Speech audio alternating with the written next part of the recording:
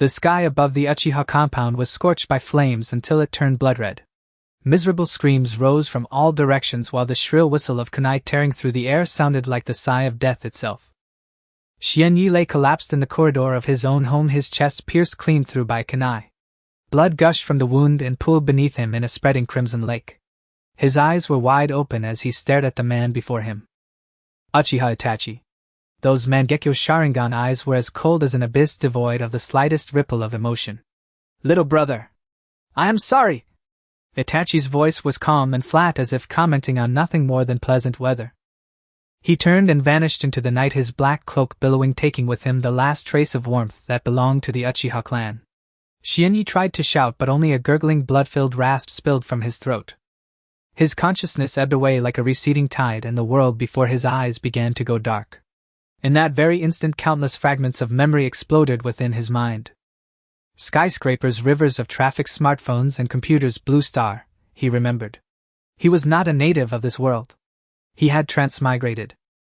He had transmigrated into an ordinary clansman of the Uchiha, and tonight was the night of the clan's extermination. Ding.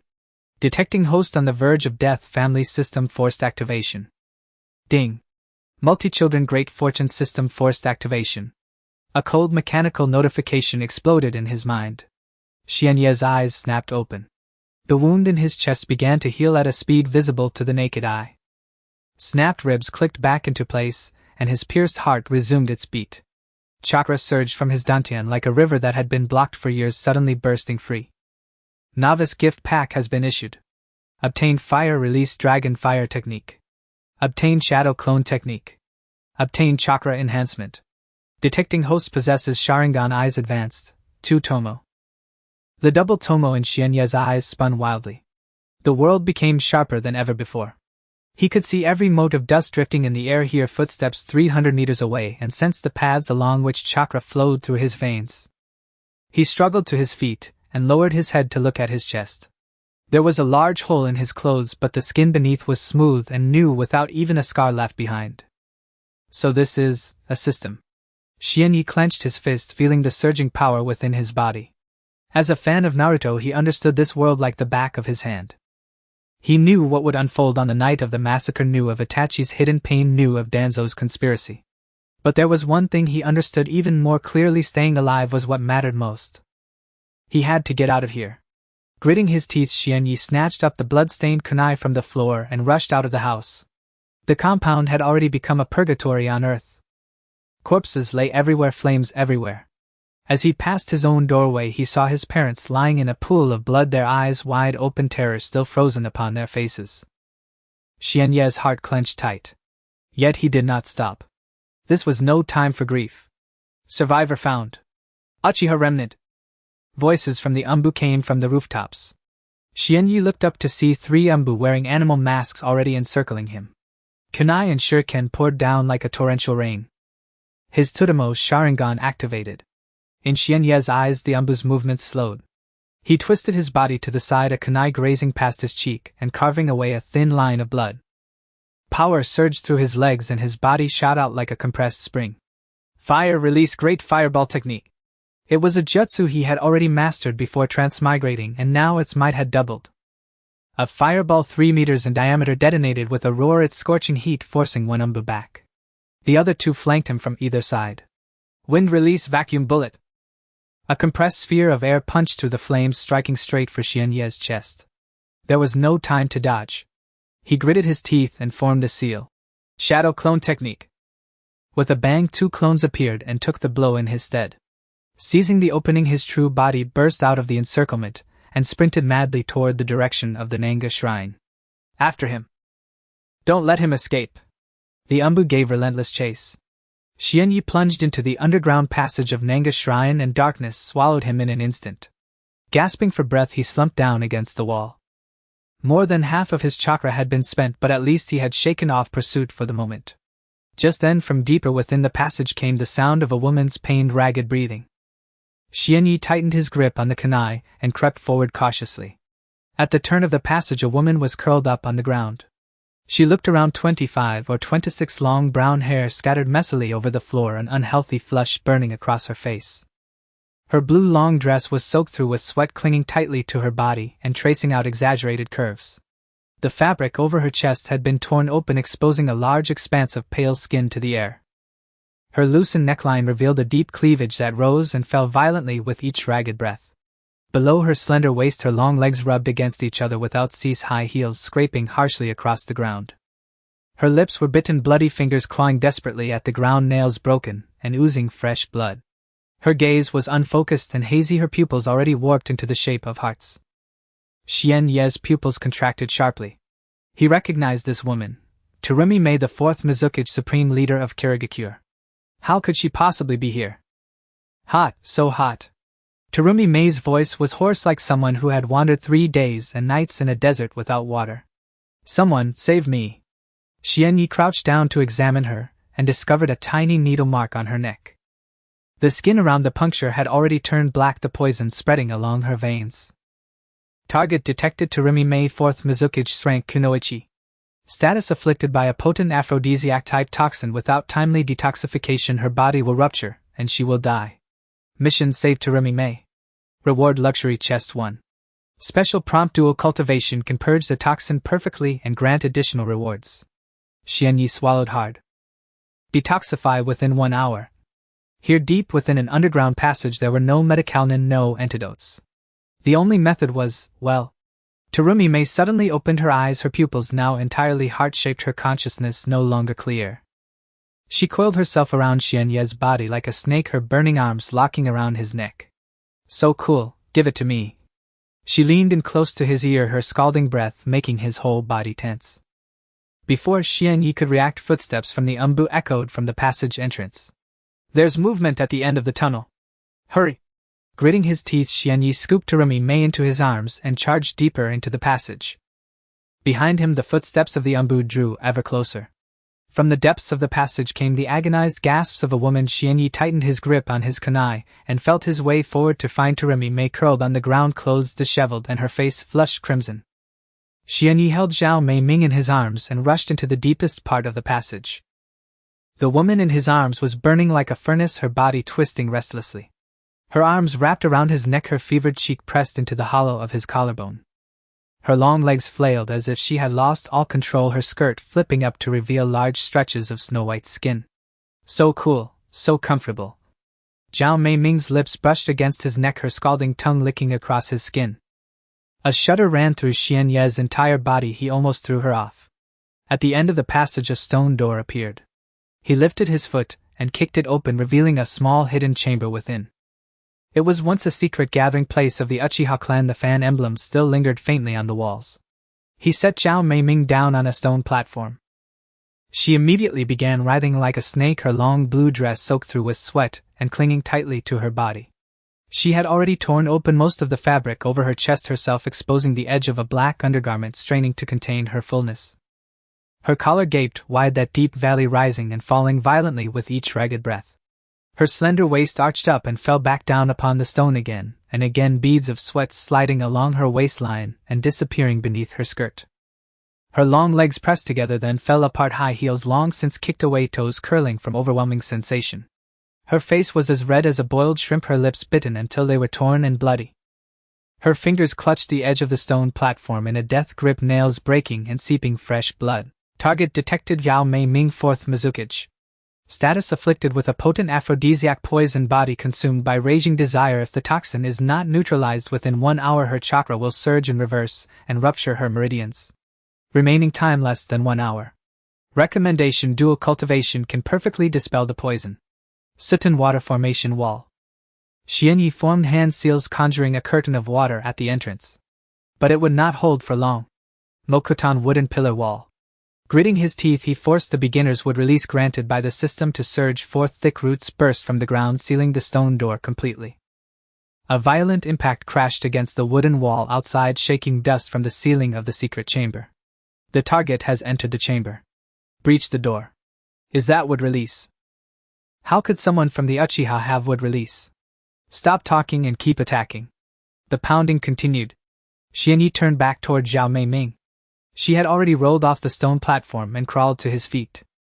Her scorching hand clamped around his ankle, nails digging into his flesh.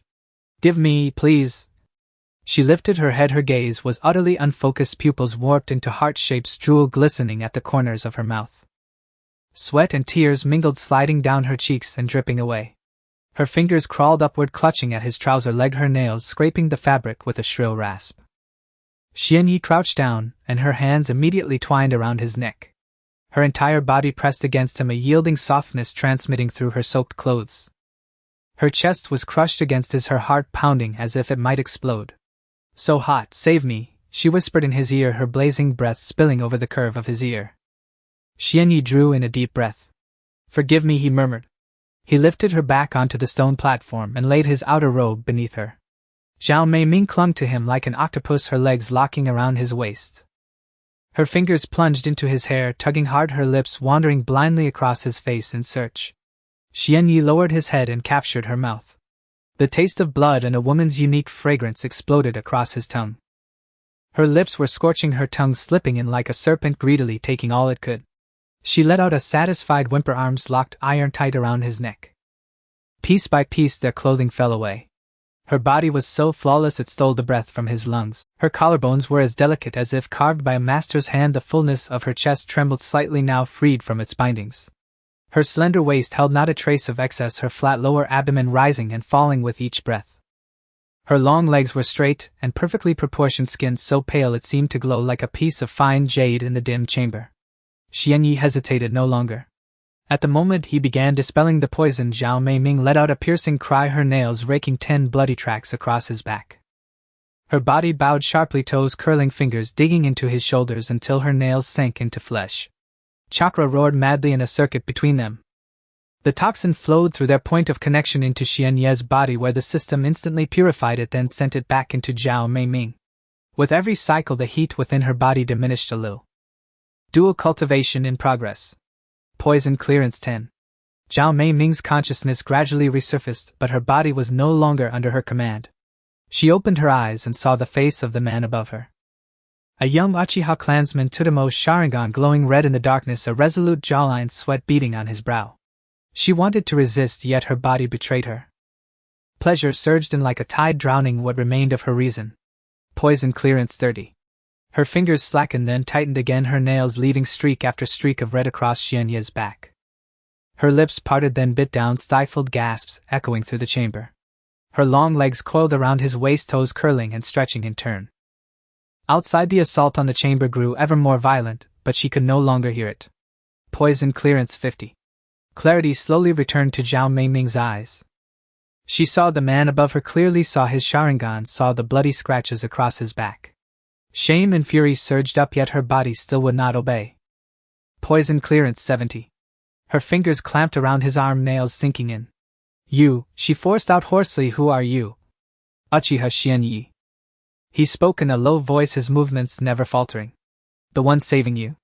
She tried to say more, but another wave of ecstasy swallowed her. Poison clearance 90. Tears slipped from Zhao Meiming's eyes.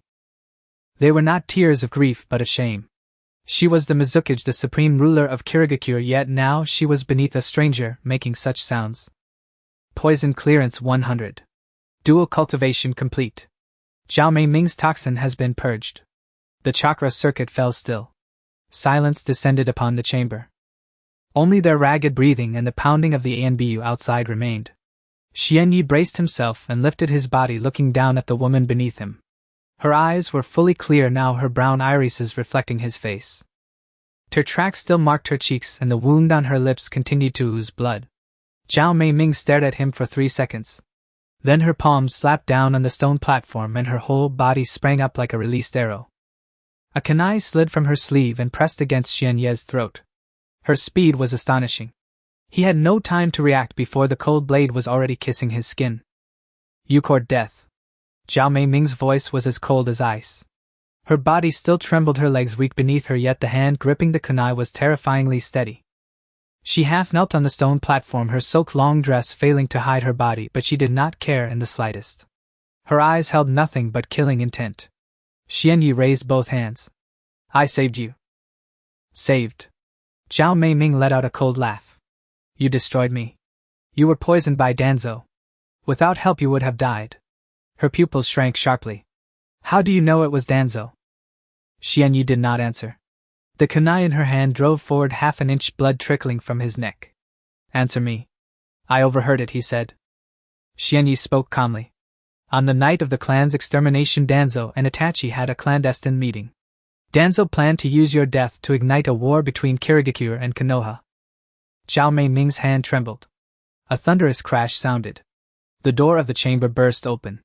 The ANBU's assault finally shattered the wooden barrier, the water curtain exploded, and 3 ANBU operatives charged inside. Having regained her senses, Zhao Mei Ming was consumed by shame and fury. A kunai pressed to Xianye's throat just as the ANBU outside broke down the door and stormed in. 3 dark members burst into the secret chamber. The leader of the dark members charged forward with a kunai while the 2 behind formed seals to prepare ninjutsu. Their movements appeared to Xianyi as if they were frozen in time, with his Sharingan capturing every detail clearly. Then they saw the scene within the secret chamber. Torn clothes were scattered across the stone platform, and Kimi was half kneeling on Xianyi, the kunai pressed against his throat. She was left with only scraps of fabric, the silk long dress failing to cover her body. Her ample bosom was nearly bursting through the tattered cloth, deep valleys exposed to the air. Her long legs were completely bare, and the sweat on the inner thighs glistened. The 3 men were stunned. The impact of this scene was overwhelming, and their brains needed time to process the information. Xianyi seized the moment. Fire release dragon fire technique. His hands formed seals at a speed that left only afterimages as a fire dragon erupted from his mouth, charging at the 3 dark members. Water release water barrier. The leader of the dark members reacted quickly, erecting a water wall in front of him. The flames collided with the water wall, and steam instantly filled the secret chamber, reducing visibility to a minimum. Kimi moved. Her body sprang up from the stone platform, moving with a speed that seemed impossible for someone who had just been poisoned. The tattered hem of her dress flew through the air, her snow-white thighs appearing and disappearing in the steam. Her fingers formed seals, her gaze as cold as a blade. Dissolution release dissolving monster technique. A corrosive liquid spewed from her mouth, cutting through the steam and precisely hitting the dark member who was maintaining the water barrier. Ah! Ah! The screams lasted only a second. The dark member's mask melted away, revealing a face that decayed at a visible rate. He dropped the kunai, covering his face with both hands and rolling on the ground. Moments later he lay still. The remaining 2 dark members exchanged glances and turned to flee. They were elite but not fools. The water shadow had appeared in Konoha, mingling with the remnants of the Uchiha, and this news was 100 times more critical than hunting a lower-ranked ninja. Don't pursue. Kimi's voice came from behind. Xianyi retracted his foot and turned to look at her. She was already leaning against the wall, having exhausted her remaining chakra in that last strike. The tattered blue dress barely clung to her body, her left shoulder completely exposed, her delicate collarbone and rounded shoulder visible in the air. The fabric at her chest was soaked with sweat, clinging tightly to her skin, outlining her voluptuous curves. She lowered her head, her brown hair covering half her face. Her fingers gripped the wall, her knuckles turning white. Xianyi approached and draped his coat over her shoulders. Don't touch me. Kimi's voice was as cold as ice. She lifted her head, her brown pupils burning with anger and shame. Her lips were still oozing blood, the redness on her face had not completely faded, but her gaze regained the sharpness expected of the water shadow. Your chakra is insufficient, wear it. Xianyi took a step back. Kimi stared at him for 3 seconds before tightening the coat around herself. The oversized coat concealed her body, but not the long legs extending from its hem. Her calves were proportionate and straight, her ankles delicate with marks from where her toes had curled. You are Uchiha Xianyi. She leaned against the wall, her voice hoarse.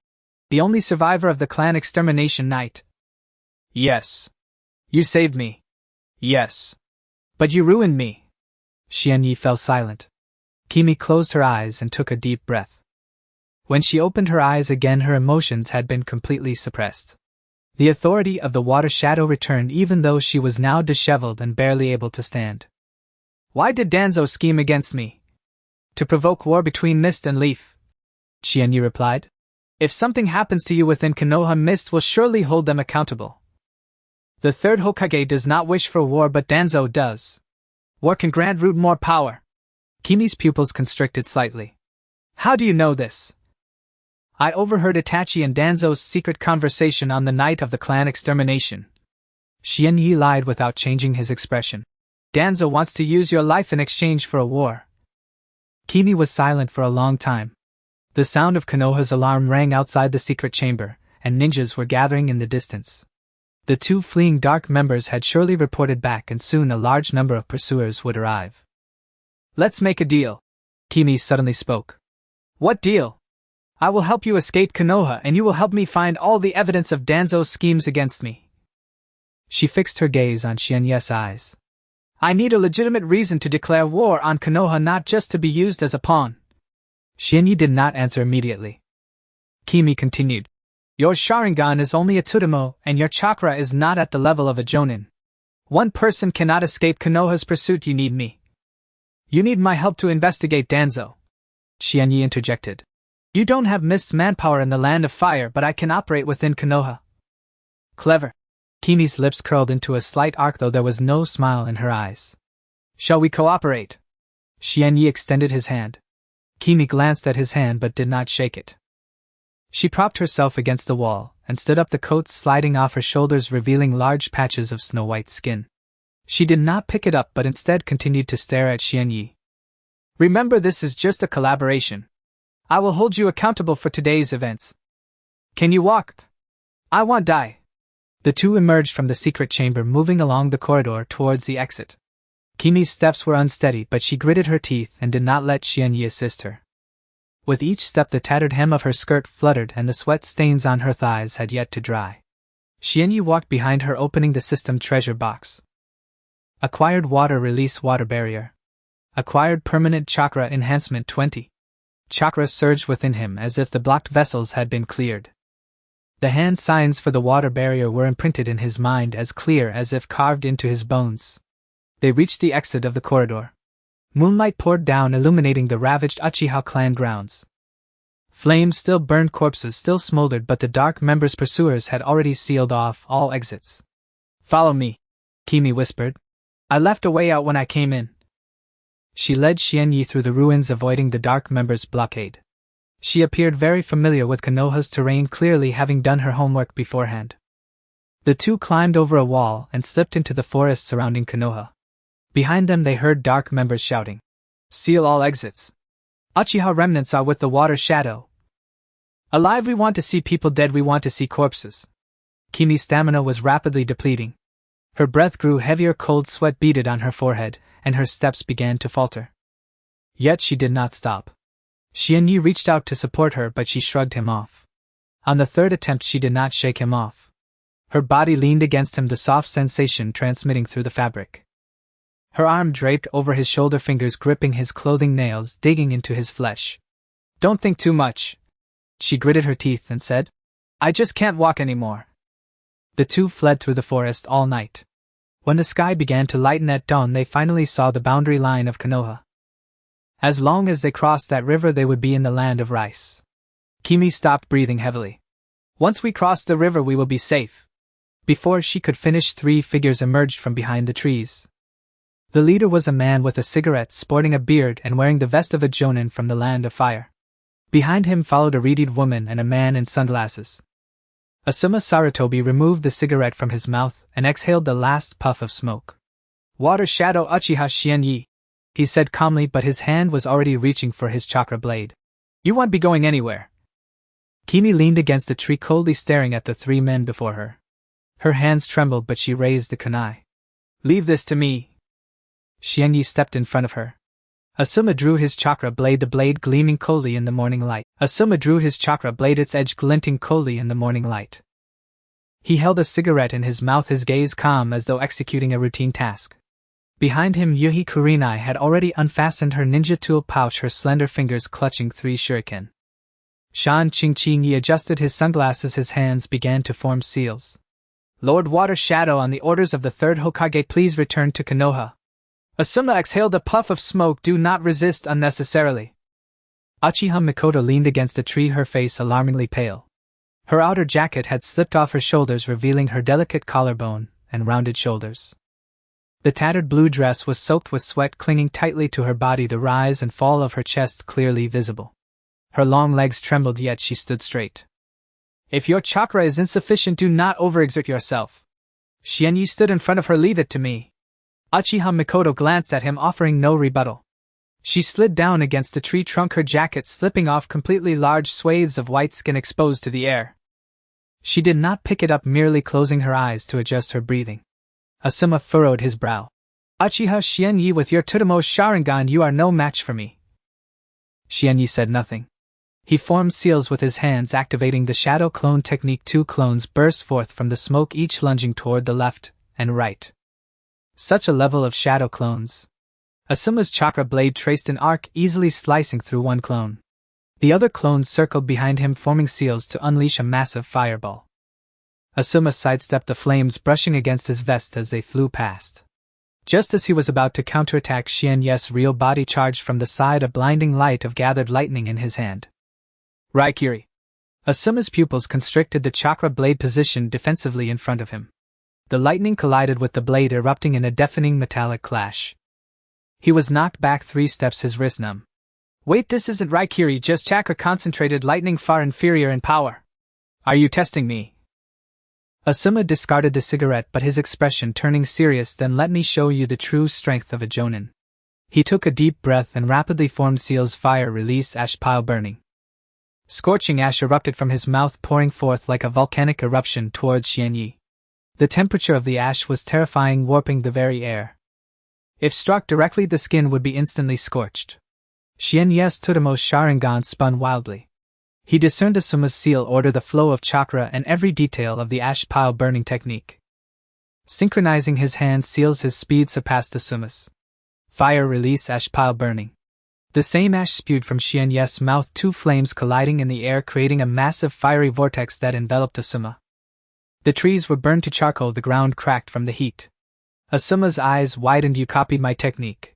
Can a Tsutomo Sharingan really replicate a jonin's jutsu? This is impossible. Copying a jutsu requires exceptional eyesight and chakra control. A Tsutomo cannot achieve such a level. Xianyi did not give him time to think. 2 shadow clones reformed simultaneously, unleashing fireballs from 3 directions. The 3 fireballs converged in the air, forming a gigantic flame vortex that engulfed Asuma. Water release, water barrier. Asuma formed seals for defense, the water wall blocking the flames. But steam obscured his vision, making it impossible to see Xianye's position. At that moment, Yuhi Kurenai made her move. She had been waiting for this opportunity. A glint of cold light flashed in her red eyes as she formed seals, genjutsu, tree binding death. The invisible genjutsu energy infiltrated Xianye's brain. The world before him twisted in an instant, vines sprouting from the ground, ensnaring his legs and arms. A giant tree sprouted from behind him, its vines binding him to the trunk, rendering him immobile. The corners of Kurenai's mouth curled up. Her genjutsu ranked among the top 3 among Konoha's jonin, utterly unbreakable by a Tsutomo Sharingan. But in the next second, Xianye's eyes lit up. The Tsutomo spun, the world constructed by the genjutsu shattered like a mirror. He pierced through the genjutsu's flaw, forcibly breaking free with his Sharingan. Kurenai stepped back in shock. Impossible. Xianyi broke free from the genjutsu, his hands already forming seals. He stared at Kurenai's face, noticing her slightly flushed cheeks from chakra exhaustion, the rise and fall of her ample chest beneath her tight mesh top as she gasped for breath, and the taut lines of her long legs tense with anxiety. Fire release, dragon fire technique. The fire dragon roared as it charged towards Kurenai. Earth release, earth flow wall. Shan Qingqi finally completed his jutsu, a wall of earth rising from the ground to block the fire dragon. But the flames were too intense. The surface of the earth wall glowed, red-hot cracks spreading across the wall. Uchiha Mikoto opened her eyes. She had been waiting for this moment. To block the dragon fire technique, Shan Qingqi had concentrated all her chakra into the earth wall, creating a gap in her defense. Her fingers pressed against the ground, all her remaining chakra flowing into the jutsu. Dissolution release, dissolving monster technique. Corrosive liquid seeped from the ground, winding around the earth wall like a living creature erupting from underneath Shan Qingqi. Qingyi! Asuma shouted. Shan Qingqi reacted swiftly, but the speed of the dissolution technique was even faster. The corrosive liquid splattered onto his right leg, melting both his pants and skin. He screamed in agony, collapsing to the ground, the surface of his right leg a bloody mess. Retreat. Asuma made a snap decision. He rushed to Shan Qingqi's side, hoisting her onto his shoulder. Kurenai covered them from behind, shuriken flying in quick succession, forcing back Xianye's shadow clones. Xianyi, Kurenai glanced back at him, her eyes filled with unwillingness, anger, and an indescribable emotion. Her red pupils shone particularly brightly in the morning light, the lines of her body beneath her tight mesh top undulating with her rapid breaths. That glance lasted only a second before she turned and followed Asuma into the forest. Xianyi stood still, not pursuing. His chakra was also running low. The earlier copying of ash pile burning had drained a significant amount, and using fire release consecutively only added to the burden. If Asuma fought back desperately, the outcome would be uncertain. Uchiha Mikoto stood up from the ground. Her complexion was as pale as paper, yet her gaze remained sharp. Her jacket dropped to the ground as she bent down to pick it up, draping it over her shoulders. In that moment of bending, the tattered hem of her dress was pulled up, revealing glimpses of her thighs still damp with sweat. "Let's go." Her voice was hoarse. They would soon bring reinforcements. Xianyi nodded, supporting her arm. This time she did not shake him off, her entire weight leaning against him. Her body was scorching, the soft sensation through the fabric was almost unbearable. Her ample chest pressed against his arm, continuously rubbing with each step. The two crossed the border river, entering the land of rice. The Konoha behind them vanished into the morning mist. The shouts of pursuers grew fainter until they were completely inaudible. Uchiha Mikoto pushed Xianyi away, leaning against a tree. She stared into his eyes, her expression complex and inscrutable. "You used your Sharingan to copy Asuma's ash pile burning before." Her voice was soft, but each word was as sharp as a knife. "With only 2 tomo, how did you manage it?" The question posed by Zhao Mei hung in the air like an invisible knife. Xianyi gazed at her, her eyes sharp enough to see through him. Her coat draped over her shoulder, the tattered hem of her blue dress fluttered in the wind, revealing damp sweat stains on her thigh. Her lips had turned pale from blood loss, yet the pressure of the water shadow still weighed heavily, making it hard to breathe. The abilities of the Sharingan vary. Mine is the power of duplication. Zhao Mei stared at him for a few seconds without pressing further. She lacked the strength to pursue these matters now. Her chakra was nearly depleted, and each breath felt like being cut by a knife. "Let's find a place to settle down." The two walked along the border of the land of rice for 2 hours. When the sun reached its zenith, Xianyi discovered an abandoned cave beneath a cliff. The cave entrance was concealed by vines hardly noticeable unless one looked closely. The inside was small, but enough for the two of them to take shelter. The ground was covered with dried moss and shattered stones, with the corner piled high with bones of an unknown creature. Xianyi cleared a relatively flat area and assisted Zhao Mei to sit down. The moment her body touched the ground, she softened and leaned against the cave wall, gasping for air. Her coat slipped from her shoulders, leaving only the tattered blue fabric covering her upper body. The fabric clung tightly to her skin, soaked in sweat, outlining her ample curves. The edges of the fabric were already torn, with a rip extending from the neckline to her waist, fully exposing the skin on her side. She glanced down at her clothes, frowned, but did not attempt to cover up. There was no strength left to care about such things. Xianyi took off his inner shirt and threw it to her, change into this. Zhao Mei took it, her fingers trembling. She used all her strength to tear off the tattered skirt, revealing large swathes of fair skin. Her slender waist had no excess fat, and her flat abdomen rose and fell with each breath. She put on Xianyi's inner shirt, the oversized fabric hanging down to the middle of her thighs, the neckline too loose, exposing her collarbone and shoulders completely. She rolled up the sleeves, revealing her well-proportioned arms. There were several abrasions on her arms, the blood already coagulated. Xianyi set up a few simple traps at the cave entrance, and used stones to block most of the entrance, leaving only a gap narrow enough for someone to slip through sideways. After finishing these tasks, he returned to the cave and found Zhao Mei inspecting her body. Her fingers pressed against her abdomen, chakra circulating within her. Her eyes were closed, brows furrowed. Some toxins remained, but they were not fatal. She opened her eyes, stating that it would take a few days to completely eliminate them. Xianyi nodded and sat down near the cave entrance. He closed his eyes and opened the system panel. The treasure chest obtained last night had been opened, but the family system had not yet been officially activated. He silently posed a question in his mind. Family system activation conditions: possess a fixed base. Conditions met: family system officially activated. Obtain base 1, abandoned cave in the land of rice. Family level: exiled family. Unlocked functions: member management, basic construction. A stream of information flooded his mind. It was knowledge about base construction, how to transform the cave, set up defensive barriers, and divide functional areas. Simple but practical. Xianyi opened his eyes and found Zhao Mei looking at him. Her gaze was complex, filled with scrutiny, curiosity, and a touch of something indescribable. Are you practicing? She asked. Sort of. Zhao Meiming did not press further. She closed her eyes and leaned against the wall to rest. In the afternoon, Xian Yi began practicing water release. He stepped outside to the clearing near the cave, formed seals with his hands, and recalled the sequence for the water barrier technique. Water release, water barrier. A wall of water rose from the ground, but it was only a thin layer that dissipated after 3 seconds. Again. Water release, water barrier. This time it was thicker, lasting 5 seconds. Zhao Meiming had somehow made her way to the cave entrance, leaning against the stone wall watching him. The hem of her inner shirt was blown up by the wind, exposing the skin at the top of her thighs. She was barefoot, standing on the cold stones, her toes curling slightly from the chill. Xian Yi practiced the water barrier repeatedly. When his chakra was depleted, he sat down to recover, and once recovered he continued practicing. By evening the water wall could last 10 seconds and had reached practical thickness. Zhao Meiming's frown deepened.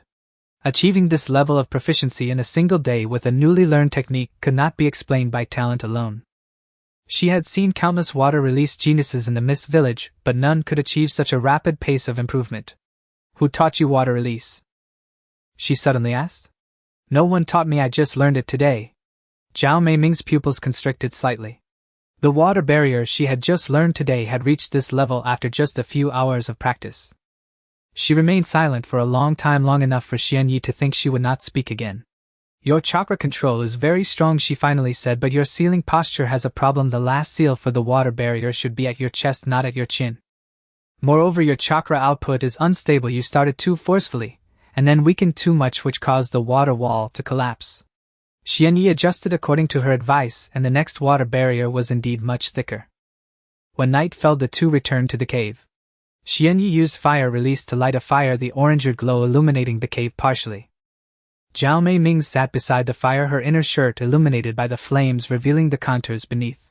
She stared at the flames for a moment before suddenly speaking. Your Sharingan's copying ability and chakra control, along with that special construction ability, all stem from your bloodline. Xian Yi pondered for a moment and replied, sort of. Each member of the Uchiha clan awakens different abilities. Mine is somewhat unique. How unique? Unique enough to establish a family. Zhao Meiming turned to look at him, the firelight reflecting off her face, casting shadows of flames in her brown pupils. The neckline of her inner shirt slid down halfway, completely exposing her rounded shoulders to the air. Establish a family? Her voice was very soft. Family system activated. Current family level exiled family. Number of members 2. Number of bases 1. Next level requirement, family members must reach 10. Zhao Meiming stared at him for a long time. So you intend to rely on this to rebuild the Uchiha? Not to rebuild the Uchiha, Xian Yi shook his head, but to establish a completely new family. Zhao Meiming fell silent.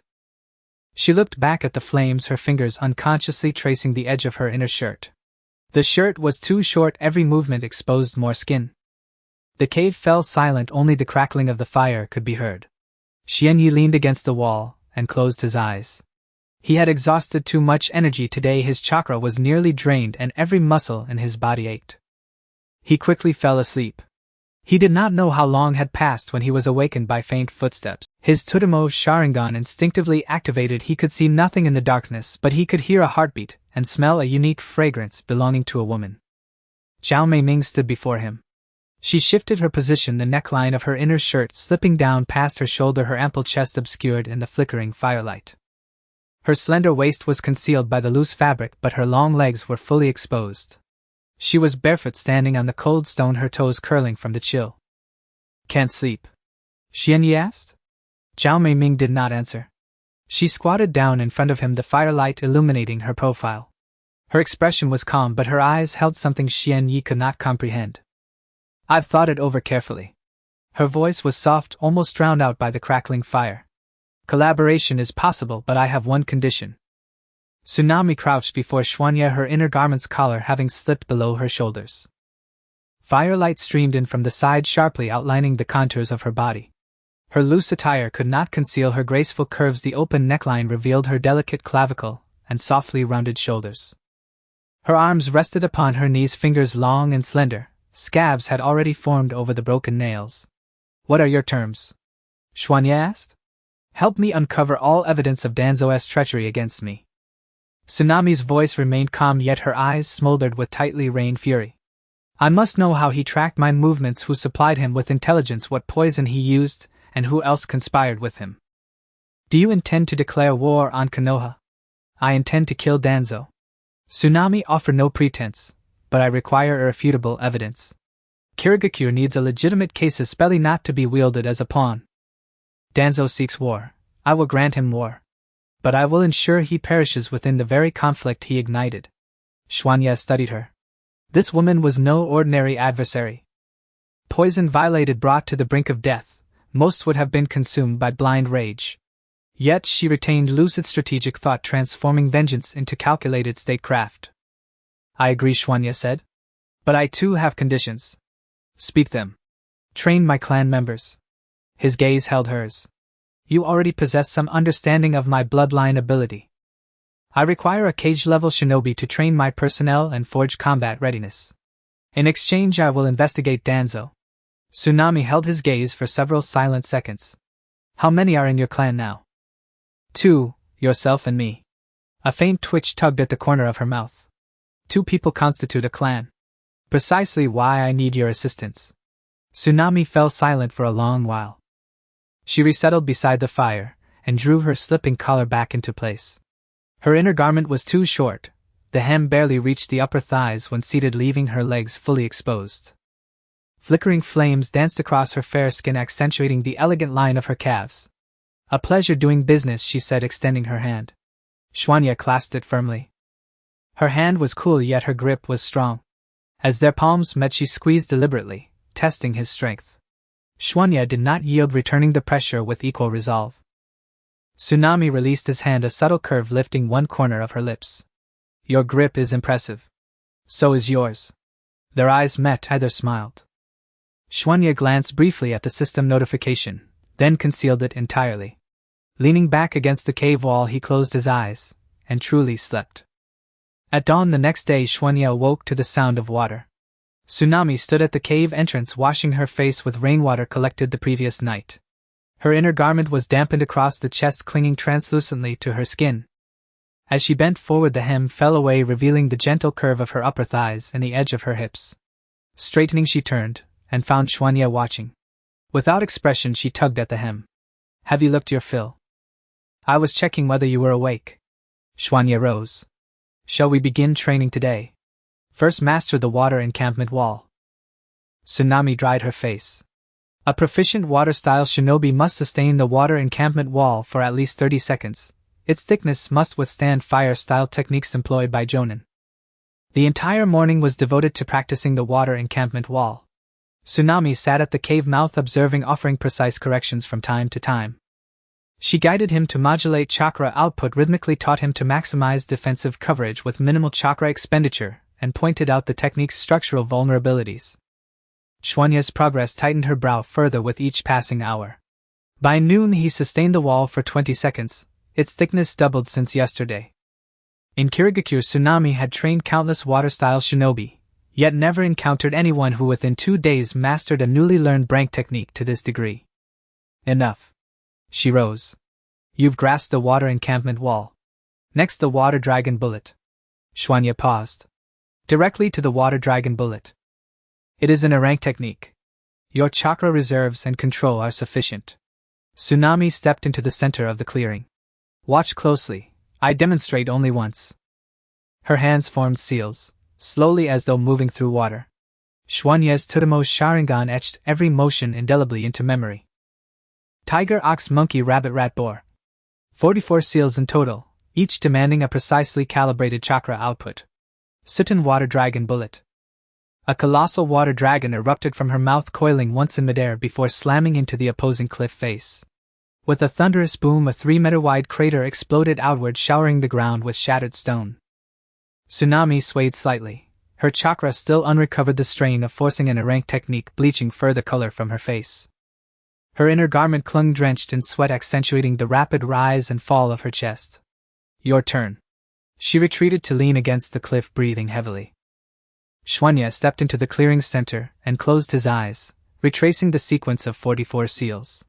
Every position, every order, every chakra modulation was seared into his mind. He opened his eyes and began forming seals. Tiger, chakra gathered in his chest cavity. Ox, flowed into his arms. Monkey, converged in his throat. Each seal was executed flawlessly, faster even than Tsunami's own. His Tsutomu Sharingan spun steadily, guiding chakra flow with surgical precision. Sutton Water Dragon Bullet. A water dragon burst forth, smaller than Tsunami's yet perfectly formed. It struck the cliff, detonating a crater over a meter wide. Tsunami's eyes widened. Success, on the first attempt. An rank technique mastered instantly. In Kirigakure she had witnessed countless prodigies, even those hailed as future Mizukage, yet none had ever succeeded with the water dragon bullet on their inaugural try. None. Xuanya turned, and found her staring at him with an inscrutable expression, shocked scrutiny, and something ineffable shimmering beneath. "What is it?" Tsunami did not answer. She pushed upright from the cliff face and approached him. Her inner garment's hem fluttered with each step, revealing the sunlit definition of her thigh muscles. She halted before him, close enough to catch the scent of her sweat and the subtle, unmistakable fragrance of womanhood. "Your seals are flawed." She lifted her hand and seized his wrist. "The tiger seal is misformed. Your fingers must draw inward another half-inch." Her fingertips pressed against his hand, adjusting his posture. Her body leaned near. Her collar gaped open, revealing the deep, soft hollow between her collarbones. Her warm, moist breath brushed his jaw. Excessive chakra output during the ox seal disrupts continuity in subsequent seals. Her other hand settled against his abdomen, tracing the flow of his chakra. Through the fabric her palm radiated heat, her fingertips resting precisely within the groove between his abdominal muscles. Xuanya looked down at her. She sensed his gaze, and lifted her eyes. Their gazes locked. Within her amber irises his own reflection shimmered, her lips parted slightly, her breath suspended in that instant. Her fingers still pressed against his hand and abdomen, her entire frame nearly fused to his. Her collar slid downward again, exposing the full, smooth arc of both shoulders. The air thickened, motionless. Tsunami's lashes trembled, rose faint color to her cheeks. Abruptly she turned her head aside and withdrew her hands. "What are you staring at? Practice your technique." In the following days the relationship between the two subtly changed. When Zhao Meiming taught ninjutsu, she no longer deliberately kept her distance. She stood behind Xianyi, correcting his hand seals, her palm pressed against the back of his hand, her fingers resting between his. Her breath warmed the nape of his neck, carrying a sweet fragrance unique to women. Sometimes she would suddenly stop staring at his profile for a few seconds before turning away to continue her explanation. Xianyi's water dragon bullet grew increasingly proficient. From initially creating only a pit to later being able to precisely control the trajectory and impact angle of the water dragon. Watching his progress, Zhao Meiming fell into a longer silence. On the fourth night the temperature plummeted. The mountains of Tianji country became bone-chillingly cold after dark. Although there was a fire in the cave, it could not retain heat. Cold wind rushed in through the stone crevices, causing the flames to flicker precariously. Xianyi leaned against the mountain wall, closing his eyes to rest when he heard faint movements from the opposite side. Zhao Meiming huddled beside the fire. Her inner lining was too thin to block the cold. She curled her knees to her chest, wrapping her arms around her shins, making herself into a small ball. Her oversized clothes piled between her knees and thighs, exposing her calves and ankles. Her toes curled from the cold and goosebumps rose on her skin. Her lips turned pale, her breath forming white mist in the air. Xianyi stood up and threw his coat to her. Zhao Meiming caught it, hesitated for a moment, then draped it over her shoulders. The coat was large enough to cover her entire upper body. Yet she still felt cold, her shoulders trembling, fingers gripping the edge of the coat, knuckles turning white. "Come here," Xianyi said. Zhao Meiming looked up at him, her eyes revealing a hint of vigilance. "It's warmer here, protected from the wind." Xianyi pointed to the wall he was leaning against. "I want to eat you." Zhao Meiming stared at him for a few seconds before standing up and walking over. She sat down beside him, her shoulder almost brushing against his arm. The coat swayed on her, the collar open, her collarbone glimmering in the firelight. The two sat in silence, only the crackling sound of the fire breaking the quiet. The cold wind rushed in again, causing Zhao Meiming to shiver. Her body unconsciously leaned toward Xianyi, her shoulder touching his arm. Through the coat and fabric he could feel her body's temperature icy cold. "How is your chakra recovery?" Xianyi asked. Almost there. Zhao Meiming's voice was soft, but the toxins still lingered, rebounding every night. Rebound. My body feels cold and chakra flows sluggishly. She paused, estimating that it would take another week to completely clear it. Xianyi remained silent. He reached out his arm, resting it on her shoulder. Zhao Meiming's body stiffened for a moment, but did not push him away. He gently pulled her closer, allowing her head to rest on his shoulder. Her hair brushed against his neck, soft and carrying a faint fragrance. What are you doing? Her voice was slightly hoarse. Keeping warm. Zhao Meiming did not speak again. Her body slowly relaxed, the weight against him growing heavier. Her breathing became steady, white mist drifting between them. After a long while she suddenly spoke. Actually, the residual toxins in my body need your chakra to be completely cleared. Xianyi looked down at her. She raised her head, her brown pupils flickering with an indescribable light in the firelight. The coat slipped from her shoulders, the collar open, revealing her delicate collarbone and rounded shoulders. Her lips were no longer pale, taking on a faint pink hue. Last time when I detoxified, your chakra entered my body and cleared most of the toxins. There's still a small portion remaining entangled with my chakra. Only your chakra can separate it. So I need to do it again.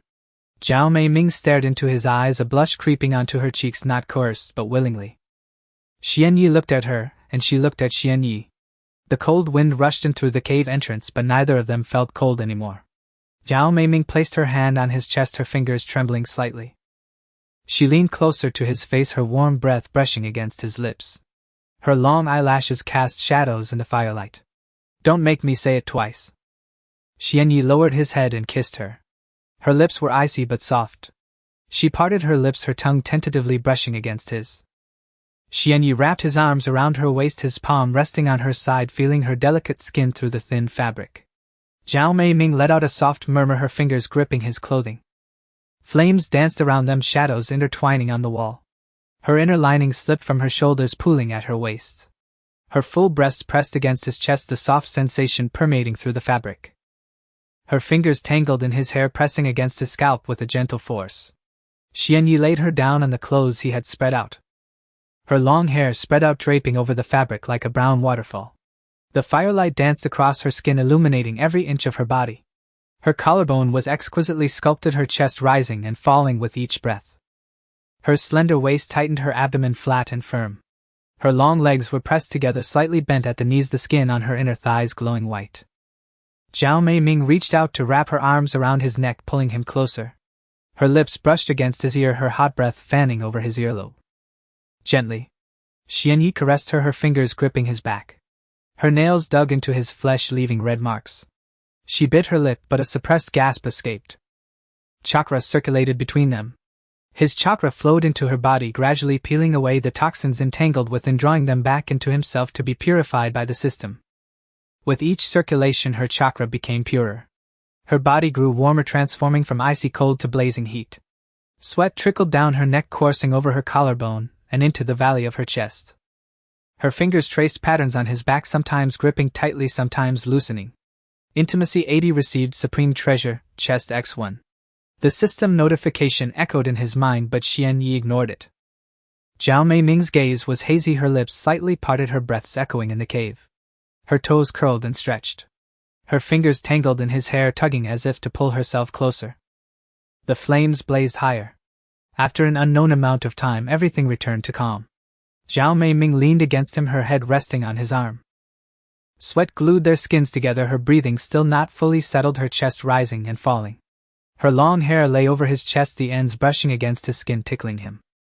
Xianyi opened the system treasure chest. Acquired water release, water dragon bullet full version. Acquired Sharingan evolution stone X1. The complete hand seal method and chakra control techniques for the water dragon bullet flooded his mind, more detailed than what Zhao Meiming had taught. The evolution stone felt warm in his hand like a glowing rock. He pressed the evolution stone against his eyes, the warm energy surging into his pupils. The two-hooked Sharingan began to spin faster and faster, the tomo within becoming clearer, the contours sharper. Zhao Meiming looked up at the changes in his eyes, her pupils contracting slightly. Your Sharingan has strengthened, Xianyi said, a kind of bloodline ability. Zhao Meiming did not continue to ask. She buried her face back into his shoulder, tracing circles on his chest with her fingers. After a long silence, she suddenly spoke. I might have to stay with you for a while. Xianyu looked down at her. She did not raise her head, her voice muffled against his shoulder. I can't return to Mist Hide for now. Xianyu looked at the girl in his arms, her face buried in his shoulder, her voice muffled. Her fingers drew circles on his chest, grazing his skin and sending a tingling sensation through him. What does it mean to not be able to return? The Hidden Mist Village is currently under the control of the Elder Council. Cao Mei Ming raised her head, the flames reflected in her brown pupils. I came to Konoha for a secret negotiation. If they find out something happened to me here, they will immediately nominate a new Mizukage. Going back now would mean certain death. Her hair cascaded over his chest, the strands brushing against his skin, causing a ticklish sensation. The inner garment was piled at her waist, leaving her upper body completely exposed, with the firelight dancing on her skin, illuminating every inch. So how long do you plan to stay here? It depends on the situation. She buried her face back in his shoulder. At least until I completely eliminate the toxins and restore my chakra to peak condition. And I'll take a look at what your so-called clan can accomplish. Xianyu did not press further. He embraced her waist, his fingers resting on her side, feeling the rise and fall of her breath. The next morning, Xianyu stood at the cave entrance holding a blueprint rewarded by the system. He unrolled the scroll and light surged from the paper, transforming into lines that sketched in the air. The cave's structure was reanalyzed, the cracks in the walls filled the ground, leveled, and the space reallocated. Cao Mei Ming stood behind him, still wearing that same inner garment, the hem reaching mid-thigh. She crossed her arms, watching the changes in the cave, her brows slightly furrowed. The cave was completed under the glow. A stone door was added at the entrance, which could be controlled by chakra. Inside it was divided into 3 areas. The left was the living area, with a floor paved with smooth stone slabs and walls embedded with glowing stones for lighting. The right side was the training area, spacious enough for 2 people to practice ninjutsu simultaneously. At the back was a storage room, empty but solidly constructed. Cao Mei Ming walked into the living area, running her fingers along the wall.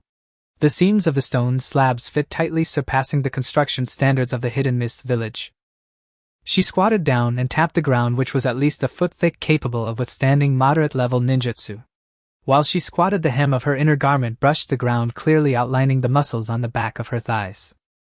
Her calves were well-proportioned and slender, with delicate ankles, and her toes curled slightly from standing on the cold stone slabs. Not bad. She stood up but noted the lack of a defensive barrier. A stone door alone cannot stop upper ninjas. Can you set up a barrier? If a Mizukage couldn't even establish a barrier, they would have died countless times. Cao Mei Ming walked to the cave entrance, forming hand seals. Her movements were slow, each seal made precisely. Chakra surged from her body, weaving into a net of light blue threads at the cave entrance. The threads intertwined and finally merged into the stone wall, disappearing from sight. Water-style Hidden Mist barrier. She clapped her hands. I will sense when someone approaches. No one below the upper ninja level can enter. If an upper ninja enters, I will know. Clan level: exiled clan members, 2 bases, 1 unlockable functions, member recruitment tasks, recruit new members to expand the clan's size, rewards, building upgrade, blueprint 1, ninjutsu scroll 1. Xianyu looked at the system prompt and said to Cao Mei Ming, I need to recruit more members. Where to recruit? The land of Rice has many wandering ninjas, rogue ninjas wanted by various countries, and ronin who have lost their villages. As long as you provide money or shelter, they will come. Cao Mei Ming glanced at him. Do you have money? Xianyu fell silent for a moment. No. Then why would they follow you? Based on strength. Xianyu said. Wandering ninjas recognize only 2 things, money and strength. No money, then use your strength. Cao Mei Ming smiled slightly. Then go show them your strength. The 2 left the base, heading southeast towards the land of Rice. Cao Mei Ming said there was an abandoned village over there where wandering ninjas often gathered. After walking for 2 hours, sounds of battle reached the air. Xianyu stopped activating his Sharingan. In the distance, several wandering ninjas were robbing a village. They drove the villagers into an open area, rummaging through their belongings for valuables. An old man lay on the ground, bleeding from his forehead. A woman knelt on the ground, crying with a child in her arms, her clothing torn. Cao Mei Ming stood beside him, wearing her inner garment over a simple coat made of tree bark, which did little to conceal her long legs. Her chakra had not fully recovered yet. There was an aura about her that made it difficult to gaze directly. Are you going to intervene? She asked. Just what we need is more manpower. Xianyu walked into the village. The wandering ninjas immediately noticed them. The leader was a scar-faced man with upper ninja-level chakra fluctuations wielding a bloodied katana. Behind him were 7 subordinates, a mix of men and women equipped unevenly but all with fierce gazes. "Oh look, 2 busybodies have arrived." The scar-faced man licked his lips, his gaze lingering on Cao Mei Ming for a moment. The woman stays killed the man. He stared at Cao Mei Ming's legs for several seconds, his greed unabashed. Xianyi said nothing. He formed hand seals, activating the shadow clone technique. 2 clones burst forth from the smoke, heading straight for the wandering ninjas on both sides. Fire-style grand fireball technique. The main body spat out a massive fireball 3 meters in diameter, rushing straight for the scar-faced man. Water-style water barrier. The scar-faced man reacted quickly, raising a water wall in front of him to block the fireball. Steam filled the air, obscuring visibility. Xianyi moved through the steam, the Sharingan glowing red amidst the white mist. His speed was astonishing, a punch landing in the scar-faced man's abdomen. As the scar-faced man bent over, Xianyi's elbow struck the back of his head. The scar-faced man crashed to the ground, the katana flying from his grip. "Boss!" The remaining wandering ninjas tried to rush over to help, but the 2 shadow clones had already blocked their way. Grand Fireball and Dragon Fire technique were used in succession, forcing the 7 back step by step. The scar-faced man crawled up from the ground, wiping the blood from the corner of his mouth. His expression changed from greed to fear. "Sharingan. You are from the Uchiha clan." Xianyi said nothing, merely staring at him. The Tsunade's Sharingan spun its genjutsu energy, silently infiltrating the scar-faced man's brain. The scar-faced man's eyes glazed over for a second, then he suddenly bit his tongue, using the pain to wake himself. The wandering ninja leader saw Xianyi's Sharingan, his face changing dramatically. "Uchiha remnant. A bounty of 30 million ryo on your head. Brothers, we're gonna get rich." As the scar-faced man finished speaking, 7 subordinates simultaneously drew their weapons. Kunai shuriken and a katana glimmered under the sunlight. They spread out expertly, forming a fan shape to surround Xianyi, their coordination far from that of ordinary wandering ninjas. 30 million ryo, enough for the brothers to live comfortably for years. The scar-faced man picked up the katana, wiping the blood from the corner of his mouth, and charged together his Sharingan, only at 2 tomo, unable to sustain for long. Xianyi did not retreat. The Tsunade's Sharingan spun, slowing down the movements of the 7 enemies in his eyes. The one on the left was forming hand seals, wind release breakthrough. The one on the right was throwing shuriken 3 in total at tricky angles. Directly opposite, the one wielding the katana rushed toward him at top speed. He sidestepped, feeling the shuriken graze his cheek, catching a strand of hair. With his left hand forming seals, his right hand simultaneously drew a kunai. Fire release great fireball technique. The fireball erupted, forcing back the wandering ninja on the left who was forming seals. The kunai in his right hand blocked the attack of the katana, metal clashing and sparks flying. Using the force, he turned and kicked the one wielding the katana in the abdomen. The man flew back, crashing into a dirt wall. However, the remaining 6 had already completed the encirclement. Wind release, water release, shuriken all attacked simultaneously from various directions. Xianyi's Sharingan captured all the trajectories of the attacks. He couldn't evade them all, so he would have to take it heat-in. Water release, water barrier. A water wall rose from the ground, blocking the frontal wind attack and shuriken. But the attacks from behind arrived. A bolt of lightning chakra struck his back. Agonizing pain spread from his spine to his limbs. He gritted his teeth, refusing to fall. The shadow clone technique was activated and 2 clones surged out from the smoke, each pouncing towards the enemies on either side. Fire release, dragon fire technique. The clones simultaneously unleashed fire dragons, the 2 flames intersecting and forcing back 3 wandering ninjas. Their clothes ignited and they screamed as they rolled on the ground. The scar-faced man seized the opportunity to launch a surprise attack from the side. The katana thrust straight at Xianyi's wasted speed, creating a whistling sound. Xianyi turned, blocking with his kunai. The katana and kunai collided, numbing his palm. The scarred-faced man's strength was greater than his own, and his chakra was more profound. After all, he was a high-ranking rogue ninja. The scarred-faced man grinned maliciously, his other hand forming seals earth-release rock fist. His fist was encased in rock, transforming into a stone hammer, smashing toward Xianyi's head. There was no way to dodge. Mizuki moved. She had been standing at the village entrance, arms crossed, watching the battle. The inner layer of her coat billowed in the wind, and her long legs moved forward, each step exuding the authority of the Mizuki. She raised her finger slightly, and a water whip rose from the ground, wrapping around the scar-faced man's arm. The water whip tightened, shattering the rock, and the scarred-faced man screamed as deep lacerations formed on his arm. Who? The scarred-faced man turned his head and saw Mizuki's walking toward him. Her inner coat billowed in the wind, revealing skin high up on her thighs, yet no one dared to let their gaze linger there. The chakra pressure of the Mizuki descended like a mountain. The scarred-faced man's knees buckled. He had once been a chunin of the Mist Village and recognized this kind of pressure. This was an aura that only shadow-level powerhouses could release, a sense of oppression built from countless battles and killings. Water. Mizuki. His face turned pale the moment he recognized Mizuki. He dropped his katana, kneeling on both knees, his forehead touching the ground. Please spare me, my lord. I didn't know it was you. The remaining wandering ninjas saw their leader kneel and also dropped their weapons, kneeling on the ground. The 7 who were still alive, along with the 3 rolling on the ground, all knelt before Mizuki, trembling. Mizuki did not look at them. She turned her gaze to Xianyi, a hint of amusement in her eyes. Your family, you manage it yourself. Xianyi walked up to the scar-faced man. The spot on his back struck by the lightning chakra still throbbed, but he did not show it. His Tsutomu Sharingan fixed on the scar-faced man's eyes, the illusion energy silently invading. The scar-faced man's body suddenly stiffened. He wanted to resist, but his chakra was tightly suppressed by the Mizuki's pressure, and could not be mobilized at all. The illusion rooted in his brain, entwining his consciousness like vines. What is your name? Kimaru. The scar-faced man's voice was dull. From now on your life is mine. Do you understand? Yes. I understand. The illusion completed. Kimura's gaze refocused, but there was an additional layer of red light deep within his pupils.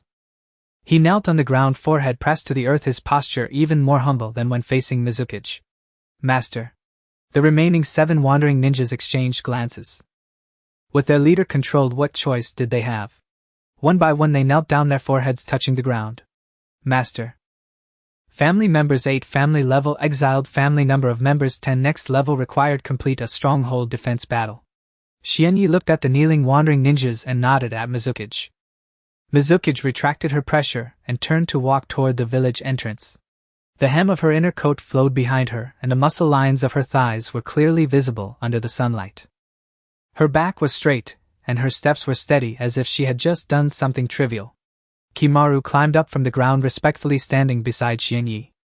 There were still blood marks on his arm from the water whip, but he didn't dare to wipe them away. The stronghold is in the mountains. Those who follow you come with me, Xianyi said. Yes, master. The group left the village, heading toward the stronghold. The villagers knelt behind them, bowing their heads in gratitude for driving away the wandering ninjas. Xianyi did not look back. What he needed now was manpower, not thanks. By the time they returned to the stronghold, it was already evening. Kimaru stood at the cave entrance with 7 others waiting for Xianyi's orders. They were all injured, their clothes tattered, but there was something new in their eyes. It was the light that comes only with the sight of hope. Mizuki approached the cave entrance, forming seals with her hands, dispelling the Mist Village barrier. She turned to glance at Xianyi stepping into the cave and leaving behind a sentence. Train your people yourself. Xianyi instructed Kimaru to take the others into the training area. The 8 wandering ninjas stood in a line. The tallest was a head taller than Xianyi, while the shortest was a woman slender as a bamboo pole but with sharp eyes. From today onward you are my family members. Xianyi scanned them, stating one rule: betrayal means death. Those who can stay stay, those who can't leave now. No one moved. Kimaru stepped forward. Master, we were all driven out of the village. We would be grateful to have a place to land. If you don't despise us, our lives will belong to you. Very well. Xianyi nodded. Kimaru was in charge of the team, settling them in the training area. Training would commence tomorrow. Yes. Kimaru led the group into the training area. Xianyi turned around to see Mizuki leaning against the door of the living area watching him. The inner coat had already been removed, leaving only the loose inner layer, the collar open, revealing her collarbone and shoulders. Her arms were crossed over her chest, the motion accentuating her fullness, the fabric stretched tight. What are you looking at? She said expressionlessly. Just examining how your injuries are healing. I want die. She turned to walk into the living area. You had better keep your people in check and not cause trouble.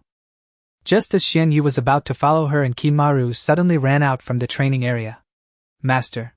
What is it? I have some news.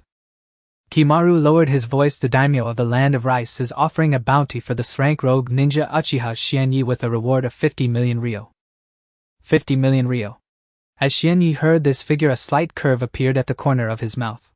Guiwan stood before him, blood still seeping from the wounds on his arms, yet his expression was as respectful as a loyal hound. Details please. 3 days ago the daimyo of the Land of Rice issued a bounty notice for the rank rogue ninja Uchiha Xianyi with no conditions for life or death and a reward of 50 million ryo. Guiwan lowered his voice, stating that the issuer was the daimyo of the Land of Rice himself, but there was a shadow of the Sound Ninja Village behind it. Sound Ninja Village. Orochimaru. Terumi Mei walked out from the residential area leaning against the doorframe. The collar of her inner garment was open, the lines of her collarbone and shoulders faintly visible in the dim light. She crossed her arms, emphasizing her ample front, the fabric stretched tightly. Orochimaru is looking for you. Her voice was flat, indicating that your Sharingan is worth more than I anticipated. Xianyi did not respond. He looked at Guiwan. How long has the bounty been issued? 3 days. The underground black market of the Land of Rice has already spread the news, and many bounty hunters and wandering ninjas are rushing here. That's enough. Xianyi interrupted him, telling him to go back and rest. Training would begin tomorrow. Guiwan bowed and retreated. Terumi Mei straightened up from the doorframe and walked up to Xianyi. The hem of her inner garment fell to the middle of her thighs, swaying with her steps, the muscle lines of her thighs flickering in the firelight. Her feet were on the cold stone slab, her toes slightly curled from the chill. What do you plan to do? Take the initiative. Terumi Mei raised her eyebrows. The bounty notice was issued by the daimyo's residence rooted in Orochimaru, and rather than waiting at the base to be found, it's better to go directly to the daimyo's residence. Are you going alone? You stay here to recover and train those 8 people.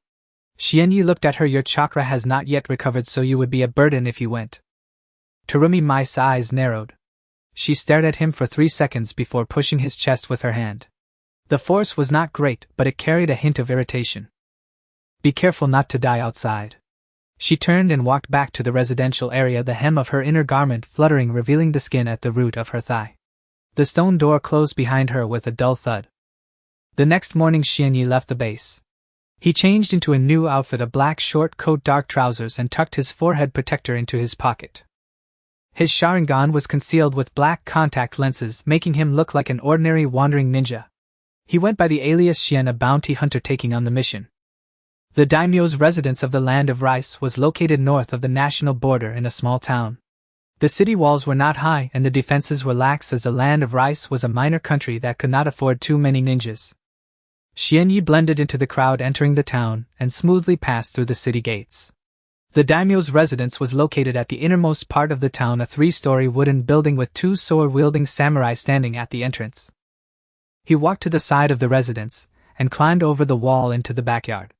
The double Tomo Sharingan observed the surroundings through the contact lenses, and his chakra perception spread out to confirm that no ninjas were nearby. The backyard connected to a corridor, at the end of which was a reception room. Xianyi moved along the wall, his footsteps as light as a cat. His control over chakra had become very precise under Terumi Mei's training, and each step he took made no sound louder than a breath. There were voices in the reception room. Xianyi crouched beneath the window, peering through the gaps in the paper. There were 2 people sitting in the room. One was dressed in a luxurious kimono, over 50 years old, with a face full of flesh. He was the daimyo of the Land of Rice. The other had his back to the window, wearing a black robe with gray hair draped over his shoulders, and spoke in a hoarse and low voice. Lord Orochimaru, regarding the Uchiha remnants you requested, I have already issued a bounty of 50 million ryo. The daimyo's voice was obsequious, like that of a dog. As long as he remained in the Land of Rice, someone would surely deliver within 3 days. Orochimaru. Xianyi's pupils constricted. He had not anticipated that Orochimaru would personally come to the Land of Rice. The danger posed by this individual was even greater than Terumi Mei had mentioned, as just sitting there exuded a coldness unique to serpents. 50 million ryo. Orochimaru laughed, his voice hissing like a snake's tongue. Not enough. Not enough. The Uchiha bloodline, especially the Sharingan, is worth 10 times that price. Orochimaru's fingers tapped on the table, the rhythm slow. But your bounty notice has already been issued. It doesn't matter. As long as we can draw him out, any price is acceptable. The daimyo's face revealed a greedy smile. Does Lord Orochimaru want him alive or dead? Alive. Orochimaru's voice turned cold. The Sharingan is only useful when it is taken from a living person. A dead man's eyes are no different from ordinary glass beads. Xianyes' hand clenched tightly. Orochimaru continued, I have already sent people to monitor all entrances to the land of rice. If the Uchiha brat appears, someone will report immediately. At that time. He did not finish his sentence, but the meaning was clear. The daimyo nodded repeatedly. I will follow Lord Orochimaru's arrangements. However, that bounty of 50 million ryo. It cannot be less than yours. Orochimaru stood up, and after the mission is accomplished I will send you 10 volumes of ninja technique scrolls from the Sound Ninja Village. That should be enough for you to cultivate a ninja squad. Xianyi slowly backed away, preparing to leave. The information he had gathered was sufficient. Orochimaru was setting a trap for him, and the bounty notice was merely bait. What he needed to do now was return to the base and discuss countermeasures with Terumi Mei. He turned around and bumped into someone's chest with his shoulder. Purple long hair, clad in a black bodysuit, a mesh armor wrapped around a slender yet sturdy body. Her face was less than 3 inches from her red pupils reflecting his image. Her lips were coated with a light purple gloss, the corners curving into a cold smile. Doyu. One of Orochimaru's subordinates, one of the 5 from the Sound Ninja. Xianyes' body instantly tensed, the double Tomo Sharingan spinning wildly beneath the contact lenses. His hand reached for the kunai at his waist, but Doya had already seized his wrist. Her fingers were cold but surprisingly strong. Her body pressed close, the softness of her chest against his arm, the skin beneath the mesh armor faintly visible.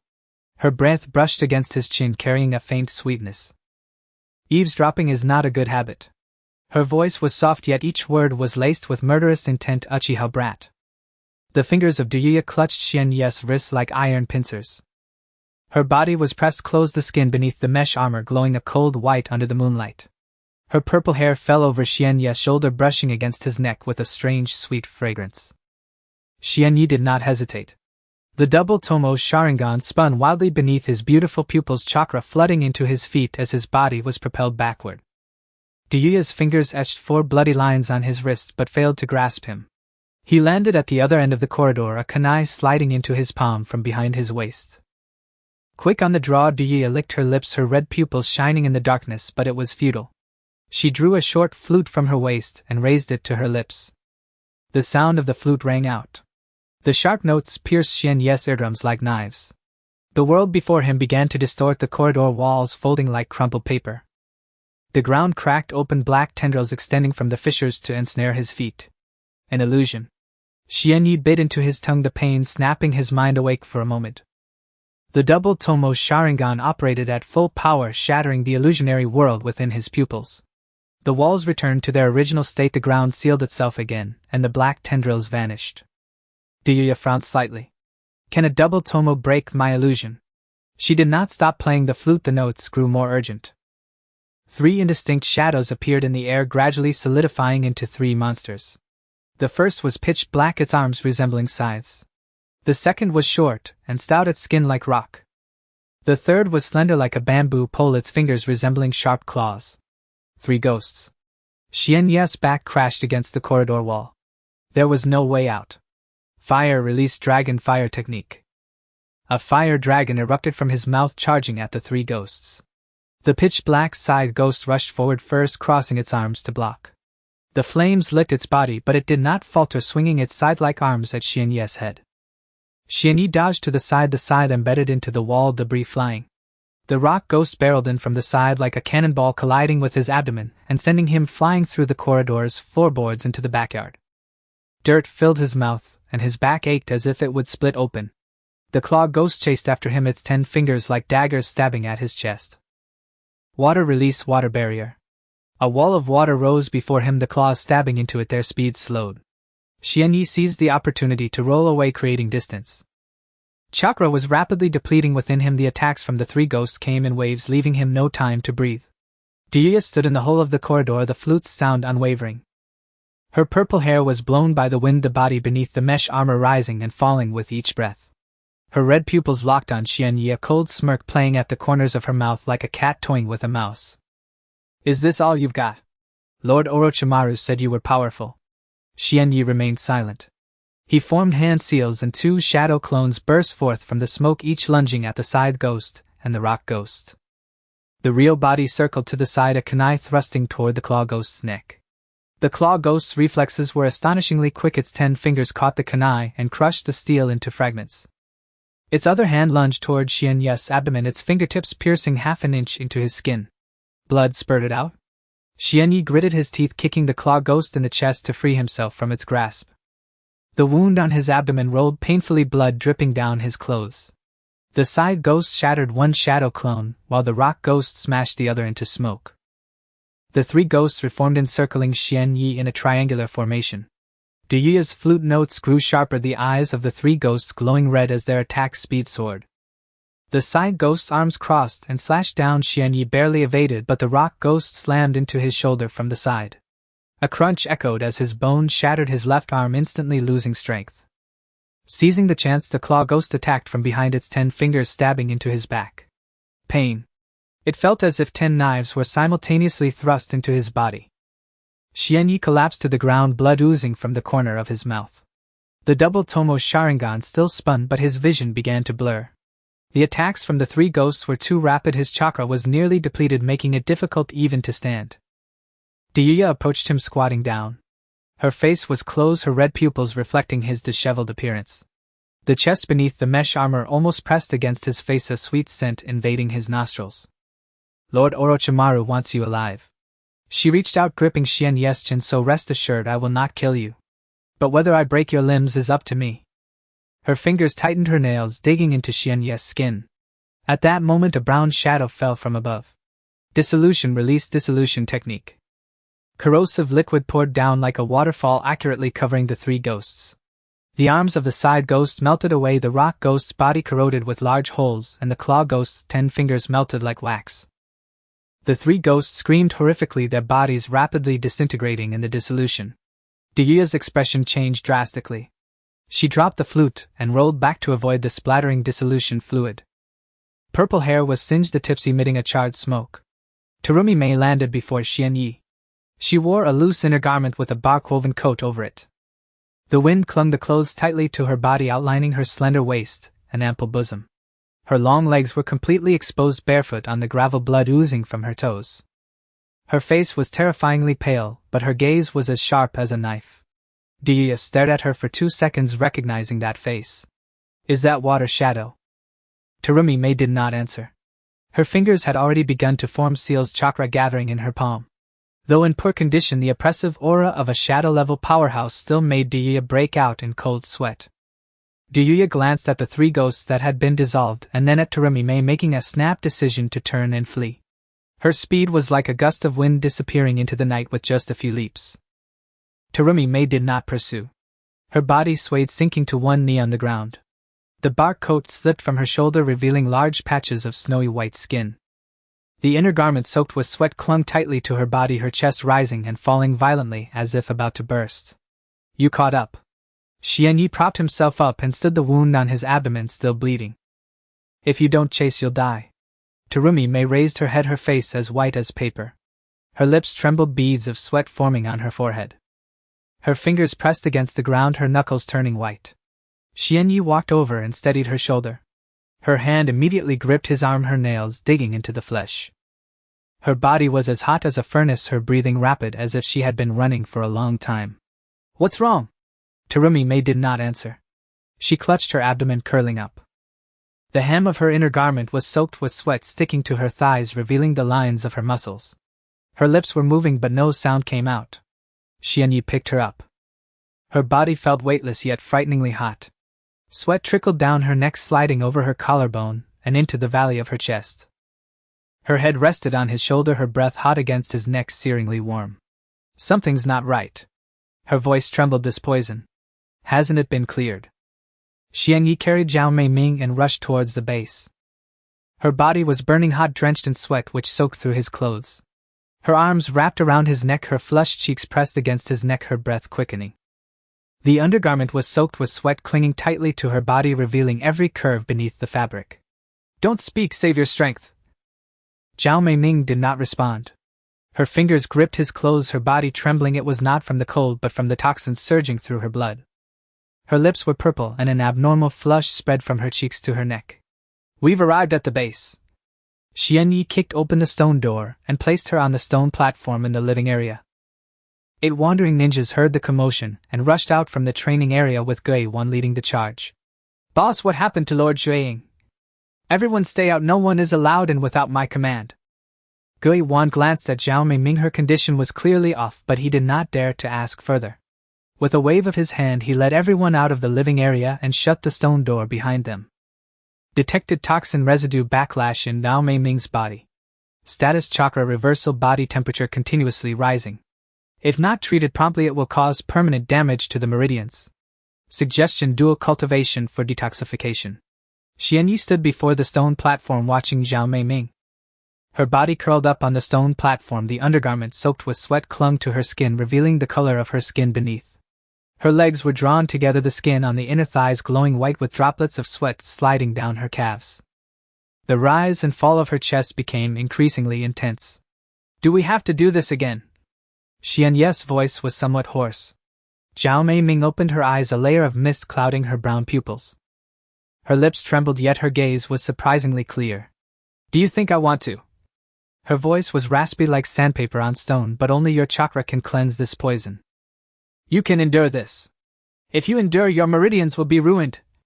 Zhao Meiming propped herself up on the stone platform, her undergarment sliding from her shoulders, revealing her rounded shoulders and delicate collarbone. She fixed her gaze on Xianyi's eyes. I let you touch me, don't hesitate. Xianyi said nothing more. He sat at the edge of the stone platform and pulled her into his embrace. Her body pressed against him, her scorching skin touching his chest like a piece of red-hot iron. Her arms wrapped around his neck, her lips brushing against his ear. Hurry up! Xianyi leaned down and kissed her lips. Her lips were burning, carrying a hint of blood. She parted her lips, her tongue probing in eagerly. Fingers tangled in his hair, pulling hard. Clothes were shed. Her body was fully exposed to the air, the curve beneath her collarbone full, her slender waist tightening and her abdomen flat and firm. Sweat dripped down her neck, sliding over the hollow of her collarbone, continuing down the curve of her chest. Xianyi laid her down on the stone platform, her long hair spread out over the surface. Her hands gripped his shoulders, nails sinking into flesh. In the moment they embraced, her body arched sharply, toes curling, lips pressed tightly together, yet a suppressed gasp escaped. Chakra began to circulate. Xianyi's chakra flowed into her body, gradually peeling away the toxins entangled in her meridians. The toxins were drawn back into his body, the system instantly purifying, and pure chakra flowed back into her. With each cycle her body's temperature dropped a notch. Zhao Meiming's fingers traced along his back, sometimes gripping tightly, sometimes loosening. Toxin clearance rate 40. Her breathing became somewhat steadier. Her gaze was no longer dazed, but there was an added layer of complexity. She stared at Xianyi's face, at his eyes, at the sweat dripping from his forehead. Toxin clearance rate 70. Her body was no longer burning hot, her temperature returned to normal. But the chakra continued to cycle, their breaths intertwined, indistinguishable from each other. Toxin clearance rate 100. Toxins were completely cleared. Intimacy level 100. Zhao Meiming is pregnant. Chakra circulation ceased. Xianyi's body froze. He looked down at the woman beneath him. Zhao Meiming also froze, her eyes widened, pupils constricted, lips slightly parted. Her hand still rested on his shoulder, but her fingers had stopped moving. Did you feel it? Her voice was light, so faint it was almost inaudible. Xianyi nodded. He felt it. Deep within her body, where their chakras intertwined, a new life was beginning to sprout. Weak but indeed existent, like a seed just breaking through the soil. Zhao Meiming's hand slid down from his shoulder, resting on her flat abdomen. Her fingers trembled, fingertips touching her smooth abdomen where the skin still glowed with a flush. How could this happen? Her voice was broken. Just twice. Xianyi said nothing. He did not know how to explain. The system's matters could not be spoken of, but he also did not expect it to happen so quickly. Zhao Meiming stared at her abdomen for a long time. Her expression shifted several times from shock to anger to confusion, finally settling into a complexity that Xianyi could not comprehend. Was it intentional? Her voice suddenly turned cold. No, I swear it wasn't intentional. Zhao Meiming stared into his eyes for 10 seconds. The two Tomo's Sharingan glowed red in the darkness, her reflection visible in his pupils. She found no trace of lies in his eyes. She closed her eyes, took a deep breath. When she opened them again, her emotions had been suppressed. Shui Ying's calmness returned though her hands still trembled. Get up! She pushed against Xian Yi's chest. Xian Yi moved back, sitting at the edge of the stone platform. Zhao Mei Ming propped herself up on the stone platform, pulling up her undergarment to cover her body. But the neckline remained open, exposing her collarbone and shoulders, sweat stains still not dried. She lowered her head, her fingers unconsciously pressing against her abdomen. Long hair fell down, covering half of her face, making it hard to see her expression. Silence. A long silence. Xian Yi did not know what to say. Congratulations. I'm sorry. No matter what he said, it seemed wrong. Zhao Mei Ming finally raised her head. Her eyes were red, but she did not cry. Shui Ying would not cry in front of anyone. We can talk about the child later. Her voice regained its usual calmness. Orochimaru has his eyes on you, we must relocate the base. Xian Yi looked at her. She had already stepped down from the stone platform, her bare feet touching the cold stone slab, the hem of her inner garment hanging down to mid-thigh. Her fingers still rested on her lower abdomen, but her expression had returned to the calmness of the water shadow. The land of soup. Xian Yi said that the power dynamics there are complex, with no major powers intervening, making it suitable for hiding. Zhao Mei Ming nodded. The land of soup is located between the Fire Nation and the Thunder Nation, and the control of the daimyo is quite weak. Many wandering ninjas and defected ninjas have settled there, and the Anbu of Konoha wouldn't easily enter. Well, leave early tomorrow morning. Zhao Mei Ming did not object. She turned and walked towards the side of the stone platform, picking up the bark coat and draping it over her shoulders. As she bent down, the hem of her inner garment was raised, exposing the skin at the top of her thighs to the air. She straightened up and noticed Xian Yi looking at her expressionless as he tugged at his clothing. Have you seen enough? Xian Yi averted his gaze and walked out of the living area. In the training area, 8 wandering ninjas had already tidied up. Gui Wan stood at the front, his arm wrapped in cloth, his gaze more respectful than yesterday. Behind him 7 people stood in a row, each carrying a bundle. Boss, about Lady Shui Ying's matter? Gui Wan asked cautiously. Don't ask what you shouldn't. Xian Yi shot him a glance. Leave here before dawn and head to the land of soup. Understood. Gui Wan didn't ask further and turned to start gathering supplies from the base. Grains, water, ninja tools and medicines, all packed up. Their movements were swift, clearly not their first time doing this. Xian Yi walked to the cave entrance, gazing at the night sky outside. The moon was obscured by clouds and darkness enveloped the world. In the distance the howling of beasts echoed, indistinguishable whether it was wolves or something else. Footsteps approached from behind. Zhao Mei Ming emerged, standing beside him. The bark coat was tied tightly, but the hem of the inner garment was still too short, billowing with the wind. On her feet were a pair of straw sandals which Gui Wan had somehow found. The straps were tied above her ankles, accentuating her slender calves. How is your team's training going? She asked. It's only been a day, how much can they improve? Once we reach the land of soup, leave them to me. Zhao Mei Ming looked into the distance, determined to ensure they could withstand attacks at the level of a jonin within a month. Xian Yi turned to look at her. Her profile was faintly visible in the darkness, her chin sharp, her lips pressed into a line. One hand was tucked into her coat pocket, while the other remained on her lower abdomen as if confirming something. Your body. It won't die. Zhao Mei Ming interrupted him, saying that she could handle her own matters concerning the child. Xian Yi fell silent. As the first light of dawn appeared in the sky, the groups set off. Gui Wan walked ahead to scout, with 7 wandering ninjas carrying supplies in the middle and Xian Yi and Zhao Mei Ming bringing up the rear.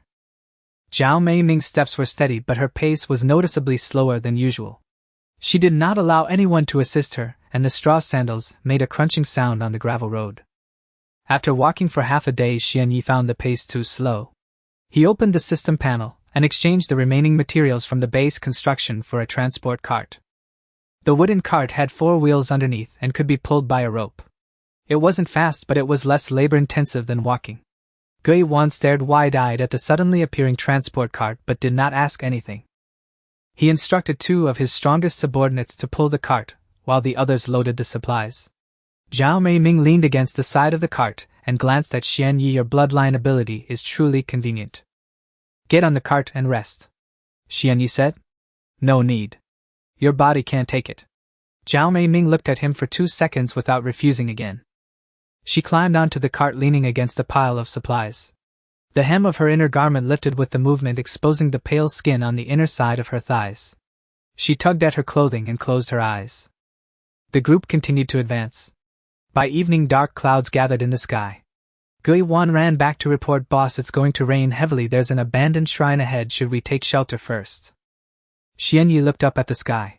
The clouds were low and the wind carried the scent of moisture. He nodded. "Go to the shrine." The shrine was built halfway up the mountain and had been abandoned for many years. The red paint on the torii gate had mostly peeled away and the stone steps were covered in moss. The roof of the worship hall had several holes and the floor was warped, littered with fallen leaves and bird droppings. Guiwan led the group to clear a clean area and moved the supplies inside. Xianyi stood at the entrance of the worship hall gazing at the sky outside. When the first drop of rain fell, Zhao Meiming got off the cart and walked to his side. "It's raining heavily," she said. Just as her words fell, the downpour came crashing down. The rain curtain was as thick as a curtain, and nothing could be seen 3 meters away. Rainwater leaked into the broken roof, forming small streams on the floor. Guiwan and the others used waterproof cloth to set up a makeshift shelter, moving the supplies and Zhao Meiming underneath. Zhao Meiming sat in the shelter, the inner garment soaked over a large area, the fabric clinging to her body, revealing the color of her skin beneath. She paid no mind, simply staring at the rain curtain outside. Xianyi stood at the entrance of the worship hall, suddenly sensing an unusual fluctuation of chakra. It was faint but definitely present. His Sharingan spun under his beautiful pupils and his chakra perception spread out. The source of the fluctuation was in the main hall of the shrine, not from Guiwan's people nor from beasts. He turned and walked towards the main hall, his hand resting on his kunai. Zhao Meiming also sensed it. She stood up from under the shelter, her inner garment soaked and clinging to her body, but she didn't care at all. Her fingers had already formed seals and chakra was gathering in her palms. "Guiwan, keep your people in place and don't move," Xianyi said in a low voice. Guiwan nodded and waved his hand to signal everyone to crouch down. Xianyi pushed open the door to the main hall. 8 figures stood inside. No, not humans. Their chakra fluctuations were strange, reminiscent of the living yet also of the dead. They wore black cloaks embroidered with red clouds. The leader stood at the forefront with orange hair and a black rod sticking out of his face, his eyes marked with a peculiar purple circular pattern. Rinnegan. Pain. No, not Pain himself. Xianyi recognized that this was a Shoten clone, a temporary clone made from someone else's body, possessing only 30% of the original's power, yet enough to crush most Jonin.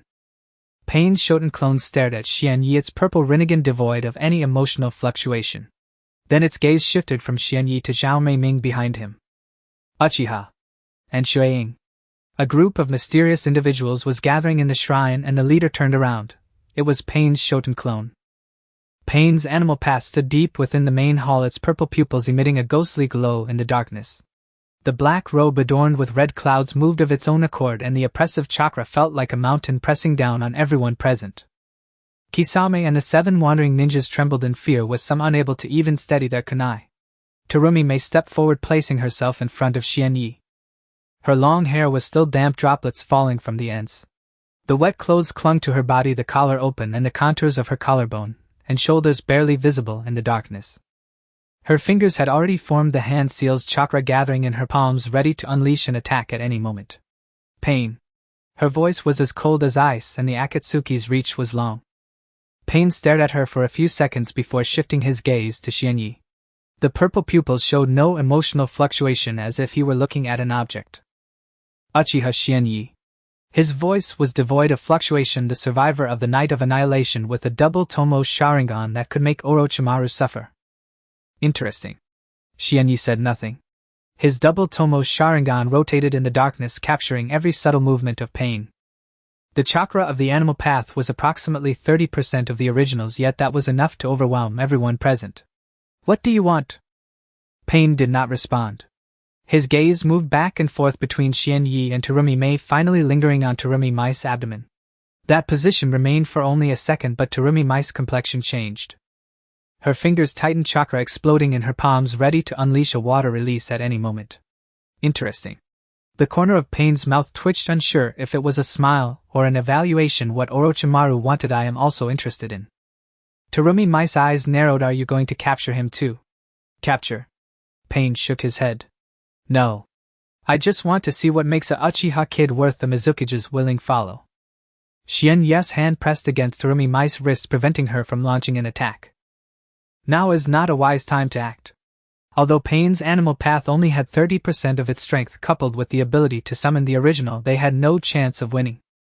Have you seen enough? Pain stared at him for 3 seconds before turning and walking into the darkness. His black robe with red clouds billowed behind him like a flag. Only the sound of rain and wind remained in the main hall along with the heavy breathing of 8 individuals. Kisame sat down on the ground, cold sweat trickling down his cheeks. The other 7 wandering ninjas were no better off. Someone discarded their kunai and braced themselves against the ground, gasping for breath. Terumi Mei released her hand seals. Her body swayed slightly and Xianyi reached out to support her arm. She did not push him away, leaning against him for a few seconds before standing upright. The Akatsuki has set its sights on you. Her voice was calm but her face was frighteningly pale. I know. You don't know. Terumi Mei turned to look at him. Pain is the leader of the Akatsuki and his power far exceeds that of an ordinary Kage. If he is interested in you, it is 100 times more dangerous than Orochimaru's interest. Xianyi said nothing. He certainly knew Pain's strength, the wielder of the Rinnegan Nagato's puppet capable of single-handedly destroying Konoha. But he could not show it. Go. Terumi Mei pushed his hand away. They could not stop and must leave the land of rice as soon as possible.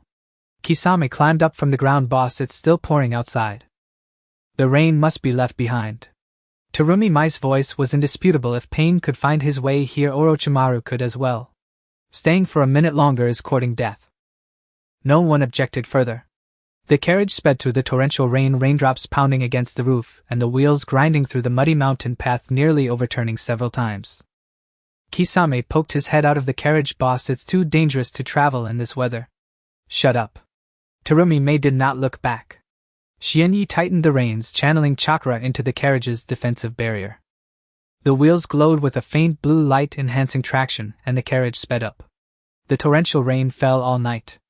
By dawn the rain had stopped, the dark clouds dispersed, and sunlight streamed down through the gaps in the clouds. The carriage had left the land of rice and entered the no-man's land between the land of fire and the land of water. Terumi Mei leaned against the carriage, her eyes closed. Her soaked clothes were dried by the sun, but her complexion remained poor. Her hands rested on her knees, the fingers curling slightly. The collar of her robe was open, exposing the skin of her collarbone and chest marked with the abrasions from the previous battle. Let's take a break. Xianyi slowed the pace of the carriage. No need. Terumi Mei opened her eyes. We will rest once we reach the land of water. Your body can't hold up. I know my body well. Xianyi said no more. He kept the carriage at a steady speed, ensuring smooth progress. For the next 3 days they traveled by day and sought a concealed place to rest at night. Terumi Mei's condition was slowly recovering, but her complexion remained poor. She spent most of her time resting with her eyes closed. Xianyi noticed that her hand often rested on her lower abdomen, only to be quickly withdrawn as if scalded. On the evening of the 3rd day they reached the border of the land of water. The terrain of the land of water was entirely different from that of the land of rice. The land of rice was mountainous and forested, while the land of water was hilly and known for its hot springs. The air was filled with the scent of sulfur, and in the distance white steam rose from the ground. Xianyi stopped the carriage on a small hill, gazing at the road ahead. The border checkpoint of the land of water was just 2 miles ahead, and several ninjas wearing the headbands of the land of water were inspecting passing travelers. Should we go straight through? No. Terumi Mei stood up from the carriage, intending to go around. I don't want the people of the land of water to know that the Mizukage has come here. Is exposing your identity troublesome? Not troublesome. Terumi Mei adjusted her robe. It's war. The Mizukage entering another country's territory without notice can be seen as an act of war. Xianyi nodded, turning the carriage around to head east along the border. Kisame poked his head out from the carriage. Boss, I know a shortcut that can bypass the checkpoint. Lead the way. Kisame climbed into the driver's seat, guiding the direction. The carriage moved along a mountain path nearly overgrown with weeds, passing through a bamboo forest and over a small hill. Then a blonde woman stepped out from behind a tree, blocking the path. She wore the Jonin vest of Tsunade, her golden hair styled into 4 braids, holding an iron fan larger than her body.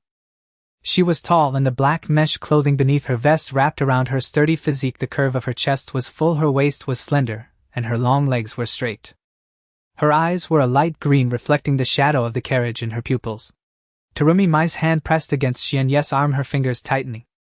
Her expression did not change, but chakra had already begun to gather in her palms. The blonde woman walked to the front of the carriage, her gaze sweeping over Xianyi before settling on Terumi Mei's face. Her expression shifted from vigilance to surprise, then quickly returned to calm. Mizuka-jesama, long time no see.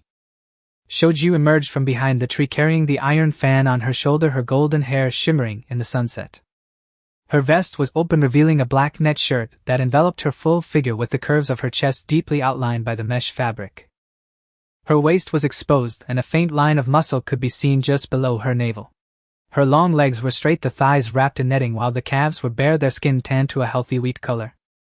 Her light green pupils appeared particularly sharp on Shuju's face, yet a subtle smirk lingered at the corners of her mouth. Terumi Mei's hand released its grip from Xianye's arm. Her expression regained the authority of water shadow, her long robe billowing in the wind. Her wet hair had dried and fell over her shoulders. She stood up from the carriage looking down at Shoju. The jonin of Tsunade appeared at the border of the land of soup. How intriguing. Shoju was not overawed by her presence. She took the iron fan from her shoulder and positioned it in front of her, respectful yet not subservient. I have come to the land of soup on the orders of Wind Shadow.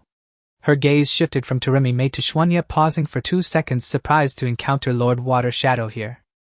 Terumi Mei jumped down from the carriage, the hem of her robe fluttering, revealing her calves and ankles. She still wore no shoes, her toes pressing against the grass, remnants of dirt from previous battles still visible on her nails. She approached Shoju, standing 3 steps apart. Do you know him? Terumi Mei glanced at Xuanya. No, I don't. Shuju's gaze returned to Xuanya, but with the Uchiha Sharingan it was difficult to mistake. Xuanya stepped down from the carriage, standing 1 step behind Terumi Mei. His Tsutomu Sharingan remained unactivated, yet he sensed Shuju's chakra was stable, devoid of hostility, but still vigilant. Shuju stared at him for a few seconds before turning to Terumi Mei. Her expression grew serious. Lord Water Shadow, may I ask a bold question? Why are you with the Uchiha traitor? Terumi Mei's eyes narrowed slightly. This question carried significant weight. Traveling with a rogue from Konoha would make international headlines. Her fingers moved within her robe sleeve, but she did not form any seals. My affairs do not require reporting to Tsunade. Shoju was not deterred by this statement. She maintained a respectful posture, yet her tone was neither servile nor arrogant. Tsunade has no intention of prying into the private matters of Lord Water Shadow. However, the bounty on Uchiha Xuanya has circulated widely in the underground black market with a reward of 50 million ryo. He will inevitably be recognized once he appears in the land of soup. Being with Lord Water Shadow will undoubtedly provoke unnecessary speculation. Are you threatening me? I am merely reminding you. Shuju's light green pupils met Terumi Mei's brown ones. Lord Wind Shadow does not wish for misunderstandings between Tsunade and Kirigakure. Terumi Mei stared at her for 3 seconds before a smirk crept across her lips. It was not a smile, but a sign of acknowledgement from the Water Shadow towards her subordinate. Your Wind Shadow has taught you well. Shuju slightly bowed her head. Thank you for the compliment, Lord Water Shadow. Terumi Mei turned and walked back to the carriage, leaning against the side. The wind blew open the collar of her robe, exposing her collarbone and shoulder. Her arms crossed over her chest, accentuating the curves in front. What is the relationship between Tsunade and Konoha? She suddenly asked. Shoju was taken aback. This question seemed entirely unrelated to the previous conversation. Nonetheless, she answered. It is currently being restored. The 4th Wind Shadow and the 3rd Hokage have reached a preliminary agreement. What is the content of the agreement? An alliance. Shoju did not conceal it. Tsunade and Konoha will sign a formal treaty of alliance to jointly address future threats. Terumi Mei raised an eyebrow. Tsunade and Konoha have been mortal enemies in the past. The sudden alliance signifies intriguing political changes. What threats? Shoju hesitated for a moment, glancing at Xuanya, then back at Terumi Mei. She was weighing whether to speak. Terumi Mei remained silent, simply watching her. The Water Shadow's silence bore more pressure than any interrogation. Eventually Shoju spoke. Orochimaru. As the name left her lips, the air seemed to freeze for a second. Orochimaru plans to attack Konoha. Shuju's voice was low. Tsunade had received reliable intelligence that Orochimaru would make his move during the Chunin exams. The 4th Wind Shadow has decided to join forces with the 3rd Hokage to combat Orochimaru. Xianye's fingers twitched slightly. The Chunin exams, Orochimaru attacking Konoha. This was a plot from the original story of Hokage. However, he did not expect Tsunade to proactively disclose this information to Terumi Mei. Terumi Mei's expression remained unchanged, but her fingers tapped twice on her arm. Why does Orochimaru want to attack Konoha? I don't know. Shoju shook her head, but the target should be the third Hokage. Orochimaru is the third Hokage's disciple. His hatred for Konoha is not new. Terumi Mei was silent for a few seconds before glancing at Xuanye. The look in her eyes carried a message, and Xuanye understood. Orochimaru is setting a trap to capture Xuanye in the land of rice while simultaneously plotting to attack Konoha. He is orchestrating two major events at once. Is the intelligence accurate? It has been personally confirmed by Lord Wind Shadow. Shuju's tone was firm. One of my tasks in the land of soup is to monitor Orochimaru's activities here. Terumi Mei nodded, not asking further. She straightened up from the carriage, the hem of her robe falling down to cover her calves. Shoju glanced at the darkening sky and hoisted the iron fan back onto her shoulder. Lord Water's Shadow, the land of soup has been quite unstable recently.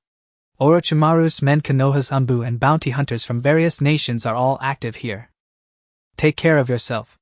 She turned to leave but stopped after 2 steps. She looked back at Xuanye, her light green pupils glowing in the twilight. Her lips moved as if she wanted to say something, but ultimately she did not speak. She simply gazed at him. That gaze lingered long enough for Terumi Mei to furrow her brow. Then Shoju turned away, her golden hair trailing a curve in the wind. Her steps quickened, and in a few bounds she vanished into the bamboo forest. Xuanye stood in place, watching the direction in which Shoju disappeared. The silhouette of her body wrapped in black netting lingered in his mind for a second before he turned to Terumi Mei. Terumi Mei leaned against the carriage, her arms crossed over her chest. The collar of her robe was open, exposing her collarbone and shoulder. Her lips were pressed into a line, and her gaze held an indefinable quality. She is interested in you. Terumi Mei's voice was flat. Be careful, women from Tsunade are not to be trifled with. After Shoju left, Xianyi and Terumi Mei continued on their journey. The carriage traveled along the mountain road for 2 hours, finding a secluded valley at the foot of a dormant volcano. Xianyi jumped down from the carriage and stepped on the rocky ground, which felt very solid. In the center of the basin there was a flat area large enough to build a medium-sized stronghold. There were several natural caves on the surrounding cliffs that could be converted into warehouses and training rooms. This is the place. Terumi Mei stepped down from the carriage, her bare feet touching the grass. The hem of her robe was slightly damp from the mist of the waterfall clinging to her body and revealing her waist's curves. She looked around and nodded. It was defensible with only one entrance. Indeed. Xianyi walked to the center of the basin and opened the system panel. The architectural blueprints unfolded in his hands, and light surged from the paper, burrowing into the ground like a living thing. Stronghold upgrade, small fortress. Unlocked training ground, warehouse, simple medical room. The ground began to tremble. Rocks rearranged, soil compressed, and trees integrated into the structure. 10 minutes later, a complete stronghold appeared in the valley. The entrance was a stone door just like the one built in the cave, but 3 times thicker. Inside was the living area with 10 rooms arranged around a central hall. To the right of the living area was the training ground with a floor laid with bluestone slabs and wooden posts set up around the edges. On the left was the warehouse, already automatically organized with storage compartments. At the back was the simple medical room containing a stone platform and several racks for medicines. Gemara and his subordinates stood at the entrance, their mouths agape in astonishment. Boss, this is where we will live. Xianyi walked towards the living area with 1 room for each person, and Gemara would occupy the outermost room to keep watch. Terumi Mei walked into the medical room, running her finger along the edge of the stone platform. The surface was smooth and the seams were tightly fitted.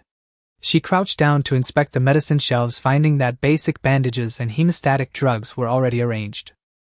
While crouching, the hem of her robe brushed the ground, emphasizing the muscle lines on the back of her thigh.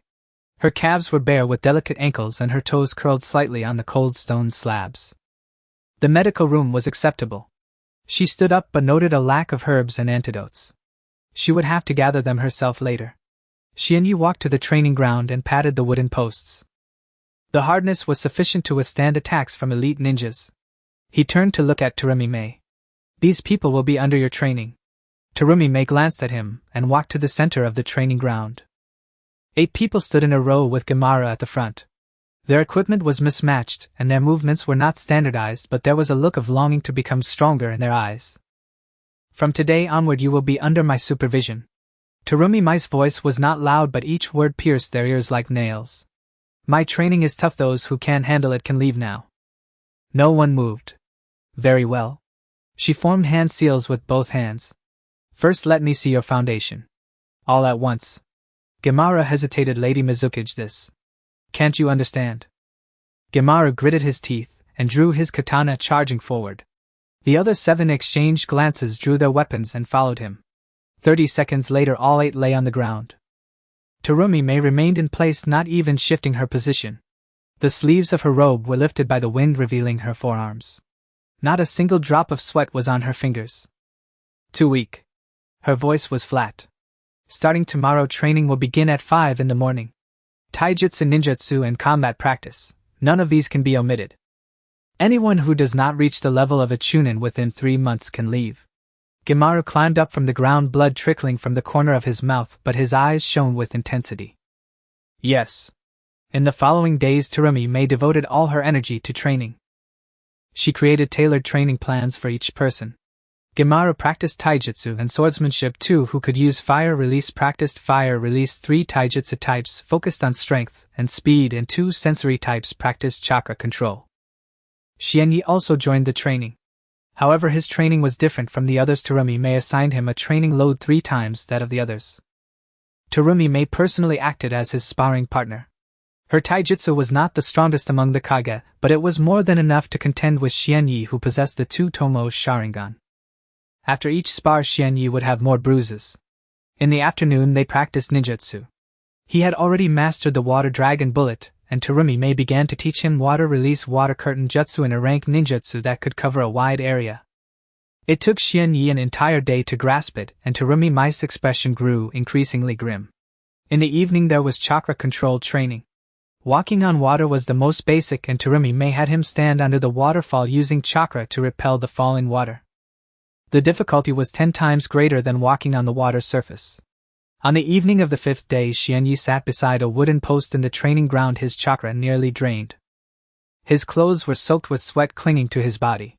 The 2 Tomo Sharingan felt sore in its sockets, and everything appeared doubled. Sharingan upgrade 3 Tomo requires life and death combat. When the system prompt appeared, Xianyi frowned. Life and death combat is not something that can be achieved through training. He needed a true enemy, genuine killing intent, a real life and death situation. Terumi Mei walked out from the living area holding a jug of water. She approached Xianyi and handed him the jug. Your Sharingan has hit a bottleneck. Xianyi took the jug and took a sip. How do you know? It's obvious. Terumi Mei sat beside him.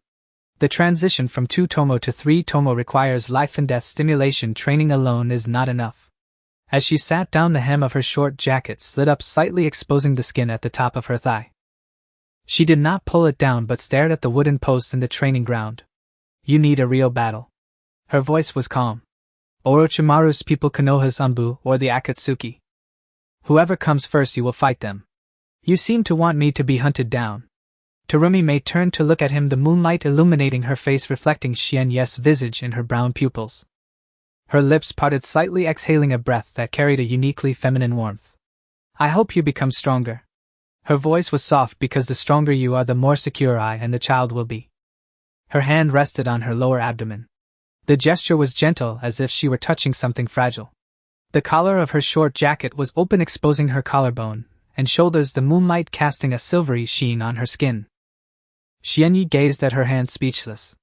Stop looking. Terumi Mei withdrew her hand from her lower abdomen, stood up, and went to train your Sharingan. Don't sleep before dawn.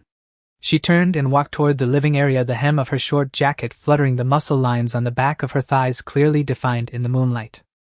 The stone door closed behind her with a dull sound. Xianyi stood up and walked to the center of the training ground. The 2 Tomo Sharingan activated, focusing on the wooden post before him. In life and death combat he needed an opponent.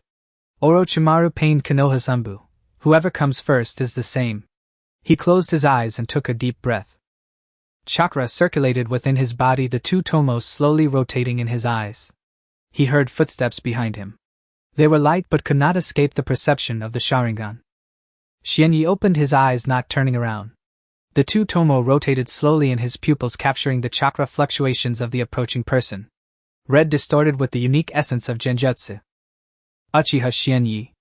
A woman's voice came from behind the tree, deep and tinged with a mature rasp. Shienyi turned around. Sunset Red stepped out from behind the tree. She wore a Konoha Jonin vest beneath which was a black mesh shirt. The vest was open and the mesh shirt wrapped around her ample figure, accentuating deep valleys on her chest. Her waist was slender, the mesh shirt tightening around her waist, outlining her curves. Her long legs were straight with her thighs covered by the mesh shirt, exposing her calves which glowed white under the moonlight. Her red pupils shone in the darkness like two rubies. She wore no lip gloss, but her natural color was a deep red. Her long black hair fell over her shoulders, the ends slightly curled. She held no weapons, but her fingers were already poised to form hand seals. Chakra flowed within her body, the energy of genjutsu spreading from her like an invisible net. Uchiha Shienyi. Her voice was calm, but each word carried an undeniable force. I am Konoha Jonin Sunset Red. Come with me. The voice of Shiri Hong echoed across the training ground. Her crimson pupils were fixed on Shienyi, with chakra flowing slowly within her body. Her vest was unbuttoned, revealing the black mesh underneath that glimmered in the moonlight, the curves of her chest rising and falling with each breath. Her hands hung at her sides, fingers slightly curled, ready to form seals. Shienyi stood still, the double Tomo Sharingan spinning in his eye sockets. The red chakra pulsated in a peculiar manner, carrying a sense of distortion characteristic of illusion ninjas. Return to Konoha. Shienyi asked, and then what? Imprison him. Hand him over to Danzo. Hong frowned. The third Hokage will handle it justly. Justly? A mocking smile curled at the corners of Shienyi's mouth. Where was the justice on the night of the massacre? Hong's expression changed. Her fingers tightened suddenly and the chakra exploded within her. Illusion art tree binding kill. Invisible illusionary energy surged from her body towards Shienyi. The world before him twisted in an instant. The wooden stakes of the training ground transformed into towering trees, and the blue stone slabs on the ground were overtaken by weeds. Thick vines emerged from beneath his feet, wrapping around his ankles, legs, waist, and arms, binding him to a giant tree. Shienyi bit the tip of his tongue. The intense pain jolted his mind awake for a moment, the double Tomo Sharingan operating at full capacity. The illusionary world began to show cracks, the tree swaying, the vines loosening. But Hong's illusion was overwhelmingly stronger than Douye's. Her chakra pierced into Shienyi's brain like countless fine needles from every direction. Just as he broke through one layer of illusion, a second layer stacked upon it. The tree steadied itself again, the vines thickened, and even breathing became difficult. Shienyi knelt on one knee, veins bulging on his forehead. The double Tomo Sharingan spun wildly in his eye sockets, the Tomo in his pupils heating up from overuse. Hong stood 3 meters away from him, her hands held in a sealing posture. Sweat beaded on her forehead, the rising and falling of her chest beneath the black mesh intensified, with sweat trickling down her neck into the hollow of her collarbone. Give up. Her voice was calm. The double Tomo Sharingan cannot break my illusion. Come back to Konoha with me. The third Hokage will not make things difficult for you. Shienyi did not answer. His hands pressed against the ground, fingers digging into the gaps of the blue stone slabs. Chakra surged wildly within him. The double Tomo Sharingan had reached its limit, and the Tomo in his pupils began to blur. Not enough. Just a little more. Hong increased her chakra output. The vines tightened, digging into his skin. Shienyi could hear the creaking of his bones. The pain in the illusion felt no different from that in reality. If he died in the illusion, his brain in reality would believe he was dead. This is the terror of illusion. Shienyi's consciousness began to blur. The towering tree before him transformed into the flames of the Uchiha clan land, the vines morphing into Itachi's black coat. Memories of the massacre night flashed through his mind like a revolving lantern, the corpses of his parents, the burning houses, Itachi's cold mask. No. I cannot die here. Shienyi gritted his teeth, the double Tomo Sharingan glowing red in his eye sockets. Every layer of structure built by Hong's illusion became clear in his eyes like a net woven from countless threads. He saw the direction of the threads, the nodes, and the breaking points. He suddenly stood up. The vines snapped off him, the tree collapsed behind him, and the weeds vanished from the ground. The world of the illusion shattered like a mirror, fragments dissolving into nothingness in the air. Hong's pupils constricted sharply. Shienyi's feet landed on the blue stone slabs, the double Tomo Sharingan fixed on her. Sweat dripped from his chin, his clothes soaked through, but his eyes were sharper than before. It was broken. Hong's voice carried disbelief. Shienyi did not give her time to react. His hands began to form seals faster than ever before. The double Tomo Sharingan replicated Hong's chakra fluctuations, her sealing sequence, and the way she released her illusion. Illusion art tree binding kill. The same illusionary energy surged from Xian Ye's body, rushing towards Hong. Her reaction was extremely quick. Her red pupils flickered as she instantly broke Xian Ye's illusion. But in that instant of breaking, a gap appeared in her defense. Xian Ye's true body had already dashed in front of her. The kunai slid from his sleeve into his palm, pressed against Hong's throat. The cold blade pressed against her skin and Hong's body froze. They were close enough to feel each other's breath. Xian Yi looked down at her, sweat dripping from his forehead onto her collarbones, sliding down her skin into the neckline of her mesh top. Hong's chest rose and fell violently, the fullness beneath the mesh almost bursting through the fabric. Her lips parted slightly, breath quickened, warm air brushing against Xian Ye's chin. Her black hair, damp with sweat, clung to her cheeks and neck. Her red pupils were fixed on Xian Ye's, eyes filled with shock, unwillingness, and a hint of something unspoken. The double Tomo can replicate my techniques. Her voice trembled. How could this be? Xian Yi did not answer. His grip on the kunai was steady, but he did not stab forward. The blade merely rested against her skin, leaving no trace of blood. Hong stared at him for 3 seconds. Her fingers twitched slightly, and Xian Ye's kunai immediately pressed forward half an inch, the blade leaving a white imprint on her skin. Don't move. Hong's body stiffened. She could feel that Xian Yi still had plenty of chakra left. The recent illusion duel had not drained him nearly as much as it had her. Her illusion had been forcibly broken, then replicated and countered by him, and her chakra was already over half depleted. Do it. Hong closed her eyes, her eyelashes trembling, accepting the fate of dying at the hands of an enemy as a jonin. Xian Yi did not move. He looked at her closed eyes, at her slightly trembling eyelashes, at her mesh top soaked in sweat. Her neck was slender, her collarbone exquisite, her skin glowing white under the moonlight. He withdrew the kunai from her throat. Hong opened her eyes, confusion filling her crimson pupils.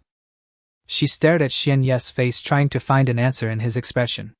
You could have killed me. Her voice was soft. Why don't you make a move? Xian Yi stood in the center of the training ground, his back turned to Hong. The moonlight elongated his shadow. His kunai was already put away and both hands hung at his sides, appearing completely unguarded. Hong's hand remained in the gesture of forming seals, but the chakra had already dissipated.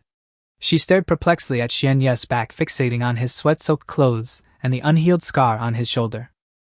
Why don't you kill me? She asked once more. I don't want to kill. Xian Yi turned around, his Sharingan closed, his pupils returning to their normal black. I do not wish to be enemies with Konoha, I just want to survive. Hong furrowed her brow. You are a survivor of the Uchiha massacre, knight and rank rogue ninja of Konoha. You say you don't want to be enemies with Konoha. The massacre knight was not my choice. Xian Ye's voice was calm. Itachi slaughtered the entire clan and I survived. Then Konoha labeled me a rogue ninja simply because I am an Uchiha. Did I have a choice? Hong's lips pressed tightly together. Her fingers relaxed from the seal, the black mesh fabric soaked with sweat, and her breathing gradually steadied. Her red pupils fixated on Xian Ye's face, searching for traces of deception in his expression. But there were none. On that face only exhaustion and an indescribable desolation remained. The massacre knight. How much do you know? Hong's voice was a bit dry. Itachi killed. Xian Yi said under Danzo's orders. The third Hokage acquiesced. Hong's pupils constricted. Her body swayed slightly, the mesh garment beneath her vest tugged, and the line of her collarbone became more pronounced in the moonlight. You mentioned Danzo. Haven't you heard the rumors? Xian Yi looked at her. The Uchiha clan plotted a coup and the third Hokage wanted to resolve it peacefully, but Danzo could not wait. He forced Itachi to choose between Konoha and Uchiha. Itachi chose Konoha. Hong remained silent for a long time, her fingers gripping the edge of her vest tightly. Her lips parted and closed repeatedly. Where did you hear all this? On the night of the massacre, while Itachi and Danzo were in secret talks, I hid in the shadows, Xian Yi replied. I heard everything word for word. Hong stared at him for a long time. The moonlight danced in her red pupils, reflecting her expression in flickers of light and darkness. Her vest was more open than before the battle, the neckline of the mesh fabric nearly slipping below her collarbone, the valley between her chest clearly visible in the moonlight. You are not like the legends say. There was something indefinable in her voice. What do the legends say? Bloodthirsty. Brutal.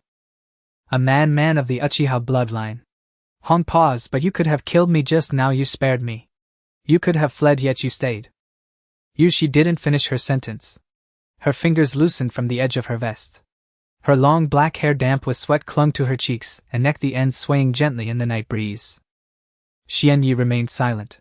He sat on a wooden stump in the training ground looking up at the moon. The moonlight illuminated his face, rendering that youthful visage pale. Hong stood in place, uncertain whether to leave or stay. Her mission had failed. She should have left immediately to report to the third Hokage. Yet her feet refused to move. You are different from Itachi, she suddenly said. Xianyi turned to look at her. Have you seen Itachi? I've seen him a few times during my time in the Embu. Hong sat down on the wooden stump beside him, separated by a fist's distance. The edge of the stump had scraped against the side of her thigh, leaving a red mark on her skin, while his gaze remained vacant. Like a living corpse. But your gaze, she did not continue. Xianyi looked at her. She sat close enough for him to smell her sweat and the unique scent of a woman. The neckline of her mesh garment was open, sweat still lingering in the hollow of her collarbone. Her breathing had steadied, yet her chest still gently rose and fell with each breath. What's wrong with my gaze? There's something there. Hong turned her head, her red pupils meeting his black ones, reflecting a desire to survive. The two locked eyes for 3 seconds. Hong was the first to look away. She stood up and brushed the dust off her thigh. That motion lifted her skirt slightly, revealing the skin at the top of her thigh. She did not notice Xianyi's gaze, or perhaps she noticed but pretended not to. I will report honestly to the third Hokage. But Danzo will not let you go. His Roots organization has been tracking the whereabouts of Uchiha survivors. Your movements will eventually be exposed. I know. Hong cast him one last glance. Her red pupils shimmered in the moonlight, her lips slightly parted as if about to say something. But she merely nodded and turned to walk towards the waterfall. After taking 3 steps, she stopped. Xianyi. Do you remember the moon of Konoha? Xianyi was taken aback for a moment. He looked up at the moon of the land of hot water. It was no different from Konoha's moon, both being the same one. I remember. Hong's lips twitched slightly, uncertain if she was smiling or bitterly smiling. She stepped into the waterfall's curtain, her figure disappearing into the white mist. Xianyi watched the direction in which Hong had vanished, feeling an indescribable sensation in his heart. Just then a system notification echoed in his mind. Ding. Target available for pursuit, Yuhi Hong. Yuhi Hong's favorability 30. Reward illusion mastery scroll 1 chakra control precision 15. Suddenly footsteps approached from behind. Xianyi did not turn around, he already knew who it was. Karui walked up beside him, leaning against the wooden stump. She wore a gray short coat, the hem only reaching her thighs, exposing her entire legs. Moonlight illuminated her legs, her skin gleaming white. Her hair was down the ends, still dripping with water, clearly freshly washed. She crossed her arms, causing the neckline of the short coat to open wider, the lines of her collarbone and the curves of her chest clearly visible in the moonlight. Her lips curled slightly, not in a smile, but in a mocking arc. Has the Konoha Kunoichi captivated you so quickly? In the span of half a month, the base had undergone a complete transformation. Gui Wan and his 7 companions rose before dawn each day to train, while Komain's training methods were simple yet brutal. If their physical skills were lacking, they would be pushed until they passed. If the hand seals for ninjutsu were slow, they practiced until their fingers cramped. The strength of the 8 had significantly improved, and Gui Wan's swordsmanship was now on par with that of a typical chunin. Xianyi's water-release water dragon bullet had been trained to the point where it could cover the entire training ground within 3 seconds, and the precision of his chakra control had greatly increased thanks to the system rewards. The dynamic vision and illusion resistance of his Tsutomu Sharingan had improved significantly compared to half a month ago. Komain's body had also recovered, the toxins had been completely purged, and her chakra was back at peak condition. That evening Xianyi was practicing the water dragon bullet in the training ground. Komain stood beside him, arms crossed, the sleeves of her robe sliding down to her elbows, revealing her forearms. After forming the final hand seal, the water dragon erupted from his mouth, spiraling in the air before accurately striking the stone wall 50 meters away. The impact created a 2-meter-wide crater, sending debris flying. Komain's brow twitched, but she remained silent. Just as Xianyi was about to practice again, her fingers suddenly pressed against his shoulder. Someone is approaching. Her voice was calm, but Xianyi could feel the strength in her finger.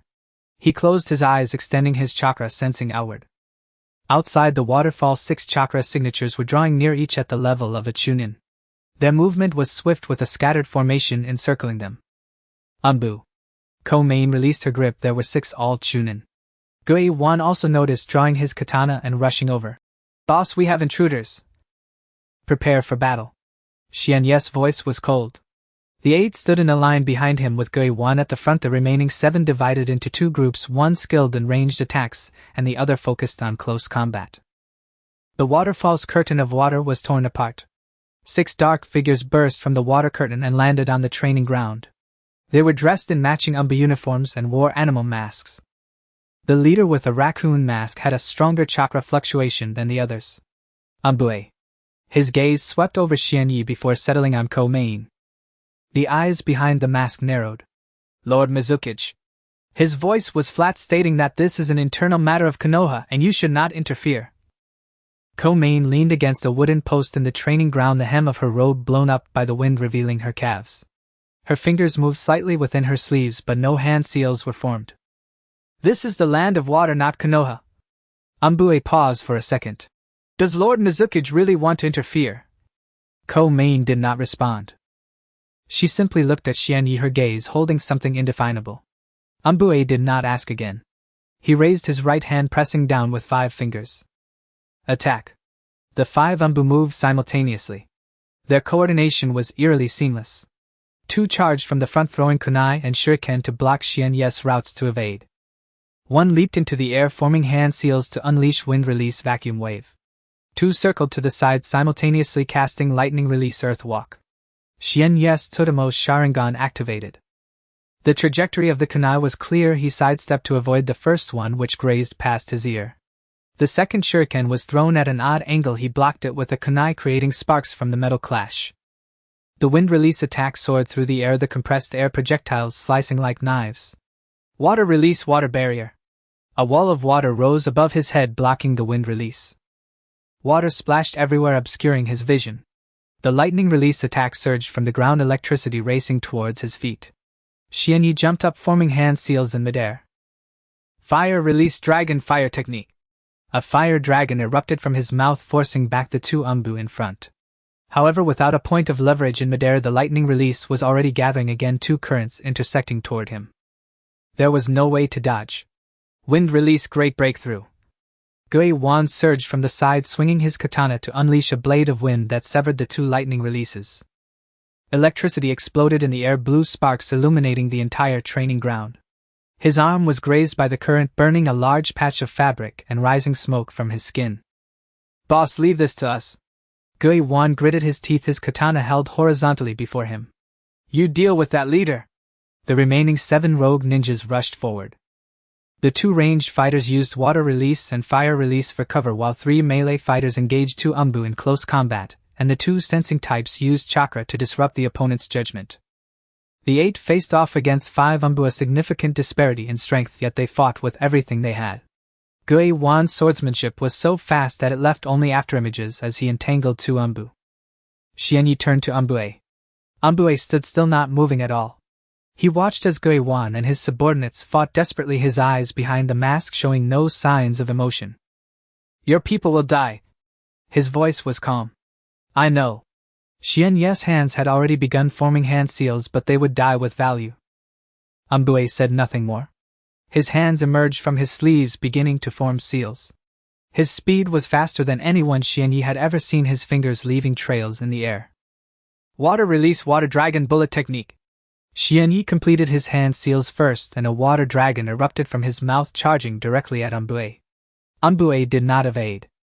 His hand seals were also complete, his left hand pressing against the ground. Earth release, earth dragon bullet technique.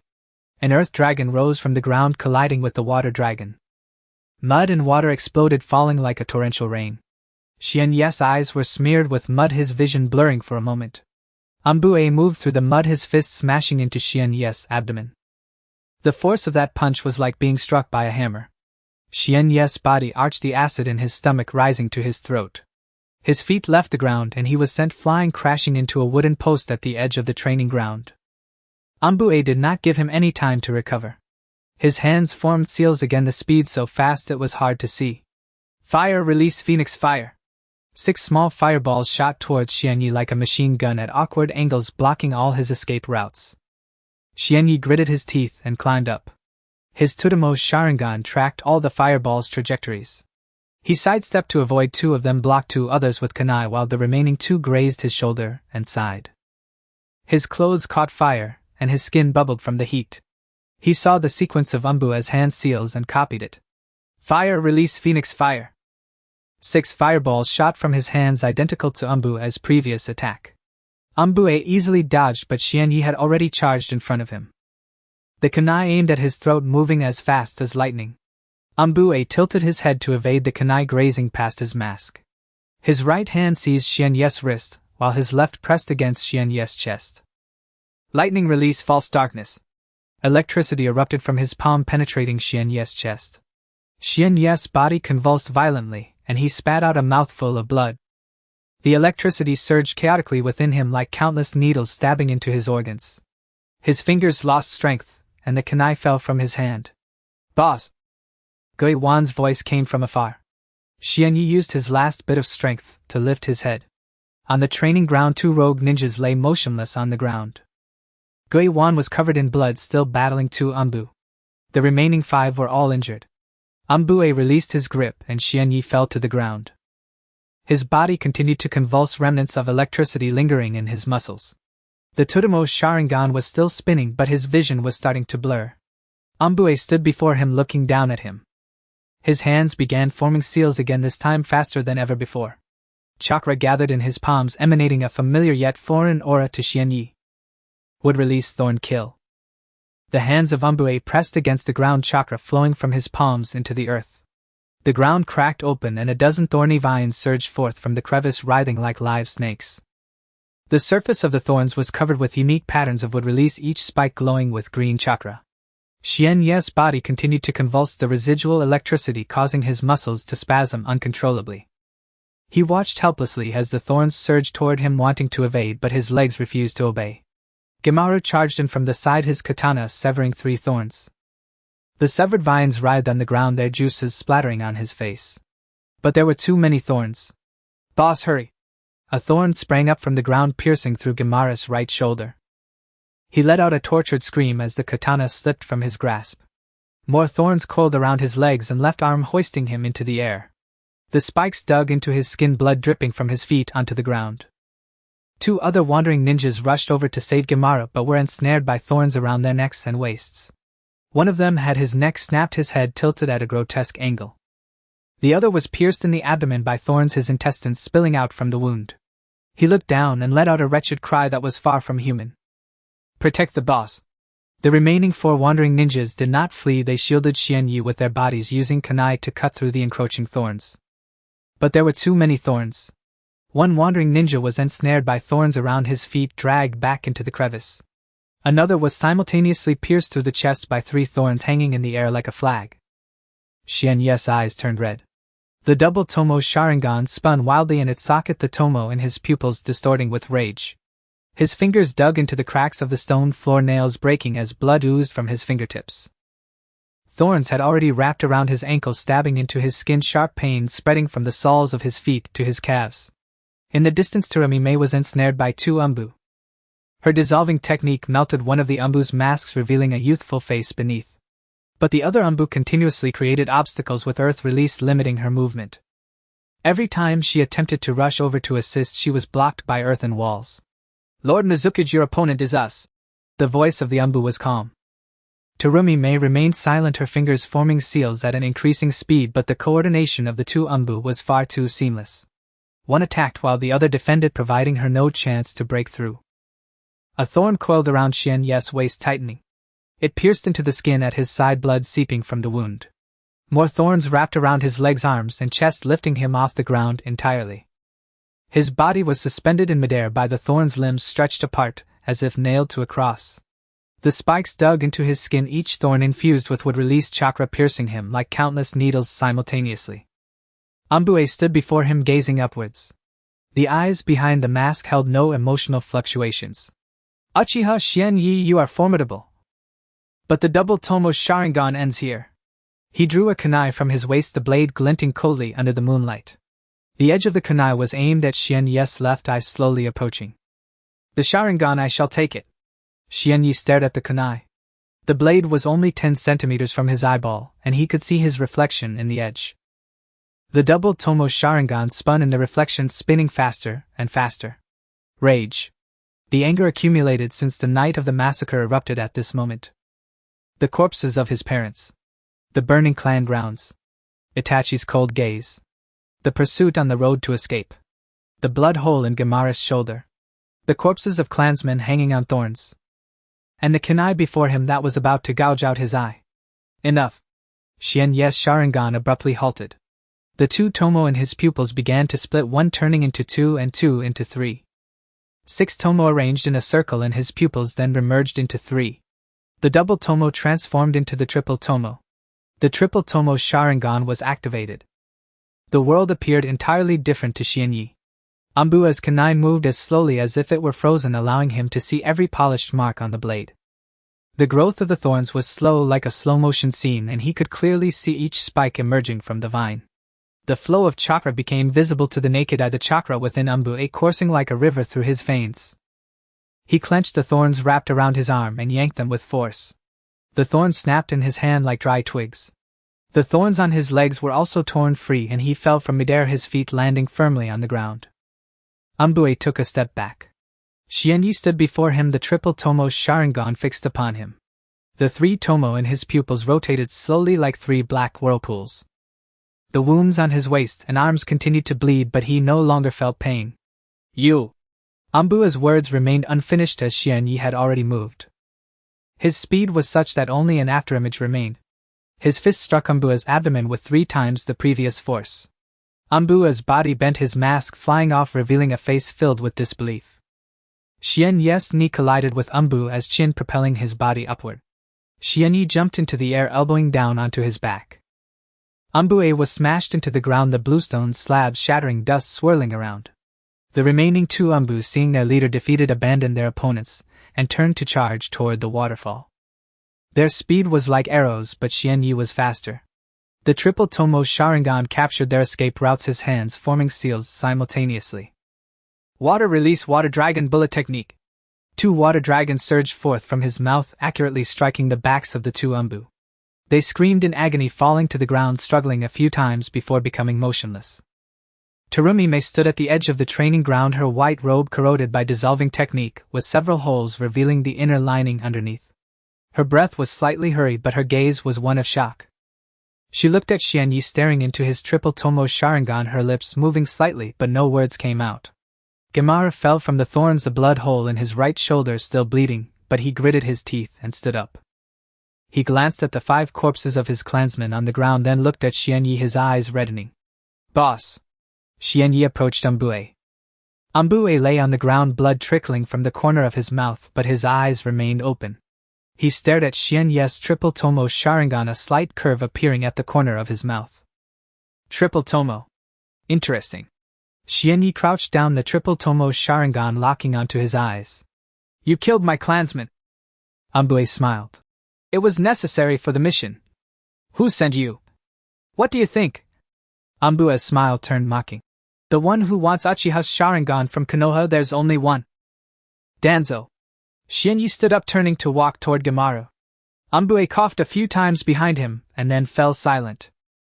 Gaara knelt on the ground, the blood hole in his right shoulder still bleeding. The other 3 surviving wandering ninjas stood behind him, covered in blood, yet none of them showed any signs of retreat. Xianye looked at the 5 corpses of his clansmen on the ground, the triple Tomo Sharingan slowly rotating in its socket. The anger still burned in his chest, but he had learned to control it. He turned around, glaring at Ambua's corpse, the 3 Tomo in his eyes spinning faster and faster.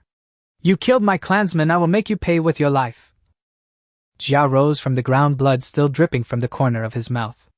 His mask had flown off, revealing a youthful face with short hair and narrow forehead, and a gaze as cold as the winter river. His right hand pressed against his left shoulder, dislocated from Xianye's elbow strike, but he gritted his teeth and pushed the joint back into place, the bones cracking audibly. 3 Tomo. Jia's voice was calm, as if the dislocated arm did not belong to him. Xianye remained silent. His three tomos Sharingan fixated on Jia, the three tomos slowly rotating in his pupils. The world had changed. The chakra within Jia flowed like a river, his muscles contracting and relaxing beneath his skin, allowing him to predict which direction he would move next. Even the air had changed, the dust floating in the moonlight clearly visible. Jia moved. His hands formed seals, the speed leaving only after images. Would release thorn killing. The ground cracked open again and thorns shot up from the fissures. Yet in front of the three tomos Sharingan these thorns moved as slowly as snails.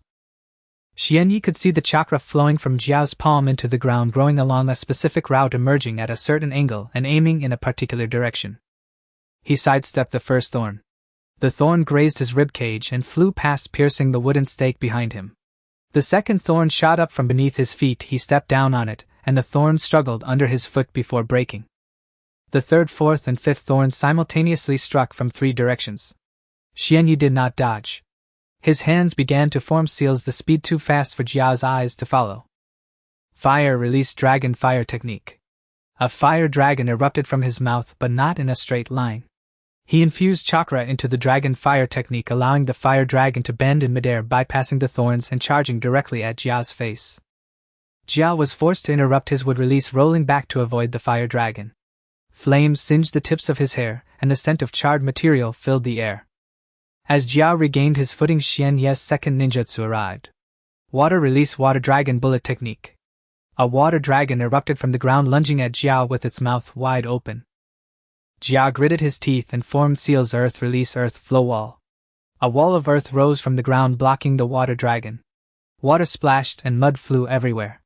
However, the water dragon bullet technique was merely a feint. Xianyi passed through the splashing water and appeared behind Jia. Lightning gathered in his right hand, the brilliance of Raikiri glaring in the darkness. It was too late for Jia to turn around. Raikiri pierced through his right shoulder, blood spraying out and splattering onto Xianyi's face. Jiao's body fell backward, the blood hole in his right shoulder resembling a second mouth. Xianyi stood in front of him, his three tomos Sharingan fixated on him. You killed my clansman. Jia lay on the ground, blood gushing from his right shoulder. His face was as pale as paper, yet a smile lingered at the corner of his mouth. The life of a ninja is worthless. Xianyi raised his hand, a light of Raikiri shining once more. Xianyi. The voice of Terumi Mei echoed from afar. He turned to look. Terumi Mei stood at the edge of the training ground, two umbu lying at her feet. Her white robe was stained red with blood, her breathing rapid but her gaze steady. Don't kill him.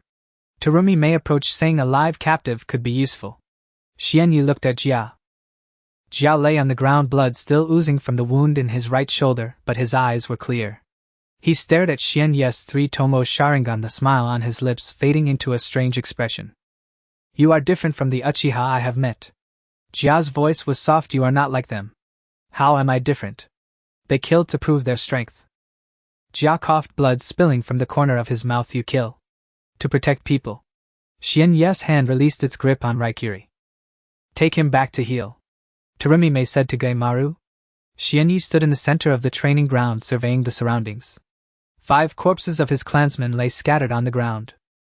Geimaru knelt beside the 5th individual, using his still functioning right hand to close the dead man's eyes. He had been the first to charge in. Geimaru's voice trembled as he said, we can't let the boss bear this alone. The remaining 2 wandering ninjas stood nearby, covered in blood, their faces indistinguishable between sweat and tears.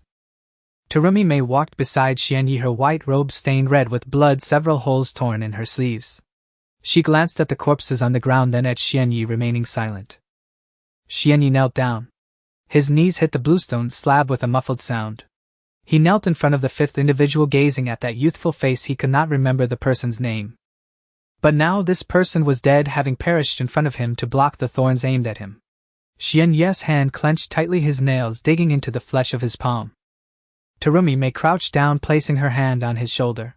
Her hand was warm, the heat penetrating through his clothes, pulling him back from his anger. It's not your fault, she said. I know. Xianyi's voice was hoarse, but they died for me. Terumi Mei did not respond further. Her hand lifted from his shoulder, and she stood up, turning toward the residential area. After taking 3 steps, she paused. Bury the dead. The living must continue to live. Xianyi knelt on the ground, looking at the 5 corpses. The three Tomo Sharingan continued to spin, the Tomo in his pupils spinning faster and faster. Kaleidoscope Sharingan awakening condition unlocked. Requires extreme emotional impact. When the system prompt appeared, Xianyi stared at it for a long time. Extreme emotional impact. Hadn't he just been angry enough? Was seeing his clansmen die before him not enough to ignite his anger? Not enough. The system's standards were far higher than he had imagined. He took a deep breath and closed his eyes. When he opened them again, the three Tomo Sharingan had closed, his pupils returning to their normal black color. Bury them on the back mountain. Goimaru nodded, lifting a corpse with his still functioning right hand. The remaining two wandering ninjas also moved, one carrying one body and the other two. The three stumbled toward the back mountain, their figures appearing particularly frail under the moonlight. Xianyi stood up, 2 pieces of the bluestone slab shattered beneath his knees. He looked down at the 2 broken stone slabs, and the 3 Tomo Sharingan spun once more before closing. Terumi Mei waited for him at the entrance of the residential area. Moonlight illuminated her legs, her skin glowing pale. Her hair was tied back again, revealing her neck and collarbone. "Come in," she said. "I have something to discuss with you." Xianyi walked toward the residential area. Passing the training ground, he glanced at the bloodstains on the ground. The 5 patches of blood had seeped into the gaps of the bluestone slab, impossible to wipe away no matter how hard he tried. He reached the entrance, and Terumi Mei stepped aside to let him in. The stone door closed behind them, sealing the moonlight and bloodstains outside. Xianyi knelt before the fallen clansman, and the system prompt appeared. Kaleidoscope Sharingan awakening condition unlocked. Requires extreme emotional impact. The wind blew down from the mountain tops, stirring up the dust on the graves. Xianyi recalled how these 5 people looked when they joined the stronghold. Now they lay beneath the earth, their chests pierced by 3 thorns simultaneously. Xianyi's fingers dug into the soil. The 3 Tomo Sharingan spun in his eyes, not due to battle but out of anger. Gui Wan stood behind him, his right shoulder wrapped in bandages, his left arm hanging at his chest. Tai Wan and San Lang stood further back, and the 3 of them remained silent. Xianyi stood up and turned around. "From today onward you are no longer wandering ninjas." Gui Wan's lips moved slightly. "You are my kin. I swear from this day forth no kin will die in vain." Gui Wan knelt on one knee, his right fist pressed against the ground. Tai Wan and San Lang followed suit and knelt down. At that moment, Xianyi heard the system's notification sound in his mind. Detected that the host has gained absolute loyalty from 3 ninjas. Achievement unlocked. Family established. Family level upgraded. Exiled family, minor family. New feature unlocked. Family missions. New feature unlocked. Member attributes panel. System issued new mission. Expand the family. Mission objective: recruit 10 new members. Mission reward: Kaleidoscope Sharingan Evolution Stone 1. Xianyi glanced at the system panel. Gui Wan mastery in swordsmanship lacking in ninjutsu. Tai Wan lightning affinity, hearing impaired in the left ear. San Lang earth escape talent insufficient chakra control. Terumi Mei straightened up from the wooden post and walked in front of Gui Wan, her fingers pressing on his shoulder. Ninjutsu at the level of a chunin but too poor in ninjutsu. She walked in front of Tai Wan. With a lightning affinity physique, he could reach Jounin if trained well. Medical ninjutsu could restore his hearing. She approached San Lang, her fingers pressing against his chest. Good talent in earth escape but chakra control is too poor. First heal your injuries. Terumi Mei walked back to Xianyi's side. All 3 had a poor foundation, but they all had potential. First treat their injuries, we will discuss training once they are healed. Gui Wan took Tai Wan and San Lang back to the living area. Only Xianyi and Terumi Mei remained at the training ground. Xianyi walked to the center of the training ground, activating his 3 Tomo Sharingan. The 3 Tomos in his pupils slowly rotated. The world had changed. Every speck of dust in the air was distinctly visible. The rock structure 10 meters beneath the ground unfolded layer by layer in his pupils. In the distance behind the waterfall, every drop of water was decomposed in his sight. Dynamic vision increased 3-fold and illusion resistance increased 5-fold. He could see the flowing trajectory of chakra. However, the consumption was significantly greater. Xianyi formed hand seals, activating the shadow clone technique. 4 clones burst forth from the smoke, attacking him from different angles. Fire release surged from the front, water release surrounded him from the left, while 2 clones attacked from the right and rear with physical techniques. The 3 Tomo Sharingan dissected all 5 attack routes.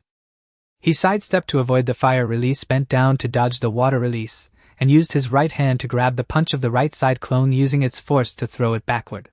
The two clones collided and exploded into smoke. Turning around, he struck the back of the head of the clone that had circled around from behind. The last clone tried to flee, but Xianyi caught up and kicked it in the back.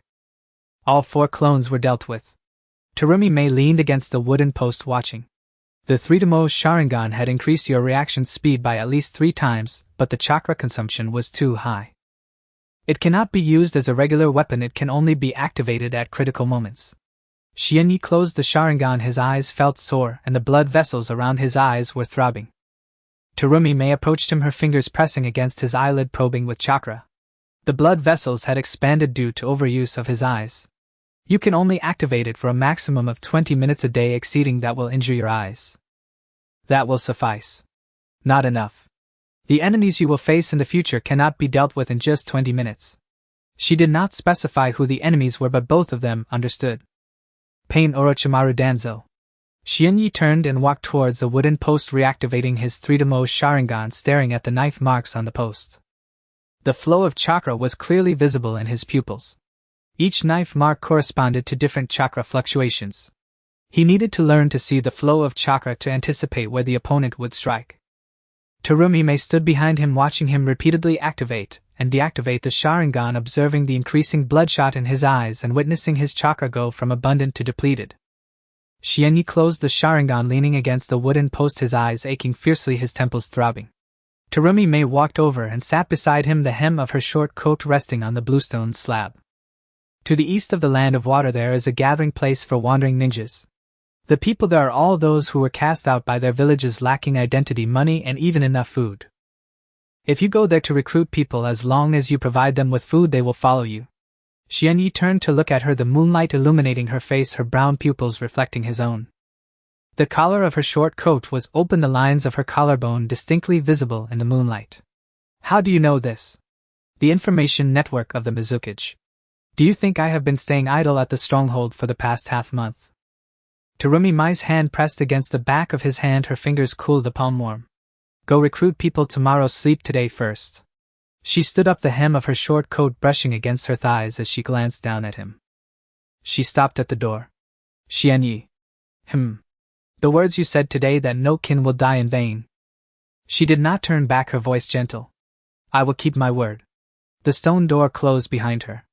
Xianyi leaned against the wooden post, watching that stone door.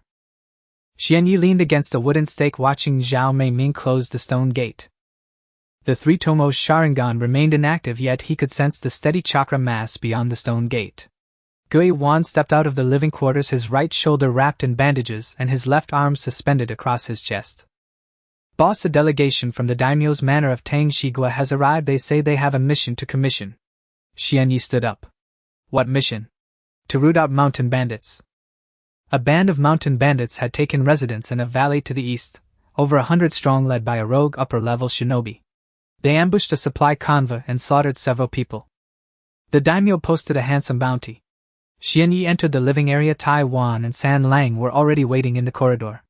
Taiwan's left ear was swathed in gauze and San Lang's chest was bound with white cloth to stabilize his ribs. Zhao Meiming emerged from her room and leaned against the doorframe. You going? We're cleansing the bandit nest, good practice. Then he'll stay behind. Her hand rested on her lower abdomen, a gesture that had grown habitual. All the killing and fighting. I'm not suited to it right now. Xianyi watched her. She met his gaze. Be careful. Xianyi led Gui Wan, Taiwan and San Lang from the base toward the eastern valley. The bandits' stronghold sat in the hollow between two knolls ringed by a crude wall of wood and stone. 2 sentries stood at the gate, clutching long blades and gnawing on a chicken leg. Gui Wan lay prone in the grass, drawing his katana with his only usable right hand. Boss, how do we strike? Xianyi activated his 3-Tomo Sharingan. The 3-Tomo within his pupils began to turn slowly. Inside the enclosure, over 100 chakra points flickered, most faint, not even Chunin level. But at the very heart, 1 chakra point burned bright, Jonin caliber. Gui Wan goes through the front, Taiwan and San Lang flank from the sides. They'll go straight for the leader.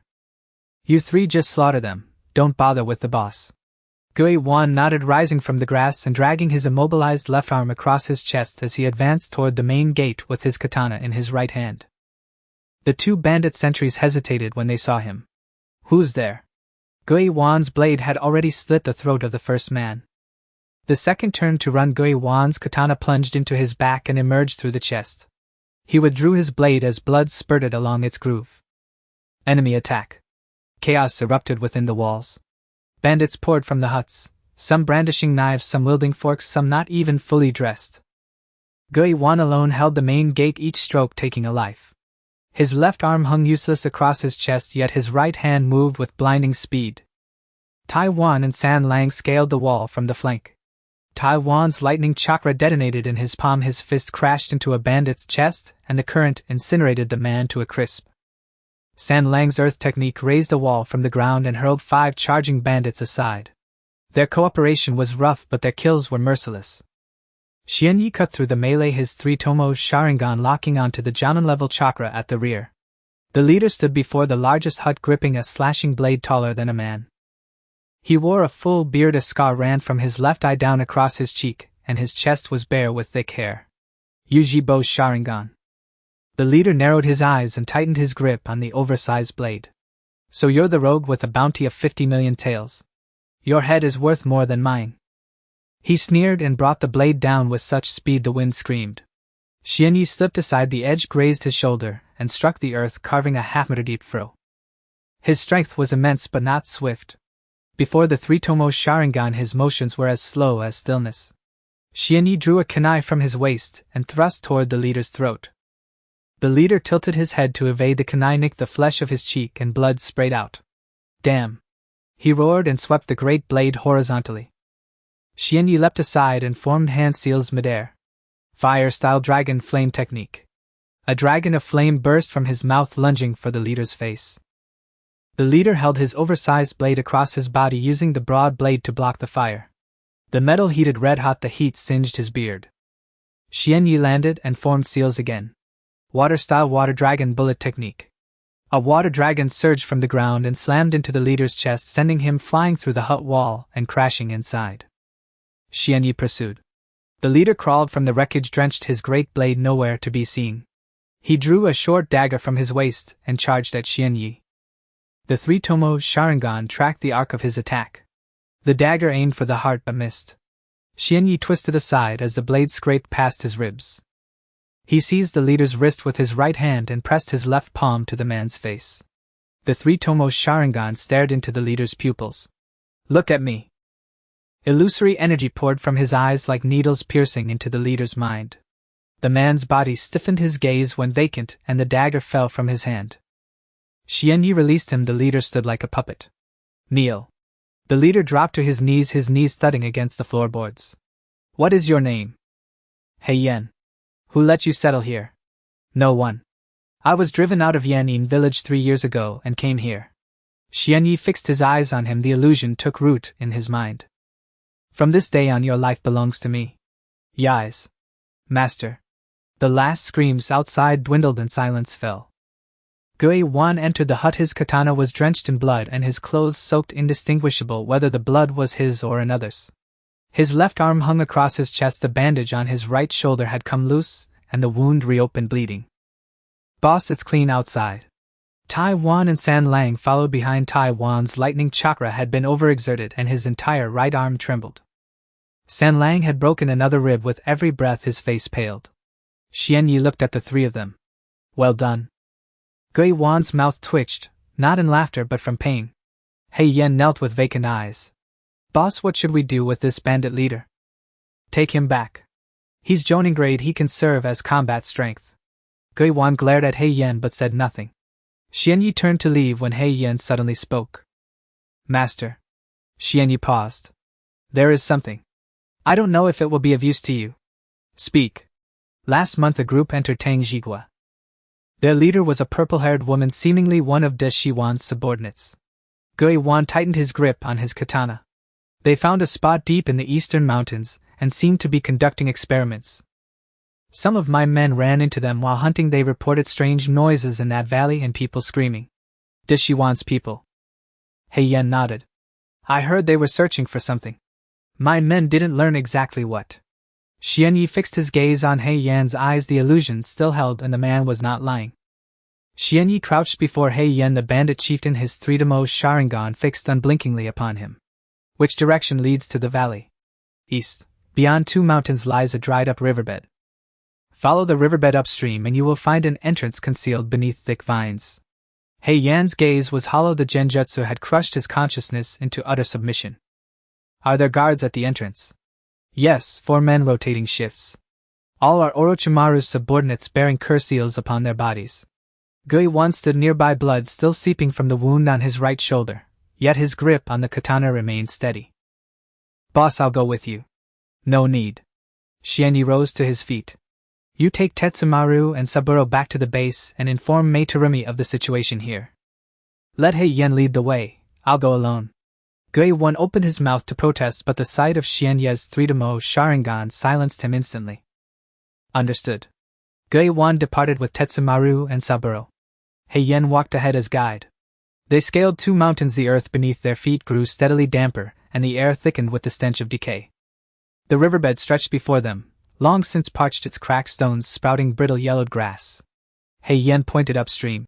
There, it's half an hour's walk. Xianyi did not tread the riverbed. Instead, he led He Yan up the adjacent cliff face, descending from above. The rock was slick, patches of emerald moss clung to its surface, treacherous underfoot. His three-demo Sharingan glowed faintly crimson in the gloom, rendering every fissure and grain of stone with crystalline clarity within his pupils. After half an hour's ascent and descent, Xianyi spotted the cave mouth. Vines cascaded from the mountaintop, veiling most of the entrance. Only a narrow slit remained visible. 2 figures stood guard outside, robed in black, their necks marked with violet curse seal patterns. Their chakra signatures were formidable, nearly matching those of elite jonin. Xianyi slid down the cliff face and crept low along the ground. His three-demo Sharingan traced the precise flow of their chakra. Each guard turned to scan the perimeter at brief, regular intervals. He waited for 1 full patrol cycle, then slipped through the narrow slit the instant both guards faced away. Beyond lay a descending tunnel, its walls embedded with luminescent stones casting a sickly amber glow. The air was damp and frigid, the stench of rot tenfold stronger than outside. At the tunnel's end stood an iron door, ajar, through which hummed the mechanical whir of unseen instruments. Xianyi slipped sideways into the chamber, and froze. Dozens of metal slabs lined the room, each bearing a human form. No, not living forms. Corpses. The corpses of Uchiha clansmen. Their eyes had been gouged out, leaving hollow black sockets, their lips were cyanotic, their skin pallid as parchment. Some chests had been pried open, ribs splayed outward, their internal organs removed. Others bore incisions along the arms, muscles peeled back layer by layer to expose gleaming bone. Still others had their skulls split wide, brains exposed to the air, pierced by dozens of slender tubes. Xianyi's breath halted, for 1 suspended second. His three-demo Sharingan spun violently in their sockets, the 3 tomo blurring toward fusion. His fingernails bit deep into his palms, blood welled between his fingers. In a corner stood several glass tanks filled with viscous yellow fluid. Floating within, eyes. Sharingan eyes. Dozens bobbed silently, Todemo three-demo, even a few Mangekyo. The fluid had yellowed, the eyes swelled grotesquely, their tomo blurred beyond recognition. Xianyi approached the nearest slab. A young man lay there, scarcely older than himself. His chest gaped open, ribs held apart by a retractor, his heart gone. Fear still tightened his features, his mouth hung agate, as if frozen mid-cry. Xianyi reached forward and gently closed his eyelids. The moment his fingertips brushed the cold waxy skin, he knew. This man had been dead for a long time. At least a month. Even after the night of the Uchiha massacre, others had been captured and brought here. Xianyi's hands trembled, not from cold but from fury. He turned toward another slab. Upon it a woman lay motionless. A deep incision ran from sternum to navel, her skin peeled back like petals. Her organs had been methodically excised and arranged on a nearby tray. The specimens upon the tray had desiccated, black and hardened. Xianyi shut his eyes and drew a slow, deliberate breath. When he opened them again, the rotation of his three-demo Sharingan had slowed, steady, controlled. Rage still burned, but now it was leashed. He stepped past the slabs, advancing deeper into the chamber. 2 adjoining rooms awaited, one crammed with filing cabinets, filled with experimental logs and anatomical schematics. The other housed massive bioreactors, within floated grotesque pulsating masses. Some bore eyes, others sprouted teeth, still others branched like gnarled fleshy trees. Hashirama cells? Orochimaru was cultivating Hashirama cells within Uchiha bodies. Shienyi stood before the reactors watching the malformed tissue drift slowly in the amber fluid. A soft footfall echoed behind him. Shienyi turned. A red-haired woman stood 3 paces away. She wore only a white lab coat, open at the throat revealing collarbones and the pale expanse of her chest. The coat ended high on her thighs, her legs fully exposed. Her skin was deathly pale, tinged faintly blue, as if starved of sunlight for years. Her crimson hair hung tangled and knotted about her shoulders. Her eyes were pale blue, within their irises reflected Xianye's three-tomo Sharingan. Her lips trembled, her fingers gripped the coat's collar so tightly her knuckles whitened. Sharingan! Her voice was a whisper trembling with terror. You're from the Uchiha! Xianyi stared, unblinking. She took a step back. Her spine struck the reactor tank. Glass shuddered, liquid rippled. Don't kill me! I'm not one of Orochimaru's people. I was taken. Her voice quavered, her body too trembling visibly. Bruises mottled the inner thighs beneath her coat. His three-tomo Sharingan traced the chakra flowing within her, crimson warm like fire smothered beneath deep water. Uzumaki chakra. Karen. Karen pressed her back tightly against the cultivation tank. Droplets of condensation on the glass wall evaporated under her body heat, leaving a hazy mist across the surface behind her. Her fingers clenched the collar of her lab coat, knuckles whitening as if ready to snap. Her pale blue pupils trembled with terror, reflecting in their depths Itachi's three-tomo Sharingan. You say you were taken by force. Itachi's voice was icy cold, his three-tomo Sharingan fixed upon the flow of her chakra. 2 years ago. Orochimaru's men seized me from Kusa no Kuni. Karen's voice quavered. They told me I possessed a rare constitution, suitable for sensory testing. I don't want this. I don't want to stay here. Tears welled up and spilled down her cheeks, soaking into the collar of her lab coat, dampening the fabric until it clung tightly to her clavicle. Her entire body trembled. The hem of her lab coat fluttered near her upper thighs, while deep purple-black bruises shimmered under the sterile light along her inner thighs. Itachi studied her silently for 3 seconds. Her chakra radiated warmth, the distinctive crimson chakra of the Uzumaki clan. Unlike those lifeless eyes submerged in tanks, unlike those eviscerated corpses strewn across the room. She was alive. What then was Orochimaru researching here? The Sharingan. Hashirama cells? Karen's fingers slid from her collar down to her arm, gripping her own bicep tightly. He sought to fuse Hashirama's cells with the Sharingan to forge something new. I don't understand any of it. I'm only tasked with assessing the viability of cultivated specimens using my sensory ability. Each time I must channel chakra into those fleshy masses and observe whether they react. Her voice dwindled into a choked sob. Those flesh masses move. Some sprout eyes that stare unblinkingly at me, others grow mouths that bite my fingers. I didn't want to do it, but if I refused they'd withhold food and beat me. She released her arm and rolled up her sleeve. Her inner forearm bore layer upon layer of scars, burns, knife wounds, and deep contusions from fists, each new injury overlapping the old, weaving a map of relentless suffering. Itachi's eyes narrowed slightly, the rotation of his three-tomo Sharingan slowed, yet the 3 commas remained sharply defined within his irises. You know who I am. Uchiha. Sharingan. Karen's tears continued to fall. Orochimaru captures Uchiha for experimentation. You're one of them too. Will you kill me? No. Karen froze, her tears suspended mid-fall upon her cheeks. Itachi turned toward the metal examination table in the center of the room, where lay the corpses of Uchiha clansmen. He reached out gently, closing the young man's eyes, covering the woman's exposed chest cavity, and carefully repositioning the lifted cranial bone back into place. This place cannot remain. He turned back to Karen. Can you walk? Her eyes widened. Her mouth hung open, lips trembling, and fresh tears began spilling anew. She nodded, then shook her head, then nodded again. My legs. She looked down at her own legs. Beneath her lab coat her thighs were mottled with bruises, a scabbed wound marred her knee, and rope burns striped her calves. Her bare feet curled inward against the cold, dried blood crusted beneath her fingernails. They did this to me. During my last sensory test the specimen went berserk, bit my hand.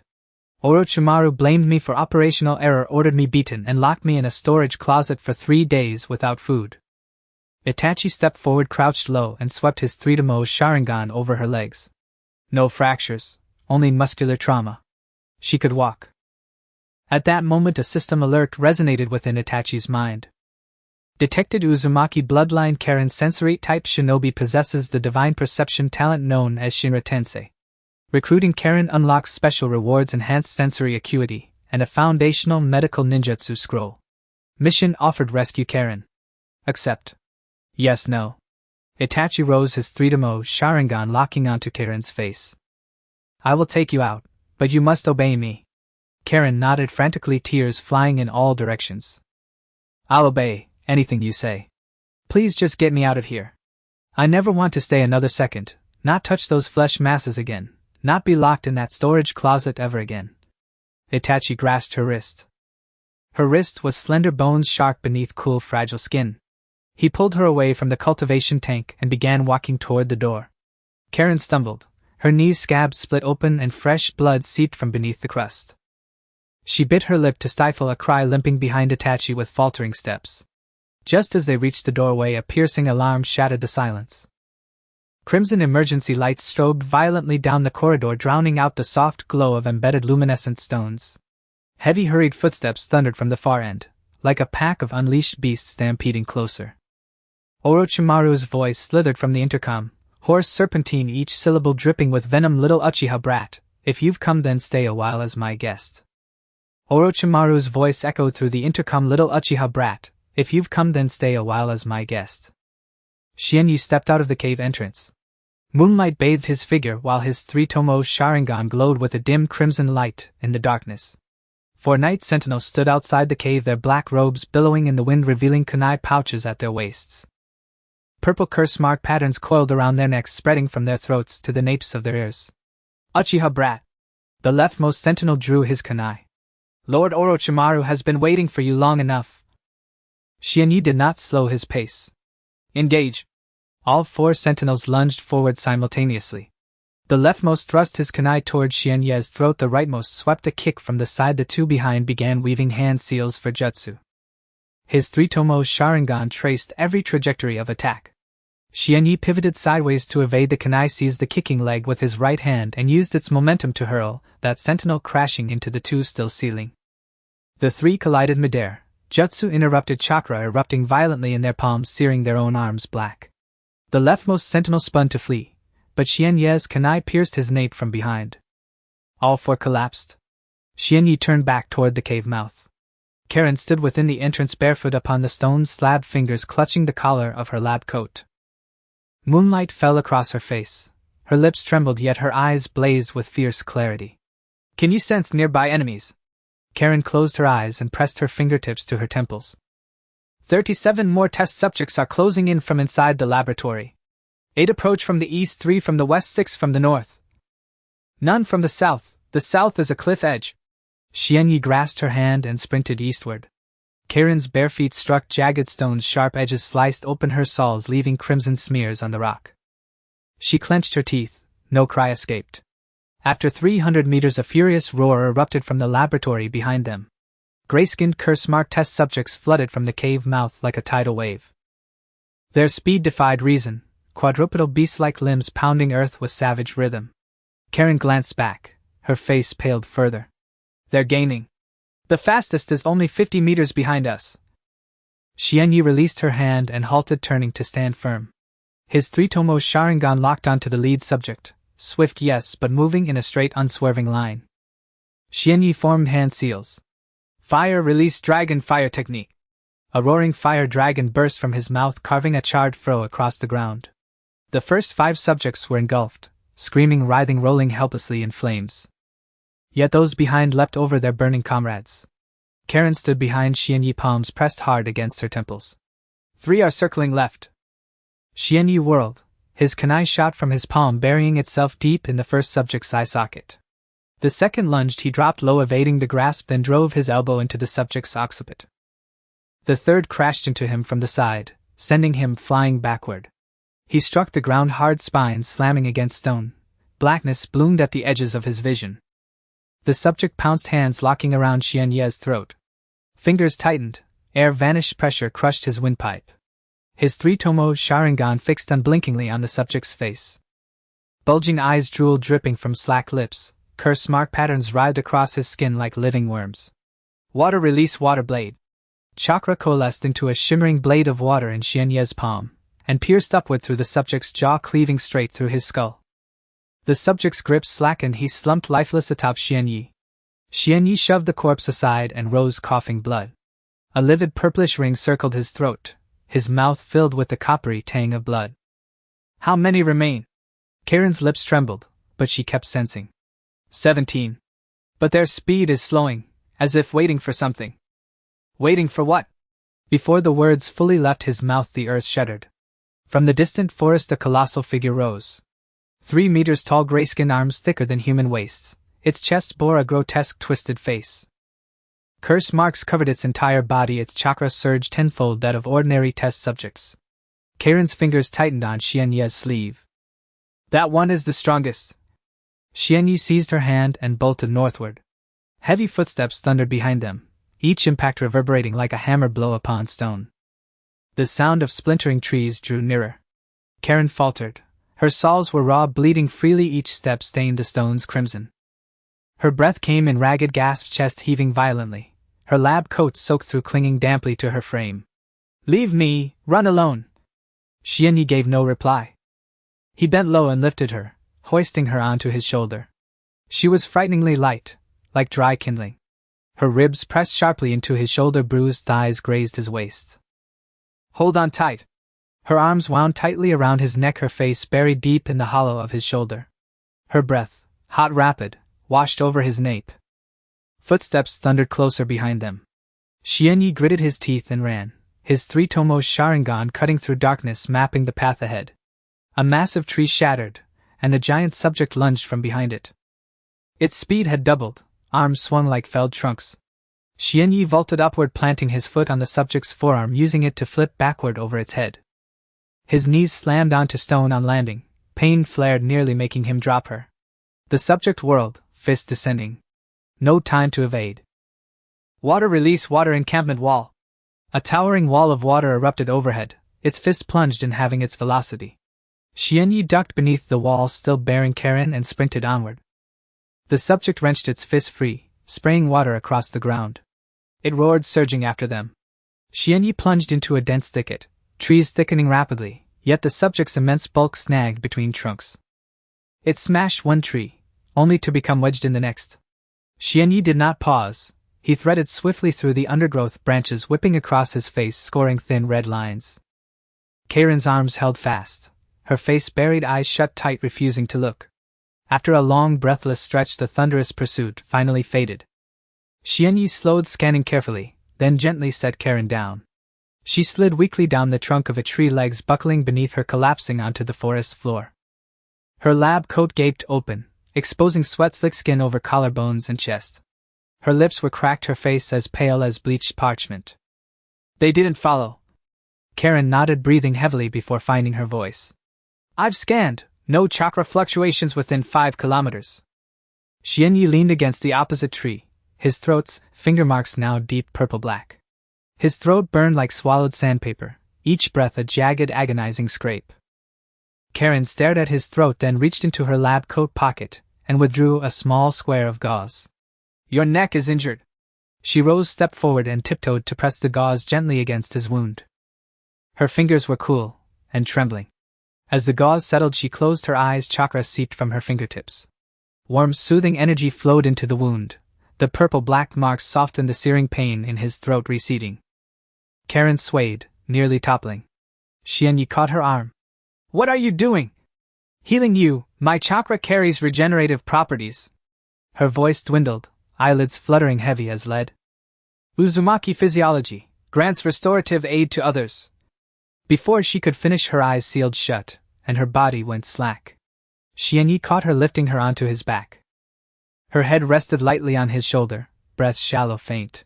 Her lab coat was too short, her thighs pressed cool against his waist, skin like winter riverstone.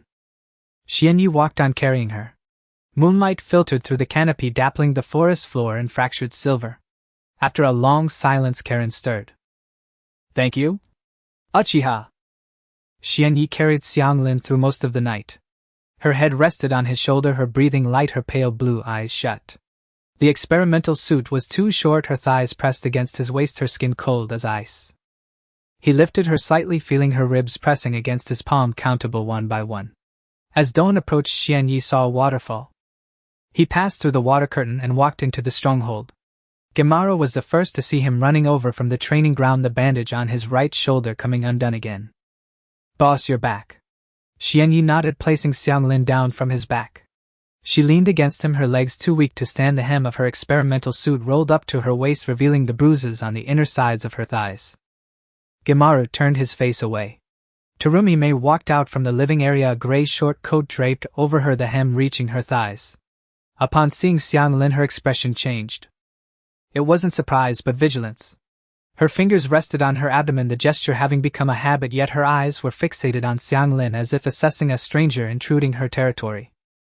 Who is she? Xianglin? Rescued from Orochimaru's laboratory. From the Uzumaki clan.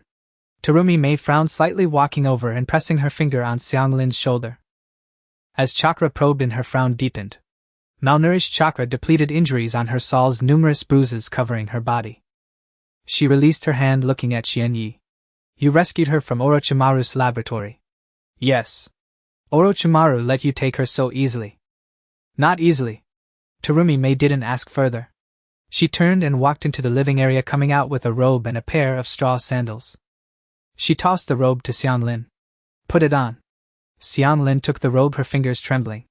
She removed the experimental suit and changed into the robe. The robe was too large, the collar open, exposing her collarbones and shoulders. She tightened the belt, but the hem still dragged on the ground. Terumi Mei crouched down, placing the straw sandals by her feet. The wounds on your soles need treatment. Let's go to the medical room first. Xianglin looked down at Terumi Mei, her lips moving slightly. Thank you? Terumi Mei stood up without responding. She turned and walked toward the medical room, with Xianglin following behind her, bare feet leaving faint blood stains on the bluestone floor with each step. Xianyi followed behind. In the medical room, Terumi Mei had Xianglin sit on the stone platform while she took bandages and ointment from the shelf. She crouched in front of Xianglin and lifted her foot, applying the ointment to the wound on her sole. Xianglin gasped in pain but did not retract her foot. How long has Orochimaru been holding you? Half a year. Terumi Mei paused for a moment, then continued applying the medicine. What did he want with you? To conduct perception tests. He said my Kagura Shingon could sense all chakra within a 10-kilometer radius more effectively than any sensory ninja. Xianglin's voice was soft, her head bowed, her red hair falling to cover half her face. And then, Xianglin's fingers tightened around the hem of the robe. He also wanted me to mate with him. He said the Uzumaki clan's constitution was suitable for being a vessel for the Sharingan, and if I bore his child, the child could inherit the Sharingan. Terumi Mei's hands froze. She wrapped the bandages around Xianglin's foot gently, yet her fingers trembled. Half a year, and you endured it alone. Xianglin's tears fell dripping onto Terumi Mei's hand. Terumi Mei did not wipe them away, continuing to wrap the bandages. You won't have to endure anymore. Xianglin's tears wouldn't stop. She wiped her face with the back of her hand, but it only made it worse.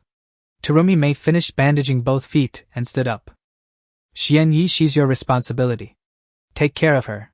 She turned and walked out of the medical room, pausing at the door without looking back. Let her stay in the room next to mine. If she needs anything, let me know. Terumi Mei left.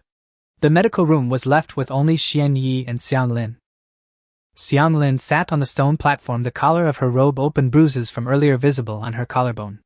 Her fingers pressed against her knees, her knuckles turning pale. Does she not like me? No. She's Mizukage and she's used to being vigilant around everyone. Xianglin's eyes widened. Mizukage. The Mizukage of the Hidden Mist Village. Yes. Why is she here? It's a long story. Xianglin did not ask further. She stepped down from the stone platform, her bare feet touching the ground, the white bandages quickly soaking up blood. Xianyi led her to a room. The room was small, containing only a stone bed and a table. Terumi Mei had already laid bedding on the stone bed with a pot of water and a bowl of rice on the table. Xianglin stood at the door, staring at the bowl of rice, swallowing hard. Go ahead and eat. She walked over, sat on the stone bed and picked up the bowl. The chopsticks trembled in her hands, and she couldn't pick up the rice after several attempts. Finally she directly grabbed the food with her hands, stuffing it into her mouth, and swallowing after a few chews. She choked, coughing a few times, then grabbed the water pot and poured it into her mouth. Water spilled from the corners of her mouth, dripping down her chin and soaking the collar of her robe, revealing the color of her skin underneath. Xianyi stood at the door watching her. In under 2 minutes she had finished a bowl of rice. After eating she held the empty bowl, her head bowed. "Do you want more?" She shook her head, but her eyes remained fixed on the bowl. Xianyi turned and went to the kitchen to fetch another bowl. She could only eat half of it before she felt full, placing the bowl on the table, while pressing her hands against her stomach. "You ate too fast, your stomach hurts. Eat slowly, no one is competing with you." Xianglin nodded, finishing the remaining half bowl of rice bit by bit. This time she used chopsticks, her hands still trembling, but much better than before. After finishing her meal she sat on the stone bed, hands on her knees, looking at Xianyi. "Why did you save me?" "Because you are from the Uzumaki clan." Xianlin's lips moved slightly. "Because I am useful. Because you are a living person, not a test subject meant to be kept in a laboratory." Xianlin lowered her head, tears falling again. She did not cry out loud, only letting the tears drip onto her robe one by one. System prompt: new member joined Xianlin. Uzumaki clan bloodline activated, family member 1. Rewards obtained: enhanced perception ability. Rewards obtained: basic medical ninjutsu scroll. Xianyi stood at the door watching Xianlin. Her tears continued to fall, but the corners of her mouth twitched as if smiling. "I can sense all chakra within a 10-kilometer radius." She got off the stone bed, walked barefoot to the door, closed her eyes and pressed her fingers against her temples. There were 32 chakra points around the stronghold. To the east there were 7, which were ordinary people's chakras. To the west there were 4 with very weak chakra fluctuations, likely beasts. To the north there were 21, which were ninjas. The chakra fluctuations were stable, showing no hostility. She opened her eyes, her pale blue pupils reflecting Xianyi's face. Then her expression changed. Her fingers pressed against her temples, her brow furrowing, her lips pressed into a line. "What's wrong?" "There are a large number of chakras approaching, at high speed. They are from Konoha." Xianlin's fingers fell away from her temples as she gazed at Xianyi. She had arrived. The water curtain parted and the setting sun's red light emerged from behind the waterfall. She wore a Konoha Jonin vest with a black mesh top underneath. The vest was unbuttoned while the mesh clung to her ample figure, her waist tightly cinched, accentuating her curves. Her long legs were straight, her calves exposed, and her skin glowed pale under the moonlight. Her crimson pupils shone brightly in the darkness, and her long black hair cascaded over her shoulders, the ends slightly curled. She came alone. Gui Wan stood behind her, his hand resting on his katana, but it remained sheathed. Hong walked to the center of the training ground, the moonlight casting a long shadow behind her. "Your base has grown considerably since the last time I came here. What brings you?" "Delivering intelligence."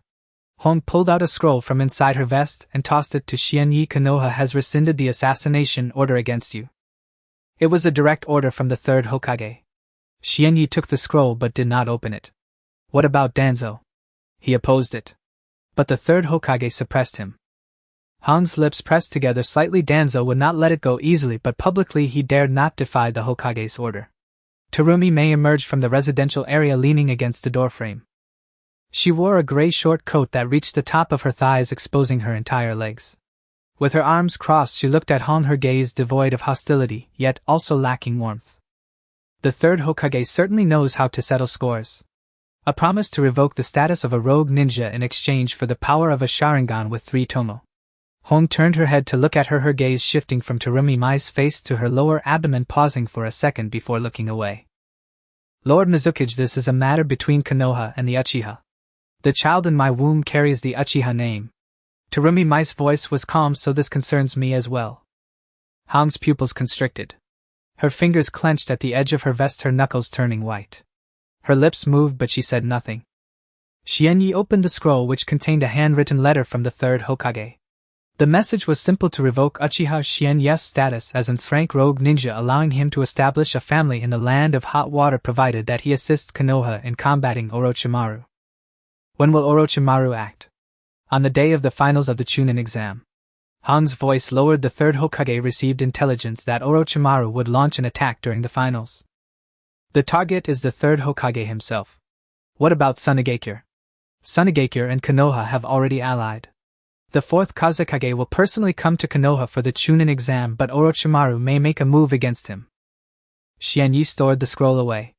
The third Hokage hopes you will remain in the examination venue on the day of the finals. You don't need to take action, but when Orochimaru appears we will need your Sharingan. Understood. Hong nodded and turned to leave. Terumi Mei straightened from the doorframe and walked to Xianyi's side, the hem of her gray short coat brushing against her thighs. Is that all? A Konoha Jonin traveled all the way to the land of hot water just to deliver a scroll. Hong stopped her back to them. There is one more thing. She didn't turn around, her voice very soft. Danzo's root organization has been active in the land of hot water lately. They are not looking for you but rather for Orochimaru's laboratory. Danzo is very interested in Orochimaru's research, especially the fusion experiments involving the Sharingan and Hashirama's cells. Xianyi's fingers twitched slightly. I have already destroyed Orochimaru's laboratory. Hong turned around, her crimson pupils fixed on him. You destroyed Orochimaru's lab? Yes. Hong's lips opened and closed, then opened again. You'd better be careful. Danzo will not spare anything related to the Sharingan. You destroyed his prey, he will definitely not let you off easily. Xianyi said nothing. Hong looked at him, the moonlight illuminating her face, her red pupils reflecting his shadow. Don't you have any questions for me? I do. Xianyi looked at her. Why are you helping me? Hong fell silent. The training ground was silent enough to hear the sound of the waterfall. Guiwan stood at the entrance, his hand resting on his katana, unmoving. Taiwan and San Lang stood at the entrance of the residential area, not daring to breathe. Xiang Lin stood at the door of the medical room, her fingers pressed against her temples, sensing the movements around her. Hong was silent for a long time. Because of the night of the massacre. Her voice was very soft, barely audible over the sound of the waterfall. That night I was in Konoha. I heard the alarm, I heard the screams. But I didn't go. Her fingers tightened at the edge of her vest, her knuckles turning pale. My duty was to stand guard at the village entrance to prevent outsiders from intruding. The screams from the Uchiha clan echoed throughout Konoha, but I stood at the village entrance, not moving a step. This was the third Hokage's order, my responsibility as a Jonin. But I have always wondered, if I had gone that night even just to take a look, could I have saved one more person? Her voice trembled. You are the only survivor of the night of the massacre. When I saw your wanted notice, I knew I had been in the wrong place that night. Xianyi looked at her. The night of the massacre has nothing to do with you. That was Danzo's order, Itachi's hand, and the third Hokage's tacit approval. As a Jonin, you couldn't change anything. I know. Han's voice was hoarse, but the guilt would not vanish just because she understood. Terumi Mei leaned against Xianyi, arms crossed, watching Hong. Konoha's Jonin are indeed more interesting than I imagined. Hong did not respond. She looked at Xianyi, waiting for his answer. I will help you. Xianyi said, not because of the third Hokage's conditions, but because Orochimaru owes me. The corners of Hong's mouth twitched, not a smile, but a look of relief. On the day of the finals of the Chunin exam, Orochimaru will act. The third Hokage hopes you will be on standby in the examination venue. Understood. Hong nodded and turned to walk toward the waterfall. After taking 3 steps, she stopped. She stood in the center of the training ground, the moonlight illuminating her, the black mesh top glimmering softly in the light. Her silhouette was straight, but her shoulders trembled slightly. She did not turn around, her back to Xianyi. Xianyi. Yes. If Konoha is in trouble, will you help? Hong stood in the center of the training ground, facing away from Xianyi, her shoulders trembling slightly. The moonlight stretched her shadow long, nearly touching Xianyi's toes. Her question hung in the air like a stone pressing down on everyone's chest. If Konoha were in danger, would you help? Xianyi remained silent. He looked at her. His Sharingan was not activated, but he could sense her chakra was very unstable, like flames blown by the wind. Why do you care about Konoha? Hong turned around, her red pupils fixed on him. The moonlight illuminated her face, her expression calm, yet her fingers gripped the edge of her vest tightly. Because it's my village. On the night of the massacre you were in the village too. Hong's lips pressed tightly together. That night I heard the screams. The Uchiha clan's territory was separated from the village by half of Konoha, yet the screams still reached me. Her voice was soft, as if speaking of something long past. I stood at the village entrance gripping a kunai carrying out my surveillance mission. The third Hokage's orders were to seal off all exits, allowing no one to enter or leave. My task was to deal with outsiders, not those inside. So I stood there listening to the screams fade from many to few until I could hear nothing at all. As dawn approached, Itachi emerged from the direction of the clan. His clothes were soaked in blood, his face covered in it as well. He glanced at me as he passed the village entrance, his Sharingan devoid of any emotion. Hong's lips trembled, but she did not stop. I should have stopped him. I clearly could have stopped him. But I didn't move. Because my task was to watch the village entrance, not to intercept Uchiha Itachi. I stood at the village entrance watching Uchiha Itachi leave Konoha. He was the last to leave the Uchiha clan that night, and I let him go. Since then I've dreamed of the screams from that night every night. Her voice was hoarse, her eyes red, but she did not cry. Xianyi looked at her for a long time. It was not your fault. I know. Hong's voice trembled, but guilt does not vanish just because one understands. The training ground was quiet enough to hear the sound of the waterfall. Gemaru had retreated outside the entrance. Tetsumaru and Sanlang had returned to the residential area. Hien stood motionless in the corner, and Xianglin leaned against the door of the medical room, fingers pressed against her temple as if sensing. Terumi Mei leaned against the door frame, arms crossed, watching Hong, her expression unreadable. Xianyi walked over to a wooden stake beside the training ground and sat down, patting the ground beside him. Come sit. Hong hesitated for a moment, then walked over and sat down beside him. The two were separated by a fist's distance. As she sat down, the hem of her vest slid up slightly, revealing her thighs wrapped in black mesh. She didn't pull it down, instead she took the kunai from her waist and placed it on her lap. Moonlight shone on the two of them. On the night of the massacre, I hid in the underground passage of the South-He Shrine. Xianye's voice was calm, and above the passage was the Uchiha clan. The screams echoed down from above, each cry crystal clear. I heard my parents' voices, the neighbors' voices, and the voices of friends I played with as a child. One after another their numbers dwindled.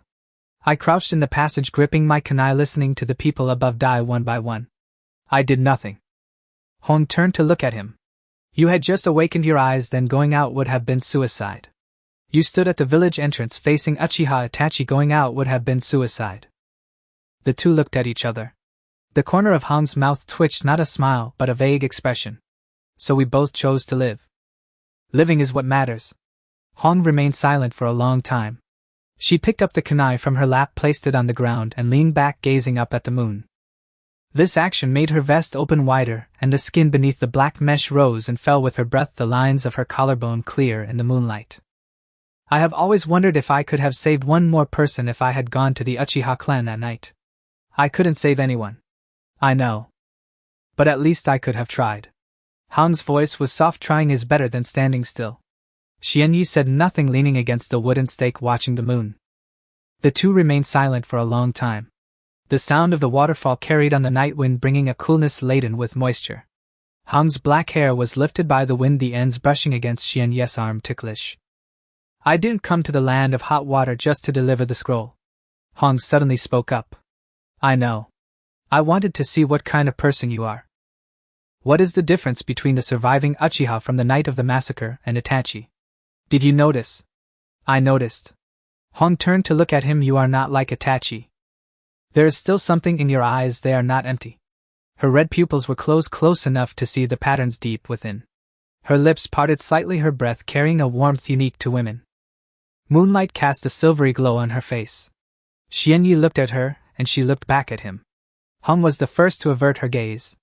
She turned her face back, looking at the moon again, her fingers gripping the edge of her vest tightly before relaxing, then tightening again.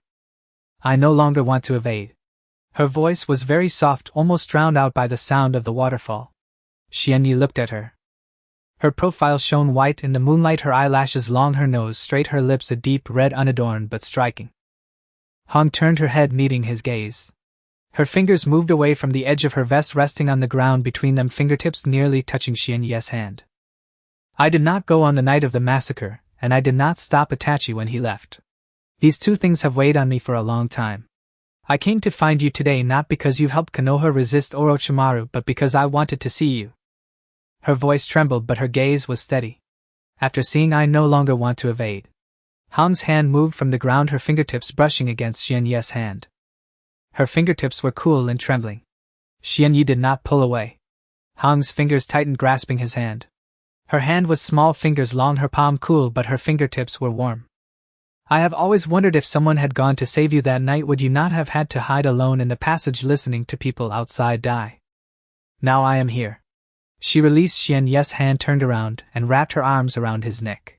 Her body pressed against him, the softness of her chest wrapped in black mesh pressing against his chest, the gentle sensation permeating through the fabric. Her face buried in his shoulder, her breath hot and hurried against his neck. Her fingers tangled in his hair, fingertips pressing against his scalp, applying a slight pressure. I no longer want to evade. Xianyi's hand rested on her waist. Her waist was slender, the skin beneath the mesh warm. Her body trembled in his embrace like a string that had been taut for too long, finally relaxing. Hong lifted her head, her red pupils only inches from his face. Her lips parted slightly, breath warm against his lips. She closed her eyes, her eyelashes quivering. Xianyi lowered his head and kissed her. Her lips were soft, carrying a subtle sweetness. She opened her mouth, her tongue tentatively brushing against his lips. Her fingers tightened in his hair, pulling him closer. Moonlight bathed the two of them, their shadows overlapping on the ground. In the distance, Terumi Mei leaned against the door frame, watching the scene with an expressionless face before turning and leaving. At dawn, Hong left the base. She didn't say a word as she glanced at Xianyi, an indescribable emotion flickering in her crimson pupils. Then she passed through the water curtain, disappearing outside the waterfall. Xianyi stood on the training ground, watching the water curtain close again. Footsteps approached from behind. The sound of bare feet on the bluestone was faint, yet each step felt heavy. Terumi Mei walked beside him, her gray short coat draping down to her thighs. Her hair was loose, the ends still dripping with water, clearly just washed. Her hands were clasped in front of her chest, causing the collar of the short coat to pull apart, the lines of her collarbone clear in the morning light. The Konoha female ninja has left.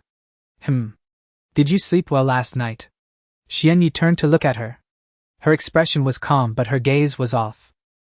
There was a flame in her brown eyes, suppressed beneath the surface of the water. What do you want to say? Terumi Mei did not answer. She walked past the wooden post by the training ground, her fingers brushing the edge, leaving a white mark on the wood. How's your illusion training going? It's okay. It's okay means how many are okay? She turned around with her back to the morning light, her expression difficult to discern. How many jonin can you handle?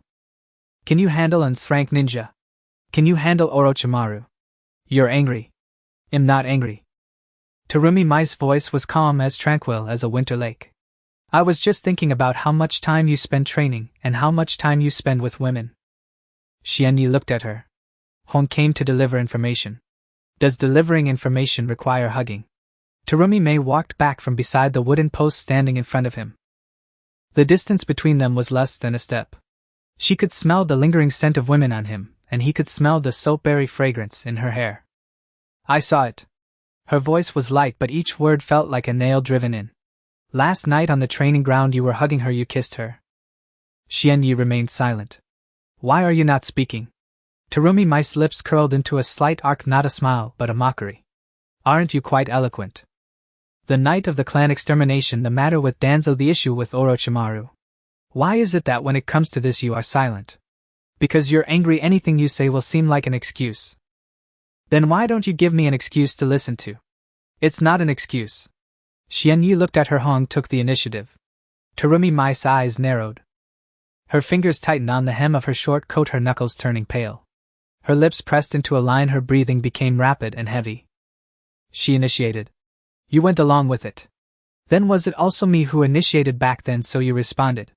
It's different. What's different? You and I have always been in a cooperative relationship. Xianyi's voice remained calm. Hong's matter is another story. Terumi Mei stared at him for 3 seconds, then smiled. That smile was brief, so short that her lips had just begun to rise before they fell again. Cooperation. Yes, we are in a cooperative relationship. I help you train people and you help me investigate Danzo. A fair trade, no one owes anyone. Then why are you angry? Terumi Mei's smile completely vanished. Her fingers loosened from the hem of her short coat hanging by her side, her fingertips trembling. I'm not angry. Your hands are trembling. That's because I haven't eaten breakfast. You didn't eat dinner last night either. Terumi Mei's lips moved slightly as if she wanted to say something, but she was stopped. Her eyes reddened, but she gritted her teeth, preventing the tears from falling. I'm just angry. Her voice suddenly raised. I'm just jealous, so what? Is that not allowed? Terumi Mei took a deep breath, lowering her voice. In the Mizukage. The fourth Mizukage of the Hidden Mist Village. I should be handling state affairs in the Hidden Mist Village, engaging enemies on the battlefield and confronting the 5 Kage at the negotiation table. But now I stand in this cave in the land of soup wearing someone else's clothes, pregnant, watching you hug the Konoha female ninja. Her voice trembled. Do you know how unwilling I am? Xianyi looked at her. Do you know how embarrassed I am? Her tears finally fell. She didn't wipe them away, just standing there, tears dripping from her cheeks onto the collar of her short coat, soaking the fabric. Since the night of the poisoning, since the first dual cultivation, since discovering the pregnancy, I have been unable to part from you. I have tried. I told myself this is just cooperation, that I would return to the Hidden Mist Village after the child is born. But I have tried and I can't do it. So you go look for other women, I can't control that. But I am just angry, just jealous, just unhappy. After she finished speaking, she turned and left. Xianyi reached out and grabbed her wrist. Terumi Mei turned her head, her eyes red as she glared at him. I said let go. You've said your piece, now it's my turn. I don't want to hear it. Then just stand still and let me finish. Terumi Mei gritted her teeth but did not struggle. Xianyi looked into her eyes. You just said you can't part with me. I feel the same. Terumi Mei's lips moved slightly. From the day you taught me to use chakra, from the moment you helped me block that knife from the umbu, from the day you stood on the training ground watching me with your 3-mo Sharingan and said it's enough. You tell me, is this called cooperation? Terumi Mei's tears fell again. She lowered her head, resting her forehead on Xianyi's shoulder. Her body trembled, her fingers gripping his clothes, her nails digging into his flesh. Then why do you still look for other women? It's not me looking for her, she came looking for me. She came looking for you and you went along with it. I didn't go along with it. You kissed her. I kissed her. Terumi Mei lifted her head, glaring at him with red-rimmed eyes. Do you know that every day I wonder if this child will look like you? Xianyi looked at her. Is it good or bad to look like me? Terumi Mei was taken aback for a moment, then smiled. This time it was a genuine smile, tears still hanging on her face, but her lips curved upward. If it looks like you, that would be the end. The Uchiha clan has short lifespans. Then it'll live a bit longer. Terumi Mei looked at him for a long time. Her fingers loosened from his clothes, resting on her abdomen. What you just said was true. Which sentence? The one about not being able to part from me. It's true. Terumi Mei lowered her head, resting her forehead back on his shoulder. Then don't let me find out a second time. You can look for other women, just don't let me see it. If I see it, it will hurt. Okay. The two stood on the training ground, the morning light shining through the waterfall, refracting into a rainbow on the water curtain. Xian Lin stood at the door of the medical room, her fingers lowering from her temple as she turned and returned to her room. Onimaru walked in from the entrance, pretending he hadn't seen anything, heading to the training ground to practice with his sword. Tetsumaru and Sanburo closed the door to the living area. Terumi Mei lifted her head from Xianye's shoulder, wiped away her tears, took a deep breath, and restored her expression as Mizukage. But her eyes were still red and her nose was too. System prompt: Terumi Mei intimacy value 100. Current status stable, pregnancy period. Additional dual cultivation rewards can be obtained. As night fell, Xianyi pushed open the door to Zhao Meiming's room. She sat on the stone bed, her gray short robe replaced by a thin white long robe, revealing the contours of her inner lining. The neckline of the robe was open, exposing her collarbone and shoulders. Her hair was loose, the ends still dripping with water freshly washed. Her fingers rested on her lower abdomen, a habitual gesture. Closing the door, Xianyi shut the stone door. The room was left with only the sound of their breathing and the faint glow of the luminous stones on the stone walls. Zhao Meiming stood up from the stone bed and walked towards him. The hem of her robe brushed against her ankles. She wore no shoes, her toes pressed against the cold stone floor. Her fingers pressed against his chest, her fingertips cooled to the touch. Does what was said during the day count? Which one? The one that cannot be separated from me. It counts. The corner of Zhao Meiming's mouth twitched slightly. Her fingers moved away from his chest, resting on the sash at her waist. The sash of the robe loosened, the fabric sliding down from her shoulders, pooling at her feet. The inner lining was short, reaching only to the upper thighs. Her body glowed white in the dim light, the curve below her collarbone full, her waist slim, and her lower abdomen slightly protruding. The curve was small, it was hardly noticeable unless one looked closely, yet it was indeed there. Xianye's hand rested on her lower abdomen. His palm pressed against her skin, feeling the warmth inside which was higher than the outside. It's gotten bigger. Nonsense. There's a living thing inside, how can it not be bigger? Zhao Meiming's voice was flat but her face was flushed. From her cheeks to her ears, from her ears to her neck. She didn't shy away, she stood there allowing him to touch. Can you feel it? Yes. It's moving. How do you know it's him and not her? I guessed. Zhao Meiming looked down at her lower abdomen, the Uchiha bloodline, probably a boy. Xianye's hand moved from her lower abdomen to her waist. Her waist was slender, her skin warm. Her arms wrapped around his neck as she stood on tiptoes, her lips brushing against his ear. Stop talking nonsense. Chakra began to circulate between the two. Zhao Meiming's chakra was blue, steady like the dark currents of the deep sea. Xianye's chakra was red, infused with the power of his Sharingan. The two chakras intertwined, circling within her body before returning to him, then flowing back. With each cycle her chakra became purer, while his Sharingan's power grew stronger. The life within her was also absorbing chakra like a seed soaking up water. Zhao Meiming's fingers traced across his back, her nails digging into his flesh. Her breathing grew more hurried, her chest rising and falling, her lips pressed tight yet still letting out sounds. Affection level 100 obtained, supreme treasure chest 1 obtained, Sharingan evolution stones 2. Zhao Meiming leaned against him, her fingers drawing circles on his chest. Did the system give you something again? Yes. What? A treasure chest and 2 evolution stones. Let's open it and see. Xianyi opened the treasure chest. Obtained a level ninjutsu Raikiri, obtained lightning attribute chakra.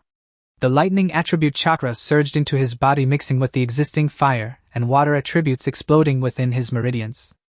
Blue sparks of electricity flickered from his fingertips, crackling loudly. Zhao Meiming grasped his hand, watching the lightning dance at his fingertips. Lightning attribute. You only had fire and water before, now you have 3. Yes. What kind of technique is Raikiri? It condenses chakra in the palm using the lightning attribute to enhance penetration. A single strike can sever lightning. You're bragging. You'll know once you master it. Zhao Meiming released his hand and leaned back against him. Her fingers moved from his chest to his palm, feeling the residual lightning at his fingertips. Are the evolution stones used to enhance the Sharingan? Yes. Xianyi pressed the 2 evolution stones against his eyes. Warm energy surged into his pupils, automatically activating his 3-tomo Sharingan, the tomo spinning faster and clearer. The edges of the tomo became sharp, the black darker, the red brighter. Zhao Meiming gazed into his eyes, the red light of the 3-tomo reflected in her brown pupils. It's stronger than before. How much stronger? I don't know. You'll only find out after a fight. Xianyi closed his Sharingan and placed his hand on her lower abdomen. We'll see after the child is born.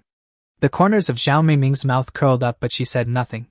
In the following days, Xianyi began practicing Raikiri. Raikiri is different from ordinary lightning release.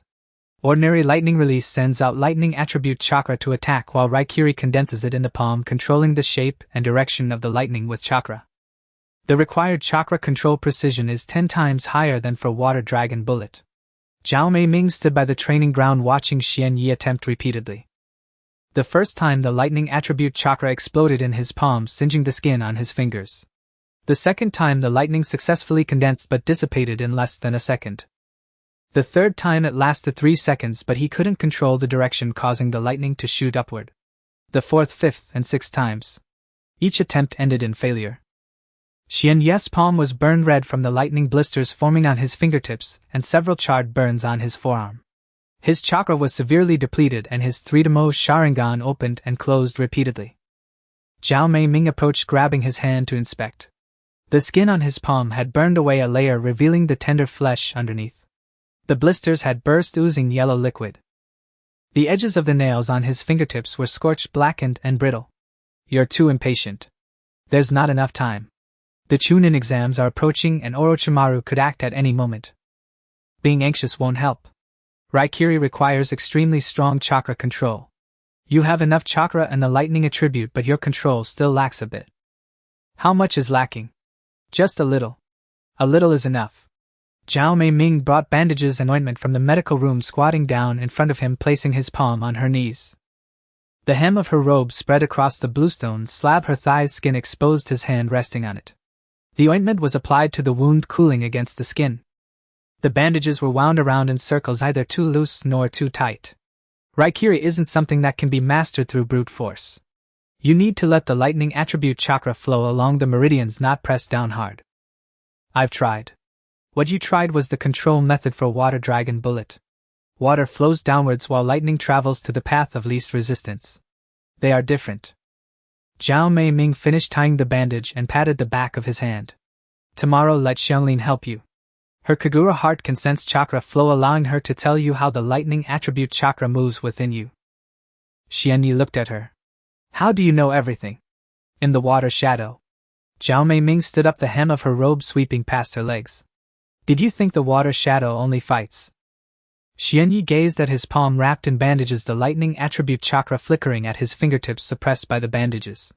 Practice again tomorrow. Yes. While practicing, Raikiri chakra went out of control, his palm burned by lightning, and now Mei Ming helped bandage him. You're too impatient. Raikiri requires extremely strong chakra control. The next morning, Koji Mei summoned Xianyi and Xianglin to the training ground. The bandage on Xianyi's right hand was removed, and Koji Mei instructed him to gather chakra in his right hand while holding his wrist, her fingers pressing against his pulse. The lightning attribute chakra flows through this meridian. Her fingertips glided down the inner side of his forearm, stopping just above his wrist. From there it circled around the wrist bone and exited at the web of his hand. Your problem is that the chakra gets stuck at the wrist bone. Forcing it through will result in an explosion. Xianyi tried once, and the lightning attribute chakra encountered resistance at the wrist bone, sparking a few electric flashes from his fingertips, but it did not explode. Do you feel it? Koji Mei asked. I feel it. It's like there is a wall. That's not a wall, it's your Bodhi's water attribute chakra. Water and fire are opposites. While lightning does not counter water, lightning will conduct through water. Your water attribute chakra is too strong, the lightning attribute gets diffused when it encounters it. Koji Mei released his wrist and took a step back. Xianglin, it's your turn. Xianglin stood beside Xianyi, her fingers pressing on his shoulder. Her fingers were cool and trembling. Don't be afraid, Xianyi said. I'm not afraid. Xianglin's voice was small, but her fingers stopped shaking. She closed her eyes, activating her divine sense, and chakra flowed from her fingertips into Xianyi's body. The lightning attribute chakra reached the wrist bone, but was blocked by a mass of blue energy. The blue mass was moving, pushing the lightning attribute to the side. That's the water attribute. Koji Mei said you need to let the lightning attribute pass through the center of the water attribute, not circumvent it or force it through. Pass through. The penetrating power of lightning is stronger than water. You are the lightning, the water is the wall. The wall cannot stop the lightning, but you must let the lightning know it is lightning. Xianyi paused for a moment, then regathered his chakra. The lightning attribute gathered in his palm, crackling. He did not rush to push forward, but allowed the lightning attribute to circle in his palm, feeling its frequency. Lightning is swift, sharp, and does not turn. He directed the lightning attribute to flow along the meridian, but when it reached the wrist bone, the water attribute blocked its path like a wall. The lightning attribute did not stop or circumvent, it crashed directly into it. The lightning in his palm exploded, shooting out from his fingertips and creating a fist-sized crater on the slate floor. But this time there was no burn. It worked. Koji Mei's lips curled slightly. Try again. Xianyi repeatedly gathered the lightning. The first attempt only passed through the wrist bone, maintaining for less than a second in his palm. The second attempt lasted 2 seconds, but he lost control of the direction, and the lightning shot upwards. The third attempt lasted 3 seconds, maintaining its shape in his palm, but it was still not stable enough. Xianglin remained beside him, her fingers pressing on his shoulder, sensing every flow of chakra within him.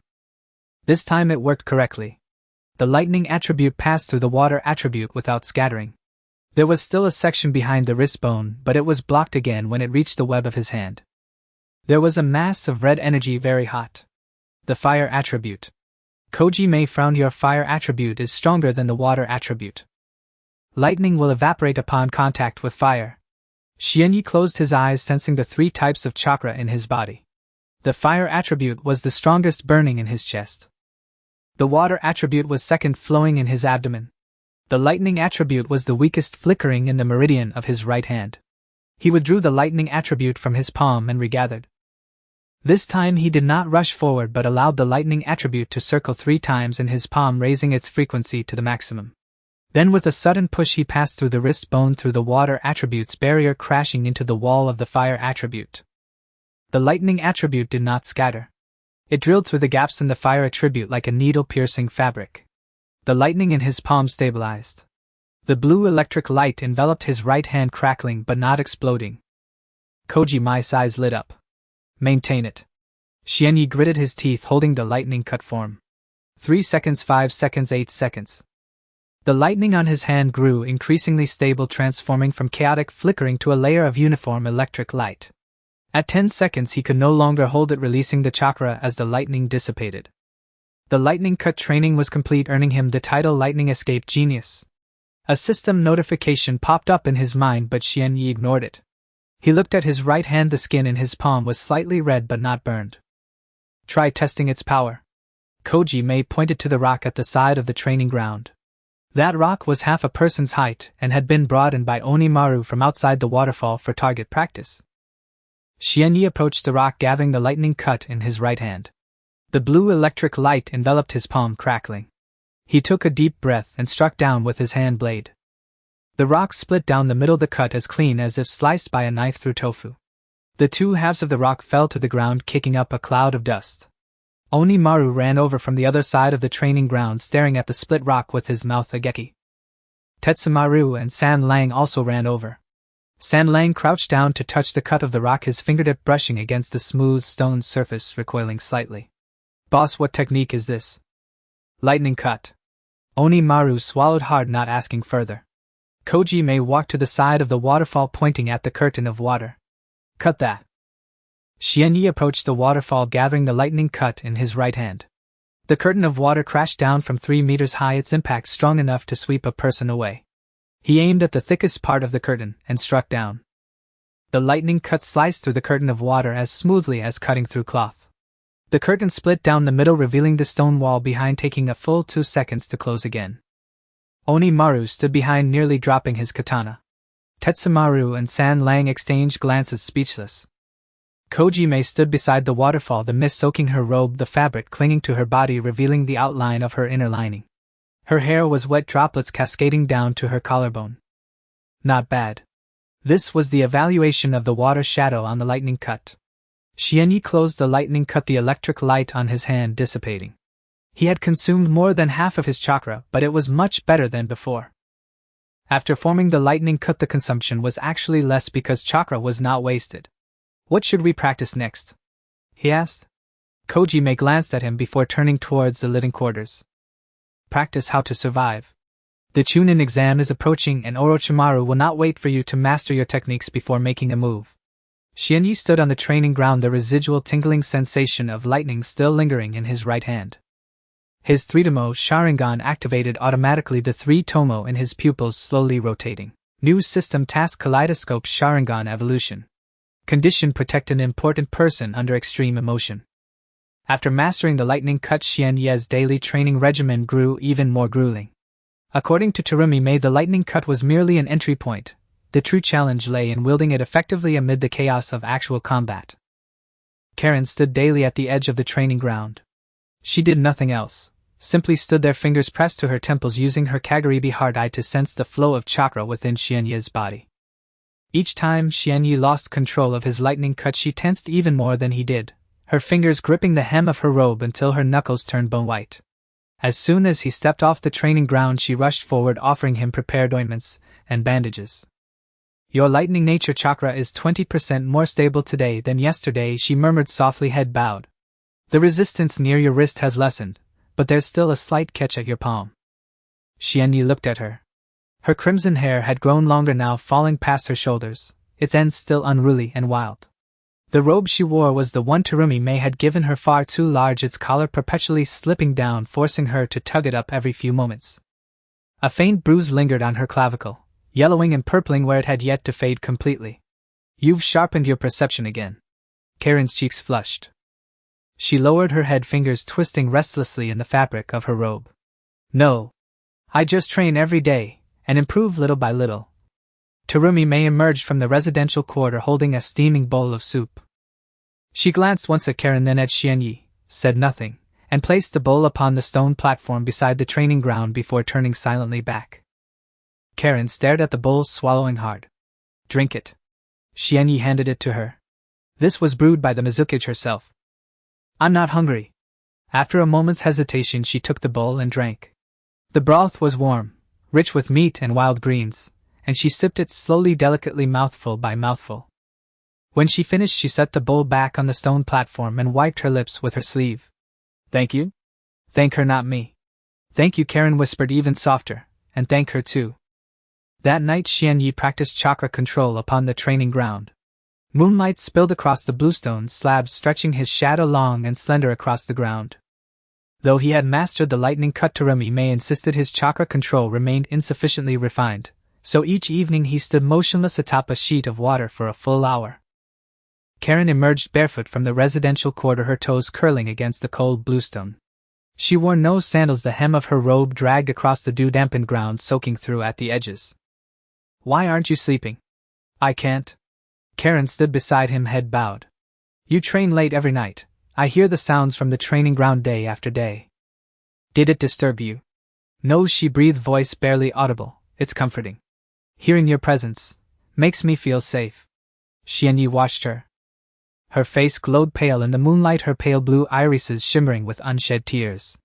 Her lips trembled, not from cold but from raw, trembling tension. Karen. What were you going to say? Her fingers clenched the robe's hem until her knuckles blanched, a stark, livid white. Her lips parted and closed again. Moonlight caught the fine quiver of her lashes. I love you. Her voice was so soft it nearly vanished beneath the distant roar of the waterfall. It began the moment you turned around in that laboratory, when you stood before the cultivation tank, your three-to-mo Sharingan spinning, and saw me. You didn't kill me. You said come with me. Tears spilled over. I'd been imprisoned there for half a year. Every day people died before my eyes. Orochimaru's men conducted experiments without anesthesia, slitting open bellies, gouging out eyes, alive. I could do nothing, only stand there watching, sensing their deaths through the Kaguribi hard eye. No one ever looked at me. Not Orochimaru. Not the experimenters. Not even the other test subjects. When they looked at me, it was as though I were an object, an instrument, a radar, a vessel meant only for bearing children. Only you looked at me, not as a thing but as a person. Her voice shook, yet her eyes burned with fierce clarity, her pale blue irises reflecting both moonlight and Xianyi's silhouette. I know you're bound to the Mizukage. I know you're entwined with that woman from Konoha, the one with the crimson eyes. It doesn't matter. She lifted her gaze to meet his. It doesn't matter if you have other women. All that matters is whether there's a place for me beside you. Xianyi studied her. Aren't you afraid? Afraid of what? Staying with me offers little more safety than staying with Orochimaru. Karen shook her head. In the lab I lived in fear every day, fear of being eviscerated, of having my eyes torn out, of dying alone beside that tank, forgotten. But you came. You freed me. From that day onward, I ceased to be afraid. She reached out and grasped Xianyi's hand, small, cold, trembling. My constitution is unique. As a member of the Uzumaki clan, my chakra aids healing and functions as a sensory radar.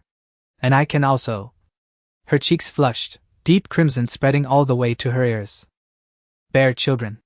A child born of Uzumaki and Uchiha blood would possess a Sharingan stronger than any ordinary one. Orochimaru claimed such a fusion would yield eyes surpassing all precedent. Xianyi's fingers tightened. Is that why you're doing this? No. Karen shook her head fiercely, tears flying onto his hand. I'm doing it for myself. I love you, not for bloodline fusion, not for the Sharingan, but for you. Because you saw me. Because you took me away. Because you gave me food. Because you gave me a place to sleep. She rose onto her toes, pressing her lips gently to the corner of his mouth, cool, trembling, tasting of salt from her tears. Her fingers dug into the fabric of his clothing, nails biting deep. Let me stay. Xianyi's hands settled at her waist, slender, fragile beneath the robe, her body gaunt as dry firewood. Her tears fell onto his cheek, warm, insistent. You'll regret it. No. Karen pressed her lips fully to his, tentative, unpracticed trembling. Her tongue brushed his teeth and retreated, shy and breathless. Her fingers tangled in his hair, drawing him closer. The robe slipped from her shoulders, pooling at her waist. Moonlight traced her form, her skin pallid and translucent, her clavicles sharp, ribs starkly visible beneath taut skin. Faint bruises mottled her thighs, some faded, others still vivid purplered. Xianyi lifted her into his arms and carried her toward the residential quarter. Karen wound her arms around his neck, her face buried in the hollow of his shoulder, too shy to meet anyone's gaze. The doors to Kimimara's, Tetsu's, and Saburo's rooms remained closed. The corridor stood empty, silent. The stone door sealed shut behind them. Moonlight seeped through narrow fissures in the wall, painting a slender silver line across the floor. Karen sat upon the stone bed, the robe bunched at her waist, her upper body bare. Her fingers gripped the bedsheet, knuckles bleaching white, her lips bitten crimson. I've never done this before. I know. Do you think I'm too reckless? No. Karen lowered her head, more tears falling not from sorrow but from sheer overwhelming tension. Her hands left the sheet and settled softly atop Xianyi's. Then, go gently. Chakra began to circulate between them, hers a vibrant life-formed red pulsing with the Uzumaki clan's indomitable vitality. Her chakra flowed into Xianyi's body, tracing his injured meridians, sealing each microscopic tear with meticulous care, then returned to her, carrying traces of his ocular power, taking root deep within her core. Karen's fingers raked across Xianyi's back, nails sinking into flesh. Her lips bled, yet she stifled all sound. Tears soaked into the pillow, darkening the fabric. Intimacy increased by 60. Medical ninjutsu mastery attained. Karen's sensory perception enhanced. She nestled against his chest, fingertips tracing slow, idle circles over his sternum. Her breath remained ragged, her chest rising and falling swiftly, sweat glistening across her skin. Her face stayed buried in the crook of his shoulder, too timid to lift her gaze. How do you feel? It hurts. And Karen remained silent for a long while, her voice muffled against his shoulder. And I want to do it again. Xianyi looked down at her. Her face burned scarlet, her ears glowing like embers. Now. She nodded, burying herself deeper. But you must be gentle. It still hurts. Xianyi practiced thunder slash in the training ground. The sparks in his right hand were much more stable than before. Xianglin stood beside him, pressing her fingers against her temple, helping him sense the flow of chakra. Her face suddenly turned pale. Her fingers slid down from her temple, hanging at her side. Her lips opened and closed, then closed and opened again.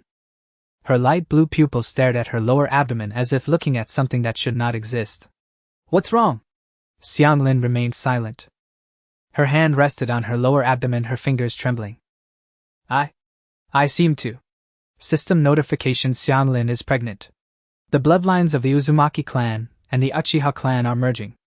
Estimated gestation period accelerated mode. Xianyi's hand froze in midair. The thunder slash dissipated from his palm, the sparks vanished. Pregnant. Xianglin nodded, tears streaming down her face. I can feel a new chakra inside me. It's very small, very weak, but it definitely exists. Just like when I helped Lord Mizuki's sense before. Xianyi looked at her. She stood in the training ground, her robe billowing in the wind, the hem sticking to her thighs. Her hand rested on her lower abdomen, tears dripped down her cheeks, but the corners of her mouth were turned up. Why are you crying? I don't know. Xianglin wiped her face with her sleeve, but the tears only increased, perhaps out of joy. Xianyi walked over and placed his hand on her head. Her red hair was soft, and the ends were still messy. Are you scared? Not scared. Xianglin looked up, her eyes red but bright with you. Terumi Mei walked out from the living area, leaning against the doorframe. She wore a gray short coat that reached her thighs. She glanced at Xianglin and then at Xianyi, the corners of her mouth twitching. I noticed it a long time ago. Xianglin's face turned red. When did you notice? 3 days ago. Your chakra changed, there was a new fluctuation. The Uzumaki clan has strong sensing abilities, yet you cannot sense your own affairs. Terumi Mei moved her hands away from her lower abdomen, crossing her arms. It's just like when I first became pregnant. Xianglin lowered her head, clutching the hem of her robe. Lord Mizuki, I'm sorry. Sorry for what? I and Xianyekuin. I know. Terumi Mei's tone was calm. Do you think I couldn't tell? Xianglin's face turned even redder, from her cheeks to her ears and from her ears to her neck. Her fingers twisted the fabric of her robe, unsure of what to say. Terumi Mei straightened up from the doorframe and walked in front of Xianglin. She was half a head taller than Xianglin, looking down at her red hair. What does a member of the Uzumaki clan eat when pregnant? Xianglin froze for a moment. I don't know. I've never seen a pregnant woman in the lab. Fish. Eggs. Meat. Terumi Mei's fingers pressed against Xianglin's lower abdomen chakra, probing in. You're too thin, there's no flesh on you, the child has no place to grow. Tears fell again from Xianglin's eyes. Lord Mizukage. Call me sister. Xianglin's lips trembled, tears streaming down uncontrollably. She plunged into Terumi Mei's arms, burying her face in her shoulder, crying out loud. Terumi Mei's hand rested on her back, patting her gently. Stop crying. It's not good for the baby if a pregnant woman cries too much. Xianglin cried for a long time before she stopped. She lifted her head from Terumi Mei's shoulder, her eyes swollen, her nose red. Sister. Terumi Mei's lips curled up slightly, but she remained silent. System Reward Supreme Treasure Chest 1. System Reward Strengthening of Uzumaki Bloodline. Xianyi opened the treasure chest. Obtain Sealing Technique Preliminary Diamond Locking. A golden light surged from the treasure chest, drilling into Xianglin's body. Her body tensed suddenly, her fingers spread apart, and golden chains shot out from her palms, swirling in the air before crashing onto the training ground's bluestone slab. The stone slab was cracked like a spider web, stones flying in all directions. Guimaru ran over from the other side of the training ground, staring at the cracks on the ground, swallowing hard. What technique is this? Diamond locking. Xianglin looked at her palm, golden chains sprouting from her fingertips, moving in the air like living beings, a sealing technique of the Uzumaki clan. Orochimaru said that this technique can suppress tailed beasts. Guimaru took a step back. Xianglin retracted the chains, the golden light fading from her palm. Her complexion was slightly paler than before, the chakra consumption was significant, but her eyes were bright. How do you feel? Xianyi asked. Very chakra-consuming. But it's very powerful. Xianglin looked at her palm. I can feel that if the chains wrap around a person, they can't break free. Terumi Mei nodded. The sealing techniques of the Uzumaki clan are indeed strong. But you don't have enough chakra. Diamond locking can only be used once, and after that you won't be able to move. Once is enough. Terumi Mei glanced at her, not refuting. The three stood in the training ground, the moonlight shining on the bluestone slab, the cracks extending from under Xianglin's feet to the edge of the training ground. Guimaru retreated while Tetsumaru and Saburo peeked from the entrance of the living area, then pulled their heads back. Xianyi looked at Xianglin's palm, where golden chains flickered at her fingertips. Practice diamond locking once every day and rest afterward. No extra practice allowed. Why? Because you are no longer alone. Xianglin's hand rested on her lower abdomen, looking down at her flat belly. The belt of her robe was tied loosely, feeling empty around her waist. The three stood in the training ground for a long time. The moonlight streamed in from outside the waterfall, refracting a rainbow on the water curtain. Terumi Mei stood to the left of Xianyi and Xianglin stood to his right, both silent. Guimaru ran out from the living area. Boss. What is it? Someone from the Land of Water's daimyo's residence said that the daimyo wants to see you regarding an important collaboration. The mansion of the daimyo of the Land of Soup is located deep within the city, a 3-story wooden structure. The samurai at the entrance noticed Xianyi's eyes, hand resting on the hilt of his sword, but did not stop him. Guimaru stayed outside while Xuanya entered alone. The daimyo sat in the reception room, dressed in an elaborate kimono, in his 50s, with a round face. Tea utensils and snacks were placed before him, and 2 ninjas wearing conical hats stood behind him, their chakra fluctuating strongly. Xuanya Uchiha. The daimyo's voice was polite, but his gaze was assessing. It is I. Please sit. Xuanya took a seat, and the daimyo poured him a cup of tea and pushed it over. I've heard about your actions in the Land of Soup, exterminating bandits, destroying Orochimaru's laboratory, and saving a young girl from the Uzumaki clan. That's right. The daimyo summoned me not to praise my deeds. The daimyo smiled, the flesh on his face bunching together. Straightforward. I need a bodyguard. Not just any bodyguard, but someone who can protect me from Orochimaru, the Konoha Umbu, and the Akatsuki organization. Xuanya looked at him. What about compensation? Money is not an issue. Though the Land of Soup is small, the hot spring business is quite good. The daimyo took a scroll from his sleeve and placed it on the table. Additionally, I can provide you with legal status. An officially recognized ninja of the Land of Soup, not a rogue ninja or a wandering ninja, but a formal ninja with a position, salary, and territory. Xuanya did not touch the scroll. What are the conditions? Protect the land of soup. Not forever but for 3 years. Within these 3 years you will help me fend off those chaotic outsiders. After 3 years you can leave if you wish or stay if you want. And what else? The daimyo's smile faded. He stared into Xuanya's eyes. Orochimaru will not let go easily after you destroyed his laboratory in the land of soup. Danzo from Konoha has been sending people into the land of soup under the pretense of hunting rogue ninjas, but in reality he is looking for the Sharingan. Pain from the Akatsuki appeared at the borders of the land of soup last month, though he did not attack. His intentions were clear. He pushed the teacup aside and leaned both hands on the table. The land of soup has no ninja village, no shadow, and no combat power. In the past, when Orochimaru came to conduct experiments, I feigned ignorance. When Danzo sent people, I turned a blind eye. But now things are different. The Akatsuki has arrived as well, and if I continue to pretend, the land of soup will become a battlefield. You want me to be your sword. I want you to be the shield of the land of soup. The daimyo's voice grew serious. You help me fend off those people and I will support your family. Your clan needs food, equipment, and training grounds. I can provide all of that. Xuanya looked at him. The daimyo's gaze did not seem to lie, but it also did not appear to speak the truth. In the eyes of a businessman there is always a layer of abacus beads turning. My stronghold cannot be touched. It is off limits. My clan is not under your jurisdiction. Irrelevant. 3 years. 3 years. Xuanya reached out and picked up the scroll, opening it. Inside was the documentation for an officially recognized ninja of the land of soup, stamped with the seal of the daimyo's mansion. It stated his name, age, origin, and included a line: Uchiha Xuanya, special jonin of the land of soup with rights to an independent family. Obtained the identity of an officially recognized ninja of the land of soup. Family legalized. Function unlocked, diplomacy. A system notification popped up in his mind. The daimyo stood up and extended his hand. Pleasure doing business. Xuanya stood up and shook his hand. The daimyo's palm was damp, covered in sweat. 3 days from now, the daimyo of the land of soup will issue an announcement recognizing the legal status of the Uchiha clan in the land of soup.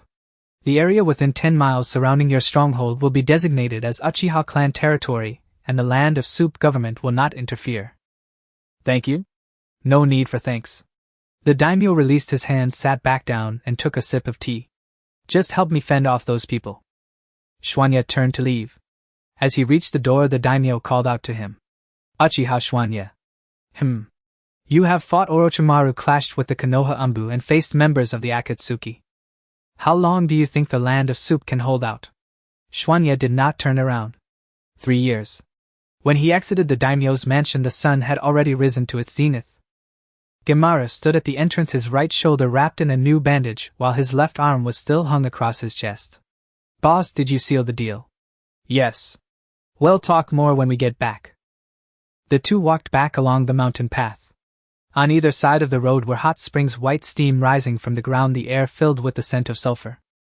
Gemaru walked in front, while Xuanya followed behind. Upon reaching a fork in the road, Xuanya stopped. A woman stood in the middle of the road.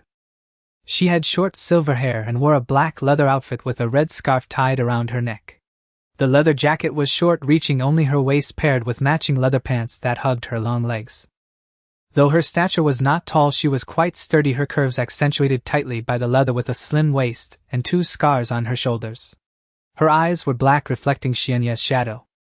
Her lips were painted with dark red lipstick, and the corner of her mouth held a skewer of glutinous rice balls which she was chewing. Yukimura Red Bean. Gemara's hand rested on the katana. Don't move. Xuanya restrained his hand. Red Bean removed the rice ball from her mouth with one left on the skewer. She glanced at Xuanya, then at Gemaru, and popped the last ball into her mouth, chewing a few times before swallowing. Uchiha Xuanya. Do you recognize me? I've seen you on the wanted poster. A bounty of 50 million ryo, it's hard not to recognize. Red Bean tossed the skewer to the ground, her hands sinking into her leather pockets. But your bounty was revoked 3 days ago, an order given personally by the 3rd Hokage. What brings you to the land of soup? In tracking Orochimaru. His laboratory was destroyed by you and he has fled. I've been pursuing him for 3 months from the land of rice to the land of soup, but the leads went cold near your stronghold. You were following me. The one tracking you is the Konoha Umbu, not me. Red Bean pulled out a piece of paper from her pocket, unfolding it to reveal a route map. Before you destroyed Orochimaru's laboratory, he transferred a batch of experimental materials to the eastern part of the Land of Soup. I need to know where that batch of materials is located. Xuanya looked at her. What makes you think I would help you? Red Bean tucked the route map back into her pocket. As her fingers withdrew from her pocket, she produced a shuriken, twirling it on her fingertip before putting it back. Because you also hate Orochimaru. Xianyi looked at Hongdo, and Hongdo looked back at Xianyi. The hot spring by the roadside exhaled steam which drifted between the two, dampening a few strands of her silver hair sticking to her cheeks. Do you hate Orochimaru? Xianyi asked. Hongdo pulled a kunai from her pocket, spun it around her fingertip, and then put it back. Her movements were quick, her fingers nimble, but there was something in her gaze, not hatred but something deeper than hatred. I am his student. He taught me how to use a knife, taught me ninjutsu, taught me how to kill. Then he marked me with a cursed seal on my neck and treated me like a test subject. Hongdo's fingers pressed against her collar, pulling it down slightly. Below her collarbone was a circle of purple cursed seal patterns coiling around her skin like a snake, the patterns spreading to her chest, concealed by her collar. Orochimaru ran away, leaving the curse seal on me. It hurt every night for 10 years. She pulled her collar back up to cover the curse seal. So I came to find him. Not for Konoha, not for the third Hokage, but for myself. I want to watch him die. Xianyi looked at her. Her gaze was steady, her hands steady, but when her fingers pressed against her collar, her nails dug into her flesh. How do you want me to help you? You destroy his laboratory, and he will definitely come looking for you. He needs the Sharingan, and your Sharingan is the thing he desires most. When he comes back, you tell me, and I will kill him. Are you not afraid of death? Hongdo smiled. Not that polite smile, but that kind of smile that puts one's life on the line. I am afraid. But I am more afraid of him dying somewhere I cannot see. Gui Wan stood behind Xianyi, his hand resting on his katana, never loosening his grip. He glanced at Xianyi, waiting for his decision. Intelligence sharing. Xianyi said, you tell me the news about Orochimaru and I will tell you. He is coming to the Land of Soup, I will notify you. If he appears elsewhere, you notify me. Deal. Hongdo extended her hand. Xianyi grasped her hand. Her hand was cold, her knuckles thick with calluses honed from wielding a knife. She held on tightly as if confirming something. When she released her hand, the corner of Hongdo's mouth lifted slightly. You are different from the wanted poster. How am I different? The wanted poster says bloodthirsty maniac, a remnant of the Uchiha clan, kills anyone on sight. Hongdo took the route map out of her pocket and tossed it to Xianyi, but you will save people. The mountain bandit leader was not killed and the hostages in Orochimaru's laboratory were also saved. You didn't kill all of Konoha's Umbu, you left survivors. Xianyi took the route map, unfolded it, and glanced at it. It marked several locations, all secret bases of Orochimaru in the Land of Soup. This is the location where Orochimaru transferred experimental materials. There are 3 not far from your base. You decide whether to go or not. You are not going. I have been there.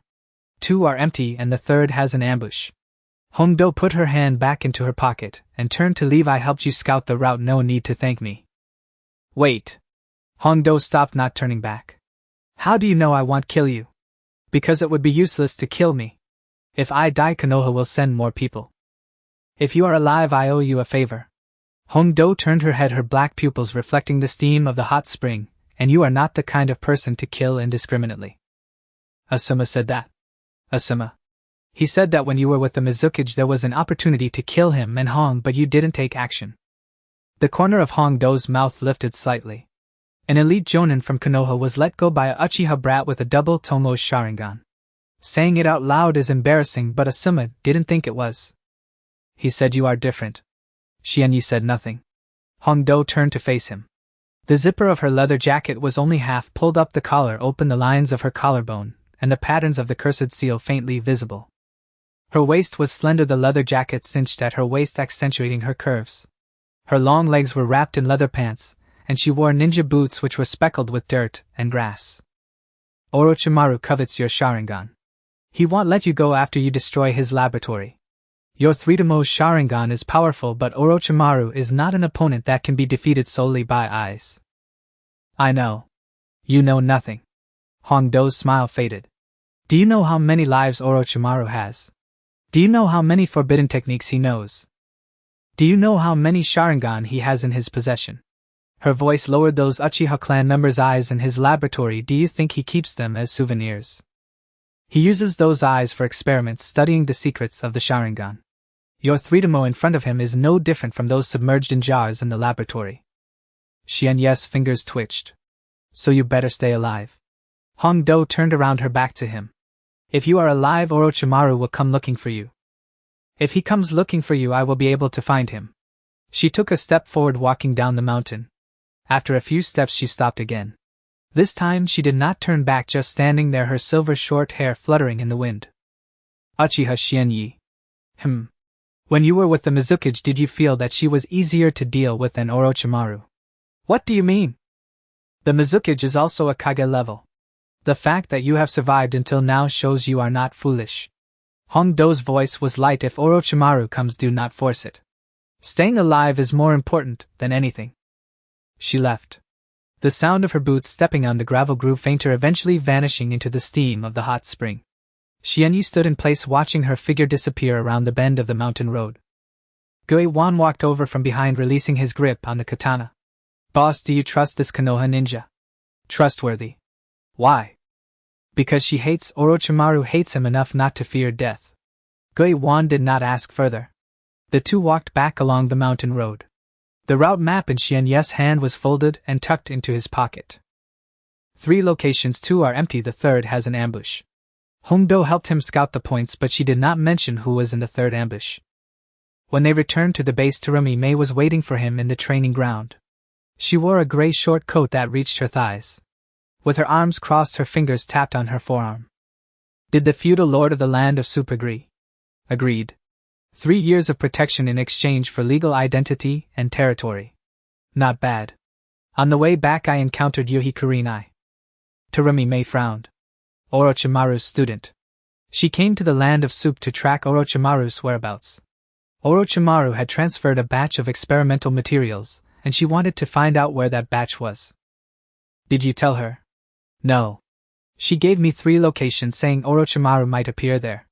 Terumi Mei fell silent for a moment, her fingers moving from her forearm to rest on her abdomen. Orochimaru's student, is that trustworthy? Trustworthy. She hates Orochimaru. Many people hate Orochimaru. Hate and trust are 2 different matters. I know. Terumi Mei glanced at him, not continuing to ask. She turned towards the living quarters and stopped at the entrance. Starting tomorrow, double the training. Why? Because Orochimaru is coming soon. Hongdo watched Xianye's departing back and took the last string of glutinous rice balls from her pocket, taking a bite. The dumplings were cold and hard, but she chewed slowly. This guy is just like Asuma said, not like a bad person. Xianlin burst out of the residential area, her finger pressed against her temple, her face as pale as paper. Someone is coming. Many people. Their chakra is strong, approaching from the east at great speed. Xianye's 3-mo Sharingan instantly activated. In the training ground, Guiwan drew his katana while Tai Wan and San Lang rushed out of the room. He Yan stood in the corner, his gaze still vacant, but his hand had gripped the horse-slaying sword. How many are there? 5. The chakra of the leader. Xianlin's lips trembled, she had never seen such strength. Stronger than Lord Mizukage. Kazuki Mei walked out of the room, her gray short coat replaced with a battle-ready blue robe tightly cinched at the waist, forming a shallow curve at her lower abdomen. There were no hand seals on her fingers, but chakra was already circulating within her body. Orochimaru. The waterfall's curtain was torn open from the outside. Orochimaru walked at the front. His skin was as white as a corpse, purple eyeshadow extending from his eyelids to his cheekbones, golden pupils slitted like a snake. His black robe dragged on the ground, making no sound as he walked. 4 people followed him.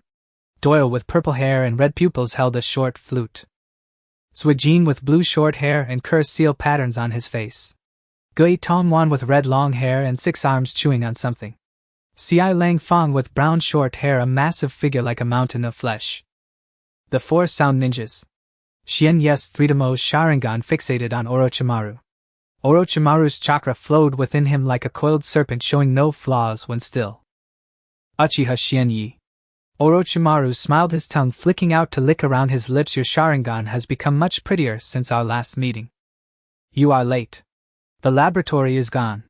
The laboratory can be rebuilt. But if the Sharingan is lost, it is truly gone. Orochimaru's gaze shifted from him to Kazuki Mei, who was also present. It seems my intel was not wrong. Kazuki Mei said nothing. Her fingers moved, chakra gathering in her palm, ready to unleash the dissolution technique. Doyle's Wajin Gui Tongwan Xiai Lang Fang. Orochimaru's voice was calm. The Mizukage is for you. The Uchiha brat, I will handle myself. Doyle raised the flute to his lips, and the sound of the flute began. Zwajin's body started to split, transforming from 1 into 2, then from 2 into 4. Gui Tongwan spat out spider silk, weaving it into a net above the training ground. Xiai Lang Fang pressed his hands on the ground, causing it to tremble. Kazuki Mei made her move. Her fingers formed seals, moving so quickly that only afterimages remained. Dissolution technique, dissolving monster. Corrosive liquid sprayed from her mouth, charging towards the 4 sound ninjas. Xiai Lang Fang's earthen wall rose from the ground, blocking the dissolution, but the wall was eroded, creating a large hole with liquid flowing through it. Zwajin's 4 clones charged forward. Kazuki Mei sidestepped the first, elbowing the second in the back of the head as the third and fourth attacked from both sides. She jumped, stepping on the third clone's head, flipping and landing behind the fourth, pressing her palm against his back. Water-style water blade. A high-pressure water blade shot from her palm, piercing through the fourth clone's chest.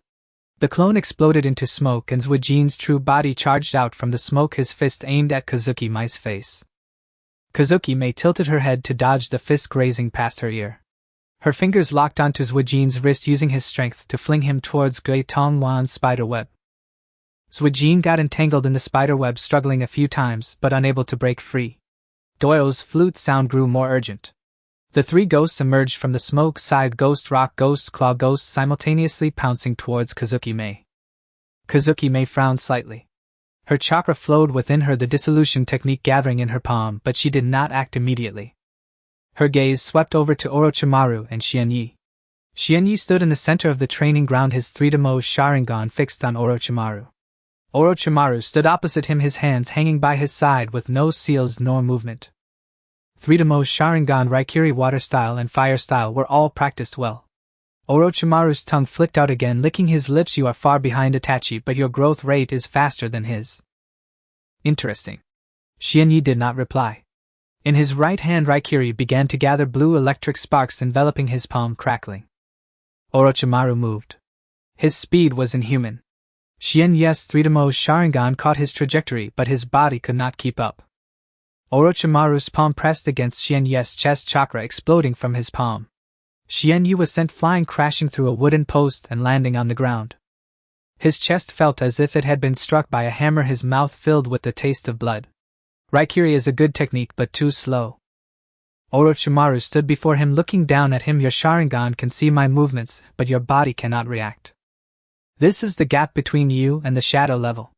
Xianyi got back up, regathering Raikiri in his right hand. His 3-demo Sharingan spun wildly in its socket, capturing every flow of chakra within Orochimaru. Orochimaru moved again.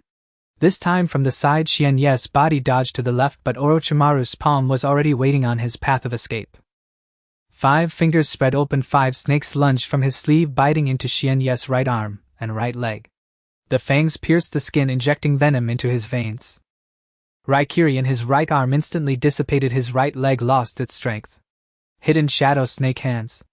Orochimaru's voice whispered in his ear, where is your water barrier? Why not use it? Xianyi gritted his teeth, forming seals with his left hand. Water-style water barrier. A wall of water rose in front of him, pushing Orochimaru back 2 steps. The snakes released their grip on Xianyi, falling to the ground, writhing a few times before lying still. 2 bloody holes appeared on his right arm and right leg, the venom burning within, painful as if scalded by fire. Orochimaru stood outside the water wall, his golden pupils staring at him. Not bad. You can still use ninjutsu even when injured. More durable than I expected. He extended his finger, drawing a line on the water wall. The water wall was cut open by the chakra on his fingertips, splitting in half like a piece of cloth tearing apart. Xianyi took a step back. His right leg was weak, each step felt like walking on cotton. The muscles in his right arm twitched, his fingers unresponsive. Orochimaru walked through the gap in the split water wall, his pace slow, yet every step matched Xianyi's rhythm. Xianyi wanted to retreat, but there was nowhere to go. Behind him was the training grounds enclosing wall, to the left was the battlefield of Kaguya Mei, and the 4 sound ninjas, and to the right were Xianglin and 3 family members. Orochimaru's hand reached out, fingers spread, gripping Xianyu's neck. His fingers were cold like a snake's skin, the nails digging into flesh, constricting his windpipe.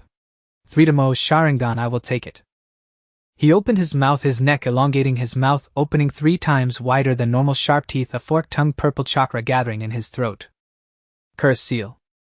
Orochimaru's neck shot forward like a snake, his mouth opening at an unbelievable angle as purple chakra coalesced into a vortex in his throat. Xianyu's 3-mo Sharingan captured every frame of the scene. Orochimaru's chakra surged up from his spine, splitting into 2 streams as it passed through his throat, one forming a curse seal seed in his mouth and the other wrapping around his tongue. Just as Orochimaru's teeth grazed his neck, Xianyu's left hand moved. A kunai slipped from his sleeve into his palm, blade facing outward, positioned across his throat. Orochimaru's mouth clamped down on the kunai, 2 teeth shattering in the process, purple blood trickling from the corner of his mouth. Seizing the opportunity, Xianyu sidestepped his right knee, crashing into Orochimaru's abdomen, pushing him away. Orochimaru staggered back 2 steps, licking his lips with his tongue and swallowing the broken teeth along with blood. His neck retracted to its normal length, his golden pupils narrowing into slits. Kunai. The 3-mo Sharingan saw right through it. Xianyu remained silent. The snake poison on his right arm continued to burn. His right leg was nearly paralyzed, yet his left hand retrieved another kunai, gripping it tightly. The 3-mo Sharingan spun wildly in its socket, capturing every tiny movement of Orochimaru's chakra. Orochimaru moved again. This time he pressed his hands against the ground, channeling chakra into the earth. Xianyu jumped up as the ground beneath him cracked open, dozens of snakes bursting forth from the fissures, their mouths snapping at the spot where he was about to land. In midair, unable to leverage any support, Xianyu formed hand seals with his left hand. Fire release dragon fire technique. A fire dragon erupted from his mouth, not aimed at Orochimaru but to incinerate the snakes below. The flames charred the snakes into ashes as Xianyu landed on a pile of cinders, the soles of his ninja sandals smoking from the heat. Orochimaru stepped through the flames, his palm pressing against Xianyu's chest, unleashing a burst of chakra. Xianyu was sent flying, his back crashing against the training grounds wall, the bricks shattering and dust swirling around him. A handprint was burned into his chest, and a large patch of skin turned red, his ribs aching as if they might break. Orochimaru did not pursue. He stood still, forming hand seals once more, his speed leaving only after images. The ground shook as 3 massive Rashomon gates rose from the earth, blocking his path. Each gate towered over 10 meters, grotesque demon faces carved into them, their mouths clutching copper rings. The triple Rashomon. Orochimaru stood behind the gates, his hands pressed against the ground. Summoning technique. Smoke erupted as a massive purple serpent charged out from the haze. Its body was thicker than a barrel and over 30 meters long, covered in slime. Its eyes were golden with slit pupils identical to Orochimaru's. The 10,000 snakes. The head of the 10,000 snakes turned towards Xianyu, its mouth opening, a foul stench wafting towards him. Xianyu crawled out from the rubble, his 3-mo Sharingan fixed on the 10,000 snakes. This serpent had the largest chakra pool he had ever seen among his enemies, even greater than Orochimaru's. The body of the 10,000 snakes began to contract, compressing like a spring before launching forward at terrifying speed. Xianyu sidestepped the head of the 10,000 snakes, crashing into the wall, shattering it as if it were paper. Its tail swept towards him. Xianyu jumped, the tail brushing past his feet and smashing through 3 wooden stakes. The 10,000 snakes turned its head, opening its mouth to bite down. Xianyu landed and rolled its teeth, grazing his back and digging into the ground. Thunder cut. Lightning coalesced in his right hand, blue electricity enveloping his palm. Xianyu charged at the 10,000 snakes' belly, where there were no scales, only soft white flesh. The thunder cut pierced in his entire arm, sinking into the body of the 10,000 snakes. The lightning exploded inside the 10,000 snakes, the current spreading through its veins and nerves. It let out a piercing shriek, its body convulsing violently, its tail thrashing against the ground, shattering a large area of stone slabs in the training ground. Orochimaru's eyes narrowed. Thunder cut. Could it injure the 10,000 snakes? The body of the 10,000 snakes began to retract, a large amount of purple blood surging from the wound created by the thunder cut. Its eyes rolled back, its tongue hanging out, its body slack and crashing to the ground and shaking the earth. The 3-mo possesses this kind of power. Orochimaru's voice came from behind the Rashomon. Interesting. You're far behind Itachi, but your growth rate surpasses his. Xianyi stood beside the lifeless body of the 10,000 snakes, the thunder cut dissipating from his right hand. Most of his chakra was exhausted, the snake poison still burning in his right arm, and his right leg was nearly numb. His ribs in his chest might be cracked, and every breath caused pain. On the other side, Tsunade's battle was also nearing its end.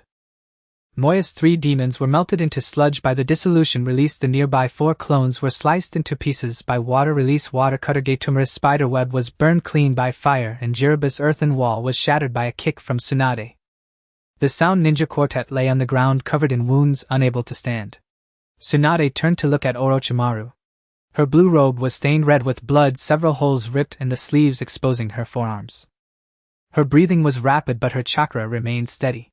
She walked over to Xianyi, placing her fingers on the wound on his chest. Your ribs are cracked. There's snake poison in your right arm. And in your right leg too. You won't die. Orochimaru emerged from behind the triple Rashomon, observing Tsunade and Xianyi standing together. His golden pupils flicked back and forth between the two, his tongue flicking out to lick his lips. Water, Shadow, and Uchiha. Interesting. Tsunade began forming hand seals. The dissolution release coalesced in her palm, the oppressive chakra weighing down like a mountain. Dissolution release, dissolution beast technique. Thunder cut. Xianyi's right hand gathered lightning, once more charging from the side. The dissolution release covered from the front, while the thunder cut sliced in from the side. The 2 attacks reached Orochimaru simultaneously. His body suddenly softened as if devoid of bones. The dissolution release passed through him, while the thunder cut grazed his abdomen, slicing a gash in his long robe. But his body was not harmed. In the second before the attacks landed, he transformed into a fluid state. Body replacement technique. Orochimaru's form resolidified, standing 3 meters away. The cut in his robe revealed uninjured skin underneath, pale and unblemished. He glanced at Tsunade, then at Xianyi. The combination of dissolution release and thunder cut. Not bad. Tsunade said nothing. Her chakra flowed within her, preparing for the next attack. Xianyi's thunder cut gathered again, his 3D-mode Sharingan locked onto every movement of Orochimaru. Orochimaru did not move. He stood still, his golden pupils fixed on Xianyi. Uchiha, Xianyi, I am becoming increasingly interested in you. Orochimaru's voice still echoed in the air as he vanished beyond the waterfall. The 4 members of the Sound Ninjas dragged their injured bodies in his wake, and Duoyu glanced back at Xianyi, an unreadable expression in his red pupils. The training ground had turned into ruins. The corpse of the 10,000 snakes lay in the center, purple blood seeping into the cracks of the stones, filling the air with a foul stench. Gui Wan crawled out from the rubble, still gripping his katana, its blade bent. Tai Wan and San Lang helped each other to stand. Hei Yen knelt in a corner, the illusion still active, but his slashing knife was covered in blood. Xiang Lin dashed out from the entrance of the living quarters barefoot on the rubble, her feet cut open in several places, blood staining the stones. She ran to Xianyi, pressing her fingers against his chest, her chakra probing within. 3 of his ribs were fractured, and his right arm was poisoned by snake venom, as was his right leg. 80% of her chakra had been consumed. Her fingers trembled, but her chakra remained steady. Warm energy flowed from her fingertips into Xianyi's body. The cracks in his ribs began to heal, and the snake venom was gradually forced out, purple liquid oozing from the wounds and dripping onto the ground. That's enough. Xianyi pressed her hand down to check on Terumi Mei. Xiang Lin released her hand and ran to Terumi Mei's side. Terumi Mei leaned against an unbroken wooden post, her blue robe stained red with blood, her sleeves riddled with holes. Her complexion was frighteningly pale, her lips purple, her hand resting on her abdomen, fingers turning white. Lord Mizuki, you have disturbed the pregnancy.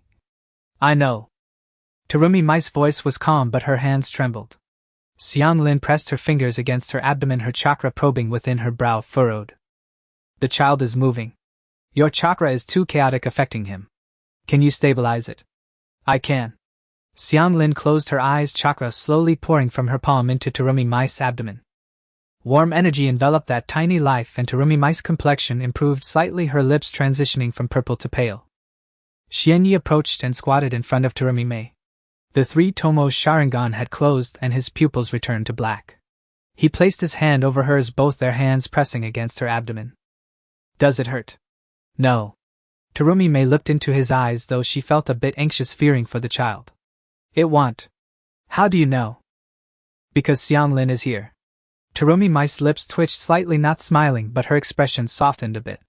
Xianglin removed her hand from Terumi Mei's abdomen, beads of sweat dotting her forehead. It's stabilized. But Lord Mizuki needs to rest. You cannot use chakra for at least a week. A week. Terumi Mei's brows furrowed. The Chunin exams were approaching. It still requires rest. The child is more important than the Chunin exams. Terumi Mei glanced at Xianglin without speaking. Her hand slipped from Xianyu's and rested on her knee. Xianyu stood up, looking at the stronghold that had turned to ruins. The walls had collapsed, the training ground was destroyed, the stone door of the living quarters had a crack, and half of the warehouse's roof was swept away by the tail of 10,000 snakes. He opened the system panel. Family level increased, small family, medium family. New features unlocked, medical room. New features unlocked, training room. System rewards, stronghold repair blueprint 1, defense barrier upgrade blueprint 1.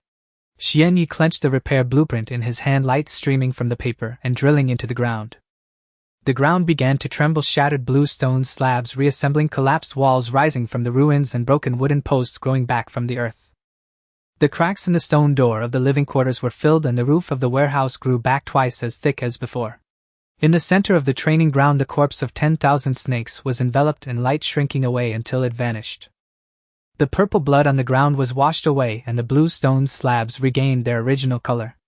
At the edge of the training ground, 2 new doors emerged from the walls. The door on the left bore the symbol of the medical room, while the right door bore the symbol of the training room.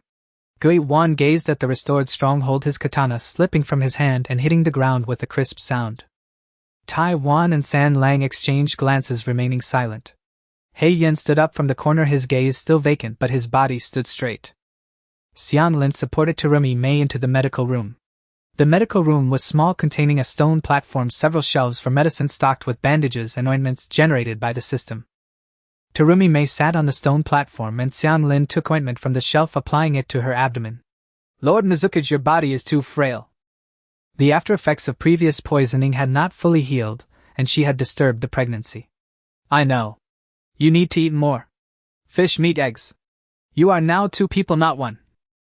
Terumi Mei looked down at her abdomen, her fingers pressing against the skin coated with ointment. How long have you been pregnant? Less than a month. Are you feeling unwell? Just at the start.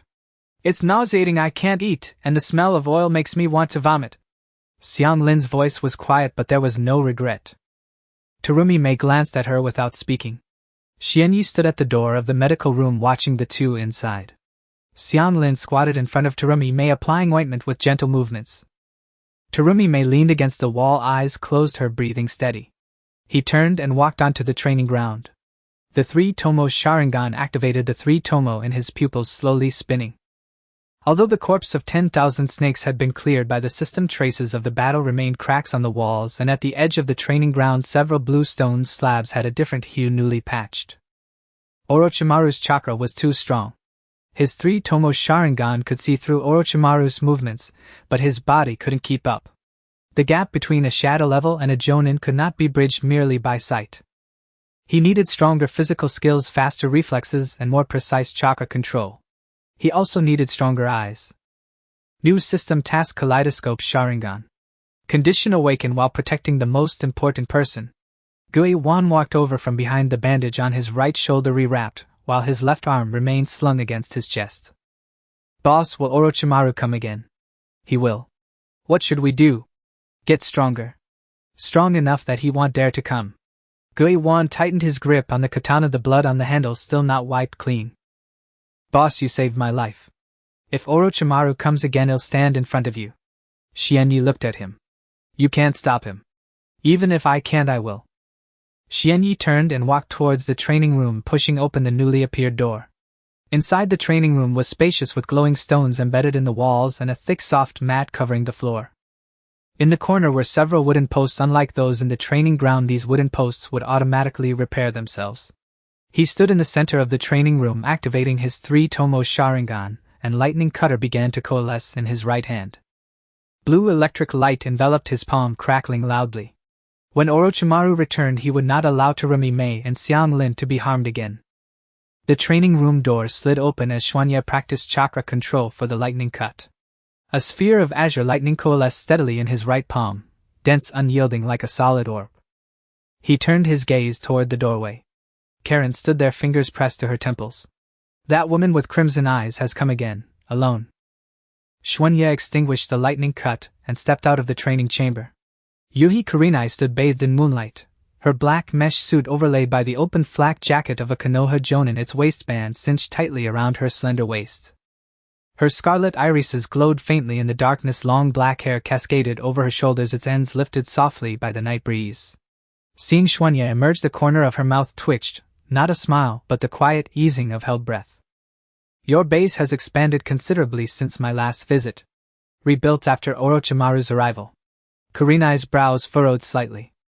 Her fingers tightened momentarily along the edge of her flak jacket, knuckles widening, then relaxed.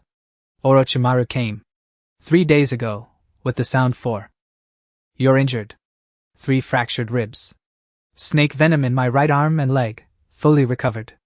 Kurenai's lips pressed into a thin, taut line. She studied Shunya for several silent seconds, then withdrew a scroll from the inner lining of her flak jacket and tossed it to him. Orochimaru's precise plan to attack Konoha. The third Hokage instructed me to deliver this to you. Shunya unrolled the parchment, a meticulous map of Konoha annotated with Orochimaru's assault route, the positions of the sound for the deployment of Tsunade's forces, and the Chunin exams arena where the third Hokage would preside. He will strike on the day of the Chunin exams finals, disguised as the Kazekage, assassinating the third before all witnesses. Does Tsuna know? They do. The fourth Kazekage is already dead, slain by Orochimaru. Tsuna stands leaderless. Temari and Gaara race home now, but they will arrive too late.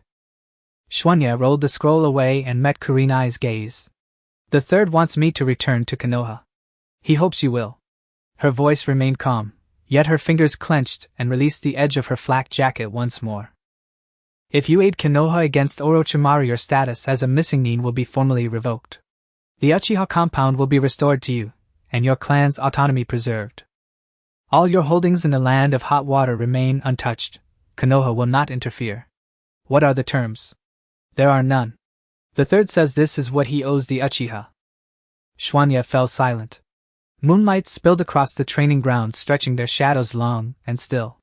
Mei Terumi emerged from the residential quarters and leaned against the doorframe. She wore a flowing white robe, its sash loosely tied, revealing the gentle curve of her abdomen more pronounced than before. Her hair hung unbound, her complexion had improved since 3 days prior, though her lips retained a faint pallor. The third Hokage calculates shrewdly. A single promise to lift a Missingnin status exchange for the battlefield might of a Mangekyo Sharingan wielder. Konoha negotiates with sharper acumen than even the daimyo of the land of hot water. Kurenai turned to face her, crimson eyes meeting warm brown. Lady Mizukage, this is a matter between Konoha and the Uchiha. The child within me bears the Uchiha name. Mei rested a hand upon her abdomen. Therefore this is mine to claim as well. Kurenai's gaze lingered there, for 2 measured breaths. Her lips parted, as if to speak, then stilled. She turned back to Shunya. Go or stay, it is your choice alone. The third will not compel you. Shunya held her gaze. Do you wish me to go? Kurenai fell silent. On the training ground only the distant murmur of falling water broke the stillness. Her fingers dropped from the flak jacket's edge, hanging motionless at her sides, trembling faintly at the tips. I wish you to go, not for the third's mission, but because Orochimaru owes you. Those Uchiha you saw in his laboratory, their eyes remain in Orochimaru's possession. Will you not reclaim them? Shunya's fingers twitched. And her voice softened further. On the night of the massacre I failed to reach the Uchiha compound.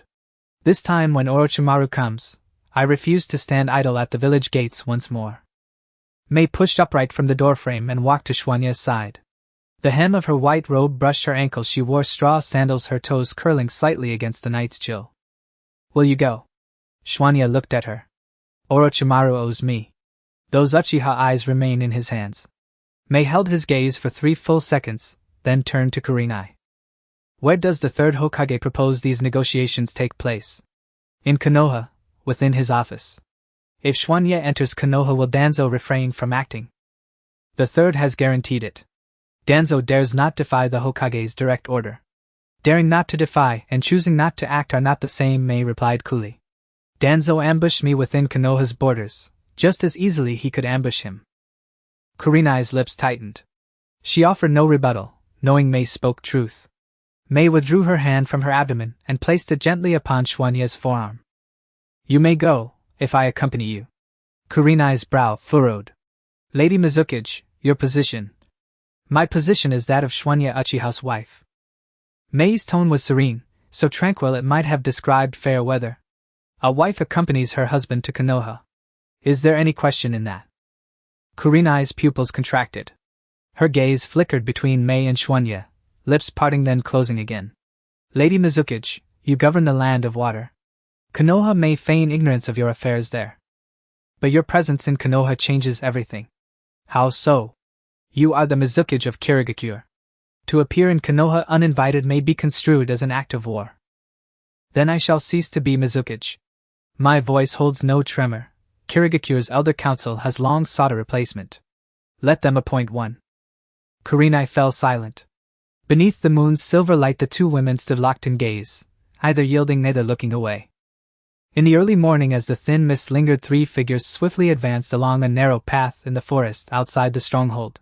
Xianyu led the way clad in black combat attire with a short blade tucked at his waist, his chakra restrained to the utmost yet still exuding a fierce aura.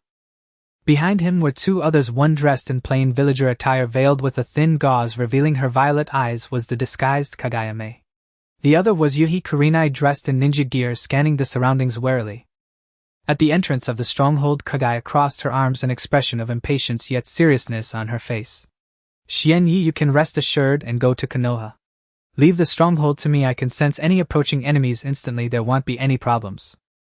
Kaguya spoke up. Xianyu did not halt his steps but glanced back at her. Don't be careless, if you encounter enemies you can't handle, signal for help. Got it, you're more talkative than an old lady, she retorted. Kaguya rolled her eyes. Hurry back, I don't want to guard alone for too long. Xianyu stopped wasting words, turned and continued forward, followed closely by Kaguya Mei and Yuhi Kurenai, quickly disappearing into the forest. Kaguya set aside her impatience, her gaze becoming serious. After forming hand seals, her chakra expanded, enveloping the area around the stronghold, activating her sensory defenses. The path in the forest was uneven, overgrown with weeds and trees, with sunlight filtering through the leaves, casting dappled shadows. Xianyu and the three moved at an astonishing speed, their steps light and silent as they rushed toward Konoha. Kaguya Mei walked in the middle, glancing at Xianyu from time to time, curiosity flickering in her eyes. During this time together she could clearly sense that Xianyu's aura was becoming increasingly focused, his strength rising at an alarming rate. Yuhi Kurenai remained vigilant. She had once been a Konoha ninja, familiar with this terrain and aware of the dangers along the way. This stretch of road was not peaceful, often plagued by bandits and rogue ninjas. After about an hour of travel they encountered a group of people blocking the path ahead. At the forefront was a burly man wielding a machete, his face brimming with arrogance, followed by a dozen armed bandits. This tree was planted by me, this road was opened by me, if you want to pass leave behind some toll. The burly man shouted, his gaze landing on Kaguya Mei. This little lady is quite nice, come back with me and I'll ensure you live in luxury. Yuhi Kurenai frowned and was about to step forward when Xianyu's hand stopped her. This sort of small fry doesn't require your intervention, Xianyu said blandly. The burly man shouted angrily, kid, you're looking for death. Daring to meddle in my affairs, I'll ensure you die without a complete corpse today. As his words fell, the burly man swung his blade towards Xianyu, the blade's wind howling. The other bandits shouted and surrounded them, brandishing their weapons.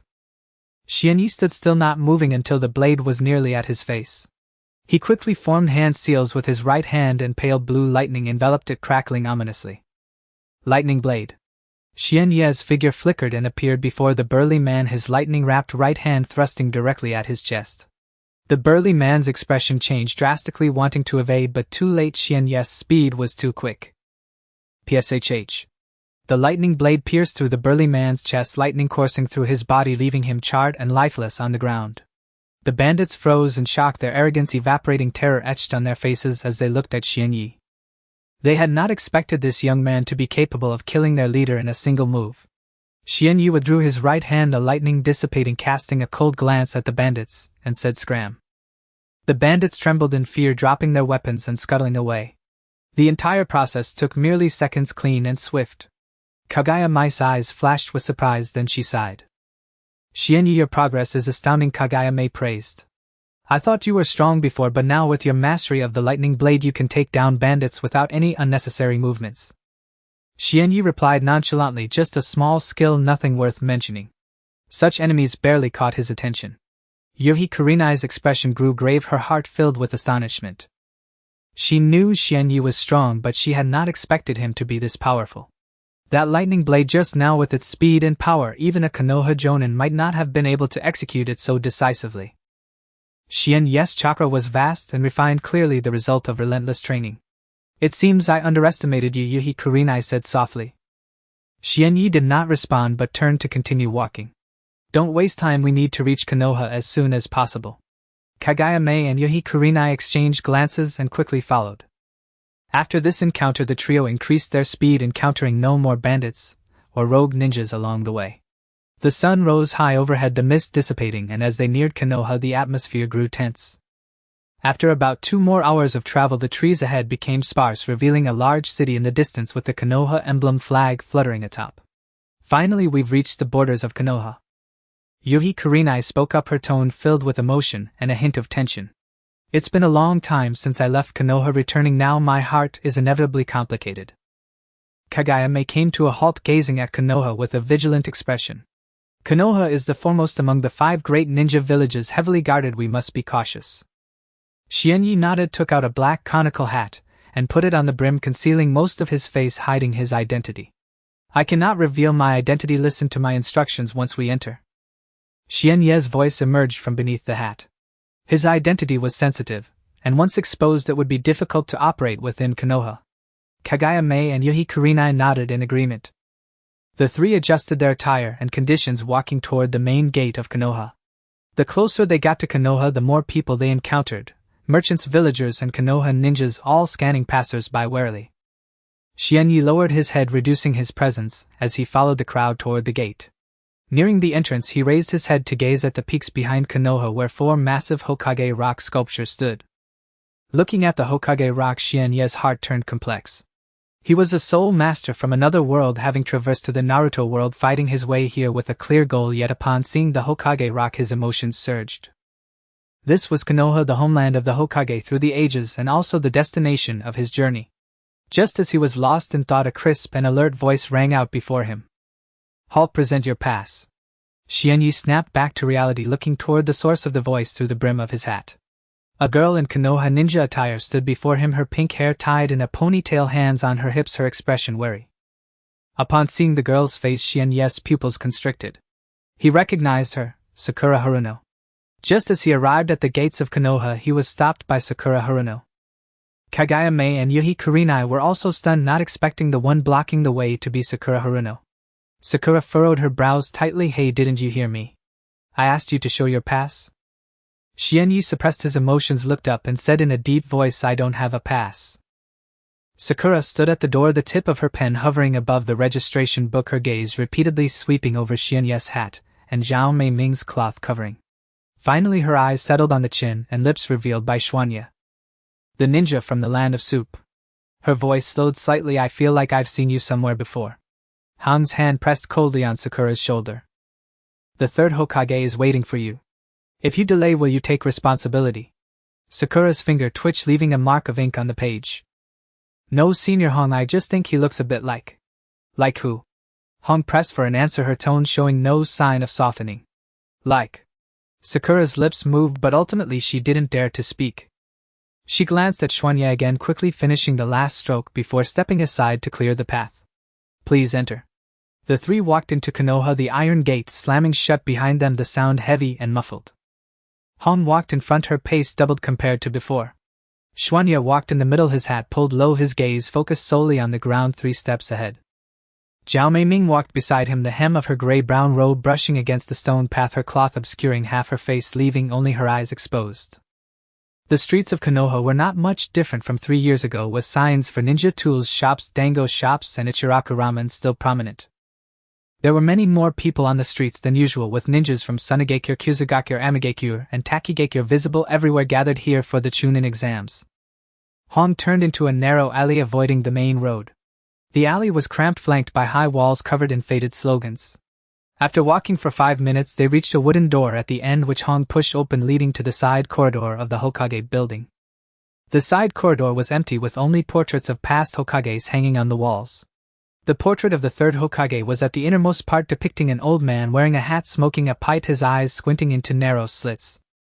Hong reached the end of the side corridor and knocked 3 times on the door. The door opened from the inside, revealing a masked Ambu standing at the entrance. He glanced at the 3 of them before stepping aside to let them through. The 3 entered. The third Hokage sat behind his desk, looking much older than in the portrait, with deeper wrinkles. His hat lay on the desk, revealing his graying hair and a scar on his head. He wore a white Hokage robe underneath, which were old pants patched at the knees. He held a pipe between his fingers, the tobacco burned out ash falling on the desk. "You're here." The third Hokage's voice was calm as his gaze shifted from Xuanye's hat to Zhao Mei Ming's cloth, finally landing back on Xuanye. "Please remove your hat." Xuanye removed his hat, revealing his 3-demo Sharingan, which had not activated. His pupils were black. The third Hokage stared into his eyes in silence for a few seconds, placing the pipe on the desk and flicking off the ash. "Uchiha Xuanye. The last time I saw you were still in your mother's arms. Your mother was Uchiha Mikoto, the wife of Uchiha Fugaku and the mother of Itachi and Sasuke. You look like her." "I don't remember." Xuanye's tone was indifferent, his gaze devoid of any ripples. "The people and events of the past have nothing to do with me." "That's fine if you don't remember." The third Hokage's hand left the pipe and crossed over on the desk. "The night of the massacre was Konoha's wrongdoing against the Uchiha. I've said this many times, it's useless, the dead cannot be brought back to life." Hong leaned against the door frame, her fingers gripping the kunai pouch strap. Zhao Mei Ming stood beside Xuanye, her expression hidden under the cloth. The third Hokage took a scroll from the drawer, placed it on the desk and pushed it in front of Xuanye. "The document to revoke your rogue ninja status is ready, stamped with my seal and the seals of 2 advisors. If you help Konoha against Orochimaru, the document will take effect.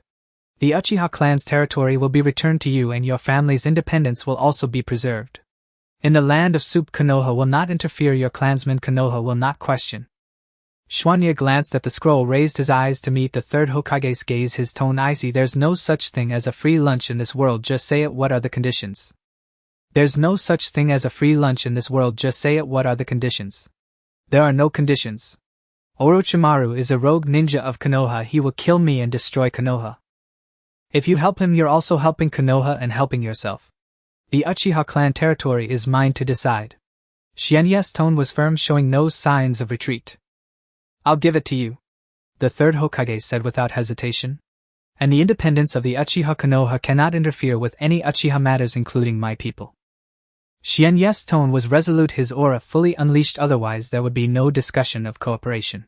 The third Hokage fell silent for a moment, tapping his fingers on the desk twice. "The independence can be granted, but Konoha's safety must not be affected. Your clansmen cannot do anything harmful to the village in Konoha. I have only 4 clansmen, Suijin Uzumaki and 3 wandering ninjas." Xuanye spoke lightly, with an undeniable confidence that they were not to be meddled with by Konoha, nor would they harm Konoha. The third Hokage's lips moved slightly, his expression complex, his gaze shifting to Zhao Mei Ming for 2 seconds before moving away. "Lord Suijin, Konoha will not interfere with the matters of Kirigakure. But while you're in Konoha, do not expose your identity." Zhao Mei Ming remained silent, merely nodding. The third Hokage reignited the pipe, taking a puff as smoke spread throughout the office, carrying a pungent tobacco scent. "The final of the Chunin exams will take place the day after tomorrow. Orochimaru will act during the finals, disguising himself as the Kazekage to enter the examination hall. Your task is to stay in the examination hall and use your Sharingan to lock onto him when he appears. The rest will be handled by Konoha's Jonin. The Sharingan can lock onto him, but cannot kill him. Orochimaru will bring 4 sound ninjas and use Edo Tensei. You'd better be mentally prepared. Don't expect me to save Konoha if the situation arises." Xuanye's tone was flat, yet every word carried weight. The third Hokage's pipe paused momentarily. "Edo Tensei. He will summon the coffins of the first and second Hokage, using living people as sacrifices to bring their souls back. The strength of the first and second Hokage is not weaker than when they were alive, and they cannot be killed." The third Hokage's complexion changed dramatically, his brows furrowing into a tight knot, the wrinkles on his face deepening. He took a puff from the pipe and slowly exhaled. "Are you sure?" "Sure. There are cell samples of the first and second Hokage in his laboratory along with records of Edo Tensei. The laboratory in the Land of Soup was destroyed by me, but the technique has already been formed. The third Hokage remained silent for a long time. The tobacco in the pipe had burned out, and he didn't refill it, his fingers crossed to support his chin. The first and second Hokage, leave them to me. You take care of Orochimaru. I can't defeat him, but I can hold him off. Shunya was neither servile nor overbearing, exuding a commanding presence, but if you hinder me, don't blame me for turning around and letting Konoha be trampled. You don't need to defeat him, just hold him off. Once I seal the first and second Hokage, I'll come to help you. Shunya stared at the third Hokage, who also met his gaze, their eyes locked in a tense standoff amidst the smoke. Agreed. Shunya nodded, his tone leaving no room for objection, but I must make it clear, should the situation turn unfavorable, I won't force it, and you will bear the consequences. The third Hokage let out a sigh of relief, pushing the scroll forward by an inch. You can take this document right now. Shunya reached out to take the scroll, tucking it into his robes. I will be at the examination hall on time for the Chunin exams finals. Shunya's tone was indifferent. I will only help once. Regarding Orochimaru, don't expect me to clean up the mess for Konoha. The third Hokage leaned back against his chair, the wrinkles on his face easing somewhat. Won't take them to a place to rest. Shunya turned to leave with Zhao Mei closely following. As they reached the door, the third Hokage suddenly called out to him. Uchiha Shunya. Shunya halted, not turning back. Your father Uchiha Geniki was a member of the Uchiha police force. On the day of the massacre, he stood at the main gate of the clan holding off Itachi for 3 minutes by himself. Those 3 minutes were enough for more than a dozen children to escape from the back mountain. Unfortunately, those children did not escape, but you survived. Shunya's fingers tightened suddenly, his knuckles turning white, an oppressive atmosphere enveloping him, yet he still did not turn back. Your father was a good man. The third Hokage's voice was soft. Shunya still didn't turn back, his steps unbroken, walking straight out of the office, the low pressure around him making it hard to breathe. The side corridor was very quiet, with only the sound of the 3 footsteps. When they reached the end of the side corridor, the door to the office suddenly opened and a hoarse, low voice pierced through the silence. Sarutobi, are you crazy? Shunya turned his head.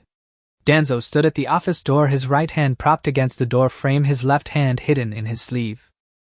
Half of his face was wrapped in bandages, revealing only a lifeless black eye and half of his mouth. He is the Uchiha remnant. Keeping him will surely lead to great trouble. Danzo's voice surged with anger. Danzo stood at the door of the office, his dark eyes locked onto Xianyi, exuding a menacing aura.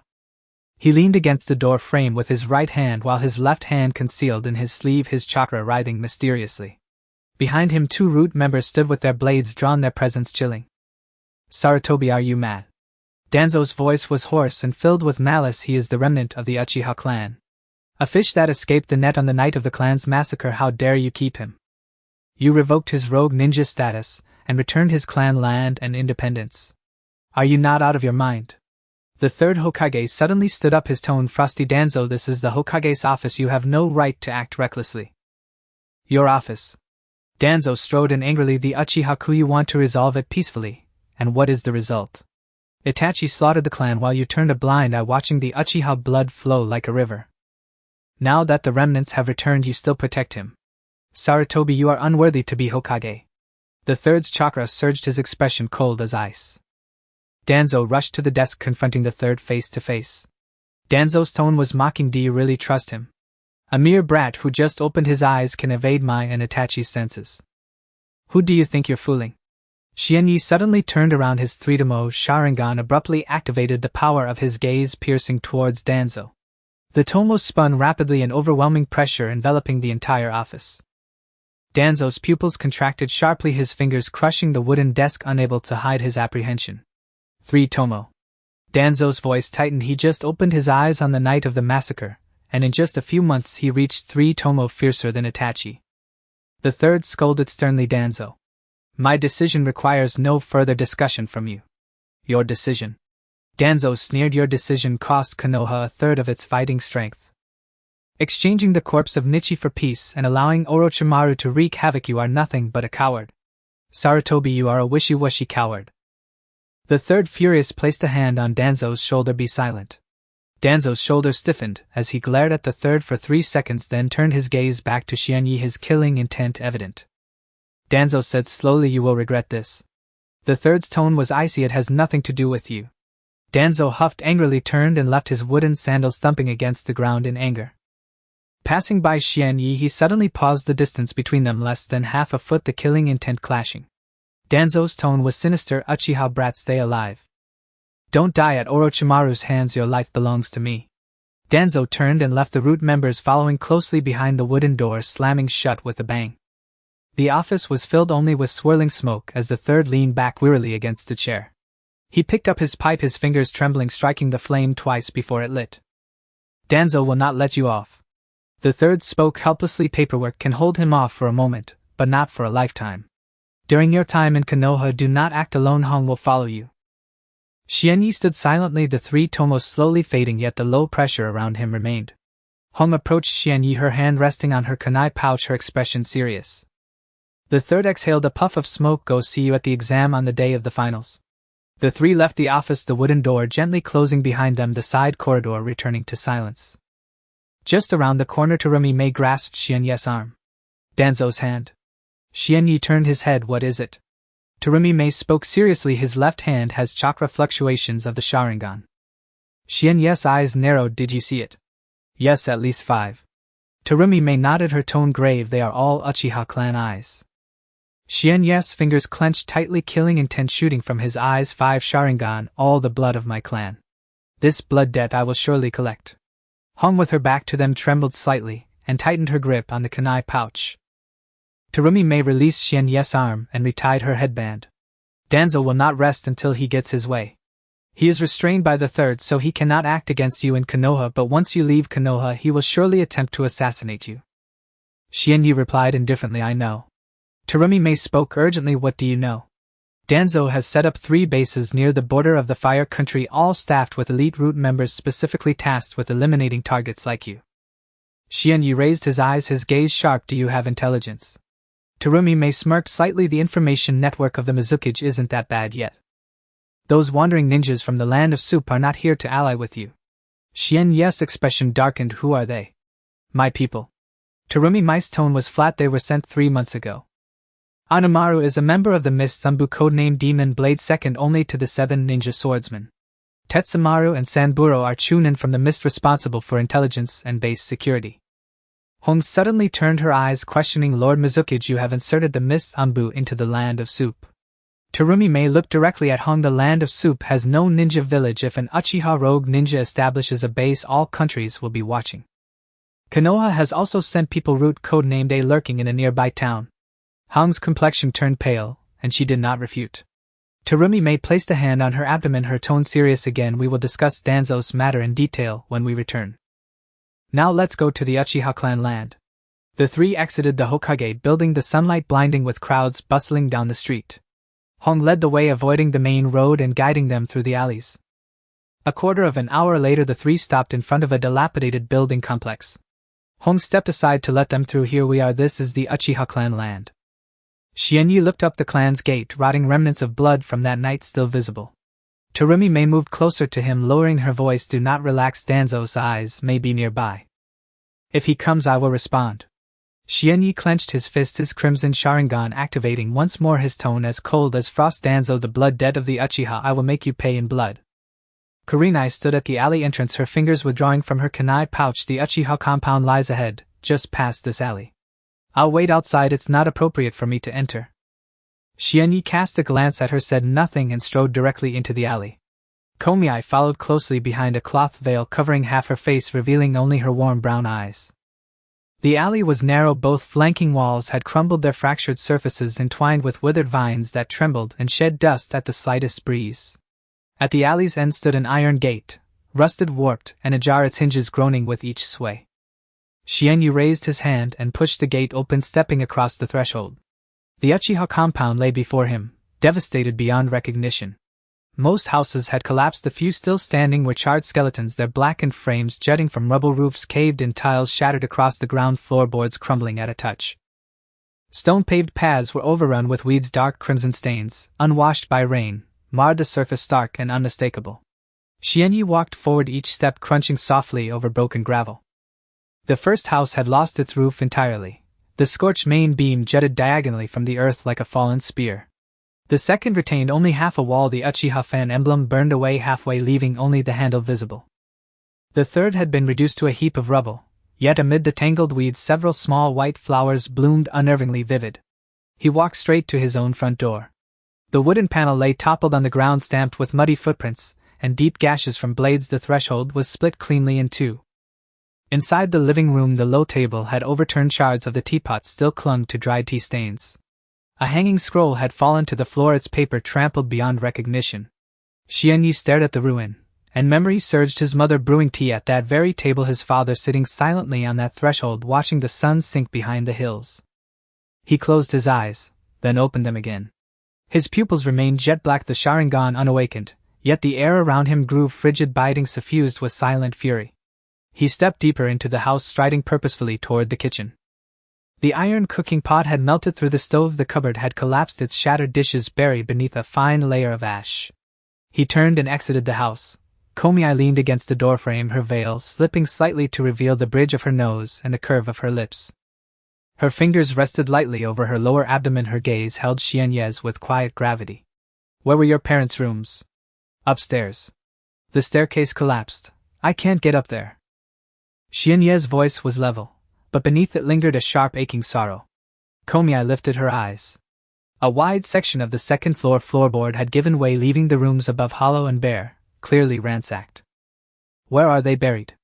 "In the Uchiha cemetery behind the mountain, reinterred 3 generations later after the massacre." "Have you been there?" "No. I haven't dared." Xianyi's fingers clenched tightly, knuckles whitening. "I'm afraid I won't be able to control my urge to kill." Komi stepped beside him and gently took his hand in hers, her palm warm and supple, her fingertips interlacing with his, slowly dispelling the cold that coiled in his veins. He gripped her hand back, hard enough to bruise, then gradually eased his hold. Silence reigned over the ruins, broken only by the wind's whisper. In the distance, the Hokage monument glowed faintly crimson in the dying light. "I will rebuild this place." Xianyi's voice was unwavering. Komi murmured softly, holding his hand tighter.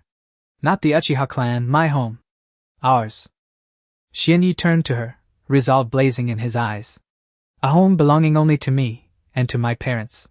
"Yes," Komi replied, steady and certain without hesitation. "I'll stand with you." Xianyi released her hand and headed resolutely toward the southernmost reaches of the compound, the Naka shrine. Carved from stone, the shrine exuded solemn grandeur, its lintel engraved with the Uchiha fan, a testament to endurance amid ruin. Its massive doors were sealed shut, bound with the third Hokage's official seal, its faded stamp still unmistakably authoritative.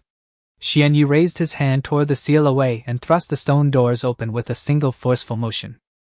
The doors groaned deeply as they swung inward, revealing absolute darkness within. Komi gathered chakra at her fingertips. A soft cerulean orb bloomed into being, illuminating the narrow passage ahead. Reliefs lined both walls, carved depictions of the Uchiha lineage stretching from the Sage of Six Paths to Madara Uchiha, rendered with breathtaking clarity. At the passage's end stood a hidden chamber, austere, empty save for a single stone table and several rough-hewn stools. Upon the table rested a scroll, bound with crimson silk embroidered with the Uchiha fan faintly pulsing with residual Uchiha chakra. Xianyi approached, lifted the scroll, untied the ribbon, and unfurled it slowly. As the parchment spread, the first line emerged stark and precise: the ultimate secret of the Sharingan, the path to awakening the Mangekyo. Komi drew near, bending slightly to read alongside him, a long strand of hair slipping from beneath her veil brushing gently against his forearm. "The Uchiha's ultimate ocular power," Xianyi murmured, eyes locked upon the text, voice edged with frost. "Awakening grants unique abilities, but exacts a terrible toll: progressive vision loss culminating in total blindness. Transplanting the eyes of a blood sibling yields the eternal Mangekyo, vision preserved forever." Komi's pupils contracted sharply. "So Itachi slaughtered the clan, to secure Sasuke's eyes." "Likely so." Xianyi's tone was glacial, laced with lethal intent. He needed to satisfy Danzo, and yet preserve Sasuke as leverage. Komi pressed her hand to his arm, urgency sharpening her voice. "Will you awaken the Mangekyo yourself?" "I must." Xianyi clenched the scroll until his knuckles blanched. "Without it I cannot kill Danzo, or avenge my family." "But you'll go blind." Komi's voice rose, trembling with alarm. "I don't care." Xianyi cut her off, fierce and unyielding. "Blindness is nothing. if vengeance is the price. His words hung in the air, then footsteps echoed sharply at the chamber's entrance, followed by a cold-clipped command from Root. Uchiha Remnant, found at last. By order of Danzo-sama, seize Xianyi, reclaim the scroll, and execute on sight. Xianyi's gaze turned instantly glacial, his Sharingan ignited, 3 tomos spinning violently, as killing intent erupted toward the doorway. You seek death. 5 Root operatives masked and grim charged forward with kunai, movements swift, silent, lethally precise. The lead operative barked, seize Xianyi, retrieve the scroll. Chakra flared along the leading kunai, aimed straight for Xianyi's heart. Die! He snarled, and vanished in a blur, evading the strike with preternatural precision granted by his Sharingan. A razor-edged wind blade formed at his fingertips. He slashed backward in one fluid motion, severing the lead operative's throat. The man dropped without a sound. The remaining 4 surged forward, kunai flashing from every angle. Komi stepped firmly to Xianyi's side and swiftly formed hand seals Suten Sui Ryuden no Jutsu. A roaring water dragon erupted, slamming into the attackers, deflecting every strike, sending torrents of spray into the air. Take 2, I'll handle the rest. Komi called over her shoulder. Xianyi nodded once, his Sharingan locking onto 2 targets, and blurred forward, giving them no time to breathe. He twisted aside from a kunai thrust, drove his elbow into the assailant's temple. Crack, and the man collapsed rigid and lifeless. The second struck from behind, Xianyi whirled, hurling a wind-release shuriken that pierced the man's chest clean through. Meanwhile, Komi wove seals again, Suten Suiro no Jutsu. A sphere of water engulfed one operative, constricting, suffocating, until his struggles ceased entirely. The final operative spun and fled, but Xianyi intercepted him mid-stride, his Sharingan blazing its hypnotic power, freezing the man in place. Running won't save you. Xianyi's voice was ice. Speak, Danzo's scheme. Now. I'll say nothing. The man gritted, and detonated explosive tags strapped to his body. Xianyi reacted instantly, yanking Komi back, then launching a wind blade to intercept the blast. A thunderous explosion shook the chamber. Dust billowed thickly, and where the operative had stood only fragments remained. Xianyi deactivated his Sharingan, retrieved the scroll, and his expression hardened into unbreakable resolve. Danzo, send as many as you wish. I'll slaughter them all. Once I awaken the Mangekyo, I'll come for you first. Blood for blood. Komi moved to his side and gently clasped his hand once more. I'll walk beside you, no matter how steep the path. He turned to look at her, some of the ice in his gaze receding just a little, as he gave a slow, solemn nod. The scroll's instructions for awakening the Mangekyo had become his sole instrument of retribution. For his parents. For his clan. He would pay any price, even blindness, to make every enemy bleed for what they'd done. In the faint glow of a luminescent stone, the characters on the scroll stood out with unnerving sharpness. Xianyi pressed his finger against the final line, his knuckles whitened as he recited aloud each word. Deliberate method for awakening the Mangekyo Sharingan. Slay a beloved kin. Only through the most extreme negative emotion can the Sharingan evolve. Slay one's parents. Slay one's siblings. Slay one's spouse. Slay one's child. The closer the bond, the swifter and stronger the eye's evolution. His voice remained calm, but his fingertips trembled uncontrollably. Komi stood beside him, lips pressed into a taut, bloodless line. Her face, bathed in the dim light, had paled to an ashen blue. Her hand drifted instinctively to rest upon her lower abdomen. Silence in the chamber was suffocating, broken only by the slow, solitary drip of water from the stone walls, each drop striking the floor with a crisp, jarring resonance. Was this the truth behind Itachi's massacre of the clan? Her voice was soft yet thick with unmasked awe. Xianyi did not reply. He laid the scroll upon the stone table, and the moment his hands withdrew, his triple tomo Sharingan activated of its own accord. The tomo within his pupils rotated slowly, glacial and merciless. Throughout Uchiha history, every individual who awakened the Mangekyo Sharingan had stained their hands with the blood of kin. Uchiha Madara slew his younger brother Izuna. Uchiha Mirror slew his father. Uchiha Shursui slew his dearest friend. He paused, his tone laced with frost. Itachi slaughtered the entire clan. For his own eyes to evolve. No. For Sasuke. Xianyi pressed firmly upon the scroll. Itachi's Mangekyo had already awakened. The massacre was never about his own evolution. It was a calculated crucible to forge Sasuke's hatred into a furnace hot enough to ignite his Sharingan, from single tomo to triple tomo, and finally to force forth the Mangekyo itself. And then, Komiai asked, her brow furrowed tightly. Then, transplantation. Xianyi spoke with detached clarity. Itachi suffered from a terminal illness. He would not live long. Before death claimed him, he sought to awaken Sasuke's eyes, then bestow his own upon him, granting Sasuke the eternal Mangekyo Sharingan. Itachi wants Sasuke's eyes. It is a gift, not a demand, Xianyi corrected. From beginning to end, Itachi paved Sasuke's path, even bearing the infamy of clan annihilation. Komiai fell silent. Her hand shifted from her abdomen to rest atop Xianyi's, her fingertips icy cold, still trembling. Your Uchiha bloodline, none of you are quite right in the head. A faint bitter twist lifted the corner of Xianyi's mouth. No smile, only weariness. So it seems. The chamber sank once more into absolute stillness. The luminescent stone's glow waned, the dripping water echoed with eerie amplified clarity. System alert: conditions for Mangekyo Sharingan awakening, updated. Previous conditions: slay a beloved kin. Evolution triggered by extreme negative emotion. New condition: protect 3 vital individuals at the brink of death. Evolution ignited by profound positive emotion. Progress 23. Xianyi stared at the system interface. His gaze flared with sudden intensity. After several silent seconds, the chill radiating from him softened markedly. Komiai sensed the shift. Her fingertip tapped lightly against his hand. The system again. Yes. The awakening condition has changed. Changed to what? No killing, only saving. Xianyi turned to face her. A subtle warmth now flickered deep within his eyes. At the precipice of life and death, protect 3 irreplaceable people and the eyes will awaken. Komiai's fingers stilled. She studied his Sharingan, then murmured softly, 2 already. You, and Karen. 1 remains. Komiai's hand returned to her abdomen. Her lips parted, then closed again, unspeaking. She simply gazed down at her gently swelling belly. A strand of chestnut hair slipped from beneath her cloth headband, falling across her cheek. Who will be the 3rd? Xianyi said nothing. His gaze settled upon the scroll resting on the stone table, its ink shimmering, fading, rekindling in the wavering light. Kurenai. Komiai lifted her eyes, calm, unruffled, as though discussing the weather. Xianyi neither nodded nor shook his head.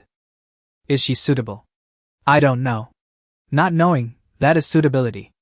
Komiai adjusted her headband, drawing it low over half her face. Her tone was decisive. Kurenai is a jonin of Konoha.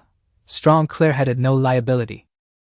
And she harbors affection for you. You do not reject her. Protecting her at the edge of death will generate sufficient emotional resonance to trigger your awakening. Xianyi looked at her, grave and sincere. You have no objection. I do. Her voice held no inflection, yet beneath it lay unshakable resolve. But your eyes matter more than my objection. Orochimaru Pain Danzo, I'll watch you like vultures. Without the Mangekyo you stand no chance. My objection holds no weight. She picked up the scroll, rolled it tightly, secured it with cord, and placed it firmly into Xianyi's arms. Let us go. Kurenai waits outside. Xianyi gripped the scroll and followed her from the chamber. In the passageway, reliefs carved into the stone walls cast warped, shifting shadows under the faint light. The eyes of the Sage of 6 Paths seemed to follow them. Uchiha Madara's statue reached out with eerie, oppressive intent. Komiai walked ahead, steady, unhurried. The hem of her gray-brown robe swept across the stone steps, stirring a fine pale dust. Emerging from the Naka shrine, they found the moon already risen, its cool silver light spilling across the Uchiha ruins, shattered walls, collapsed roofs, all bleached bone white, amplifying the desolation.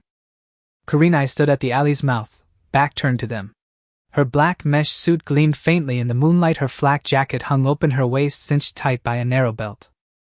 Her Sharingan glowed softly in the darkness, not toward them but fixed upon the Hokage monument in the distance, her expression layered with quiet complexity. Done. Kurenai did not turn. Her voice was level. Done. Xianyi stepped beside her. The 3rd has arranged lodgings for you, in the eastern district near the old Uchiha compound. Kurenai pivoted and led the way eastward. Xianyi followed. Komiai brought up the rear. They passed through several hushed, narrow alleys before arriving at a modest 2-story wooden house. The building was small. 2 paper lanterns hung beside the door, each bearing the 3rd Hokage's insignia, casting a gentle, welcoming glow. Kurenai opened the door. Inside lay a living room and 2 adjacent chambers. A teapot and cups rested on the low table, the tea still warm. You'll stay here. I'm next door. If anything arises, call me. Kurenai paused at the threshold and added tomorrow's Chunin exam finals begin at 7 a.m. The third will await you at the arena. The words barely faded before she turned and departed, the door closing softly behind her footsteps receding into silence. Komiai entered the left chamber, removed her headband and slipped off her robe, draping it over a chair. She wore only a white underrobe, its hem ending just above her thighs. Moonlight poured through the window, gilding her legs in liquid silver. She sat on the edge of the bed, fingers resting gently upon her abdomen, her gaze tender, as she watched her own swelling form. Xianyi stood in the doorway, watching her quietly, all traces of his earlier fury dissolved. One remains. Komiai did not lift her eyes. Her voice was barely a whisper. Is Kurenai truly the right choice? Xianyi sat beside her on the bed. The wooden frame creaked faintly. Their shoulders touched. Komiai leaned her head against his shoulder, strands of chestnut hair brushed his neck, her voice softening into a murmur. One remains. Is Kurenai truly the right choice? Xianyi clasped her hand tightly, his resolve unwavering. She is. He knew with quiet certainty that Kurenai was not merely suitable, she was inevitable. And tomorrow's Chunin exam finals would unfold on a stage rife with peril, perhaps the very crucible where his Mangekyo would ignite. Kurenai was the final piece, the last key to unlock his destiny. The next morning at the central venue of the Leaf Village, the finals of the Chunin exam officially commenced. The circular venue was surrounded by high walls with dark figures hidden on top. The stands were filled with a cacophony of voices packed with ninjas from various countries, feudal lords and commoners. Xianyi stood in the contestant passage, his conical hat pulled low, obscuring half of his face. He wore a gray-blue ninja vest from the Land of Water adorned with the country's emblem on his chest and a patterned forehead protector issued by the feudal lord of the Land of Water, which was neither of the Leaf Village style nor the Uchiha emblem. Hong stood beside him, clad in a black mesh outfit over a Leaf Village Jounin vest, her fingers resting on her kunai pouch, her Sharingan scanning the stands vigilantly. The third Hokage was in the highest stands with the position of the Kazekage vacant to his left. Orochimaru would disguise himself as the Kazekage to enter. Xianyi's gaze swept across the highest stands, and he replied softly, I see him. In the stands the third Hokage puffed on his pipe, the empty position of the Kazekage standing out starkly, with everyone aware that an uninvited guest would soon occupy that spot. In the contestant passage other candidates were also taking their places. Gaara from the Sand Village carried a large gourd on his back with dark circles under his eyes, a vacant stare and an aura of hostility that suggested he could snap at any moment. Naruto from the Leaf Village, with his striking blonde hair and 3 whisker-like markings on his face, was leaning close to Sakura, chatting. Sakura, dressed in a Chunin exam outfit, had her pink hair tied in a ponytail, her bright green eyes displaying resilience. In the distance, Ino, with her long blonde hair tied in a high ponytail, wore a purple-fitted outfit, her blue eyes scanning the crowd, finally resting on Xianyi with a look of curiosity. The first written exam began. The examiner's voice echoed through the loudspeaker, cold and crisp. The written exam took place in the teaching building beside the venue. Once seated, the candidates faced exam papers with 10 difficult questions on ninjutsu theory and tactical analysis. Xianyi glanced at the exam paper, finding not a single question he could answer. He immediately activated his 3-tomo Sharingan, his gaze penetrating the papers of the candidates in front of him, clearly capturing the answers. The exam paper of the Grass Village ninja to his left had the answer to question 3 as wind release, great breakthrough. The exam paper of the Rain Village ninja to his right had the answer to question 5 as 3. The exam paper of the Leaf Village ninja in front had the answer to question 7 as chakra control precision is insufficient. The 3-tomo's copying ability was extraordinarily powerful. Xianyi could simultaneously lock onto the papers of 3 candidates, filtering out the correct answers. His pen moved rapidly, and soon he completed the exam paper. With the written exam over, Xianyi was the first to submit his paper. The examiner glanced at the paper, his brow furrowing tightly, but he asked no further questions, waving him off. Every answer was correct with no faults to find. The second exam was set in the Forest of Death. The Forest of Death was located to the east of the Leaf Village, vast and filled with poisonous creatures and traps, making it extremely dangerous. The rules of the exam were simple: find the central tower within a day and gather the heaven and earth scrolls to pass. Xianyi stepped into the forest, fully activating his 3-tomo Sharingan with the poisonous snakes, traps and venomous insects, all clearly visible in his sight. He headed straight for the central tower, using water release to clear out beasts, and leaping over traps, his speed remarkable. Within half an hour he had delved deep into the forest. Suddenly sounds of fighting and the pained cries of a girl echoed ahead. Xianyi halted, leaping onto a branch where he saw Sakura and Ino surrounded by 4 sound ninjas. The 4 sound ninjas wore tight black outfits and had purple curse marks on their necks. Their chakra levels were not weak, all being above Chunin rank. Sakura's outfit was torn, blood seeping from the corner of her mouth, her hair disheveled, clutching a kunai, and trembling yet still standing protectively in front of Ino. Ino's outfit was covered in dirt with bloodstains on her thigh, her eyes filled with fear, yet she did not drop her kunai. Hand over the scroll, little girl from the leaf.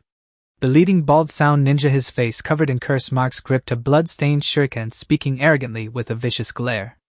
Sakura gritted her teeth, fiercely protecting Ino, her voice trembling yet resolute. I won't hand it over. The bald ninja sneered, spinning the shuriken on his fingertips. If you don't drink the toast, you'll face the penalty, then die.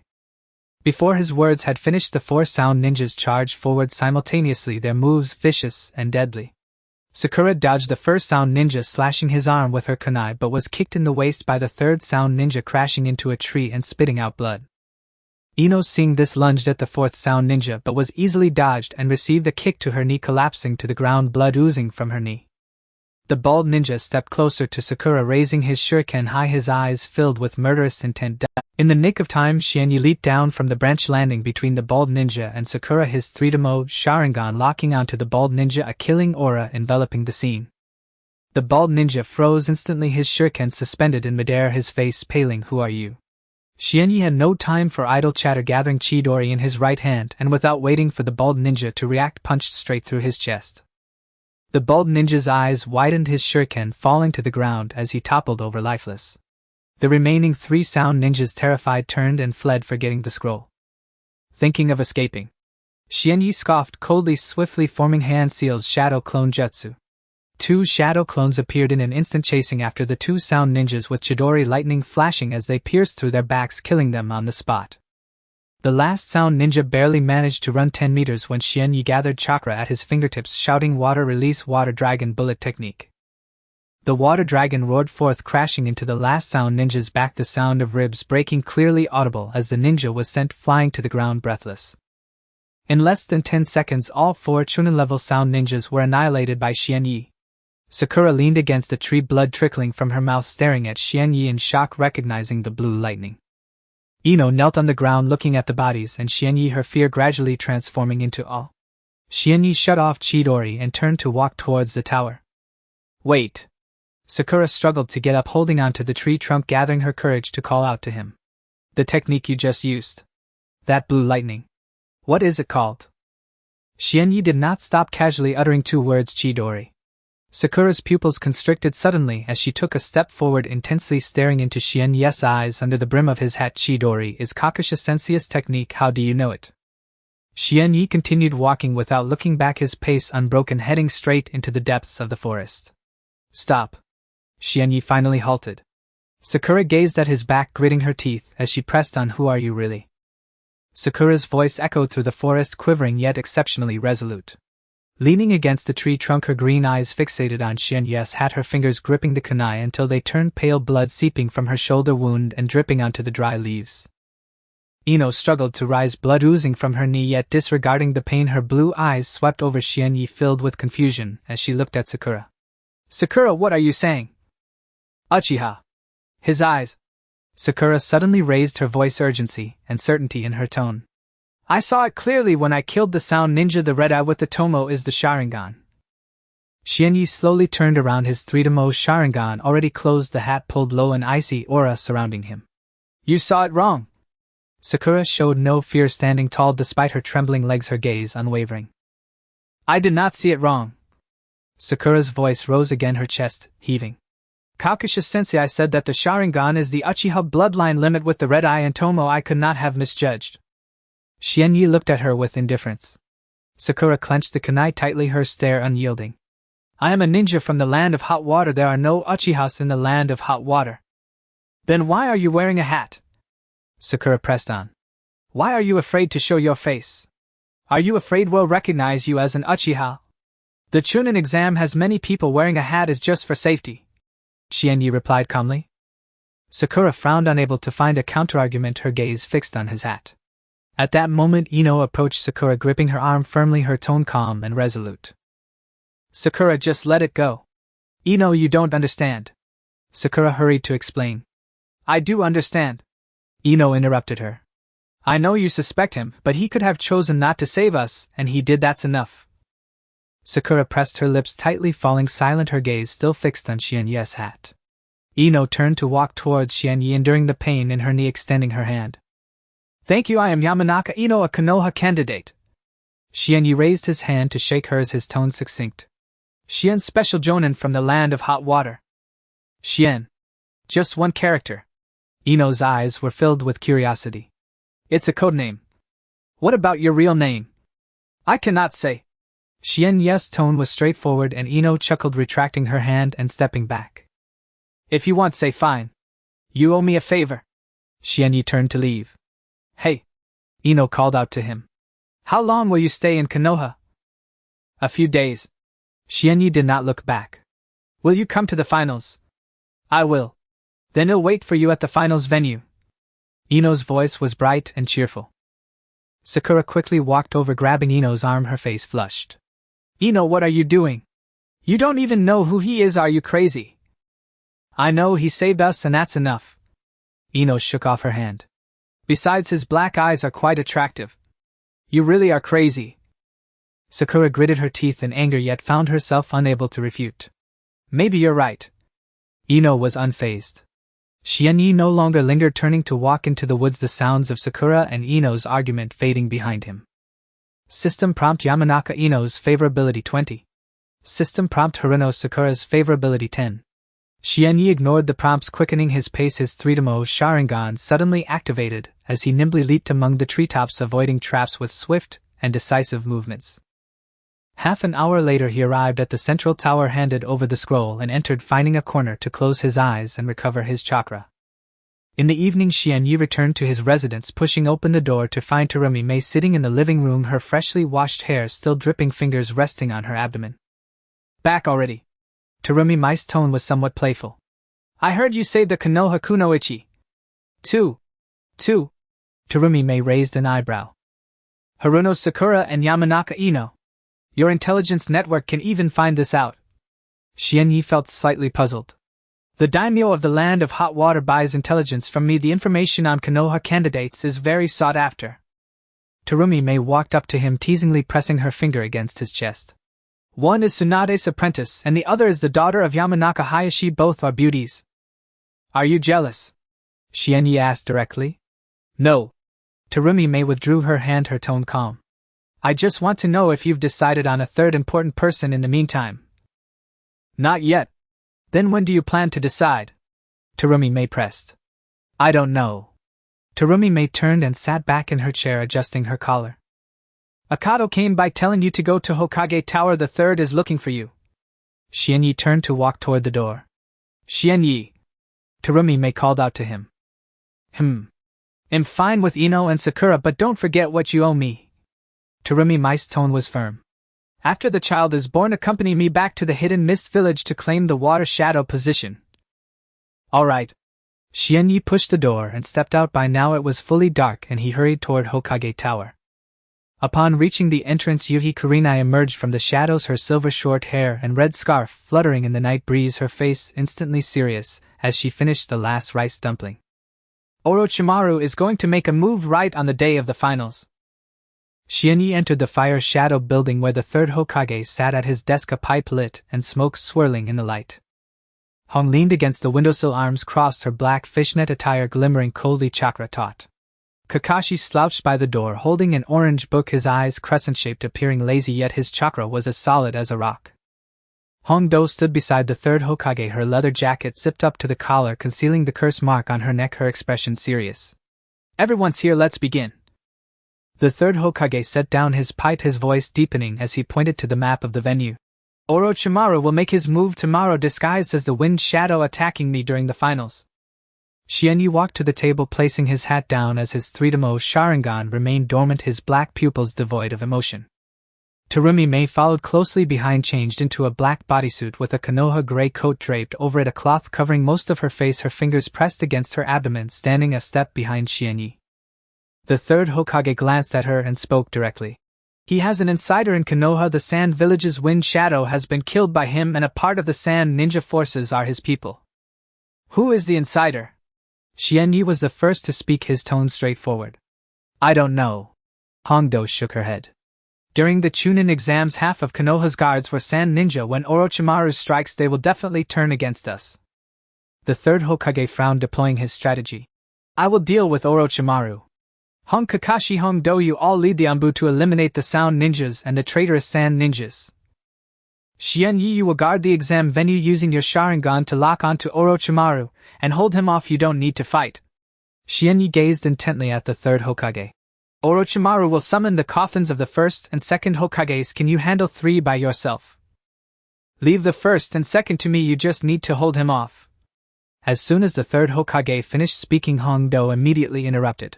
You won't be able to hold him off. Orochimaru also has the Sound Ninja Quartet and the Curse Mark test subjects. The venue is filled with exam candidates and spectators. He will use hostages to restrain us. The third Hokage's expression grew graver. At that moment, Terumi Mei stepped forward, pressing her finger on the map. Leave the Sound Ninja Quartet to me. Lord Water Shadow, your identity. I am a medical ninja from the land of soup now. Terumi Mei interrupted him.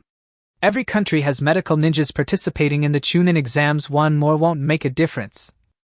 The third Hokage stared at her for 3 seconds, then nodded. All right, the Sound Ninja Quartet is your responsibility. The rest will proceed as planned. Kakashi straightened up, stuffing the little book into his pocket, his chakra suddenly sharp, teasing. Orochimaru is left to you and the third Hokage.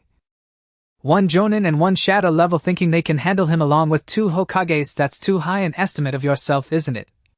Do you have a better plan? The third Hokage retorted. No, but my Raikiri can help. Your Raikiri won't break through Orochimaru's defenses. The third Hokage stated frankly. But his can. Kakashi looked at Xianyi. His Raikiri is better than mine. After copying it with the 3-Demo Sharingan, it has been improved. Xianyi met his gaze. Raikiri is not your exclusive technique. I know, but there aren't many who can use it well. You count as one. Kakashi spoke earnestly. Hon walked to the edge of the table, pointing at the high point on the map. This is the highest point of the venue. When Orochimaru disguises himself as the Wind Shadow to enter, he will come from here, making it the best spot to lock him with the Sharingan. I will stand there. Xianyi responded plainly. I will be next to you, Hon said firmly. When he moves, I will clear the surrounding Sound Ninjas. You focus on him. All right. The third Hokage took a final puff of smoke and stood up. Everyone go prepare. Tomorrow at 7 we gather at the exam venue. The group dispersed. Kakashi left first, Hong followed closely, and Hongdo walked last, turning back to Xianyi. Don't die. If you die, Orochimaru will escape. You too. Hongdo's lips twitched slightly as she turned to leave. Only 3 people remained in the office. The third Hokage pulled a scroll from the drawer and pushed it to Xianyi. This is the contract for the Uchiha clan's land. The seal has been stamped. Help Konoha deal with Orochimaru and the contract is yours. Xianyi tucked it into his clothes. After dealing with Orochimaru, how will the Uchiha and Konoha interact? Mutual non-interference. The third Hokage clarified. The Uchiha has autonomy in Konoha. They must not harm the village. Deal. The third Hokage inquired. To what extent has your 3-Demo Sharingan been mastered? I can see the movements of shadow level, but my body can't keep up. If your physical skills are lacking, then use your brain. What is Orochimaru's weakness? Xianyi was silent for a moment. Arrogance. He is interested in the Sharingan and gets distracted during battle. He has changed vessels multiple times, causing his chakra to be unstable. The longer the fight goes on, the bigger the flaws become. The third Hokage nodded in approval. Not bad. You understand him better than Itachi does. Itachi doesn't understand Orochimaru. He only understands himself. The third Hokage ceased to question further. Go, see you tomorrow. Xianyi turned and walked out with Terumi Mei closely following. Exiting the fire shadow building, the moonlight was bright and Terumi Mei removed her cloth. Your 3-Demo Sharingan has reached its limit, hasn't it? Xianyi stopped to look at her. Is that what the system said? The 3-Demo is just one step away from the kaleidoscope, right? Terumi Mei lightly pressed her finger on his eyelid, her tone concerned. Yes. Perhaps tomorrow I can break through. Orochimaru's battle should stimulate the Sharingan enough. Terumi Mei withdrew her hand, pressing it against her abdomen. Perhaps. Don't die. I won't. The two walked side by side towards their residence, the moonlight stretching their shadows long intertwined tightly. The next morning the exam venue was bustling with voices and Xianyi arrived on time, his 3-mo Sharingan suddenly activating, the red pupils spinning rapidly. The stands were filled with ninjas and spectators, with the third Hokage seated at the highest point, the seat beside him reserved for the Wind Shadow still empty. Xianyi scanned the venue, locking onto various figures. Hong was alert, holding a kunai. Kakashi was gripping his book but had lost his laziness. Hongdo was blending into the umbu, keeping a close eye on the entrance. Terumi Mei was mingling among the medical ninjas, her coat hiding her abdomen. At that moment there was a commotion at the entrance of the venue. The Wind Shadow has arrived. Xianyi's Sharingan instantly locked onto the figure, a white wind shadow robe, a hat obscuring the face, walking steadily, but the chakra was weak to the point of being abnormal, failing to reach the shadow level. Orochimaru. Xianyi scoffed coldly in his heart, his Sharingan spinning faster, locking onto him firmly. The storm of the finals was about to arrive. Orochimaru calmly walked straight to the seat of the Wind Shadow, and sat down, his movements composed and unhurried. The third Hokage glanced at him, slowly removing the pipe from his lips, his fingers lightly tapping the table. This was the signal to make a move. His right hand shot out of his sleeve, fingers elongating like a venomous snake, tightly gripping the third's neck. The third was violently pressed against the back of the chair, the pipes slipping from his hand and falling to the ground, hitting the floor twice before falling silent. The spectators on the stands had yet to react when the 4 sound ninjas leaped from 4 directions, their hands pressing heavily against the ground. 4 purple flames formation. A purple transparent barrier instantly rose, trapping the third and Orochimaru tightly within it, with purple flames igniting on the walls, turning to ash upon contact. Seeing this, Hong rushed up from below the stands, throwing a kunai fiercely at the barrier. As the blade touched the purple flames, it instantly melted into molten iron, dripping onto the ground with a hissing sound. Hong stumbled back 2 steps, her fingertips burned with numerous blisters, causing her to frown in pain. "Don't touch the barrier." Xianyi's voice came from behind. He had already stood at the edge of the stands, his 3-mo Sharingan locking onto the interior of the barrier, the crimson tomos spinning rapidly. Inside the barrier, Orochimaru gripped the third's neck, licking his lips, his skin peeling away to reveal his pale true form. Golden vertical pupils, purple eyeshadow, and black hair cascading from beneath his hat, he looked sinister and terrifying. "Third Hokage, it's been a long time." The third's gaze sharpened as he tightly gripped Orochimaru's wrist with both hands. Chakra erupted from his palms, forcefully shaking off Orochimaru's hold. He suddenly stood up, the Hokage robe slipping down, revealing a tight black combat suit with ninja tool pouches strapped to his arms and legs, and the fire symbol on his back standing out prominently. "Orochimaru, you've come again. I told you I will come to take your life." Orochimaru quickly formed hand seals with both hands, his speed leaving only an afterimage, chakra surging violently. The third immediately synchronized his hand seals, 2 powerful chakras colliding within the barrier, causing the air to ripple and emit a dull roar. Xianyi turned to look down at the stands. The situation had completely spiraled out of control. The Sound Ninja and Sand Ninja had already engaged. The Leaf Ninja's screams erupted from the audience as people frantically fled towards the exits. Hong, accompanied by the umbu, immediately intercepted the 4 Sound Ninjas, throwing kunai that aimed for fatal strikes. Kakashi's Raikiri exploded among the crowd, blue lightning flashing, and several Sound Ninjas fell to the ground. Terumi Mei had already removed her gray coat, revealing a black tight suit, her fingers quickly forming seals to gather liquid release, remaining motionless as she awaited the perfect opportunity. Xianyi no longer hesitated, leaping down from the edge of the stands, landing steadily outside the 4 purple flames formation. His 3-mo Sharingan fixed intently on Orochimaru inside the barrier, precisely capturing the flow of chakra within him. He instantly sensed that Orochimaru's chakra was several times more formidable than during their meeting in the land of soup. He had been hiding his strength all along. Water release, water dragon bullet. The third completed the hand seals first, a gigantic water dragon spewing forth from his mouth, its massive jaws crashing towards Orochimaru. Orochimaru's body twisted like a snake, effortlessly slipping through the gaps of the water dragon, fingers elongating once again, stabbing directly at the third's chest. The third sidestepped to avoid his fingertips, leaving 5 blood marks on Orochimaru's arm, blood oozing out, instantly staining the sleeves of his combat suit. Earth release, earth dragon bullet. The third pressed his palm against the ground and an earth dragon erupted from the soil, crashing violently into Orochimaru's abdomen. Orochimaru was sent flying, crashing heavily into the barrier wall, the purple flames instantly singeing his long robe. Yet he showed no concern, sliding down the wall and brushing off the dust, sneering, "Third Hokage, you've aged. No sooner had the words left his mouth than he pressed both hands against the ground chakra surging frantically into the earth. The ground shook violently, 2 coffins bursting forth from the soil, their surfaces engraved with the characters for first and second Hokage. The coffin lids crashed open and the first and second Hokage stepped out slowly, their eyes devoid of life, expressionless like puppets. The third's expression changed drastically, his tone serious and pure. World reincarnation. You really used this technique. I told you I will come to take your life. Orochimaru stood between the first and second, licking his lips with a mocking tone. First and second, your teacher, and your teacher's teacher. Third Hokage, can you defeat them? The first slowly formed hand seals, moving slowly, yet every step carried an intense sense of pressure. Shien Yes 3-mo Sharingan instantly captured this. It was pure, would release essence incomparable to the imitation of the Umbu. Would release birth of the world tree. The ground cracked thunderously, countless thick tree roots surged from the fissures, directly breaking through the walls of the 4 purple flames formation. The purple flames scorched the tree roots, yet their growth rate was far quicker than the flames could burn. The tree roots spread like living snakes, entangling the pillars of the stand's audience seats, and even ensnaring the spectators who couldn't escape in time, their screams echoing. The third leaped up, evading the roots beneath him, quickly forming seals in midair. Shadow Shuriken Jutsu. A shuriken flew out, splitting into hundreds midair, raining down like a torrential storm, severing the encroaching tree roots. White sap flowed from the broken roots, dripping onto the ground and instantly corroding small pits. Suddenly Orochimaru darted out from behind the roots, fingers elongating once more, stabbing directly at the third's back.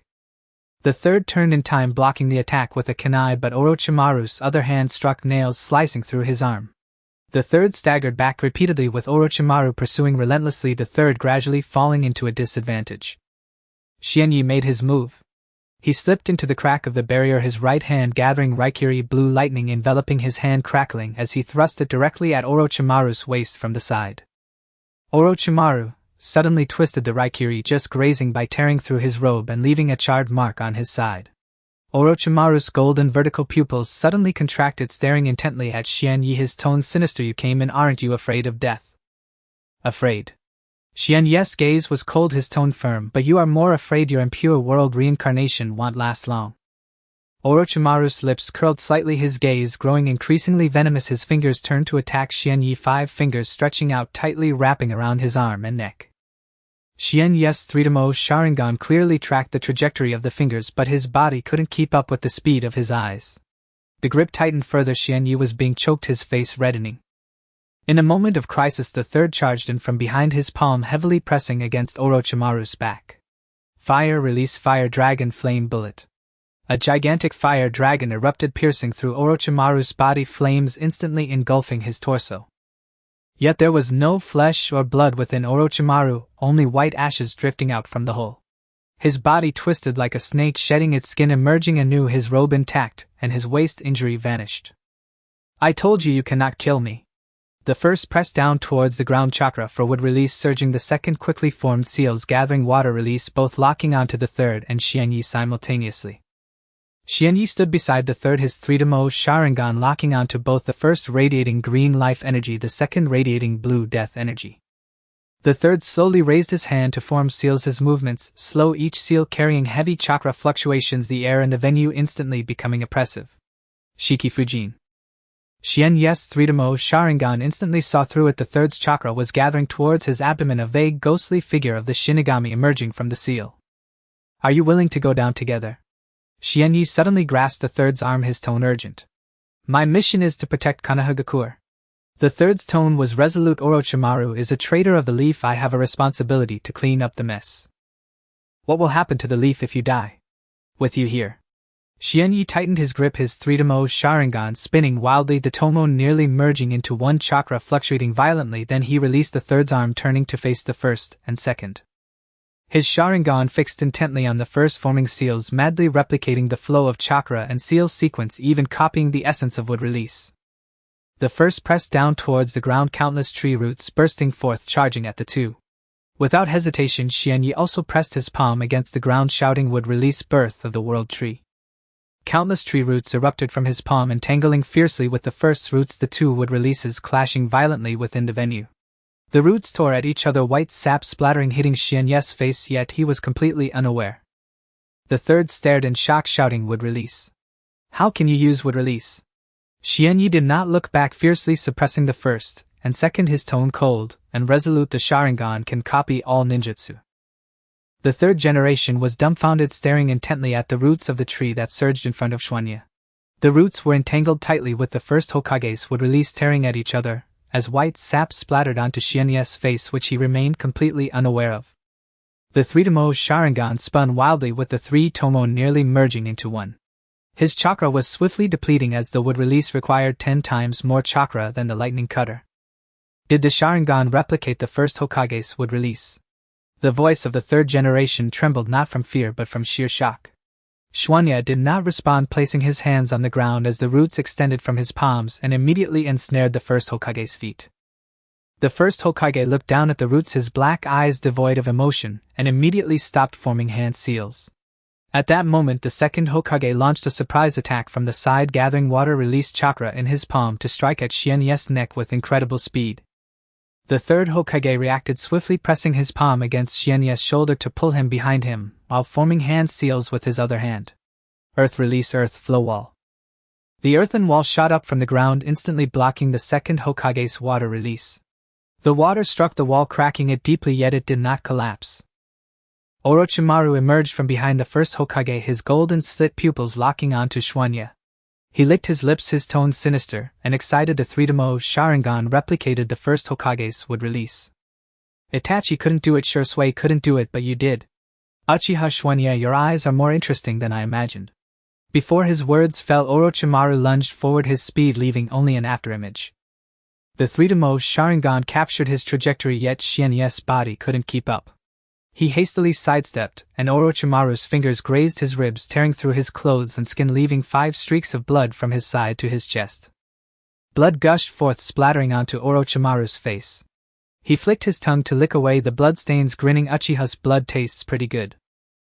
Xuanya staggered back 3 steps, pressing his right hand against the wound on his side as blood oozed between his fingers, dripping onto the ground and staining it red. The three Tomo's Sharingan continued to spin, but his vision had blurred and the loss of blood slowed his reactions. Orochimaru did not give him a chance to breathe, charging at him again. This time he did not attack but opened his mouth, his neck stretching in an unnatural way, his mouth widening to the extreme as purple chakra coalesced into a vortex in his throat, clearly intending to bite Xianye's neck and plant a curse mark. Xuanya desperately dodged to the left, but Orochimaru's head turned agilely in midair, relentlessly pursuing his neck to bite. There was no escaping. At the critical moment, a brown figure dashed in from the side, abruptly blocking in front of Xuanya. With a thud, Orochimaru's teeth bit fiercely into that person's shoulder, blood gushing forth. It was Tsunade's blood. Tsunade stood in front of Xuanya, Orochimaru's teeth embedded in her right shoulder as purple curse-marked chakra surged violently into her body. Her face turned pale, her lips purple, her body trembling slightly, yet she did not retreat an inch. She quickly formed hand seals, gathering chakra in her palm, and opened her mouth to unleash dissolution release aimed directly at Orochimaru's face. Orochimaru was forced to loosen his grip and retreat, the dissolution release brushing past his face and singeing half his hair. His golden pupils constricted sharply, staring intently at Tsunade, his tone astonished yet sinister. Water shadow, you dare to rush in even while pregnant? Tsunade said nothing, blood continuing to flow from her right shoulder, staining the sleeve of her combat uniform, her body swaying yet still holding firm. Xuanya embraced her from behind, pressing his palm against her wound, desperately pouring in chakra to staunch the bleeding, but the blood still would not stop. Why did you rush in? Xianye's voice trembled for the first time, filled with suppressed anger and panic. If you die, what will happen to me and the child? Tsunade's voice was very soft, almost drowned out by the sounds of battle. You find the third important person yourself. I will block this time, that's enough. As soon as she finished speaking, her eyes closed, her body softened, and she completely lost her strength. Xuanya knelt on the ground, holding her head resting on his shoulder, her breathing faint, her face pale. The wound on her right shoulder continued to ooze blood, the purple curse mark pattern spreading from the wound, crawling over her collarbone, reaching toward her neck and chest.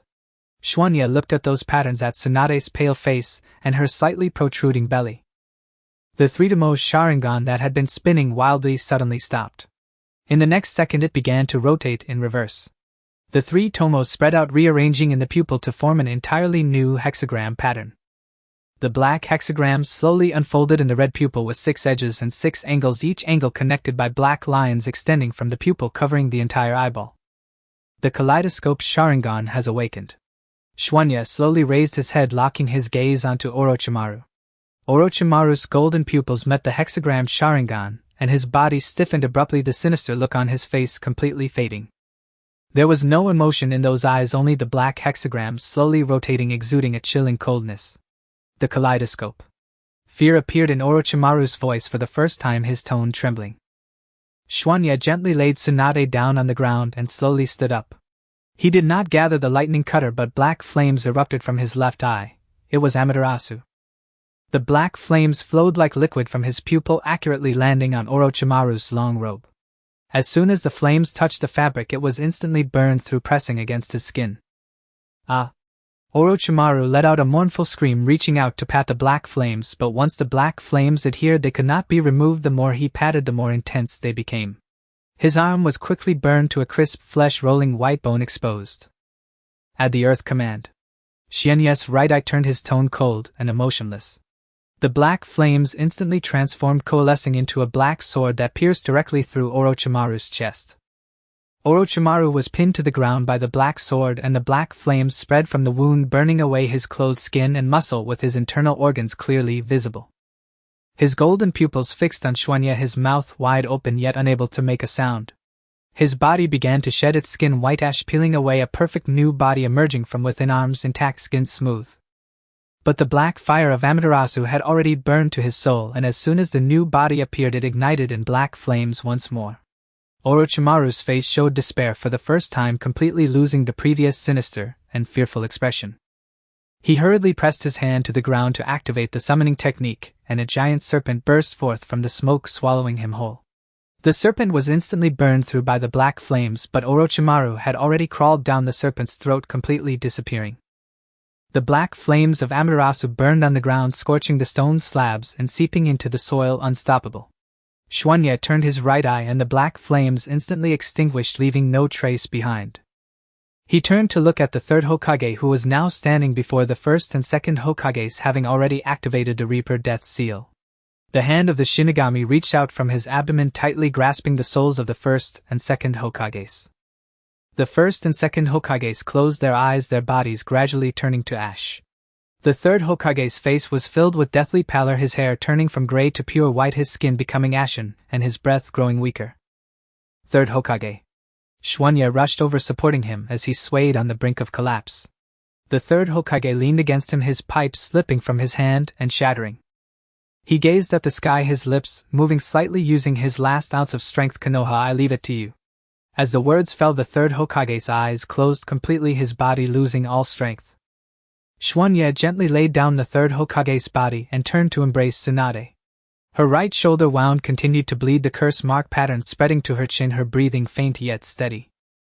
System notification: the kaleidoscope Sharingan has awakened. Tsunade is severely injured, but her life is not in danger. Orochimaru attacked Konoha, leading to the death of the third Hokage, marking a complete end to the conflict. In the aftermath, Konoha village promptly entered a state of martial law. Anbu ninjas swiftly traversed the ruins, while medical ninjas carried the bodies, their expressions grave. Shunya held Terumi Mei in his arms, hiding in the underground drainage passage of the Hokage building. The woman in his arms had a pale complexion like paper, her chest wrapped in thick bandages, dark red blood seeping through, spreading out. Hongdo crouched at the entrance of the passage, peering outside warily, her voice lowered. There are Anbu outside, we can't get out at all. As soon as she finished speaking, Hong quietly approached from the other side and said in a low voice, I know a secret path that leads directly to the downstream of the South River, avoiding all Anbu sentries. Shunya nodded, tightening his hold on Terumi Mei. She was burning hot, her breathing weak, but fortunately there was a faint fluctuation of chakra in her abdomen, indicating that the fetus was still alive. Hong led the way as the three of them crouched down and crawled into the narrow passage. The passage was filled with a pungent stench of decay, and the sewage reached their ankles, icy and bone-chilling. Hongdo cursed softly under her breath, but Hong remained silent, focused on scouting ahead, her expression vigilant. At that moment, Terumi Mei suddenly opened her eyes, her voice weak yet urgent. The child. Shunya looked down, his tone gentle yet firm. The child is fine. Don't speak, conserve your strength. Terumi Mei trembled as she reached out to touch her abdomen. After confirming a slight movement, she slowly closed her eyes again. Her lips were cracked and devoid of color, but deep within her gaze there remained an unresolved killing intent. Orochimaru, she murmured softly before losing consciousness again. At the end of the passage was a rusty iron door which Hong pushed open with force, revealing the bank of the Southie River. The sky had completely darkened, the moon obscured by clouds with only scattered flames from the direction of Konoha illuminating half the night sky. Hong turned back to remind them, head east, cross the forest, and you'll reach the border of the land of rice. It will be safer there. Hong-do immediately drew a kunai, her eyes sharp. It'll clear the way, you two follow. Xianyi held Terumi Mei closely, trailing behind. The three of them ran swiftly along the riverbank, Xianyi infusing chakra into his legs, maintaining his speed. With Hong scouting ahead, vigilantly watching for any movements around them, Hong-do guarded the rear, prepared for any pursuers. After running 3 miles, urgent barking suddenly echoed from behind, growing closer. Hong's expression changed suddenly. Not good. The Umbu brought tracking hounds from the Inuzuka clan. Hong-do gritted her teeth and instantly turned around. I'll draw them away, you take the chance to escape. Xianyi immediately shook his head, his tone resolute. We stick together, it's more dangerous to split up. He freed one hand to quickly form hand seals, and 2 shadow clones instantly appeared, dashing in different directions, deliberately leaving clear footprints and chakra traces. After doing all this, the three continued eastward, not daring to pause. Half an hour later, the barking behind them grew fainter and eventually disappeared completely. Hong breathed a sigh of relief, slowing her pace. We've shaken them off. But Hong-do suddenly stopped, her gaze fixed ahead, and said in a low voice, there's someone. The group looked up to see a black figure standing quietly in the middle of the road, blocking their path. Hong-do immediately raised her kunai, and Hong also instantly took a combat stance, her chakra taut throughout her body. The person slowly approached, and under the light the face was unmistakably that of Kurenai Yuhi. Xianyi quickly glanced at Hong beside him, who was equally astonished, both of them momentarily frozen. The two Hongs stood facing each other, the atmosphere instantly thickening. Are you a clone? The Hong beside Xianyi spoke first, her tone laced with caution. The Hong across from her chuckled coldly, her voice mocking. Shouldn't it be you who's impersonating me to blend in among them? Hong-do cursed. Damn, it's a transformation technique. Xianyi's eyes sharpened, the Sharingan spinning rapidly, the crimson pupils revealing a hexagram pattern, allowing him to see through the chakra flow of the other. The one on the left is real. He spoke with certainty, not a hint of hesitation in his voice. As soon as he finished speaking, the Hong on the right instantly twisted and transformed, ultimately becoming an Umbu ninja wearing a cat mask. Upon realizing his identity was exposed, the Umbu immediately threw 3 shurikens and turned to escape. Hong-do reacted swiftly, leaping forward to pursue, her kunai piercing accurately through the Umbu's shoulder. The Umbu let out a muffled groan, collapsing heavily to the ground. Hong-do stepped on his back, her tone icy. Who sent you? The Umbu tightly shut his lips, remaining silent, while black blood slowly trickled from the corner of his mouth. Hong-do pried open his mouth and discovered a poison pouch hidden within his teeth, already bitten through. It's a dead man. Hong frowned, her tone serious. Xianyi did not linger, continuing to carry Terumi Mei forward, his tone indifferent. Don't waste time, let's move. Hong-do discarded the Umbu's corpse and hurried to catch up. After another hour of travel, the three finally stepped into the territory of the land of rice. There were no Umbu patrols here, only desolate mountains and wilds providing them with temporary safety. Hong searched the forest for a moment and found an abandoned hunter's cabin. Xianyi gently placed Terumi Mei on the wooden bed and immediately checked her wounds. The bandages on her chest were already soaked with blood. He tore them off, revealing a deep wound that could be seen to the bone, left by Orochimaru's Kusanagi sword. Xianyi pressed both hands against the wound, activating medical ninjutsu with green chakra enveloping the injury, slowly healing the damaged flesh. Terumi Mei winced in pain but did not wake up. Hong prepared hot water while Hong-do found some clean cloth strips and silently handed them over. Xianyi rewrapped Terumi Mei's wounds and her breathing finally stabilized somewhat. Hong sat at the door on guard while Hong-do leaned against the wall to rest, momentarily letting down her vigilance. After half an hour, Terumi Mei woke up again. She opened her eyes, immediately looking at Xianyi, her voice weak yet urgent. Is the child still there? Yes, Xianyi replied, his tone somewhat gentler than before. Terumi Mei sighed in relief, struggling to sit up. Xianyi immediately pressed her down, his tone firm. Don't move, the wound has just healed, you can't exert yourself. Terumi Mei looked down, gently touching her abdomen, sensing the faint chakra fluctuations of the fetus, and finally felt at ease. She looked up at Xianyi, her gaze sharp. Is Orochimaru dead? Xianyi shook his head slowly. Terumi Mei's expression darkened, her voice cold. He will definitely come back. Next time we meet I will kill him. At that moment Hong approached with water, handing over a water pouch. Drink some water to replenish your strength. Terumi Mei took the water pouch, drank a couple of sips, and then handed it back. Her gaze fell on Xianyi's eyes and her pupils constricted. What happened to your eyes? At this moment the three tomo in Xianyi's eyes had already disappeared, replaced by the hexagram pattern of the Mangekyo Sharingan, cold and eerie. It happened in battle, Xianyi replied, his tone flat, offering no further explanation. Terumi Mei stared at the hexagram pattern for a long time, ultimately refraining from asking more, merely nodding gently. System prompt: Mangekyo Sharingan stabilized. Reward: advanced ninjutsu water release hard vortex water blade. The system prompt echoed in Xianyi's mind, a rush of fresh chakra instantly flooding his body, significantly enhancing his affinity for the water element. Xianyi closed his eyes, quickly digesting the information about this chakra and ninjutsu.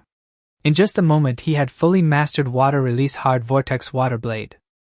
Hongdo leaned against the wall and asked, "Can we leave now? We're too close to Konoha, will be found sooner or later, which isn't safe." Terumi Mei attempted to support herself up, but her legs went weak, nearly causing her to fall. Xianyi quickly supported her, his tone firm. "I'll carry you." Terumi Mei did not refuse, gently resting on Xianyi's back. Hong boiled more water and packed up a few simple items while Hongdo pushed open the cabin door, scanning the surroundings warily. The four continued eastward without daring to pause. Just as dawn was breaking they finally reached the border of the land of soup. Xianyi looked at the mountains ahead, his gaze stirring. Once they crossed the next peak they would reach their stronghold. Terumi Mei lay on his back, her breathing steady, having fallen asleep again. At that moment Hongdo suddenly stopped, her eyes alertly fixed on the woods ahead. Someone is there. From the woods a figure slowly emerged, and it was Kaguya. She was visibly pregnant, her face anxious, and her footsteps hurried. Kaguya had sensed Terumi Mei's serious injury with her Sharingan, and rushed over upon seeing the person on Xianyi's back. She reached Xianyi's side, her gaze falling on Terumi Mei, her expression changing instantly, speaking urgently, "There's something foreign inside her. It's a fragment of an explosive tag." Karen dashed frantically toward the wood and caught her hands slamming onto Terumi's chest before anyone could react. Kaguya's Byakugan flared open instantly. Crimson chakra enveloped Terumi's entire body, rendering every channel of chakra flow starkly visible. Within seconds sweat beaded across Karen's forehead, her voice tightened with urgency. "It's lodged 2 centimeters to the right of the heart. Any further deviation would pierce a major vessel." Genya stood rigid beside the cot, his expression taut as his hands flew through rapid hand seals, gathering dense, stable, and exquisitely refined green medical chakra in his palms. Kurenai swiftly sealed the doors and windows, then wove an auditory illusion barrier with precise hand seals, ensuring no sound escaped to draw pursuers. Anko gripped a kunai at the threshold, her gaze razor-sharp, scanning the corridor beyond without blinking. Karen pressed firmly against both sides of Terumi's chest, locking onto the precise location of the vessel. Her voice dropped low and steady. "I'll compress the artery with chakra to stem the bleeding. You make the incision now. Move fast." Genya shook his head, decisive. "No scalpel. Ordinary tools lack the precision.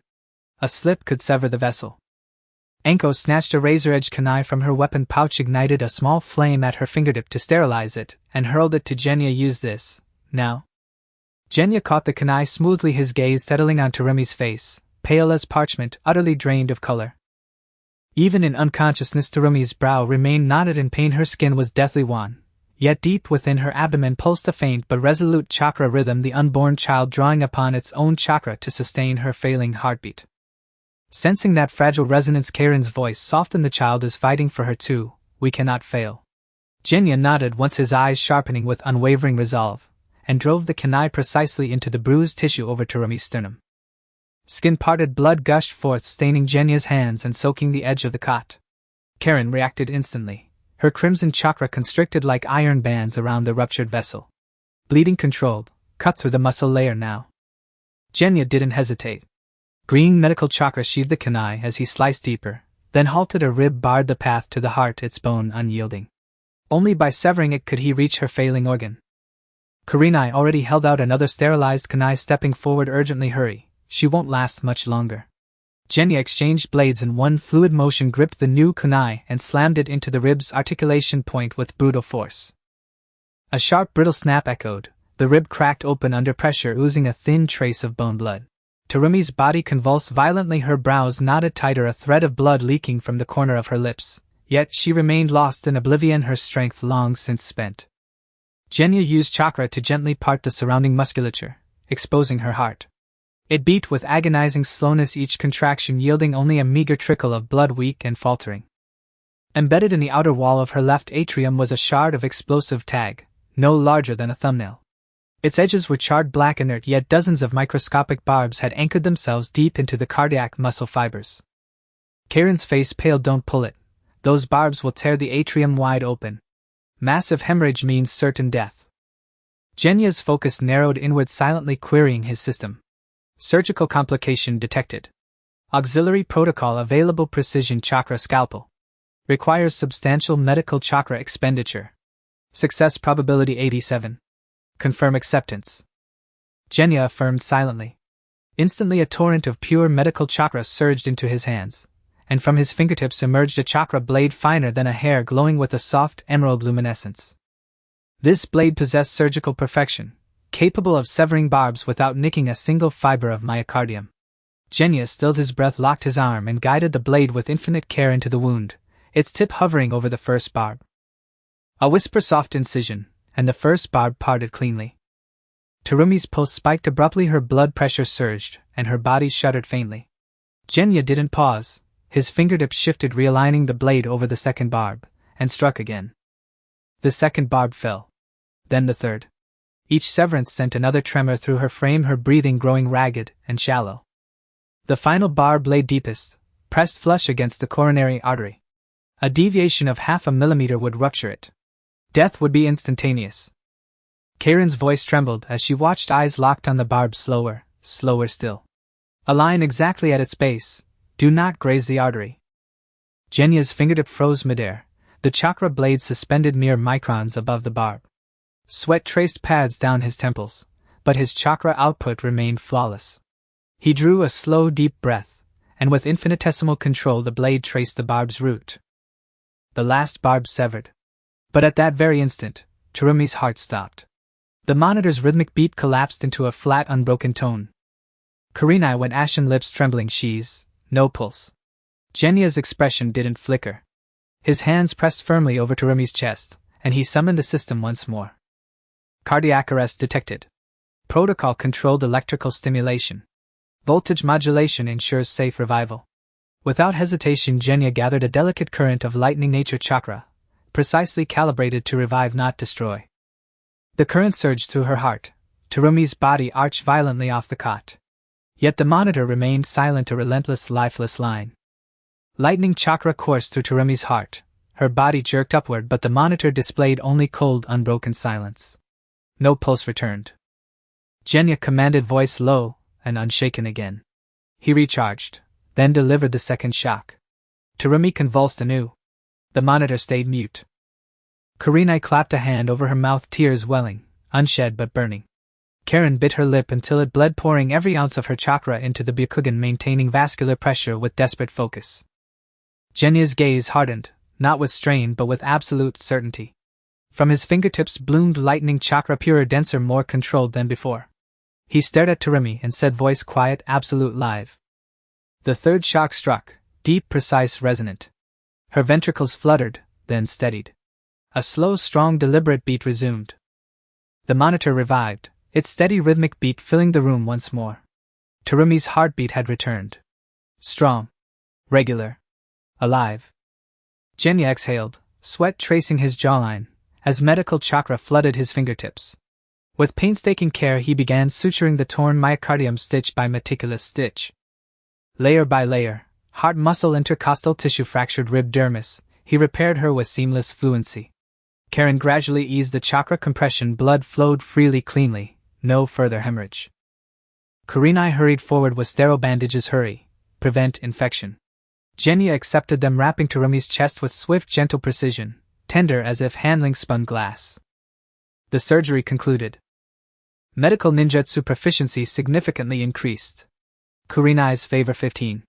She watched Genya's blood-licked hands, and her gaze shifted irrevocably. No pity, no sorrow, only pure, unreserved awe, for his composure mastery and unwavering resolve. Anko pushed the door open, breathless, no movement outside, as the ANBU closed in. Kurenai shook her head, calm and certain. My barrier is impenetrable. Even if they stand at the threshold, they'll see nothing but empty air. Karen slumped into a chair, drenched in sweat, her face ghost pale, yet her hand rested softly on her belly, feeling the gentle flutter of life beneath. At last a quiet, weary smile touched her lips. Genya washed the blood from his hands, dried them carefully, and returned to sit quietly beside the cot. Half an hour later, Terumi's eyelids trembled, then slowly lifted. Her vision swam unfocused, then settled on Genya. Her voice was frail, edged with ice. Orochimaru, is he dead? Genya shook his head, calm and measured. No. But he bears grievous wounds, and will not return soon. Terumi's eyes darkened, distant and cold. She turned her gaze to the ceiling, voice low, absolute. He will return. And next time, I will kill him. Genya took her hand, firm, warm, unyielding, and met her gaze without flinching. Rest easy.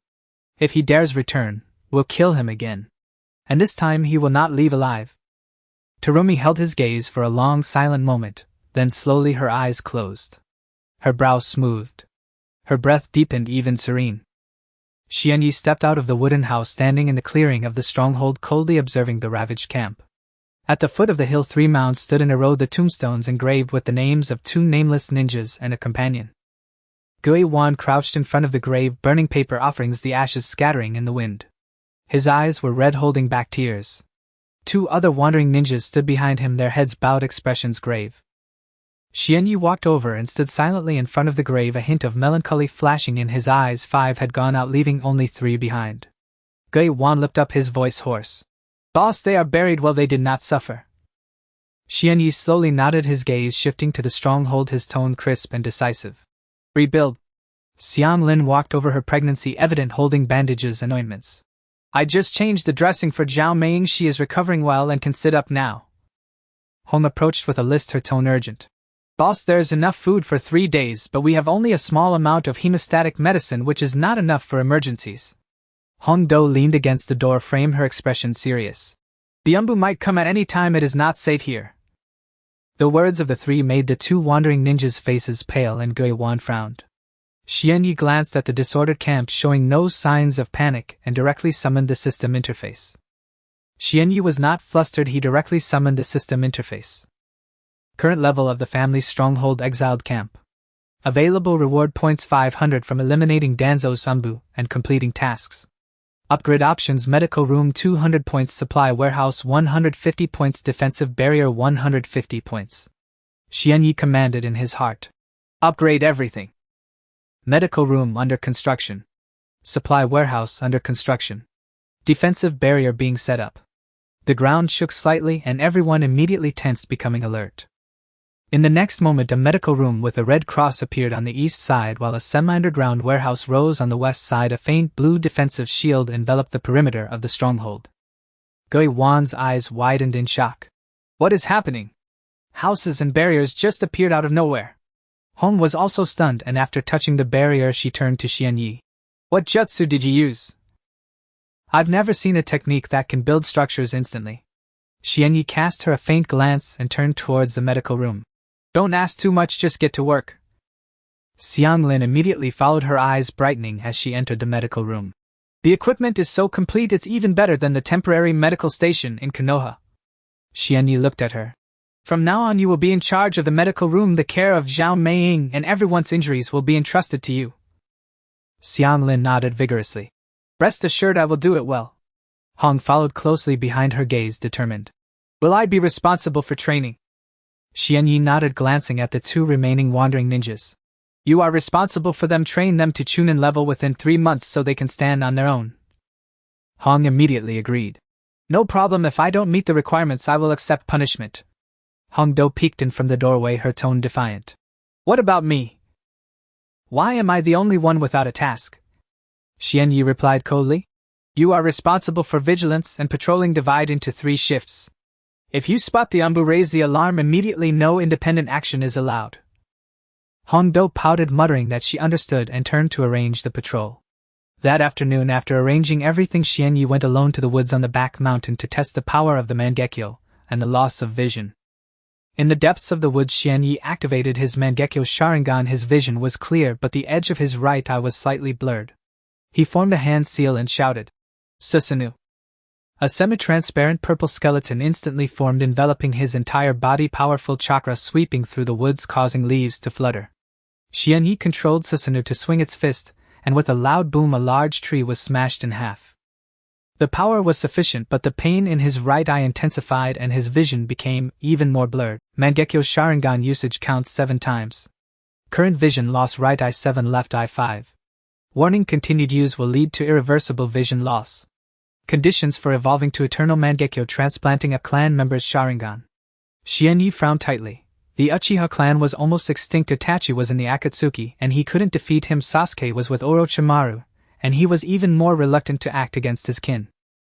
He temporarily set aside thoughts of evolution, igniting Amaterasu's black flames in his palm, forming a blade to slash at the tree, which instantly turned to ashes. Yet each use of Amaterasu further increased the burden on his eyes. He retracted Susanoo and the Mangekyo, sitting down in contemplation, silently resolving, "I must find an alternative solution as soon as possible, or I will eventually go blind." After dark, Xianyi got up and returned to the stronghold. Inside the medical room was lit. Xianglin was organizing medicine. In the training ground, Hong was training with Guiwan. Though their faces were bruised, they continued to grit their teeth and persevere. Hong Do stood guard on the roof and upon seeing him return jumped down. "Boss, there's nothing unusual around. The Umbu didn't follow us." Xianyi nodded and turned to enter the wooden house. Zhao Meiying was awake, propped up on her pillow drinking water. She paused upon seeing him enter. "How are you feeling?" Xianyi sat at the edge of the bed, his tones slightly softer. Zhao Meiying put down her cup, her tone cold yet softened. "I won't die, the baby is still moving." Xianyi gently placed his hand on her abdomen, clearly feeling the powerful chakra of the fetus. "It's a boy," Zhao Meiying stated flatly. Xianyi's fingers paused slightly, withdrawing his hand, remaining silent. Zhao Meiying suddenly fixed her gaze on his eyes. "Have you overused your Mangekyo?" The right eye was red and his vision was also blurred. "It's nothing." Xianyi averted his gaze, his tone dismissive. Zhao Meiying scoffed. "Who are you trying to fool? Overusing the Sharingan will lead to blindness. Don't recklessly deplete your strength." Xianyi remained silent. He understood Zhao Meiying's good intentions, but at present he had no better solution. Zhao Meiying's tone softened. "I know the Eternal Mangekyo requires transplanting a clan member's eyes. What do you plan to do?" "I will find another way." Xianyi's tone was firm. "What if you can't find it? Will you wait until you go blind to regret?" Zhao Meiying pressed, her tone anxious. Xianyi abruptly stood up, his tone impatient yet laced with helplessness. "Then I'll wait until I go blind to talk about it." He turned and left. Behind him came Zhao Meiying's angry reprimand. "Xianyi, you are such a fool."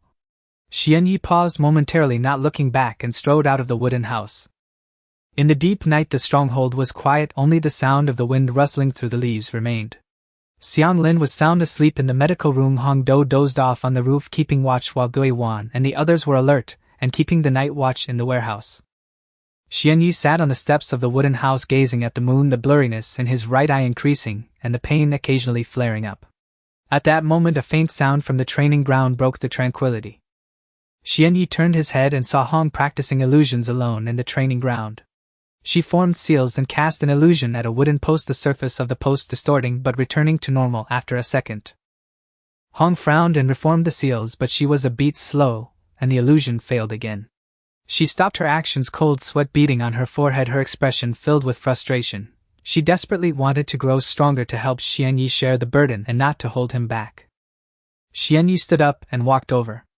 Hong turned her head upon hearing footsteps, slightly surprised to see Xianyi, but quickly regained her composure. "You're not asleep yet. Your illusion has flaws," Xianyi stated bluntly. Hong was taken aback. "What flaws? I've practiced so many times and haven't noticed any." "Your hand seals are too slow. There is too long a pause between the third and fourth seals." Xianyi walked up to her, his tone gentler. "I will teach you. It will double your sealing speed and enhance the power of your illusions." Xianyi stood behind Hong, directly grasping her hands. Hong's body froze suddenly, yet she did not pull away. "The third seal here, do not hesitate." Xianyi's voice echoed in her ear as he swiftly guided her hands to form seals. Hong followed the motions, her fingertips no longer hesitating, her speed doubled compared to before. The illusion was released instantaneously, the wooden stake twisting violently, maintaining its form for a full 5 seconds before returning to normal. Hong was completely stunned, disbelief filling her gaze. She had practiced for half a month and her illusions could only last for 2 seconds at most, never breaking through. Hong suddenly turned her head, their noses almost touching, their breaths intertwining. "How did you do it?" Her voice trembled slightly, filled with astonishment and confusion.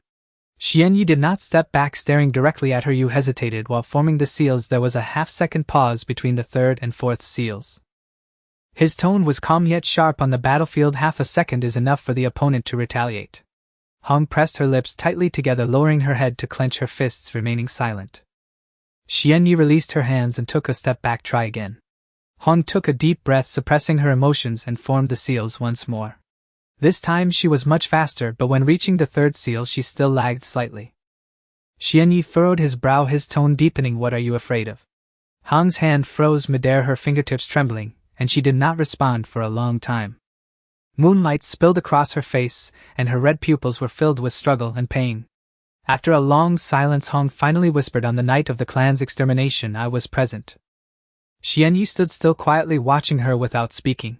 Hong lowered her hands, her gaze drifting far away, and she slowly began to speak. "I was assigned to guard the perimeter of the Uchiha clan and suddenly heard intense screams from within. I rushed in and before me were nothing but corpses, the stench of blood choking me. A child not yet 10 lay in a pool of blood, wide-eyed, with 3 Demo Sharingan staring at me as if pleading for rescue." As she spoke, Hong's voice trembled violently, her eyes reddening. "But the mission order was to stand by, and I just stood there watching him breathe his last without even the courage to reach out." Xianyi looked at her, expression, his tone softening. "That was not your fault." "I know it wasn't my fault." Hong suddenly lifted her head, tears brimming in her eyes. "But ever since that day, every time I form seals, I remember his eyes. Especially between the third and fourth seals, those eyes clearly emerged, making it impossible for me to concentrate." Xianyi was silent for a moment, slowly extending his hand, his tone firm. "Look at me." Hong looked up into his eyes. Under the moonlight, Xianyi's 3 Demo Sharingan slowly rotated, radiating a reassuring power. "That child is already dead and can never return." Xianyi's voice was deep yet penetrating. "But I am still alive, and the Uchiha have not completely vanished." Hong's tears finally fell. Xianyi once again grasped her hands, his fingertips warm. "Form the seals, follow my lead, and don't think of anything else." This time Hong did not hesitate, nor did she retreat. She quickly formed the seals in sync with Xianyi's movements without a single pause throughout. The illusion was released once more, the wooden stake twisting violently, maintaining its form for a full 10 seconds. Hong gasped for air, sweat beading on her forehead, her eyes filled with relief and excitement. Xianyi released her hands, his tone flat. "That's it, you can do it." Suddenly Hong reached out and tightly grasped Xianyi's wrist, her grip strong enough to almost hurt him. "Why are you helping me?" She stared at Xianyi, her eyes filled with reluctance, confusion, and a hint of expectation. Xianyi met her gaze, his tone resolute. "I need you." Hong was taken aback, the strength of her grip on his wrist unconsciously loosening. Xianyi added, "I need a jonin who can use illusions to help train members and secure strongholds." Hong stared at him for a long time, then suddenly smiled, but tears fell even more fiercely. "Is that all?" Her voice choked, laced with a hint of hope. Xianyi said nothing, only quietly watched her. Hong released his wrist, wiped her tears, and spoke calmly, "I understand." The two stood in the training ground, neither of them taking a step away first. At this moment moonlight fell upon them, their shadows stretching long. Hong turned to leave, but Xianyi suddenly called out to her. "Hong." She stopped, slowly turning back. Xianyi walked up to her, gently wiping away the tears on her face. Hong's body stiffened, her eyelashes trembling, but she did not shy away.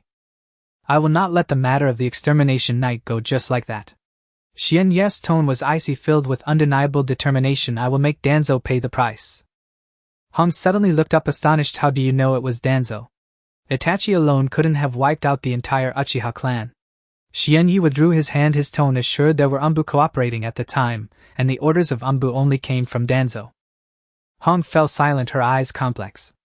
After a long while she tentatively spoke. "Aren't you afraid that telling me this will lead me to report to Konoha?" Xianyi looked at her and countered, "Will you?" Hong shook her head, her gaze firm. "I want." The two locked eyes, the atmosphere in the training ground subtly changing. Hong broke the silence first, her voice tense. "Did you really mean it when you said you needed me?" "Yes," Xianyi replied succinctly. "Not just because of training. Hong inquired again, her voice lowered, her eyes filled with anticipation. Xianyi did not deny it, gently nodding. Hong took a step forward, the distance between them less than a fist's width. She looked up at Xianyi, her red pupils clearly reflecting his figure. After the night of the extermination, I have not approached another man. Hong's voice trembled slightly. I have nightmares every night, but only when I am beside you do I not feel afraid. Xianyi looked down at her, remaining silent. Hong took a deep breath, stood on her tiptoes, and gently kissed his lips. Very lightly, very briefly, their lips parted instantly. She quickly stepped back, her cheeks flushed, her gaze flustered. I'm sorry, I was too impulsive. Xianyi did not give her the chance to apologize, reaching out to wrap his arms around her waist, pulling her back into his embrace, and kissing her deeply. This time it was no longer a mere brush of lips, but filled with repressed emotions and a firm possession. Hong instinctively grasped Xianyi's clothing, her fingers tightening as she closed her eyes, her eyelashes trembling. Xianyi's hand slid from her waist up to her back. Hong's body shivered, yet she leaned into his embrace. The two kissed for a long time until Hong could no longer breathe, gently pushing him away. Her cheeks flushed, breathing rapid, yet her gaze was exceptionally resolute. Let's go to your room. Xianyi held her hand, leading her into the wooden house. On the roof, Hong Do was sleeping soundly. The lights in the medical room were off, and Xiang Lin was already fast asleep. The warehouse direction was quiet, with Anakiri and another person keeping watch. Xianyi closed the door. Hong stood by the bed with her back to him, her body still a bit stiff. Turn off the lights. Her voice was hoarse. Xianyi did not turn off the lights, walking up behind her and gently embracing her. Hong's body stiffened but then slowly relaxed, reaching back to grasp his arm. Xianyi gently unbuttoned her top, revealing her fair collarbone and shoulder where an old scar still lingered. He leaned down to kiss her shoulder, and Hong bit her lips, suppressing her voice. Clothes fell one by one, moonlight streaming through the window onto the two of them. Hong turned around, wrapping her arms around Xianyi's neck, her eyes filled with relief and dependence. The two slowly fell onto the bed. Hong's fingers traced down Xianyi's back, leaving faint red marks as she suppressed her voice, fearing it would be heard from outside. Xianyi leaned down to kiss her neck, and Hong tilted her head back, her breathing growing increasingly rapid. The moonlight was gentle, illuminating the tears sliding from the corners of her eyes. That was the relief after untying the knots in her heart, not sadness. Evening Red's Intimacy 40. The next morning, sunlight streamed through the window into the room. Hong lay in Xianyi's embrace, waking first, quietly watching his face, unable to resist touching his eyebrows. Xianyi instantly opened his eyes, and Hong quickly withdrew her hand, her cheeks slightly flushed. Good morning. Her voice was hoarse from just waking up. Good morning. Xianyi's tone was gentle. Hong sat up, the blanket slipping off, and she hurriedly pulled it back to cover herself, her cheeks turning even redder. Xianyi got out of bed to get dressed while Hong faced away from him, quickly organizing her clothes. Once they were both dressed, Hong looked at Xianyi, wanting to say something but hesitating. Xianyi opened the door, and Hong followed him out of the room. Just as they reached the door, they ran into Kurenai Yehi coming out from next door, her pregnant belly prominent, and her gaze sharp. Kurenai glanced at Hong, then turned to Xianyi, a mocking smile curling at the corners of her mouth. Well done, Xianyi, you managed to win someone over in one night, quite efficient.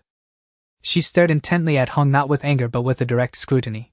Hong stood behind Xianyi, her back straight, neither dodging nor explaining. After a long while, Ji Mei Ming turned and returned to her room, leaving behind two words, come in.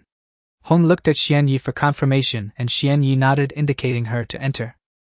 Hong no longer hesitated, stepped inside and casually closed the door behind her.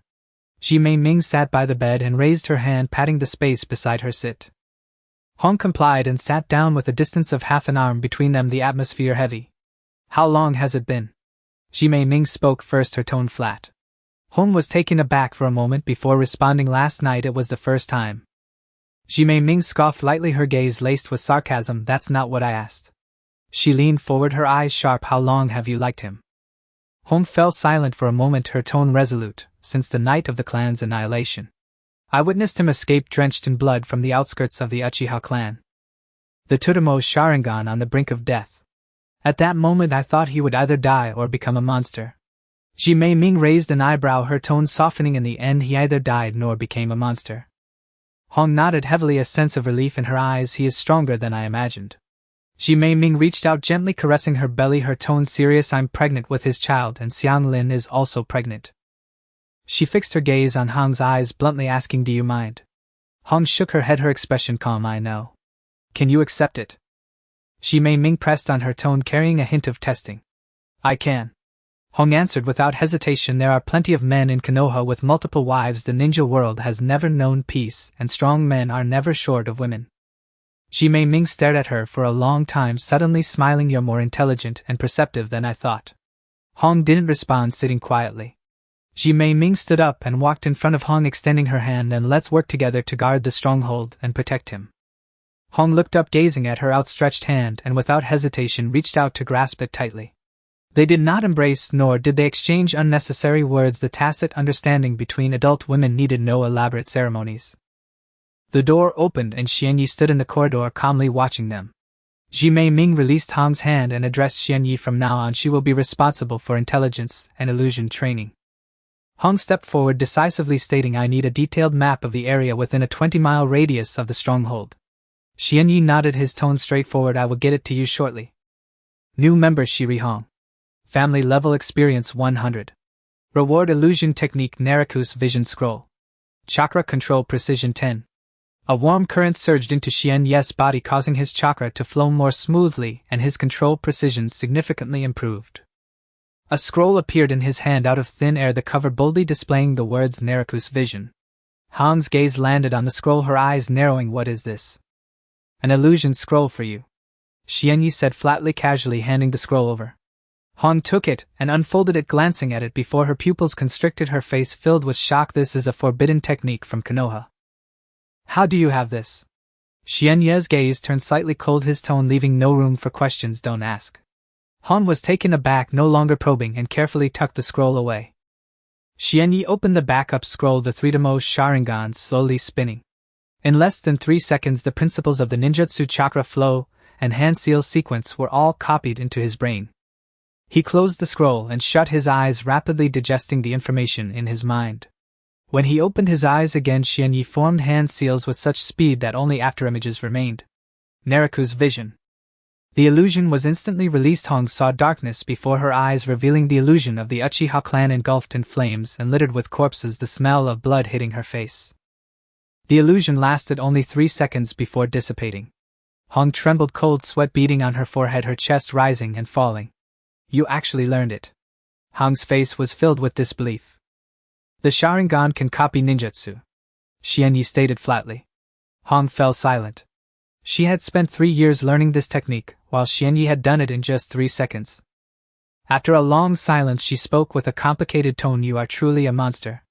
Xianyi did not refute, casting her a faint glance before turning towards the training ground. That afternoon Hong immediately set up an intelligence network. She accurately set up 12 illusion-concealed sensing points within a 20-mile radius of the stronghold. She would be able to detect any chakra entering immediately. Gui Wan and another wandering ninja actively followed Hong to learn basic illusion techniques. The two struggled to learn, but Hong was patient, guiding them step by step in forming seals and controlling chakra. On the other side, Xianyi repeatedly practiced Naraku's vision in the training ground. He combined Naraku's vision with the kaleidoscope illusion technique, greatly enhancing its power and maximizing the sense of pressure. Hong Do jumped down from the rooftop, landing beside Xianyi. Boss, there's nothing unusual around. Xianyi nodded, his movements uninterrupted. Hong Do leaned closer, lowering her voice to gossip. Boss, did you and Hong become a couple last night? Xianyi paused, his gaze turning cold. Don't ask about things you shouldn't. Hong Do pouted, muttering, fine, I won't ask. In the evening in the medical room, Ji Mei Ming was conducting an examination. Xiang Lin closed her eyes, fully activating her Byakugan to check the fetus condition. After a moment she opened her eyes, smiling. Development is normal, chakra fluctuations are strong, very healthy. Ji Mei Ming gently caressed her belly, her eyes soft. Is it a boy or a girl? A boy, Xiang Lin replied with a smile. Ji Mei Ming's smile deepened, filled with anticipation.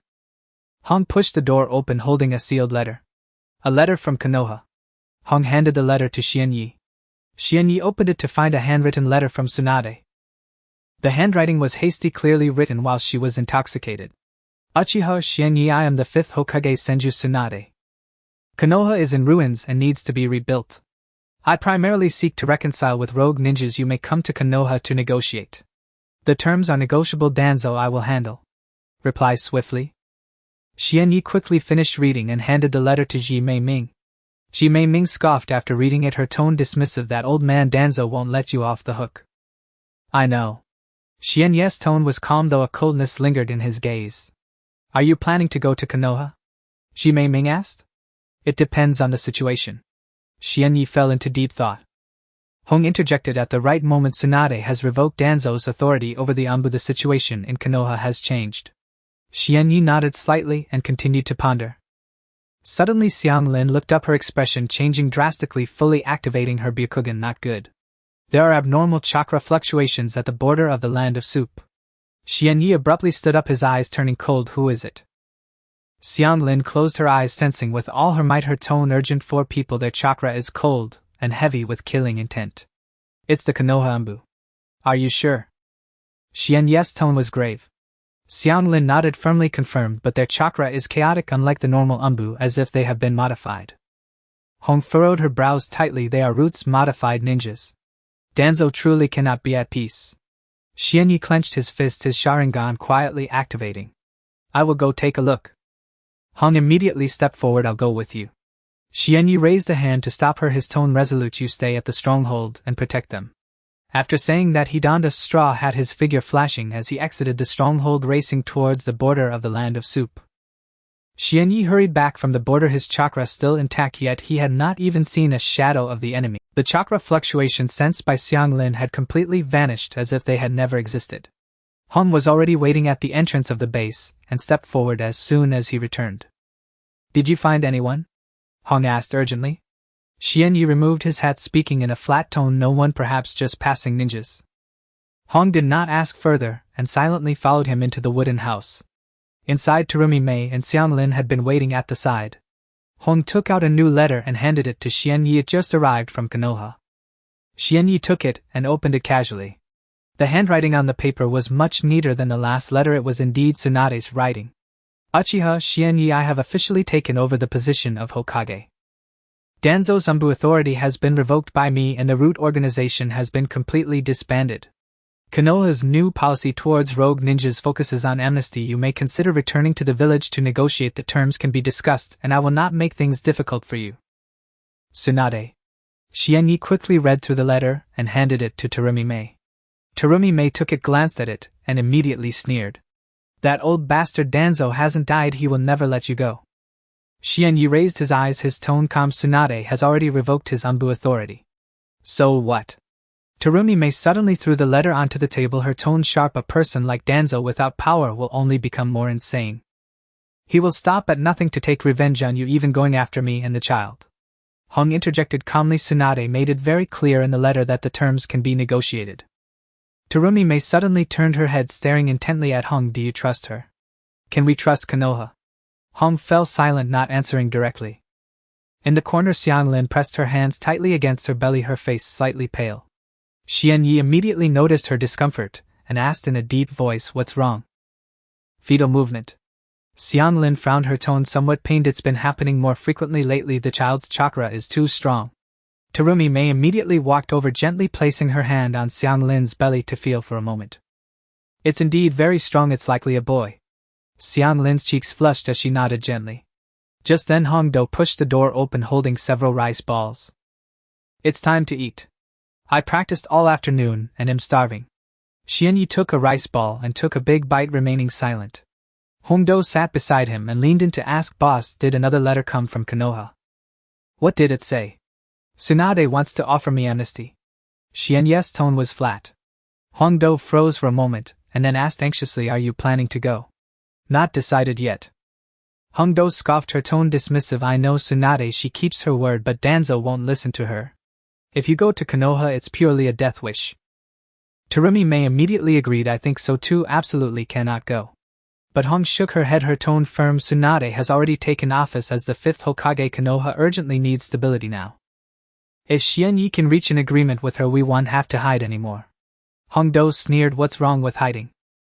We are living well now, why should we care about Konoha's attitude? This isn't a long-term solution. Hong countered. Xian Yi needs a legitimate identity, and the family needs room to develop. Staying hidden in a land of water will only make us a small force forever. Terumi Mei's expression turned cold as she stared at Hong. Which side are you on?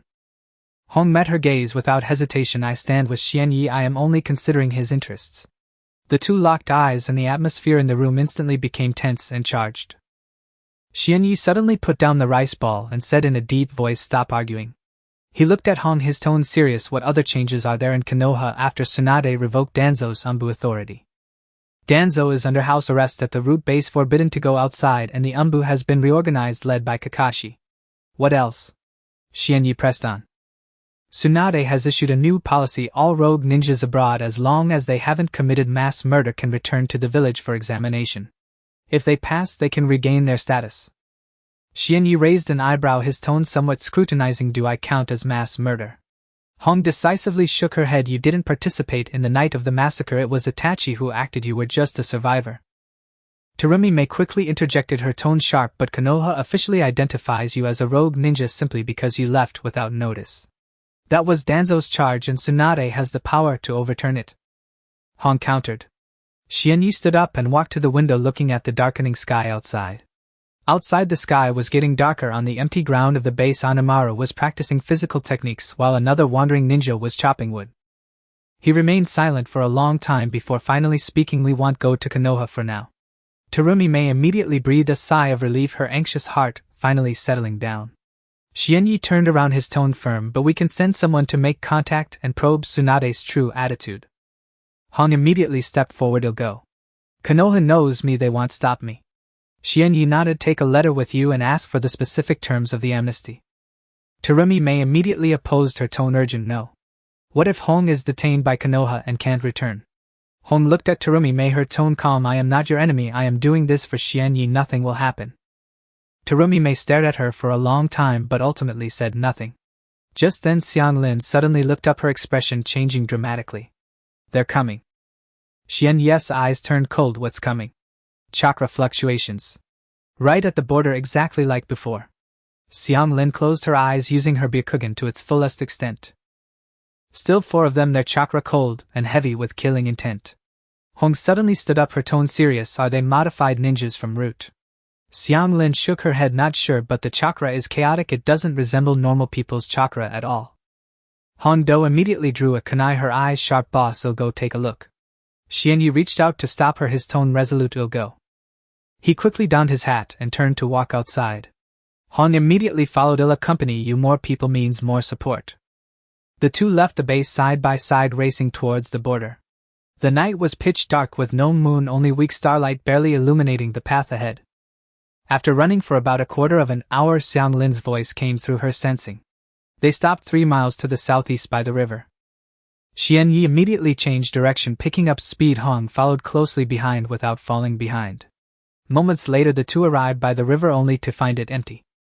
Hong crouched down, her fingers lightly brushing the ground, her brow furrowing. "There are footprints, 4 pairs, very fresh. They just left not long ago."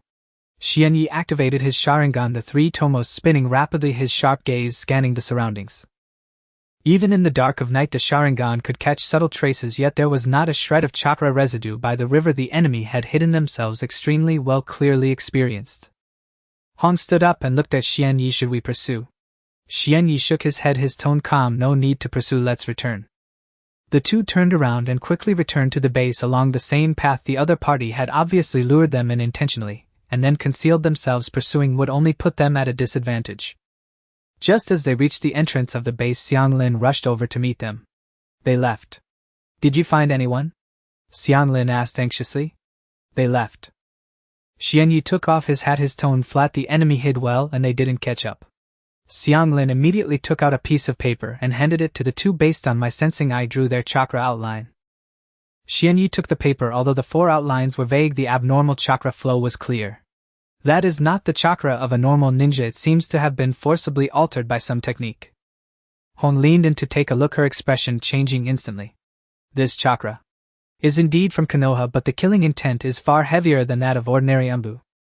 Xianyi tightened his grip on the paper, the Sharingan slightly turning, a trace of coldness flashing in his eyes. "Danzo, he indeed has not been at peace." Xianyi stepped forward first, leading the team straight toward the border. Hong followed closely behind. Hong Do gripped her flaming kunai in her right hand, while Kagami, her belly swollen with child, brought up the rear. "Return." Xianyi did not break stride, his tone resolute. Kagami shook her head, voice unwavering. I possess the Shinken Heart Eye. I can sense chakra. I can help. Xianyi glanced briefly at her abdomen and offered no further protest, instead quickening his pace. The four traveled for half an hour before finally reaching the border of the land of hot springs. The area was a desolate wasteland. Tall weeds brushed waist-high, and in the distance stood a low thicket unnervingly silent. Kagami halted, instantly closed her eyes, and activated her Shinken Heart Eye to its fullest extent. 3 individuals, 200 meters ahead. Their chakra is cold, their killing intent overwhelming. They are coming for us. Xianyi immediately activated his Mangekyo Sharingan, the Crimson Tomo whirled violently, sharpening his vision into crystalline clarity. Within the thicket crouched 3 figures perched on tree branches, each wearing an animal mask, their presence concealed with near-perfect stealth. Ru Danbu, there could be no doubt. Hongdo swiftly drew her kunai, her fingertips glinting with frost. Hong sealed her hands into rapid hand signs, ready to unleash genjutsu at a moment's notice. Xianyi raised a hand signaling them to hold their ground. Alone he advanced slowly, his gait steady, his aura fully unleashed. The root operatives in the thicket detected him at once. All 3 leapt down simultaneously, forming a tight triangle around him. The leader, masked as an owl, spoke in a rasping, grating voice. Uchiha Xianyi, Lord Danzo demands your Sharingan. Xianyi's gaze turned icy. Does Tsunade know of your mission? He countered. A hollow mocking laugh echoed from beneath the owl mask. The Hokage is too busy drinking and gambling to oversee Root's affairs. Even as the words left his lips, 3 kunai shot forth, blurring with lethal speed, aimed precisely at Xianyi's vital points. Xianyi sidestepped. 2 kunai sliced past his hem, the third grazed his cheek, leaving a thin crimson line. Without waiting for another strike, he formed hand seals in rapid succession, his Mangekyo Sharingan spinning wildly. Amaterasu! Black flames erupted, instantly striking the owl-masked operative full force. A shriek of agony tore from his throat as the black fire consumed his right arm and shoulder, its searing hiss piercing the silence. He flailed desperately to smother the blaze, but Amaterasu burned unceasingly, racing along his chakra pathways and spreading across his entire body. Within seconds he was wholly engulfed, collapsing lifelessly to the ground, then crumbling into a pile of black ash. The remaining 2 operatives exchanged a glance. Fear flickered in their eyes, yet they still formed hand seals in unison. Wind release vacuum sphere! Compressed spheres of air screamed forward, leaving only afterimages in their wake, hurtling toward Xianyi's face. Unflinching, he manipulated the black flames of Amaterasu with Koto Amatsukami, coalescing them into a shimmering obsidian shield before him. The vacuum spheres struck the shield, and evaporated instantly under its scorching heat, shrieking like dying spirits before vanishing entirely. At that very instant, Hong surged in from the flank, fingers weaving hand signs without pause. Genjutsu tree binding death. One operative froze mid-motion, his eyes glazing over, ensnared in illusion. He stared rigidly ahead, trapped, he believed, by thick, unyielding trunks, paralyzed in terror. Xianyi seized the opening, vanishing in a blur and reappearing before the immobilized operative. His right hand gathered crackling blue-white lightning chakra, brilliant and thunderous. Chidori! His palm wreathed in jagged lightning pierced straight through the operative's chest. Crimson blood erupted, spattering across Xianyi's sleeve. The mask shattered, revealing a youth's face, eyes wide with shock, mouth frothing black blood as life fled his body. Xianyi withdrew his hand, the corpse crashed heavily to the earth. The last operative recoiled in sheer panic, spinning and fleeing at blinding speed. Using the terrain to his advantage, he ricocheted between branches, vanishing almost beyond sight. Hongdo hurled a kunai, but he evaded it deftly. The blade embedded itself deep into a tree trunk, vibrating with a low hum. Then Kagami moved. Her hands flashed through seals, crimson chakra erupted from her core, coalescing into several golden chains. Kongo Fusatsu! With a deafening surge, the chains erupted from the ground, snaring the operative's ankles with pinpoint precision. Off balance, he was wrenched violently downward, slamming onto the earth with a dull thud. The chains tightened relentlessly, binding his wrists, neck, and torso, sealing his chakra completely. He thrashed wildly, yet remained utterly immobile, reduced to ragged futile gasps. Xianyi approached calmly, knelt beside him, and tore off his mask. A middle-aged man's face emerged, blood trickling from his lip, his eyes burning with defiant fury, locked unblinkingly upon Xianyi. Who sent you? Xianyi's voice was glacial, devoid of warmth or inflection. The operative clenched his jaw, silent and scornful. Xianyi seized his throat, fingers tightening, inexorable and absolute. I said, speak. The operative choked his face flushing crimson, yet still managed a twisted grin. Lord Danzo said, all the women beside you are targets. Xian Ye's grip hardened further, murderous intent flared raw and bottomless in his eyes. Gasping, the operative spat defiance. The Mizukage, the red-haired woman, and Yugago. Lord Danzo will eliminate them one by one, until your suffering knows no end. Hong strode forward, her expression storm-darkened, voice sharp with accusation. Does Tsunade truly know nothing of this?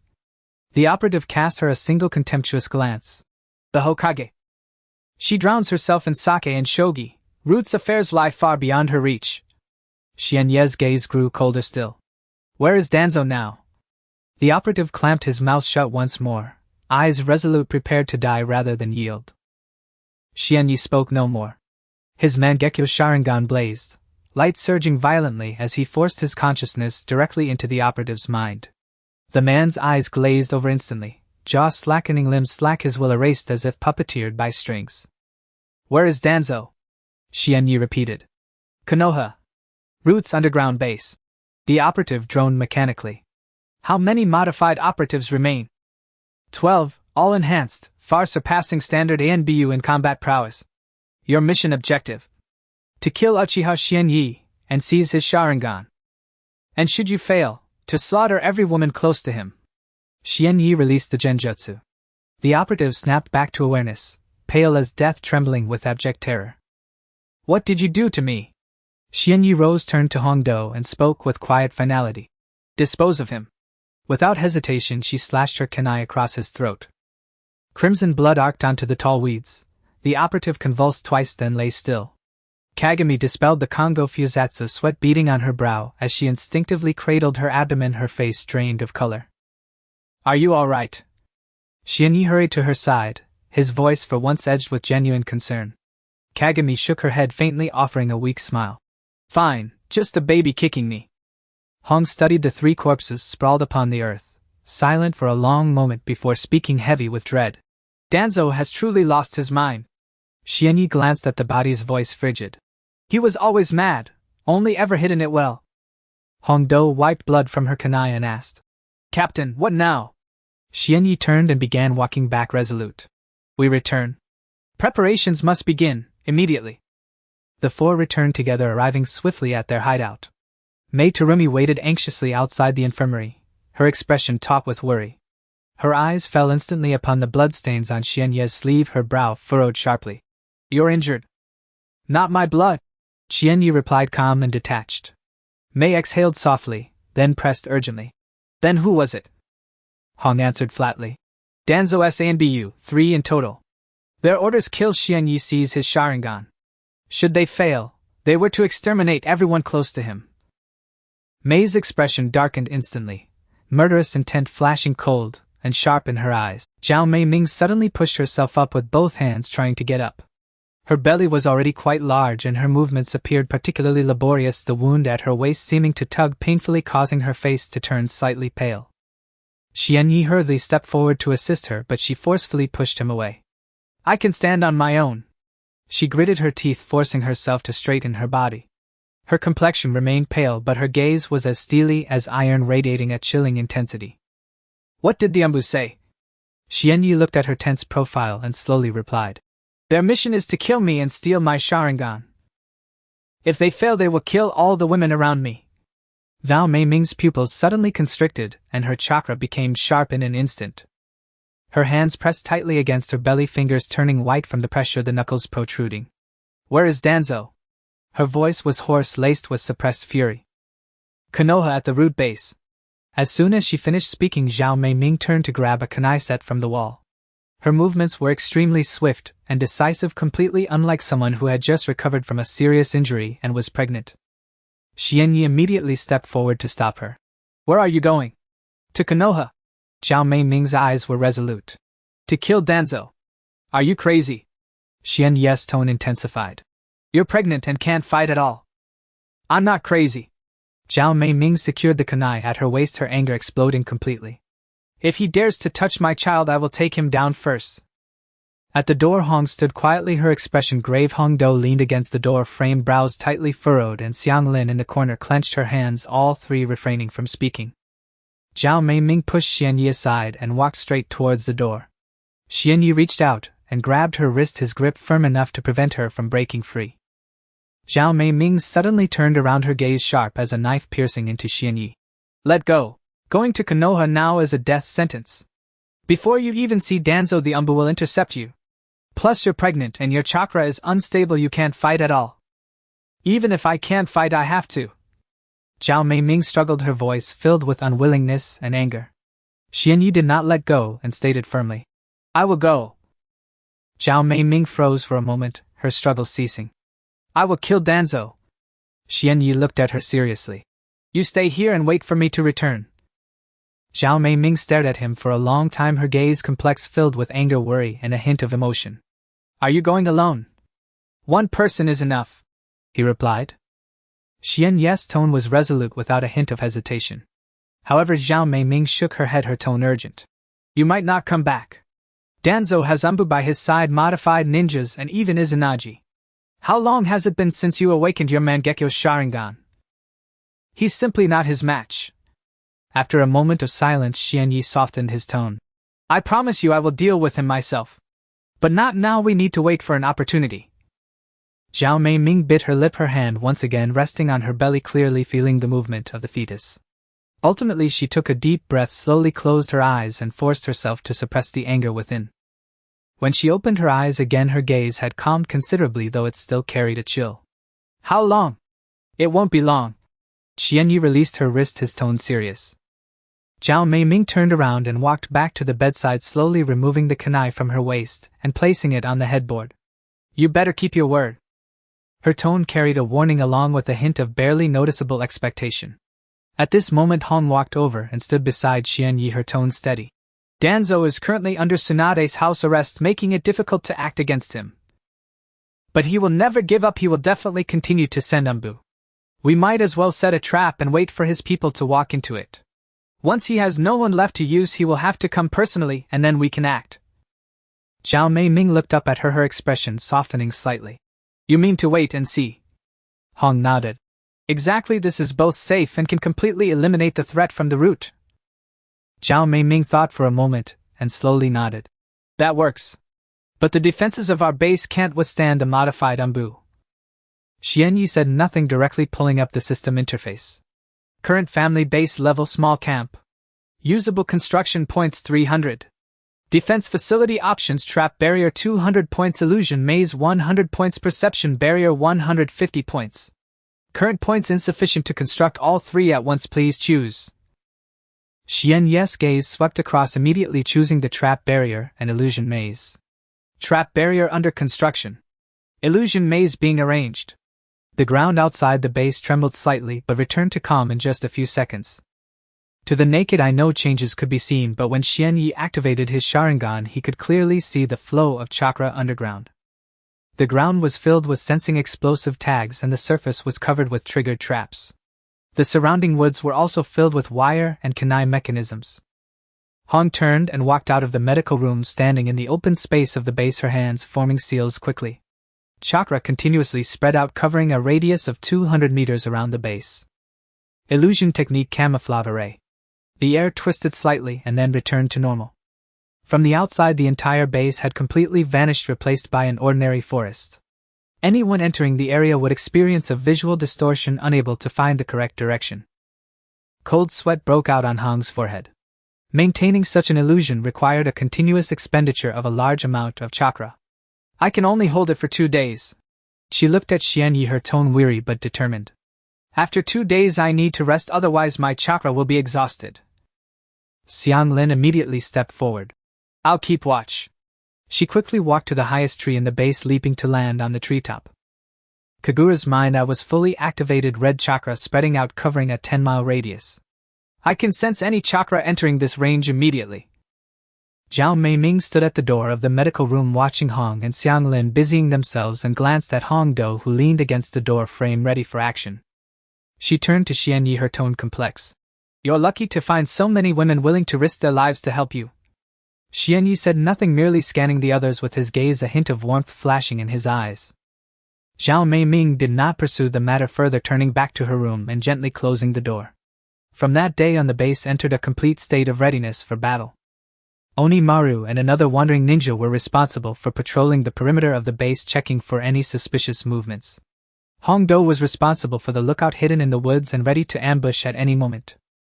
Hong held her position, fully maintaining the illusion maze. Xianglin remained vigilant atop the treetop, while Kagura's mind-eye never ceased. Xianyi was responsible for mobile support, seizing every moment to train. Zhao Meiming was both healing and nurturing her baby, occasionally sharing a few tips on illusion techniques with Hong. Days passed, yet Danzo Sambu had not returned. Hongdo gradually grew impatient, unable to contain her complaints. Is that old man scared? After killing 3 of his subordinates, he doesn't dare to send more people. Hong shook her head, her tone grave. No. Someone like Danzo is ruthless and merciless. He would never back down just because 3 people died. His current absence is a ploy, waiting for us to let our guard down before sending more people to ambush us. Xianglin sat in the treetop day after day, her belly growing larger, making her movements increasingly difficult. Xianyi, seeing this, urged her multiple times to come down and rest, but she refused each time. I can hold on. One more bit of vigilance means one more bit of safety for everyone. Xianyi looked at her stubborn demeanor, his tone heavy. The child is important, Hongdo, and I can keep watch. You come down and rest. Xianglin touched her belly, hesitated for a moment, but ultimately nodded, jumping down from the tree. Hongdo immediately jumped up to the treetop, taking over her lookout duty. At night, under the bright moonlight, Xianyi was diligently training in the training field. He activated his Mangekyo Sharingan, the crimson light enveloping him as the skeletal form of Susanoo slowly emerged. Xianyi controlled the Susanoo's arm and struck a powerful punch, the immense force crashing into a boulder with a thunderous boom, instantly shattering it. However, his right eye suddenly became blurry and his vision deteriorated even more than before. Xianyi closed his eyes, leaning against the trunk, quietly resting to alleviate the burden caused by the Sharingan. At this moment, Hong approached, handing him a water pouch. What's wrong with your eyes? Are they blurry again? Yeah, I've overused them a bit, he replied. Xianyi took the water pouch and took a sip. Hong frowned, her tone urgent. Overusing the Sharingan can lead to blindness, you know that. I know, Xianyi replied flatly. If you know, then why are you pushing yourself so hard? He set down the water pouch, gazing into the distance, his tone resolute. If I don't train harder, how can I kill Danzo? How can I protect you all? Hong fell silent, no longer urging him. She sat down beside Xianyi, the two of them gazing at the night sky, the moonlight casting a serene glow upon them. Are you afraid? Hong suddenly spoke, her voice very soft. Afraid of what? Afraid of blindness, afraid of never seeing the people around me again. Xianyi pondered for a moment, then slowly nodded. Yes, I am. But I'm more afraid that because I'm not strong enough, I can't protect you or Zhao Meiming and the baby. Hong turned to look at him, the moonlight outlining his resolute profile. She reached out and gently held Xianyi's hand. He did not withdraw his hand, allowing her to hold it. The two sat in silence, yet shared an inexplicable understanding. The next morning, Xianglin woke up in the medical room. She habitually activated Kagura's mind-eye, scanning a 10-mile radius, but her expression suddenly changed dramatically. At this moment, Xianyi was eating breakfast in the open space. Xianglin rushed out, suddenly, her tone urgent. Someone's coming. Xianyi immediately set down his rice ball, his eyes turning cold. How many? 1. Xianglin closed her eyes, concentrating, fully, cold sweat beading on her forehead. The chakra was very strong, not from the root Sambu. Who is it? Xianyi stood up, his Sharingan quietly activating, ready for battle. Xianglin carefully sensed for a moment, her expression growing increasingly grave. It's someone from Tsunade. Xianglin stood upon the canopy, her finger extended, pointing straight toward the east. One figure, a woman, her chakra steady and devoid of killing intent. Xianyi glanced eastward and asked in a low voice. Do you know her? Xianglin shook her head, certain. I've never seen her. Her chakra is clean, she's not Ambu. Hongdo emerged from the house and cast a glance in the direction Xianglin indicated. Most likely one of Gangsho's people. Hongdo immediately drew a kunai, eyes wary. Shall we detain her first? Xianyi raised a hand to stop her, his tone resolute. No. Let her come. 15 minutes later, a silhouette stepped out of the trees. The woman wore a green vest and sported short black hair. Cradled in her arms was a small pink piglet. She moved without a sound, slender of frame, her features delicately refined. She was Jingyin, a disciple of Gangsho and the master's personal aide. She remained at the outpost perimeter studying the seemingly ordinary wood without rashly intruding. Clearly she had perceived the traces of an illusionary array. Is Uchiha Xianyi present? I am a messenger of the Wu Dai Huang. Xianyi stepped out of the illusion and stood opposite her. Jing Yin was momentarily taken aback at the sight of Xianyi. She had not expected him to be so young nor that he would dare meet her alone. I am Jing Yin, Gang Shou's assistant. She inclined her head slightly and spoke plainly. Gang Shou sent me to deliver a letter to you. With that she drew a folded missive from her bosom and handed it over. Xianyi received it and casually broke the seal. Gang Shou's handwriting was messy yet every word was unequivocal. Uchiha Xianyi, we have previously sent envoys to contact you. This is a formal invitation to come to Muyi for negotiations. The terms: you will cease hostility toward Muyi. Muyi will recognize your clan's independent status, restore the Uchiha clan lands to you, allow you freedom of movement within Muyi, and I will not pursue your status as a rogue ninja. Whether you accept is your choice. Decide and have Jing Yin return with your answer. Gang Shou. Xianyi read swiftly and handed the letter to Hongdo at his side. Hongdo passed it to Zhao Meiming by the doorway. Leaning against the frame, Zhao Meiming glanced at the letter and let out a cold sneer. The terms sound pleasant enough, but what of Tuanzong? Jing Yin's expression shifted awkwardly. She replied. Tuanzong has been stripped of Umbu command by Gang Shou and is currently under house arrest at the root base. Zhao Meiming stepped forward, her gaze icy as she fixed Jing Yin with it. I did not ask whether he is under house arrest. I asked you how you intend to deal with Tuanzong. He sent men to kill my child. Do you think mere house arrest is enough? Jing Yin, pressed by the force of her words, fell silent. Xianyi took a step forward to stand beside Zhao Meiming, his voice frost-cold. How exactly does Gang Shou plan to handle Tuanzong? Jing Yin bowed her head and answered in a low voice. Gang Shou is gradually weakening Tuanzong's influence. This will take time. The root organization has been built over years. It cannot be dismantled in a single day. Xianyi's tone deepened, each word heavy. I will ask once more. This is disposal, not weakening. Tuanzong sent men to kill me, to slaughter those around me, to murder my unborn child. This cannot be left unatoned. Jing Yin looked up troubled. Gang Shou said she would handle Tuanzong. Please give her some time. How much time? Xianyi demanded, giving her no room to breathe. Jing Yin opened her mouth but could not answer. His gaze darkened and without hint of compromise he said, I want Tuanzong's head. Jing Yin went pale and waved her hands anxiously. I cannot promise that. Gang Shou would never agree. Zhao Meiming snorted derisively. Then why are you here today? Come to preach and persuade us to compromise. Jing Yin bit her lip, her face flushing and paling, unable to speak. Hongdo stepped forward to ease the moment. Come inside and sit, we'll talk it through. Jing Yin nodded and followed them into the outpost. She swept her eyes over the place, an infirmary, storerooms, training grounds, all present modest yet orderly. Xiang Lin, her belly pronounced, descended from the canopy while Hong Do remained on the roof watching her intently. Gui Wan and another wandering ninja trained vigorous taijutsu on the field, bristling with energy. Jing Yin's gaze flickered as it passed over Xiang Lin and Zhao Meiming's bellies. Please sit. Hong Do brought over a chair. Jing Yin sat and the pink piglet in her arms hopped down and scampered through the courtyard. Xianyi took a seat on a wooden crate opposite and bluntly said, I've seen Gang Shou's terms. What exactly does clan independence mean? Jing Yin steadied herself and answered candidly. Your clan may retain its own outpost, training grounds and supplies, and will be exempt from Muyi's taxes.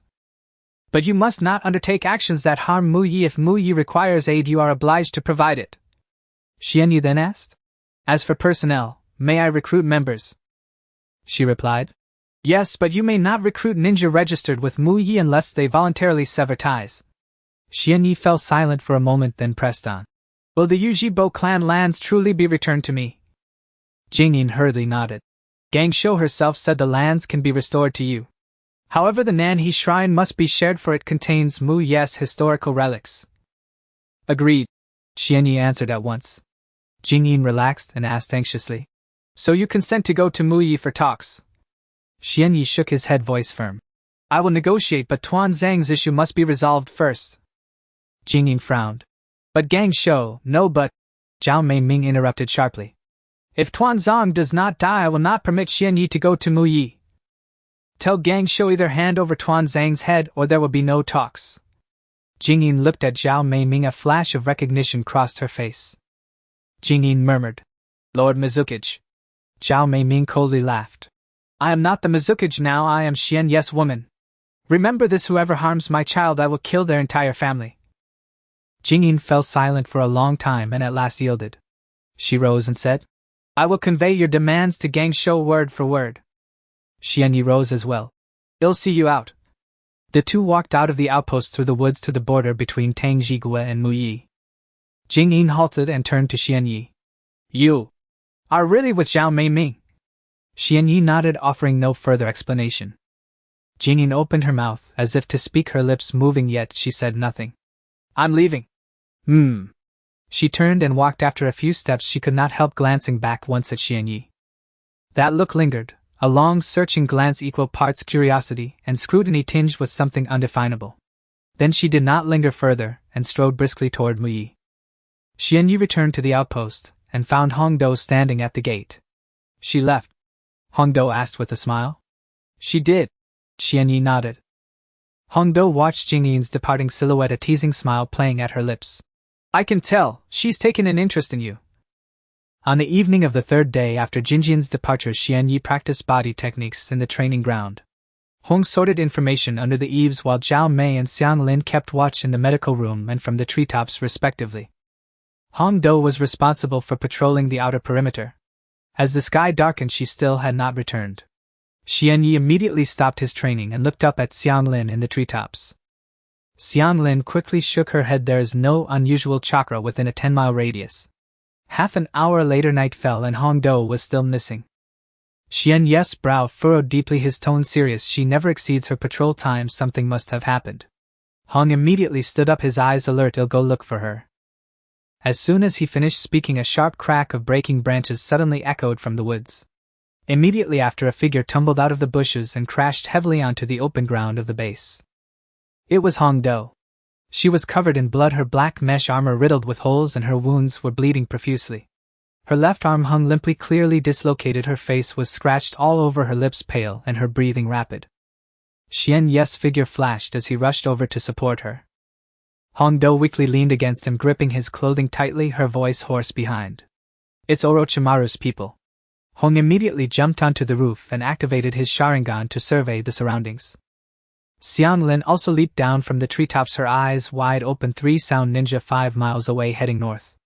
Xian Yi hesitated no longer. He picked up Hongdo in a horizontal position and quickly rushed into the medical room. Zhao Mei had already prepared the operating table and medicine. Upon seeing the situation, she immediately stepped forward to help. Xiang Lin followed closely, pressing her hands onto Hongdo to quickly stop the bleeding with medical chakra.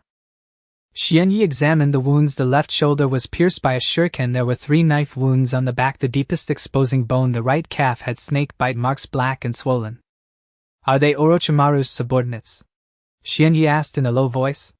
Hongdo gritted her teeth and nodded, trembling with pain. "There were 4 sound ninja. I killed one and escaped with all my strength." Zhao Mei used tweezers to pull out the fragments of cloth from the wound, causing Hongdo to gasp in pain, yet she did not make a sound. Xian Yi gathered green medical chakra in both hands and pressed it against the deepest wound on her back. Flesh and blood visibly healed, and the wound stopped bleeding. At that moment Hong entered the room. The 3 sound ninja fled north, not looking back. "They must be afraid we'll pursue." "Should we pursue?" "No pursuit." Xian Yi did not lift his head, focusing on healing, prioritizing saving her and settling accounts later. Zhao Mei held down Hongdo's dislocated left arm and said straightforwardly, "Bear with it." With a crack, the dislocated arm was repositioned. Hongdo let out a muffled groan, cold sweat beading on her forehead. Xiang Lin's expression changed as she bandaged the bite on her calf. "It's poison. The area around the bite is turning black." Xian Yi looked closely. The veins around the bite were dark and the toxin was spreading rapidly. Detected curse seal toxin. It is recommended to use lightning attribute medical chakra for purification.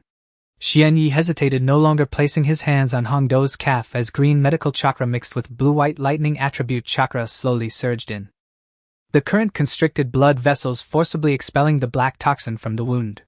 Black blood dripped onto the ground, sizzling and corroding small pits.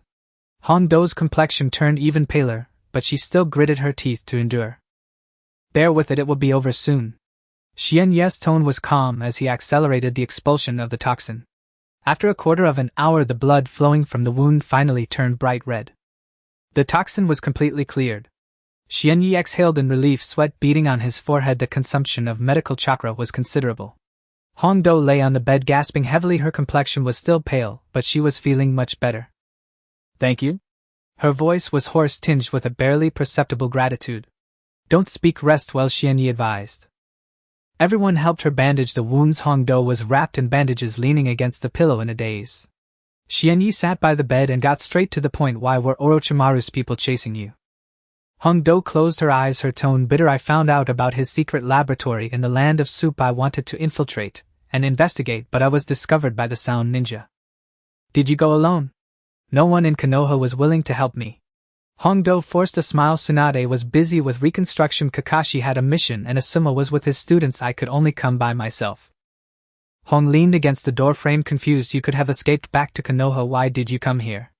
Hongdo opened her eyes, looking at Hong and then at Xianyi, her gaze particularly firm. I don't want to go back to Konoha. Xiao Mei sneered. What did Konoha do to offend you? Hongdo did not answer, remaining silent. Xianglin brought hot water and rice balls, placing them by the bed. Eat something first to regain your strength. Hongdo sat up, grabbed a rice ball, and took a big bite. After swallowing, she slowly spoke. Orochimaru is my master. The room fell silent in an instant. He abandoned me and placed a curse seal on me, causing me pain for 10 years. Hongdo's voice was low, filled with hatred. I hate him, but the people of Konoha do not believe me. When the third Hokage was alive, he could still protect me. After the third died, Danzo wanted to capture me for interrogation, believing I was Orochimaru's spy. Xianyi quietly watched her, not interrupting. Hongdo raised her head, her eyes red, her voice pleading. I don't want to be treated as a spy anymore. I want to stay here. Xianyi raised an eyebrow. Do you want to join my family? Hongdo nodded vigorously, her eyes full of expectation and a hint of anxiety. Aren't you afraid of Danzo's revenge? Yes, I'm afraid, Hongdo admitted, but I'm more afraid of being alone, more afraid of being abandoned by Konoha again. Xianyi was silent for a moment. He said plainly, stay. Hongdo was stunned, then smiled, but tears fell down her cheeks. New member Yuzuriha Hongdo. Reward: Curse CO Research Materials, Curse CO Resistance Physique. A surge of information flooded into Xianyi's mind, all about Orochimaru's Curse CO research, including structure, activation conditions, and suppression methods. At the same time, he gained special chakra that could resist curse seal erosion. Just then the curse seal on Hongdo's neck suddenly became hot. She covered her neck in pain, her expression changing drastically. What's wrong? Xianyi immediately asked. It feels like it's about to activate. Hongdo trembled all over in pain. Xianyi reached out and pressed down on the curse seal on her neck as the chakra resisting the curse seal slowly surged in. After a moment, the curse seal on Hongdo's neck turned dark red and the burning sensation completely disappeared. Hongdo touched her neck in surprise, her face full of shock. The burning sensation is gone. I've suppressed the curse seal for you. It won't easily activate again in the future. Xianyi withdrew his hand. Thank you? Hongdo's voice was filled with genuine gratitude. Xianyi stood up. You rest well, O guard outside. He walked out of the medical room and Hong immediately followed. Do you think Hongdo can be trusted? Hong asked in a low voice. She did not lie. The reaction of the curse seal cannot deceive anyone. Xianyi's tone was certain. Hong nodded, no longer pressing the issue. The next day at noon, Hongdo was already able to get out of bed and walk. She stepped out of the medical room. The sunlight was blinding and she instinctively raised her hand to shield her eyes. The bandages on her body were still intact and her movements were somewhat stiff, but much better than yesterday. In the open area, Xianyi was practicing Chidori, blue-white lightning crackling in his palm. Hongdo walked over, staring at the lightning in his hand, and scoffed, isn't this Kakashi's Raikiri? You can do it too. An improved version stronger than Raikiri. Xianyi withdrew his chakra, his tone flat. Hongdo chuckled, if that guy Kakashi finds out, he will definitely blow a fuse. Xianyi did not respond, watching her move her left shoulder, raising an eyebrow. Does it still hurt? A little, but it doesn't affect my work. Hongdo moved her arm. I'll help you organize supplies to repay you for saving my life. Having said that, she walked straight to the warehouse. Upon seeing the disorganized supplies, she immediately started tidying up. Hong approached, leaning against the warehouse door. You're not fully healed, there's no need to rush. I won't die. Hongdo continued working without looking up. Hong watched her stubborn appearance, no longer persuading her, and turned to leave. In the evening, Hongdo was drenched in sweat, her clothes sticking to her body and blood seeping out from beneath the bandages. Her wounds had reopened. Upon seeing this, Xianyi frowned. Stop, go take a shower, and I'll change your dressings. Hongdo was taken aback but nodded and walked toward the bathroom. The base's bathroom was built by Xianyi using wood release. It was small but had hot water. Hongdo closed the door, took off her clothes, revealing her body wrapped in bandages. Xianyi waited outside holding new bandages and medicine in his hands. The sound of running water echoed from the bathroom. Moments later, Hongdo's voice came through. Panic, the bandages are wet, bring new ones in. Without thinking much, Xianyi pushed open the bathroom door. In the mist, Hongdo stood under the shower, most of her bandages already undone, revealing her fair shoulders and neck. Her shoulders were covered in old scars and the dark red curse seal on her neck was very prominent, droplets of water sliding down her skin. Xianyi, holding the new bandages, paused at the doorway.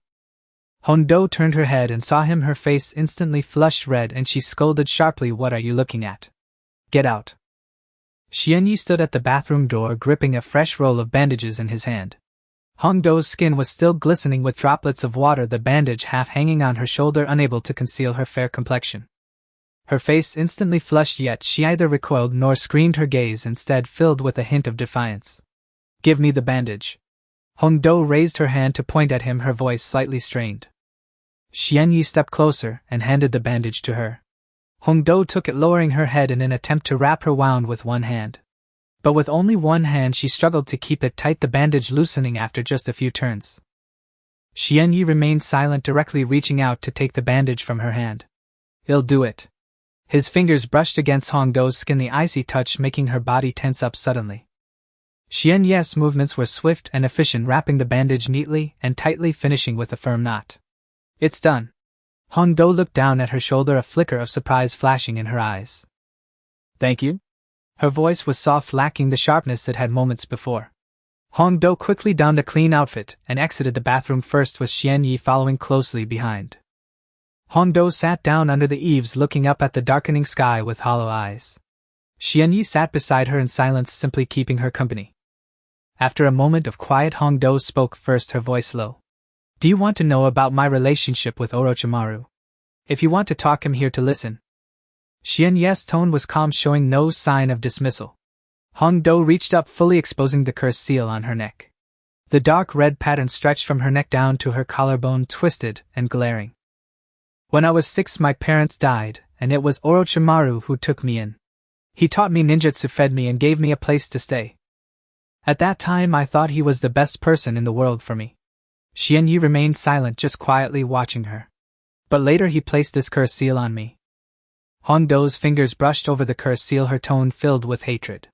"He said it was to make me stronger so I could stay by his side forever. But when the curse seal acted up, my entire body felt like it was being burnt by fierce flames, my consciousness blurred, and all I could think about was killing." As she spoke, she rolled up her sleeves, revealing her arms covered in scars of varying depths. "Every time it happened, I would bite myself, forcing through the pain to stay awake, too afraid to hurt others." Xianyi's gaze fell upon those scars, a flicker of unnoticeable emotion flashing in his eyes. Taking a deep breath, Hongdo continued, "When Orochimaru defected from Konoha, he completely abandoned me. He left me in the village like throwing away trash, indifferent to my well-being." Her voice began to tremble, tears welling in her eyes. "The people of Konoha locked me up, interrogating me daily, asking where Orochimaru's laboratory was, asking what his plans were. I told them I didn't know, but they never believed me, only intensifying their questioning."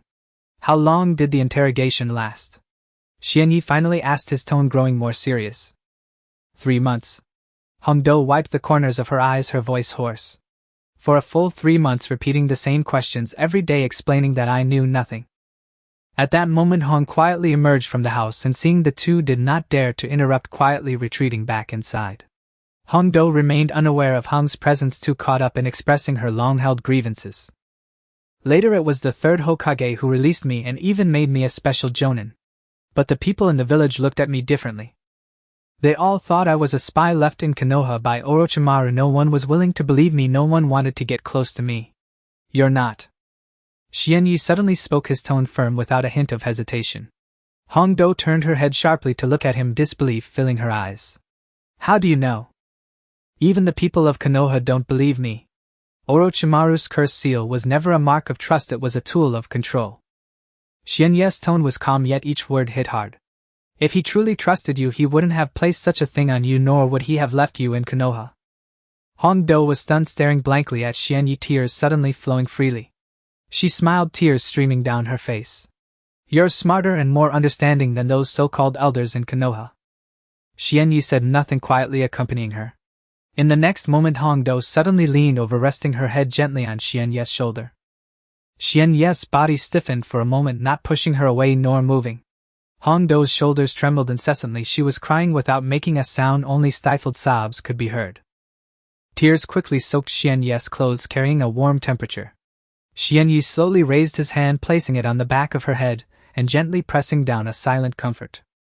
At this, Hong Do could no longer hold back, crying harder, her body curling up as she vented all her grievances. It was a long time before she gradually calmed down. She lifted her head, her eyes red and swollen with tear streaks on her face, feeling a bit embarrassed as she lowered her gaze. I'm sorry for getting your clothes dirty. She used the back of her hand to wipe her face vigorously. Xian Yi pulled out a handkerchief from his pocket and handed it to her. Hong Do took it, wiping her face clean of tears, her gaze becoming especially resolute. I don't want to be alone anymore. She looked up at Xian Yi, her tone straightforward with no hint of concealment. I want to stay by your side. You already have. Xian Yi replied. No, not just staying. Hong Do leaned closer, her gaze burning with intensity. I mean like Hong to stay by your side. Xian Yi looked at her, a flicker of hesitation flashing in his eyes. Hong Do's face reddened again, but she did not retreat, staring directly into his eyes. I know you have Kaguya, you have Xian, and you have Hong. I don't care, I just want to stay by your side, never to part again. Without waiting for Xian Ye's response, Hong Do took the initiative to lean in and kissed him. Her lips were soft, carrying a faint salty taste, the taste of tears. Xian Yi did not push her away, slowly responding. Hong Do wrapped her arms around his neck, kissing him more forcefully, as if to merge all the grievances and desires of the years into this kiss. The two fell onto the wooden planks under the eaves, with Hong Do on top of him, her long hair cascading down, brushing against his cheeks. Hong Do reached out, slowly unbuttoning her clothes to reveal her body wrapped in bandages. Help me untie it. Her voice was slightly breathless, her gaze fervent. Xian Yi reached out, carefully unwrapping the bandages from her body, revealing the wounds beneath, which were already scabbed over with new flesh appearing pink. Hong Do lowered her head, kissing his neck and gently nibbling on his ear. Xian Yi rolled over, gently pressing her down, his movements exceptionally tender, deliberately avoiding her injuries. Hong Do embraced his waist, her breathing gradually quickening. Clothes fell one by one to the ground, and the moonlight filtered through the gaps in the leaves, casting light upon the two. The cursed seal on Hong Do's neck suddenly emitted a dark red glow in the darkness. She let out a muffled sound, biting her lip tightly to suppress any noise. In the next second, the cursed seal on her neck suddenly shone brightly, and Hong Do's body began to tremble uncontrollably. Xian Yi distinctly felt a surge of evil chakra within the cursed seal attempting to invade Hong Do's consciousness. He immediately activated his resistance to the cursed seal, a pure chakra flowing into Hong Do's body.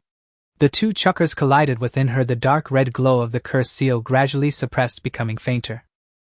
Hong Do gasped for breath, cold sweat beading on her forehead, yet she clung tightly to Xian Yi, her voice hoarse. Continue.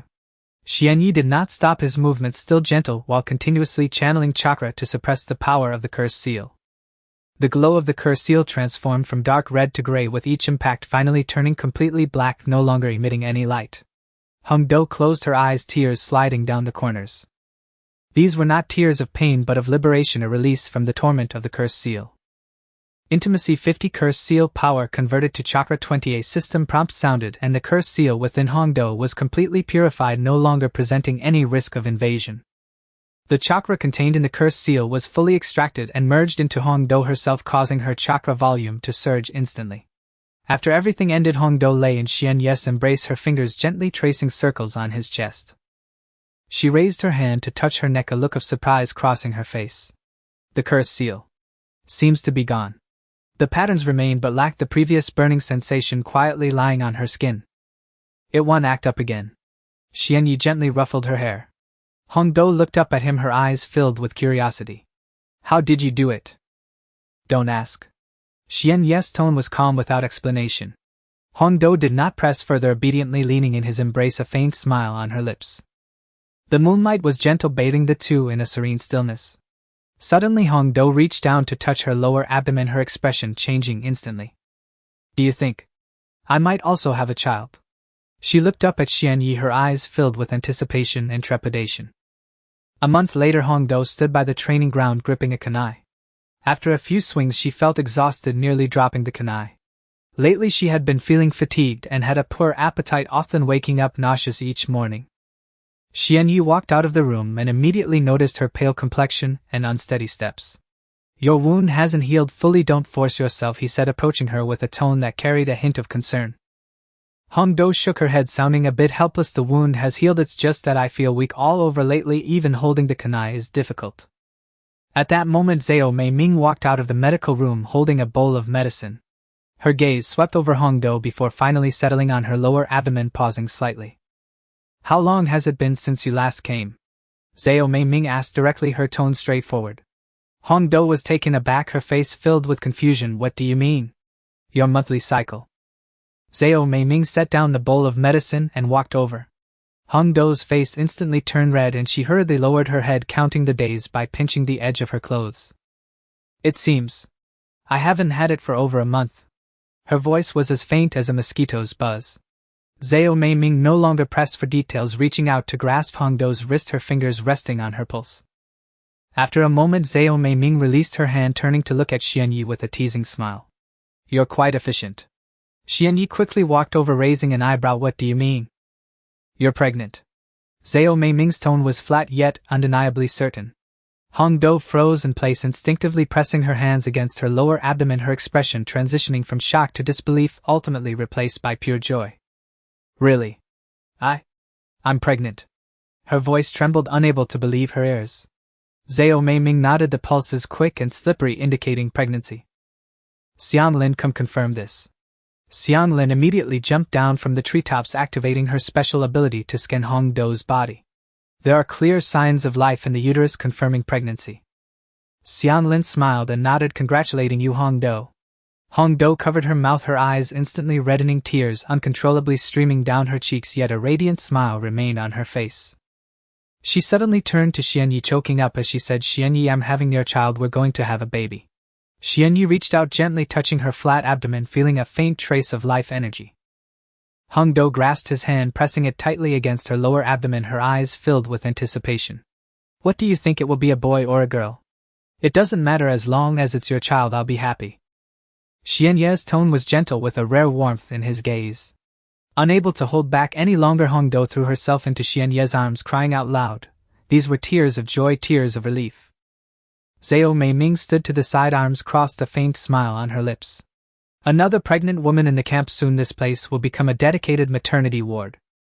Xianlin gently rubbed her own belly, which had already rounded significantly, while Zhao Mei Ming's belly was even larger, making it difficult for her to walk. Now with Hongdo added, the three pregnant women crowded the camp, leaving Xianyi in a state of utter chaos. After becoming pregnant, Hongdo's appetite changed dramatically, especially craving sour foods at night. One night, unable to sleep, she pulled Xianyi and insisted on eating sour plums. Xianyi searched the entire warehouse, finding not a single sour item, and had no choice but to put on his clothes and rush to the town of Soup Country to buy some. By the time he returned with the sour plums, Hongdo had already fallen asleep. Xianyi carefully placed the plums on her bedside, afraid to wake her.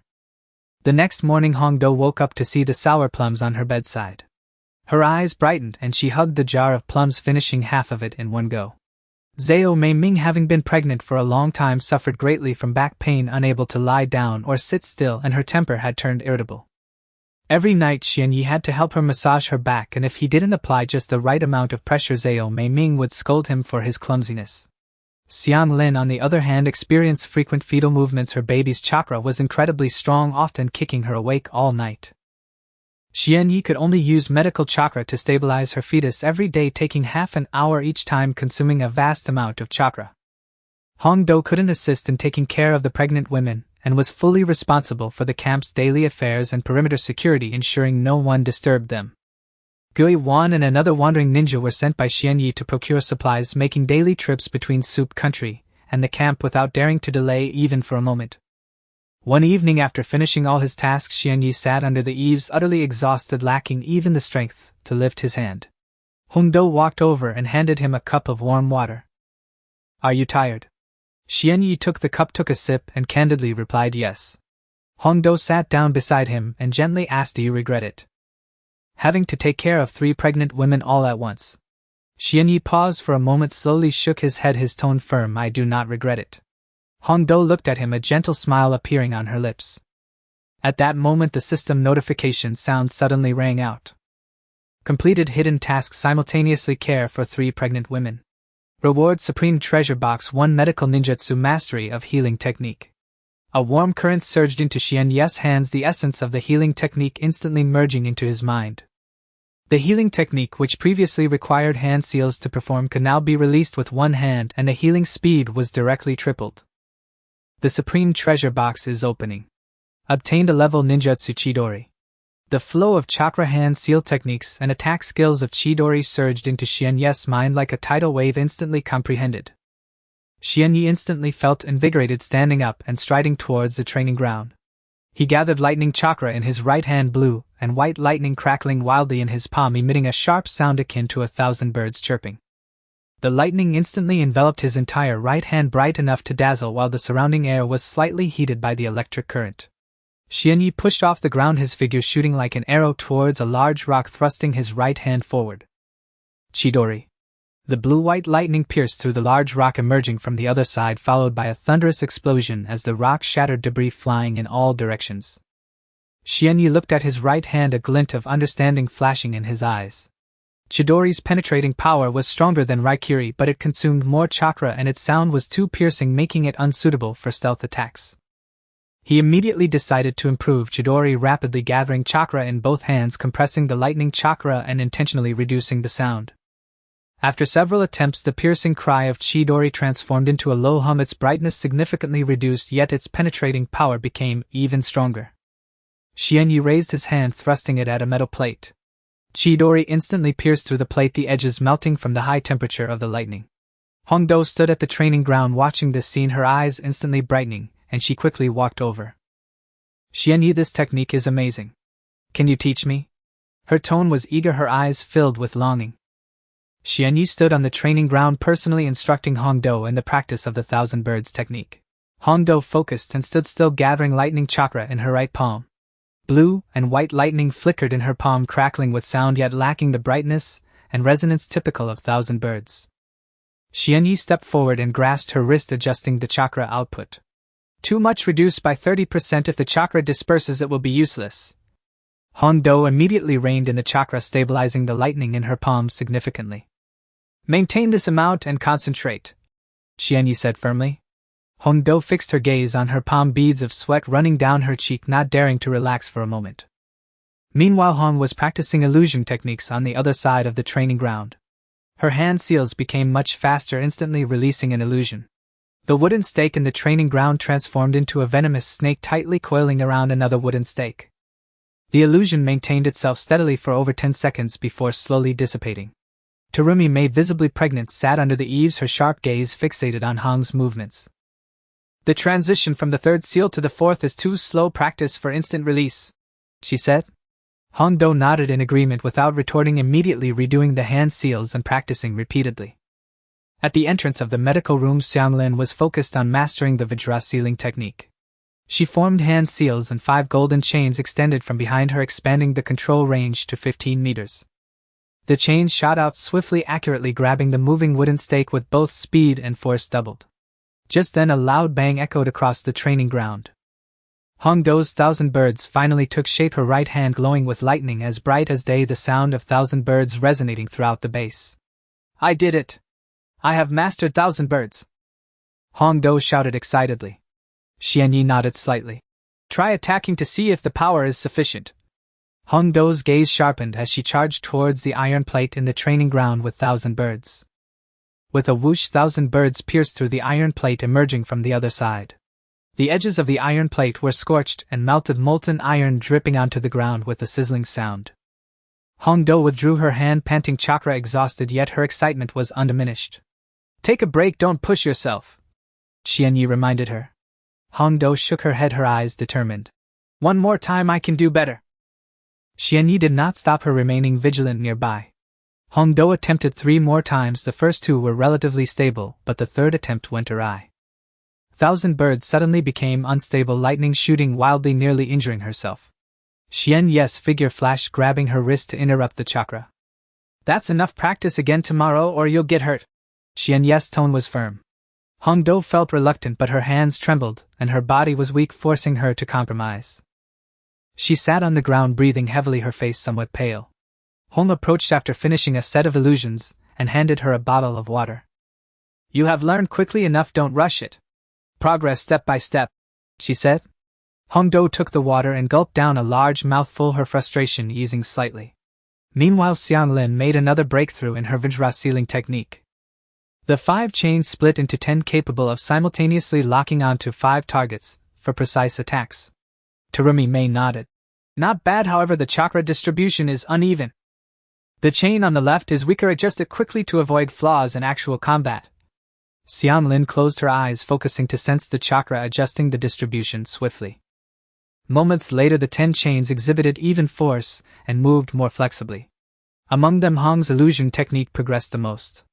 Her hand seal speed improved from 4 seals per second to 6, and the illusion technique tree binding kill could be released instantly, making it difficult for enemies to counter. Xian Yi personally tested Hong's illusion technique, activating his Sharingan in an attempt to decipher it. Hong's illusion added visual interference, causing the Sharingan to take an additional half-second to break through. Not bad, significant progress, Xian Yi said, a hint of approval in his tone. A faint smile appeared on Hong's face as the hard work of recent days finally bore fruit. On the other side, Ghost Maru and another wandering ninja showed remarkable improvement, enhancing both their taijutsu and ninjutsu. Ghost Maru learned Water Release Water Barrier, capable of blocking mid-level ninja attacks. The other learned Fire Release Phoenix Fire with a fierce blaze. After a brief rest, Hongdo stood up again to practice Thousand Birds. This time she was particularly cautious, controlling her chakra precisely, ensuring the lightning was stable and the sound concentrated. With one palm strike she pierced through an even thicker iron plate, the force greater than before. Terumi Mei glanced at the 3 and said, You all have improved quickly, your efforts have not been in vain. Hong looked at Xian Yi and smiled. It's because I have good opponents and excellent guidance. Terumi Mei also looked at Xian Yi, saying nothing, her eyes reflecting approval. At that moment, the system notification sound suddenly rang out. The overall combat power of the family has significantly increased. Family level, small family, medium family. New functions unlocked: family territory expansion, diplomatic prestige. Family territory expansion. Officially recognized territory can be applied for expanding the range from the current base to a radius of 20 miles.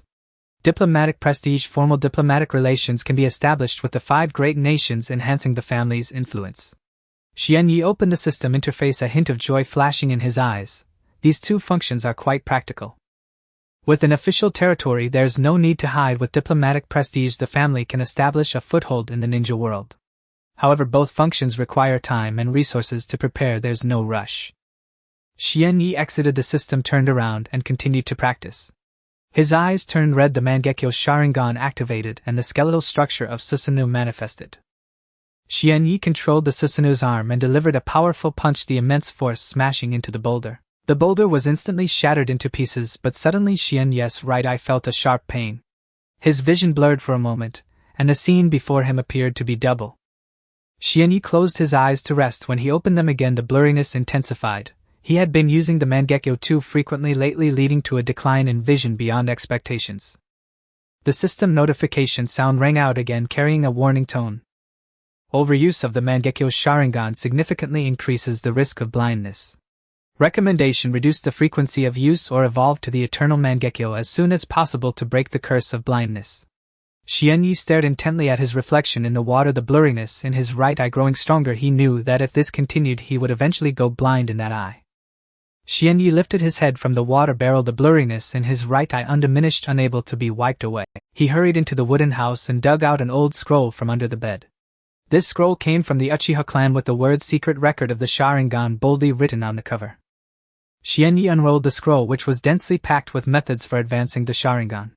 From 3 Tomo to the Mangekyo, it required extreme emotional upheaval, something he had already achieved.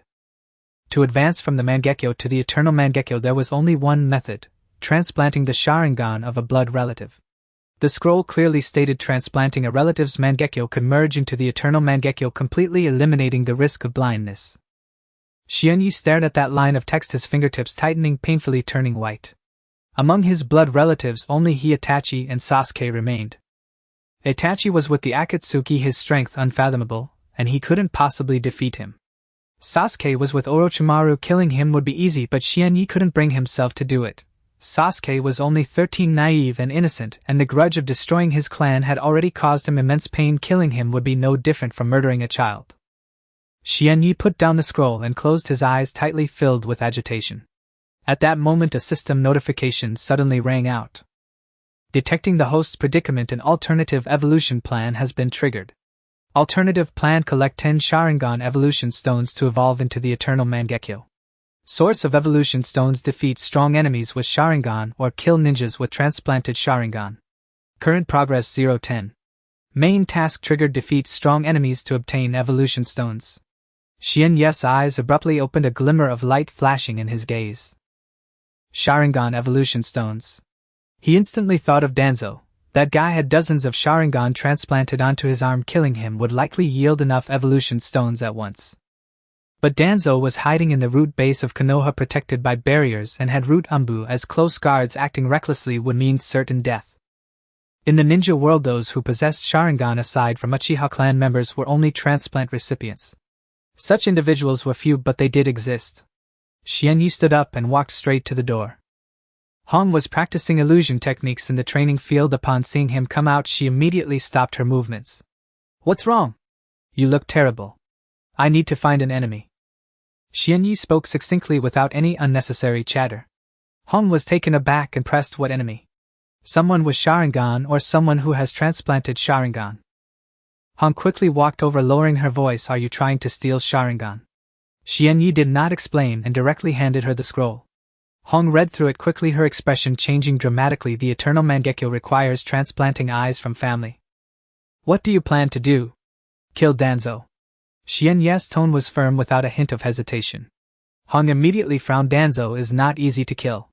He is in Konoha with root guards and has the Tsunade for protection. Killing him is equivalent to declaring war on all of Konoha." "I won't act recklessly. I'll wait for him to come out," Xianyi said. "When will he come out?" "I don't know, but there will be opportunities."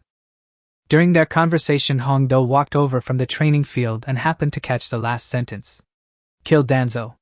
Count me in," she said passionately, her eyes determined. Xianyi glanced at her, his tone serious. "You're pregnant, you can't go." "So what if I'm pregnant? Am not about to give birth." Hong Do protested, touching her belly. "I can still fight."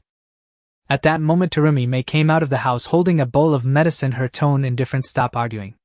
We will discuss killing Danzo later. Let's first solve the immediate issue with your eyes." Xianglin gently jumped down from the treetops, landing silently, and looked at Xianyi. "How much longer can your eyes hold out?" Xianyi shook his head. "It's hard to say. The more I use them, the faster they go blind." Terumi Mei handed him the bowl of medicine. "Drink this, it replenishes chakra. Don't let your body collapse." Xianyi took the bowl, tipped it back, and drank it all in one go, his brow instantly furrowing. The medicine tasted extremely bitter. Terumi Mei looked at him, her gaze somewhat softer than usual, yet her words remained tough. "If you go blind, I will take the children and leave, never to return." Xianyi said nothing, merely setting the bowl down silently. Hong Do couldn't help but laugh. "Lord Mizuki, you're worried about him, aren't you?" Terumi Mei shot her a glare, said no more, and turned back into the house. Hong returned the scroll to Xianyi and quietly comforted him. "Don't worry, there will always be a way." Xianyi nodded, but his eyes still held a heavy expression. The next morning, Xianyi practiced body techniques in the training field, not opening his Sharingan at all. The blurriness in his right eye had not diminished, even his left eye began to show signs of blurriness. Hong walked over holding a sealed letter. "This is from Konoha, written by Tsunade herself." Xianyi opened the letter and quickly skimmed through it. The letter read, "Uchiha Xianyi Shizen has informed me of your conditions. I need time to address the matter with Danzo. Please wait for now. However, negotiations with Konoha cannot be delayed. I will send someone to Konoha to discuss, and I will definitely give you an explanation regarding Danzo. Tsunade." After reading, Xianyi handed the letter to Hong. She read it quickly, her expression slightly heavy. "Tsunade is just stalling for time." "I know," Xianyi replied calmly, having already seen through it. "So do you plan to go to Konoha in person?" "No, you go," Xianyi stated directly. Hong was taken aback, her face filled with surprise. Me? Yes, represent me and go to Konoha to negotiate with Tsunade. Xian Ye's tone left no room for doubt. The conditions remain unchanged. Danzo's head in exchange for my cooperation. Hong hesitated for a moment before finally nodding. Alright, I'll go. When do we leave? Tomorrow morning. At that moment Hong Do walked over and immediately said, I'll accompany you to Konoha. Xian Yi frowned. You're just recovering and pregnant, it's too dangerous. I know Konoha well, I can help you identify people and provide support. It's better than you going alone, Hong Do insisted. Xian Yi remained silent for a moment before finally agreeing. Alright, be careful, and don't overexert yourself. The next morning Hong and Hong Do packed their belongings ready to set off for Konoha. Xian Yi accompanied them to the border, his expression serious. Hong turned to look at him, saying earnestly, wait for me to come back. And then be careful. Xian Yi nodded. The two turned and quickly headed towards Konoha. Xian Yi watched them leave before turning back to return to the base. Inside the base, Terumi Mei was organizing medicines in the medical room while Xianglin stood guard in the treetops, her expression vigilant. Xian Yi walked into the wooden house and took out the scroll of the Sharingan's secret record once more. He flipped to the back of the scroll and discovered additional methods for obtaining evolution stones. Aside from defeating strong enemies, completing specific tasks could also yield them. He opened the system task interface, which still displayed defeat strong enemies to obtain evolution stones. Current progress 010. Xian Yi closed the scroll, stood up, and walked out of the wooden house, planning to search for targets. At that moment Xianglin suddenly jumped down from the treetops, her face pale, her tone urgent. Xian Yi. A strong enemy is approaching. Xian Yi's eyes turned cold as he immediately asked, how many? How's the chakra? Just one, but the chakra is extremely cold and identical to Orochimaru's aura. As Xianglin's words fell, the stronghold instantly fell silent. Xian Yi immediately activated his Mangekyo Sharingan, gazing in the direction indicated by Xianglin. Deep within the forest, a figure approached, slowly emanating a cold chakra with a serpent-like slippery aura. It was not Orochimaru, but the aura was similar, and the strength was not weak. The figure emerged from the forest, revealing a purple-haired woman with brown skin, dark lipstick, dressed in a sound ninja uniform with a flute strapped to her waist. Moyai. She stood outside the illusionary maze of the stronghold, not daring to rush in, clearly aware of the maze's power. Uchiha Xian Yi, Lord Orochimaru sent me to deliver a message to you. Moyai spoke arrogantly, her chin slightly raised. Xian Yi stepped out from the maze, standing opposite her, his chakra subtly surging, his gaze icy. Moyai looked him up and down, her gaze pausing on his Mangekyo Sharingan, a glint of greed flashing in her eyes. Lord Orochimaru wishes to collaborate with you to study the Sharingan and Hashirama's cells. Xian Yi remained silent, coldly staring at her, exuding an overwhelming pressure. Moyai felt uncomfortable under his gaze, yet she steeled herself to continue. The terms are simple. Lord Orochimaru will provide the Sharingan evolution stones, and you will provide data on Sharingan usage and experiences with the fusion of Hashirama's cells, with both parties sharing the research results. At that moment Terumi Mei walked out from the room, standing behind Xian Yi. She was visibly pregnant, arms crossed over her chest with water-style chakra subtly flowing, her aura equally formidable. On what grounds does Lord Orochimaru think that we would collaborate with him? Terumi Mei asked coldly, directly countering. Moyai glanced at Terumi Mei, a smirk of mockery playing at her lips. Lord Mizukage is here as well. Lord Orochimaru has stated that your Sharingan is rapidly losing vision, and only by evolving into the eternal Mangekyo Sharingan can you preserve your eyesight. The evolution stones needed for this can only be obtained from Orochimaru in the entire ninja world. Xian Yi finally spoke, his tone decisive, devoid of any unnecessary emotion. Where are the evolution stones? Quite simple. Agree to the collaboration, and Lord Orochimaru will naturally provide you with the evolution stones. Moyai said proudly. I refuse. Xian Yi did not hesitate, directly rejecting her. Moyai was stunned, her face filled with disbelief. Are you insane? Do you not wish to preserve your own eyes? I want to preserve my eyes, but I do not trust Orochimaru. Xian Yi's gaze was resolute, showing no signs of wavering. Moyai's expression darkened, a cold laugh escaping her lips. You refuse a toast only to drink a forfeit. You will regret this sooner or later. With that she turned to leave, clearly unwilling to waste more words. Xian Yi's gaze turned cold, the Mangekyo Sharingan spinning rapidly as powerful illusions silently enveloped her. Moyai suddenly froze without warning, her eyes losing focus, standing still as if entranced. System notification: Moyai has been successfully marked by the Mangekyo illusion. Her memories can be read at any time and her movements tracked. Xianyi stepped forward, pressing his hand to her forehead to directly access her memories. Countless images flooded his mind. Moyui was adopted by Orochimaru and was core to the Sound Ninja alongside Zwajin and others. She hated Orochimaru's control but dared not resist. More importantly, Orochimaru was secretly researching the fusion of the Sharingan and Hashirama's cells with a plethora of Sharingan specimens in his laboratory. One memory caused Xianyi's pupils to constrict sharply. Moyui had once accompanied Orochimaru to meet Danzo, witnessing him unwrapping the bandages on his right arm, which was covered with Sharingan including Threedemo and Mangekyo. Danzo used these Sharingan to perform Izanagi, consuming one with each resurrection.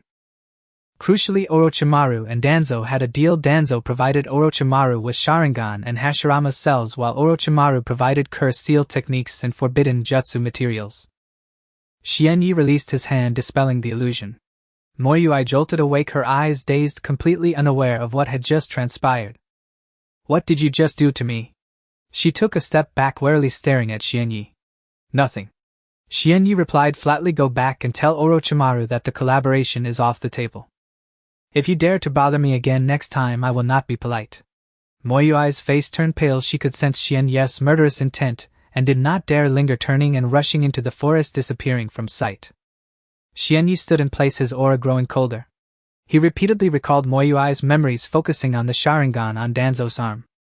Danzo's arm was like a moving treasury of evolution stones. Killing Danzo would not only avenge him but also gather enough evolution stones to eliminate the risk of blindness. Xianyi's gaze was incredibly resolute. Danzo must die. Xianyi returned to the base where Zhao Meiming, Xianglin, and Gui Wan had already been waiting.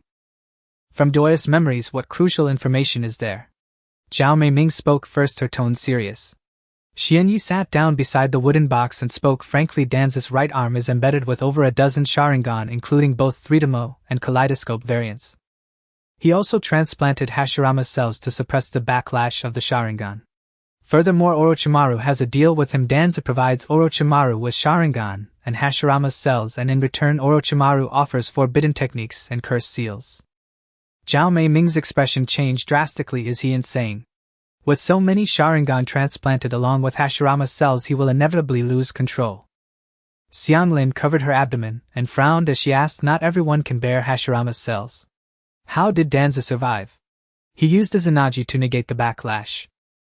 Xianyi spoke calmly. "Every time he loses control, he consumes a Sharingan to revive himself. That's why he needs so many eyes in his arm." Hong and Hondo haven't returned from Konoha yet. Only Xianyi and the other three are at the base, along with an inconsequential wandering ninja. Gui Wan stepped forward with determination in his voice. "Boss, what do you plan to do?" Xianyi suddenly stood up, his gaze cold. "We will seize the Sharingan from Danzo's arm and gather enough evolution stones." Zhao Meiming immediately focused on him. "Are you planning to infiltrate Konoha?" "Not infiltrating Konoha, we wait for him to come out." "When will he come out?" "I don't know, but he has a deal with Orochimaru and will need something from him, so he will eventually leave Konoha." Zhao Meiming was silent for a moment, then slowly shook her head. "It's too risky. Danzo has an Anbu by his side along with Izanagi. You can't take him on alone." "I'm not alone." Xianyi turned to the others. "When he comes out, we will ambush him. You help me." Zhao Meiming touched her rounded belly, her tone helpless. "In my condition, how can I help you?" "You can provide cover from a distance using melting technique. No need to engage up close," Xianyi said. Xianglin immediately stood up, her voice resolute. "I can sense his location with my Kagura's heart eye and can use adamantine sealing to trap him." Gui Wan also quickly chimed in. "Boss, I'll go too and assist you." Xianyi nodded, a trace of warmth flashing in his eyes. At that moment a system notification sounded. System confirmation: defeating Danzo will yield a large number of Sharingan evolution stones. Current task progress 0-10. Defeating Danzo will directly complete the task and unlock Eternal Kaleidoscope. Xianyi glanced at the system interface, decisively closed it, and his gaze became even more resolute. In the following days, Xianyi began targeted training in preparation for ambushing Danzo. Every morning his figure could be seen in the training ground. He concentrated Lightning Cutter in his right hand and activated Chidori in his left, attacking two targets simultaneously, striving for speed and power, aiming for a one-hit kill. Danzo possesses over a dozen Sharingan capable of casting Izanagi multiple times. He must locate the real body before Danzo exhausts his eyes and deliver a lethal blow. Zhao Mei Ming sat under the eaves nurturing her pregnancy while advising him on his techniques. Lightning cutter is too fast but linear attacks can be easily dodged. Chidori is too loud for stealth, you need to practice silent lightning release. Xianyi immediately complied, suppressing Chidori's sound with all his might, transforming the lightning from blue-white to dark blue, its sound as faint as a buzzing bee. This silent lightning release has greater penetration, but is extremely difficult to control. A moment's inattention could lead to backlash from the lightning. Xiang Lin proactively approached, using Kaguya's heart eye to help him sense the chakra flow, precisely adjusting the distribution of lightning attribute chakra. Gui Wan volunteered to be his training partner, using water release water barrier to defend against Xianyi's lightning cutter. Each time he was pierced through, drenched in water, yet he persisted. One late night the training ground was still lit, and Xianyi was repeatedly practicing silent lightning cutter. Zhao Mei Ming came out draped in a coat, softly asking, "Aren't you going to sleep?" "I can't sleep. I need to master this quickly, otherwise I won't be able to deal with Danzi," Xianyi said seriously. Zhao Mei Ming walked to him and gently reached out to touch his right eye. "How much vision do you have left?" "My right eye can still see clearly, but the edges are blurry. Even my left eye is starting to blur a bit." Xianyi did not hide anything. Zhao Mei Ming's finger gently pressed on his eyelid, her tone carrying a hint of tough love. "If you go blind, I won't take care of you." Xianyi grasped her hand, his tone firm. "You will take care of me." Zhao Mei Ming glared at him but did not withdraw her hand. The moonlight spilled over the two, and Zhao Mei Ming's features remained exquisite even while pregnant. Her aura was undiminished. Xianyi lowered his head and gently kissed her. Zhao Mei Ming did not evade, responding softly. After a while, Zhao Mei Ming gently pushed him away, her tone helpless. "Stop it, my belly is big, and it's inconvenient." "Alright, I'll wait until after you give birth." Xianyi smiled. Zhao Mei Ming shot him a glance and turned back into the house.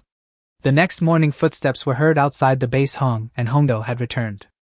Hong's expression was not good upon seeing Xianyi. He shook his head directly. Tsunade was unwilling to hand over Danzu, saying she needed time to investigate. "However, I found out that Danzu is set to head to the border for a mission soon. This is our opportunity." Xianyi immediately inquired when do we set off.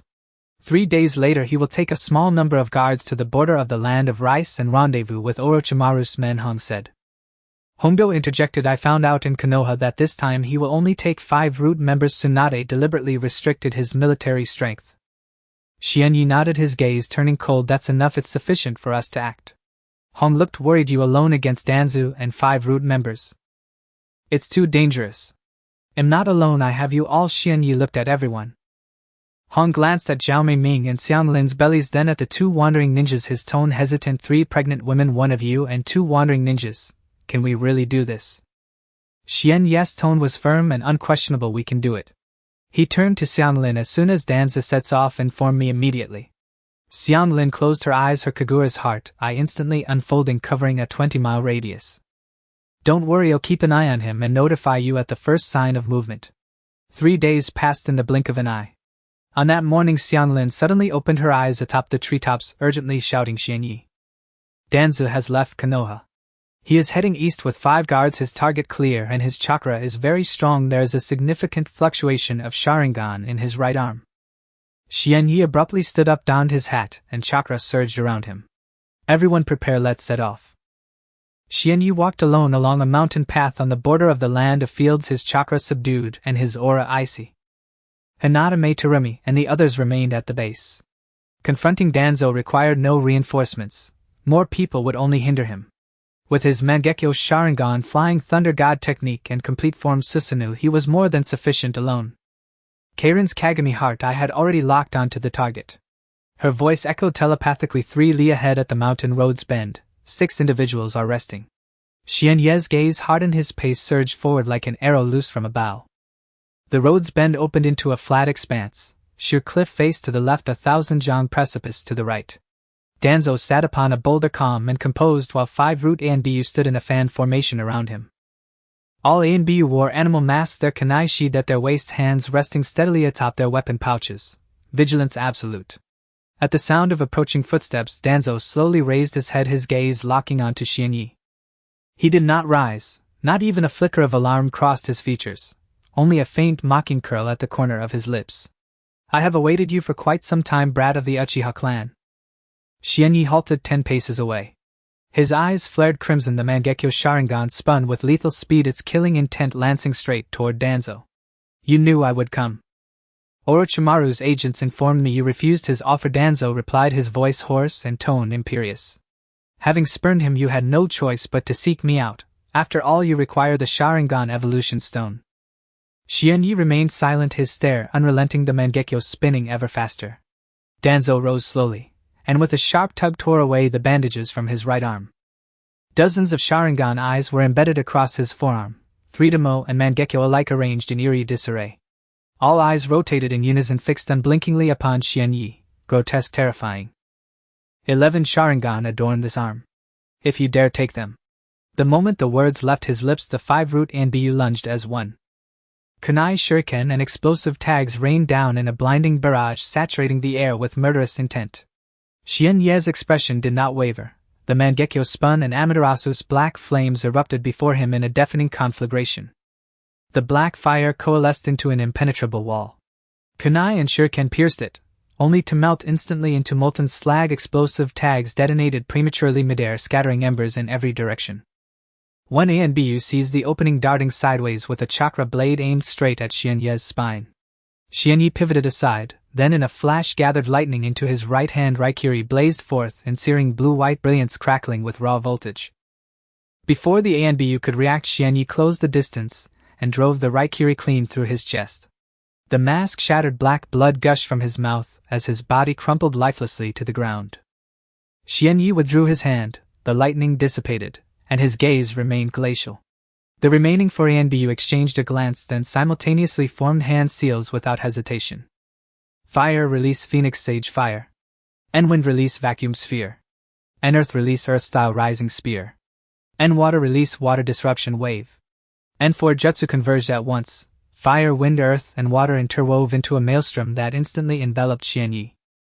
Xianyi's Mangekyo spun again. With Kodo Amatsukumi's control over Amaterasu, he shaped the black flames into a perfect spherical barrier, encasing himself entirely. The fire jutsu was devoured by the black flames, the wind jutsu evaporated under blistering heat, the earth spear shattered explosively upon impact, the water jutsu vaporized instantly into steam. The barrier dissolved. Xianyi stood unmoved, unscathed, not even a hem of his robe disturbed. The 4 Anbu exchanged a look, horror flashed across their eyes, but they charged forward without pause, undeterred by death. Xianyi's hands blurred through hand seals, shadow clone technique activated. 2 clones materialized instantly, standing shoulder to shoulder with the original. 3 Xianyi struck as one, Raikiri, Chidori, and Dragon Flame jutsu alternating in ruthless succession, each blow precise, lethal.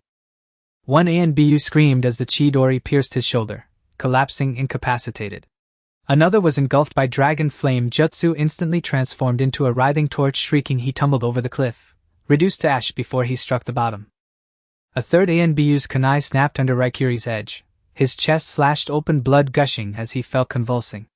The last turned and fled, but Xianyi's original body vanished, then reappeared behind him via Flying Thunder God. A kunai slit his throat with surgical precision. He uttered no cry, collapsing rigidly to the ground. In mere moments, all 5-root Anbu lay dead. System notification: 5-root Anbu eliminated. Awarded 1 Sharingan Evolution Stone. Current progress 110. Xianyi ignored the notification entirely, turning slowly, his gaze settling coldly upon Danzo. Danzo still stood motionless, his face utterly devoid of expression, as if the 5 fallen Anbu meant nothing to him. Not bad. You possess some skill. But do you truly believe slaying them makes you my equal? Xianyi wasted no words. His Mangekyo whirled violently. Amaterasu's black flame coalesced into a searing pillar, hurtling straight toward Danzo. The black flame incinerated Danzo's body instantly, consuming his right arm and chest in roaring inferno. His frame contorted violently before crashing heavily to the ground. Yet in the next breath Danzo reappeared, unharmed, whole, exactly where he had stood before. On his right arm 1 Sharingan slowly closed, its crimson light extinguished.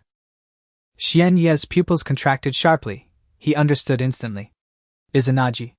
A forbidden technique that transmutes fatal injury into illusion, sacrificing 1 Sharingan to resurrect on the spot. Danzo glanced down at the shuttered eye on his arm, then smirked, arrogant and unrepentant. 1. He tore away the rest of the bandages, revealing his entire form. 10 fully open Sharingan rotating ceaselessly, radiating an uncanny blood-red luminescence. 10 Sharingan remain. I may rise 10 times. Uchiha brat, can you kill me that many times? Xianyi stared at the eyes on Danzo's arm. No fear in his gaze, only a glacial calculating coldness gleaming deep within. Until you have no eyes left to spend. Tenzo's right arm bore 10 Sharingan, eyes all snapping open simultaneously, crimson light blazing as they locked unflinchingly onto Xuanya. His voice dripped with arrogance. You still have 10 resurrection chances left. I dare you to kill me. Xuanya stood rooted in place, not retreating a single step. Murderous intent churned like storm clouds beneath his gaze as he snarled, I'll kill you until you run out of eyes to use. His Mangekyo Sharingan spun at blinding speed. Instantly he activated Kodo Amatsukami. Black flames of Amaterasu erupted across his entire body, coalescing into a fluid shimmering shield of obsidian fire. The black flames clung tightly to his skin without burning him, yet radiated searing heat capable of incinerating all existence. Tenzo said nothing more. His hands flashed through hand seals and he drew a deep breath, his throat swelling with chakra. Wind release vacuum great ball. A densely compressed sphere of air shot from his mouth at unimaginable speed, tearing through the air with a shrieking, ear-splitting howl. The air sphere slammed into the black flame shield, not exploding but vanishing, entirely consumed and vaporized by the inferno. The intense heat warped the surrounding air, scorching the ground with small charred craters. Tenzo's expression darkened. Without pause he wove seal after seal. Dozens of vacuum great balls launched in rapid succession, filling the mountain path in a relentless, suffocating barrage. The black flame shield trembled violently, but held firm, absorbing every strike. Then Xuanya surged forward behind it, his right hand igniting with Raikiri, a blinding blue-white lightning blade erupting with the thunderous chorus of 1,000 birds. Tenzo instantly abandoned his wind technique and drew a kunai from his waist, raising it horizontally before him. Clang! Raikiri struck the blade. Lightning surged across its surface, melting the metal, instantly cleaving it cleanly in two. Xuanya's hand did not halt. It pierced straight through Tenzo's chest. His heart shattered under Raikiri's force. Blood erupted from Tenzo's back in a violent gush. His body stiffened, then collapsed heavily, staining the earth crimson. Yet in the next instant Tenzo reappeared 3 meters away, unharmed, whole. On his right arm, 1 Sharingan eye slowly closed, its crimson luster fading into dullness. Second one. Tenzo's sneered voice still dripping with contempt. Your strength is laughably insufficient. Xuanya whirled around, his left hand crackling with Chidori, its deep indigo lightning humming with low penetrating resonance, far more piercing than Raikiri. Agony lanced through his right eye, threatening to burst from its socket. He pressed his fingers hard into his eye socket, nails digging into flesh, but dared not pause for even a breath. To falter was to go blind forever. Tenzo slid another kunai from his sleeve, its blade gleaming with an ominous black sheen clearly coated in lethal poison. Both men lunged forward at once, blurs of lightning-swift motion. The kunai stabbed toward Xuanya's throat. He twisted aside, then drove his left-hand Chidori straight into Tenzo's abdomen. Lightning detonated within his body. Organs flashed, burned to ash, acrid smoke thickening the air. Tenzo collapsed again, only to resurrect instantly. A third Sharingan eye on his right arm dimmed and shut. Xuanya's breathing grew ragged, his chest heaved, chakra draining at a terrifying pace. Overuse of the Mangekyo Sharingan sent waves of searing pain through his right eye. His vision blurred and fractured, black specks bloomed across his sight, multiplying rapidly while chakra bled away faster than ever. Tenzo gave no respite. Hands weaving seals, once more he roared, would release, would dragon impalement. Cells from Hashirama Senju flared to life in his right arm. Sharpened wooden spikes erupted from his palms, swift, numerous, and merciless. Xuanya instantly commanded Amaterasu's black flames, erecting a blazing wall before him. Most wooden spikes burned to ash mid-flight, but too many pierced through, grazing Xuanya's shoulder. A deep gash split his shoulder open, blood streamed freely. Jagged splinters of wood lodged deep in the wound, sending sharp alien pulses of discomfort. Gritting his teeth, Xuanya hastily sealed the wound with medical chakra, but blood still seeped steadily. There was no time to extract the shards. Tenzo was already charging again, chakra blade drawn. Xuanya charged toward him, not away. Raikiri ignited in his right hand, Chidori crackled in his left. 2 distinct currents of lightning, one blinding white blue, the other deep indigo, wove together, emitting a deafening harmonic shriek as their combined power surged exponentially.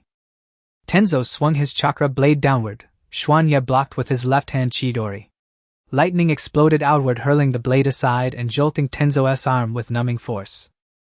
In that opening, Raikiri thrust forward, piercing Tenzo's throat with a wet, sickening thud. Blood sprayed across Xuanye's face, warm droplets sliding down his jawline, yet his gaze never flickered. Tenzo fell, then rose again, resurrected.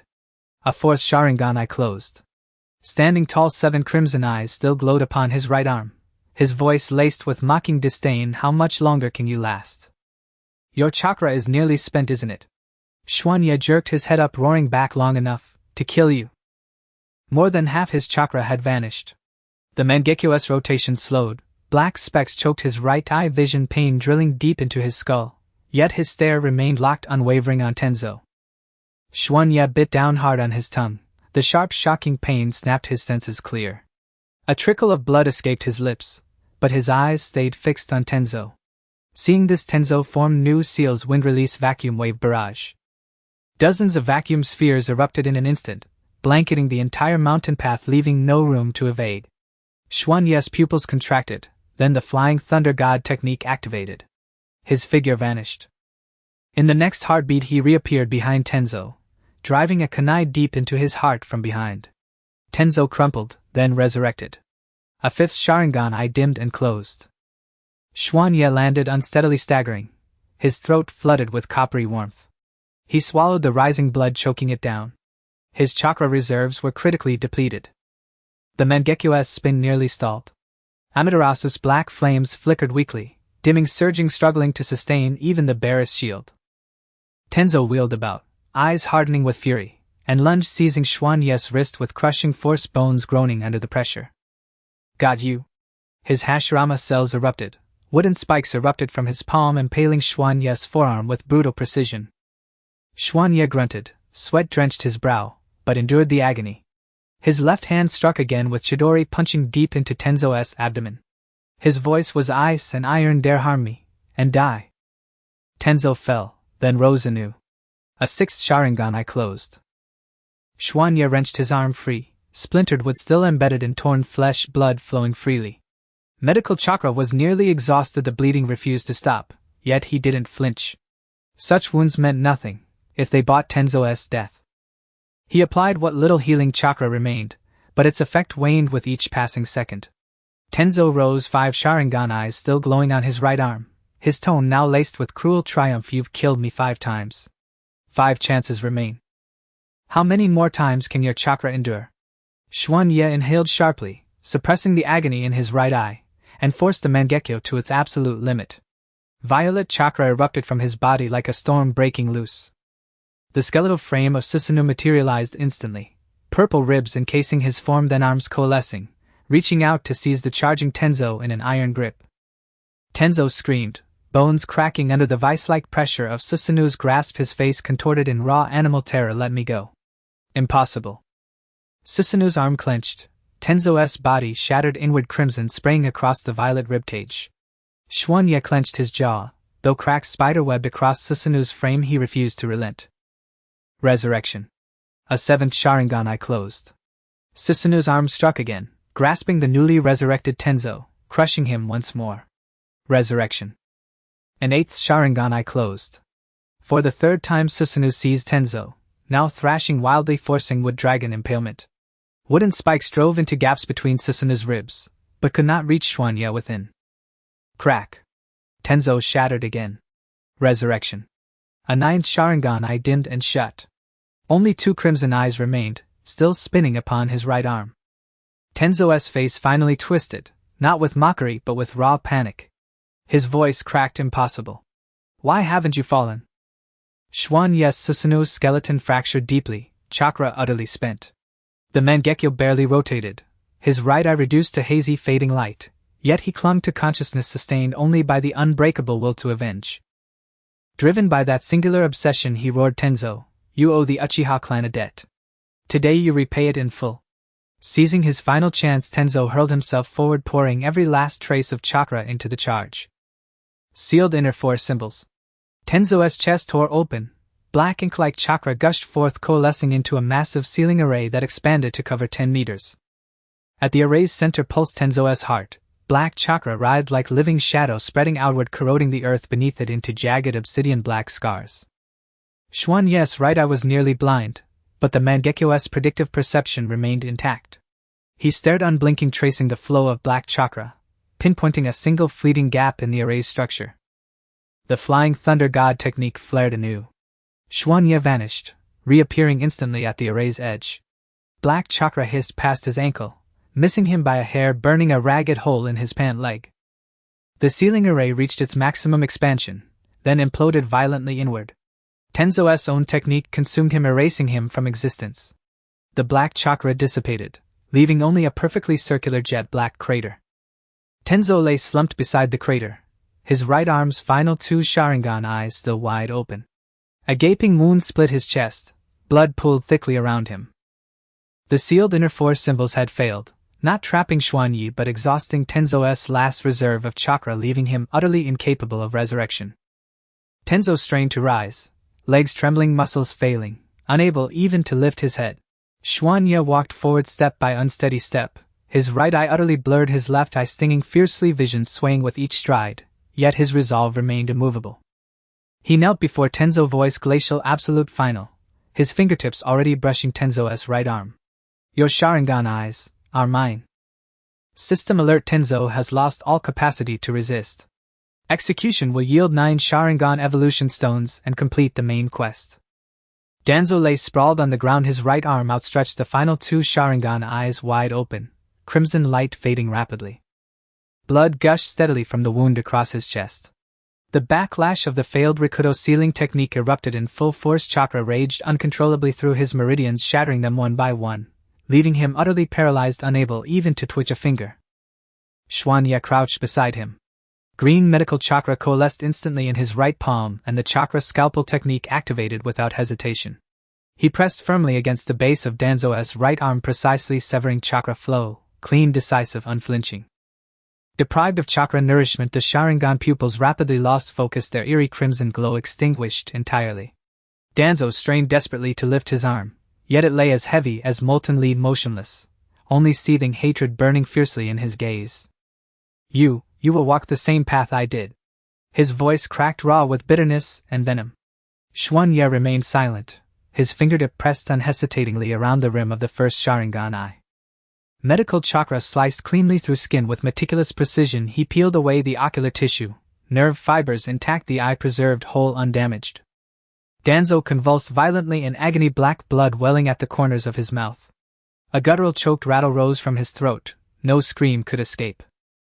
The first Sharingan eye was removed intact, rotating once gently in Xuanyi's palm before falling utterly inert, lifeless still. Without pause he sealed it into a storage scroll, swift and resolute. The second. The third. He spared no distinction, living or dead, embedded in flesh or not, each eye was excised one after another, leaving none behind. Danzo stared fixedly at him, fury first, then hollowing slowly into emptiness until only bone-deep despair remained. Konoha will hunt you down. You cannot escape. He roared with his last breath, voice thick with vengeful obsession. Xuanyi ignored him completely, hands moving steadily, relentlessly extracting each eye. The 10th. The 11th. The final one, a Mangekyo Sharingan, radiated overwhelming ocular power. The moment it was severed, its pupil flared with blinding crimson light. Xuanyi's gaze sharpened instantly. He sealed it within the scroll, then rose and looked down upon Danzo. Where his right arm had been, only raw bleeding sockets remained, horrifying, grotesque. Unleashed from the Sharingan's suppression, Hashirama's cells surged wildly. Fleshy buds erupted, twisting violently into gnarled, monstrous branches. The branches lashed out, coiling around Danzo's body, piercing skin, burrowing deep into viscera, rending, destroying. A low guttural roar escaped him, fading, weakening, until the last flicker of light in his eyes guttered out forever. You will regret this. His final whisper, barely audible. Before the words fully faded, the branches engulfed him completely, binding him into a warped, stunted tree. His face surfaced on the trunk, mouth twitching soundlessly, voice gone. In the next instant the sapling withered, blackened, and crumbled into dust, lifeless, barren, absolute.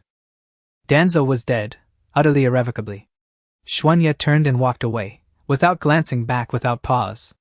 A fierce mountain wind howled past the twisted tree, split apart, disintegrating into ash that scattered into oblivion. No trace remained. System alert: Danzo eliminated. Acquired Sharingan 11.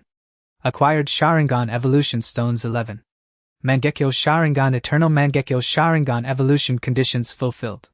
Initiate fusion now. Xuanya hesitated not a moment. Silently he affirmed yes. The storage scroll unfurled automatically. The 11 Sharingan eyes levitated, suspended in perfect alignment before him. Their pupils spun violently, then shattered explosively, dissolving into countless crimson motes suspended midair, radiating dense palpable ocular energy. From the crimson haze 11 evolution stones coalesced, crystalline ruby red, spinning rapidly around Xuanyi, their luminous aura pulsing. Instantly they melted, transforming into scalding liquid surging straight into his eyes with no buffer, no delay. Excruciating pain flooded his entire being. His eyes burned as if seared by white-hot flames, sharp and unbearable. Xuanya clutched his face, knees buckling beneath him, veins bulged across his forehead, temples throbbing violently, his body rigid, taut as drawn steel. Agony radiated from his eyes outward, through skull, spine, limbs, muscles spasmed uncontrollably. His teeth clenched so hard his lower lip split, blood dripped steadily from his chin. He bore it in utter silence, not a cry escaped him. This was his sole chance to shatter blindness, to ascend beyond limitation. He would not fail. His right eye transformed first, the Mangekyo pattern fractured and dissolved, replaced by a new design forming deep within the iris. The 3 Tomo vanished entirely, replaced by a 6-pointed star, its edges traced with fine undulating waves, majestic, terrifying. His left eye followed, identical in form, yet its wave pattern spiraled in the opposite direction, symmetrical, uncanny. The eternal Mangekyo Sharingan awakened, fully irrevocably. The hazy veil within his vision lifted completely, clarity returned, absolute, unblurred. Not only was his sight fully restored, but distant mountain ridges 100 meters away, the delicate veins of a single leaf, even dust motes, drifting in sunlit air, all were rendered with crystalline precision. Chakra surged violently through his body, ocular power tripled overnight. The Mangekyo's fatal drawback, progressive blindness, vanished without a trace. From this day forth neither Amaterasu nor Susanoo would exact that toll again. Xuanya slowly rose, and opened his eyes. Crimson light receded inward, yet carried an oppressive, suffocating weight. Within them the 6-pointed stars rotated slowly, each revolution emanating waves of terrifying ocular might. System alert: Eternal Mangekyo Sharingan awakened. New ability unlocked, complete form Susanoo. Xianyi opened his eyes, the eternal kaleidoscope spinning slowly in his pupils with a red glow that was repressed yet oppressive. The discomfort in his eyes completely vanished, and his vision became extraordinarily clear, able to see the floating dust particles in the air with perfect clarity. He stood on the mountain path, his feet resting on the remnants of a withered tree turned to dust by Danzo, scattered by the wind. Chakra surged wildly within him, a full 30% more than before, and his ocular power surged several times, with the side effects of the kaleidoscope completely disappearing. Xianyi turned around and quickly walked towards the base. On the way back he tried to activate Amaterasu, feeling no pain in his eyes, summoning the Susanoo's form. His chakra consumption was halved. He quickened his pace, eager to test the power of the complete Susanoo. When he returned to the base, the sky had completely darkened. Terumi Mei awaited him under the eaves, her pregnant belly prominent, holding a bowl of hot soup with a calm expression. "You're back." Xianyi nodded. "Where's Danzo?" "He's dead." Xianyi spoke flatly without excess emotion. Terumi Mei handed him the hot soup and did not ask further, her gaze unconsciously scanning his eyes. Hong walked out from the house, her gaze landing on Xianyi's face, and she froze instantly. "Your eyes have changed." Xianyi did not hide it. He directly activated the eternal kaleidoscope, the 6-pointed star pattern appearing particularly clear under the moonlight. Akato rushed over from the training ground, her steps hurried. Konan also jumped down from the treetops, landing beside Xianyi. Anamaru and another wandering ninja hurriedly gathered around. Everyone's gaze was fixed tightly on Xianyi's eyes. Eternal kaleidoscope. Hong's tone was filled with surprise, yet also certainty. Xianyi nodded. Akato leaned in close, nearly pressing her face against his, her eyes shining brightly. "The pattern has changed, it's much stronger than before." Konan reached out and pulled Akato back, her tone cool. "Don't get too close, you'll disturb him." The next morning Xianyi stood in the clearing behind the base. Terumi Mei, Akatsuki, Konan, and Anamara all stood at a distance, their eyes fixed intently on him. Xianyi took a deep breath, fully activating the eternal kaleidoscope, red light surging violently, shooting straight up to the clouds. The ground instantly cracked with spiderweb-like fissures, and the chakra of Susanoo burst forth from the cracks, first revealing purple ribs, followed by arms, and a head quickly taking shape. Muscles and skin rapidly covered the skeleton, finally donned in heavy samurai armor, each piece gleaming coldly. The complete Susanoo officially came into existence. 100-meter purple giant stood in the valley with wings sprouting from its back, each wing several dozen meters long, blocking out the sun when spread wide.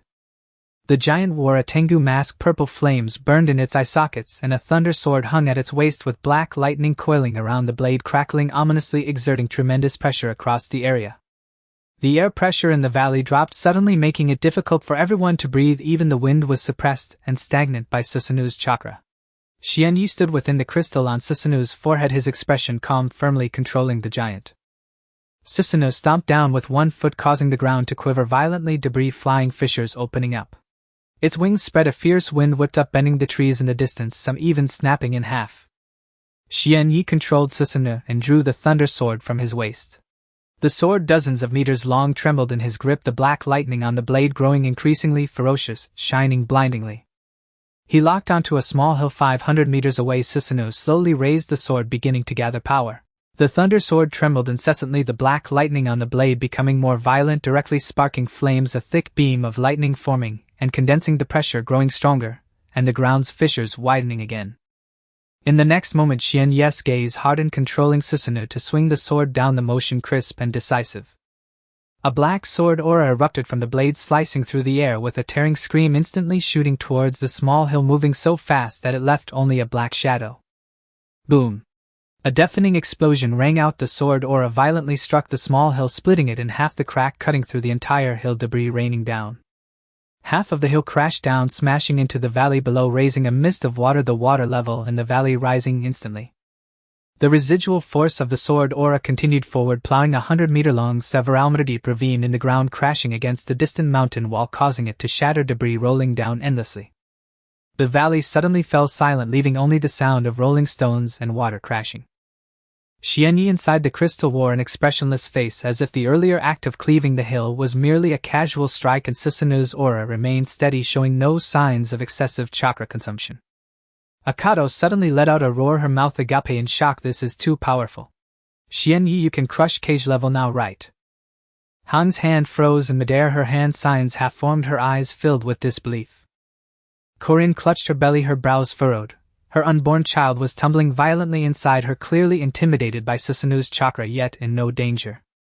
Terumi Mei stared at the split hill. After a brief silence, her tone firm and devoid of heaviness. With such power, if Konoha seeks to cause trouble again, they can only seek their own doom. Anamara's legs went weak, and he sat directly on the ground, his face pale, stammering, "My lord. This power is simply unimaginable." Another wandering ninja fell to his knees on the spot, trembling all over, quickly bowing, "My lord, I am willing to swear my undying loyalty to you, never to betray." Xianyi controlled Susanoo to dissipate, purple light spots swirling in the air, slowly merging back into his body. He fell from the sky, standing steadily before everyone, his aura calm, showing no signs of chakra exhaustion, his eyes cold and imposing. Xianyi raised his gaze, sweeping it across everyone, his tone resolute, carrying an undeniable authority. "Next, it is time to establish a true family." Akatsuki hurriedly asked Xianyi, "Can you demonstrate that again next time? That was so cool." Xianyi cast her a faint glance and replied with 2 words, "Sure." System notification: the eternal kaleidoscope has stabilized, ocular power can be freely controlled. Family level has significantly increased, unlocking family territory. In the distance, a paper crane perched on the treetop. The eyes of the paper crane were a piece of mini crystal, clearly reflecting the scene of Susanoo cleaving the hill in the hidden rain village within the high tower. Nakanishi sat by the window, holding the paper crane between her fingers, her expression grave as she watched the scene in the crystal. The complete Susanoo, the 100-meter giant cleaving the hill with a single sword, was deeply etched in her mind. 3 days had passed since the news of Danzo's death returned to Konoha. Tsunade did not pursue the matter, as Danzo was already a thorn in her side. Of course, she would not pursue it with Danzo dead. She was rid of her greatest trouble, a wish granted. Hong stepped forward and said seriously, Lady Tsunade officially invites you to Konoha for peace talks with the condition that your clan becomes an ally of Konoha, enjoying the same rights as Konoha ninjas. Kozukura turned to look at Xianyi, her tone straightforward. Are you going? Yes. Xianyi replied with a single word without hesitation, his tone filled with certainty. Kozukura did not object. After all, Danzo was dead and Konoha posed no lethal threat, and Tsunade was known for her decisiveness. The next morning Xianyi set off for Konoha with Hong. Kozukura stayed at the base to oversee, accompanied by Xianglin and Hongdo. Hongdo's belly was already showing, yet she still stood guard on the rooftop. Entering Konoha again, the village was much quieter than the last time. The previous ruins had long been cleared and new houses were gradually being built on the old sites, giving off a hint of vitality. At Hokage Rock beside the 4th Hokage statue, the 3rd Hokage's likeness had just been completed. Hong walked beside Xianyi, deliberately lowering her voice. Lady Tsunade is waiting for you in the Hokage office with no extra people and no ambush. The Hokage office looked the same as before, except there were 2 Umbu guards at the entrance, their expressions serious upon seeing Xianyi, yet they did not dare to stop him. Xianyi pushed the door open without hesitation, finding Tsunade seated behind her desk handling documents. She wore the white haori of the 5th Hokage, her golden hair tied in a ponytail, and her clothes were tightly fitted across her chest. Upon seeing Xianyi, Tsunade immediately set down her brush, her tone flat yet carrying the authority of the Hokage sit. Xianyi complied and sat down while Hong stood quietly behind him. Tsunade got straight to the point with no preamble. I will not pursue the matter of Danzo. The grievances between him and you were of his own making, unrelated to Konoha or to me. Xianyi remained silent, raising his gaze to Tsunade, his eyes indifferent, waiting for her to continue. Tsunade paused for a moment, and continued, my terms are simple. Your clan will become an ally of Konoha, requiring no taxes nor obedience to the Hokage's orders. However, one point must be made clear: you cannot engage in acts that harm Konoha, and when Konoha is in trouble you must come to its aid. Xianyi raised his eyes, his tone straightforward. With no delay can clan members freely enter and exit Konoha? Yes, but entry and exit require registration and the Umbu will verify identities. Tsunade answered without hesitation, her gaze unwavering. Can the clan recruit Konoha ninjas? Xianyi asked again, his eyes scrutinizing, his tone exuding undeniable assertiveness. Tsunade stared at him, her tone suddenly serious, carrying a boundary. You cannot actively recruit, but if someone voluntarily leaves Konoha to join you, I will not stop it, nor will I hold you responsible. Xianyi pondered for a moment before stating his final condition, his tone firm. I want to retain the Uchiha clan's territory. No one is to interfere, including the Umbu and the Hokage. Tsunade was silent for a few seconds, staring at Xianyi for a long time before finally nodding in agreement. That is acceptable. The Uchiha territory belongs to you, but the Nanka shrine must be shared. It holds Konoha's historical relics, and cannot be privately claimed. Xianyi immediately stood up, extending his hand with a decisive tone. It's a deal. Tsunade reached out and shook his hand, her grip firm, her fingers long with calluses from years of training. Welcome back, Uchiha Xianyi. Her tone softened slightly, carrying a hint of sincerity, no longer bearing the earlier authority. Xianyi withdrew his hand and turned to leave. Wait a moment. Tsunade suddenly called out to him, her tone carrying a hint of probing, her eyes filled with doubt. Is your clan really only for the sake of your clansmen's survival? Xianyi paused, turning to look at her, his gaze cold with a hint of sarcasm in his tone. Otherwise, do you think I am like Danzo, coveting the power of Konoha? Tsunade did not respond, picking up her brush again to handle the documents. Xianyi asked no further questions, pushing open the door to exit the Hokage office with Hong closely following behind. The sunlight outside was blinding and Xianyi squinted slightly. Suddenly a golden-haired girl rushed over from the side, her steps hurried, nearly colliding with him. Fortunately, Xianyi reacted quickly and sidestepped. The girl wore a purple top and blue shorts, her golden hair tied in a high ponytail, her fitted top accentuating her curves, and her skin was a healthy wheat color. She steadied herself, hands on her hips, looking up at Xianyi with a tone of defiance mixed with curiosity. Are you from the Uchiha clan? You are the one who killed Danzo. Xianyi looked down at her, his expression indifferent, remaining silent, an imposing aura radiating from him. The girl, far from being frightened, smiled broadly, revealing 2 small canine teeth, her tone lively and warm. I am Yamanaka Ino. I've heard about you for a long time. Jingyi followed closely behind Xianyi like an inseparable tail.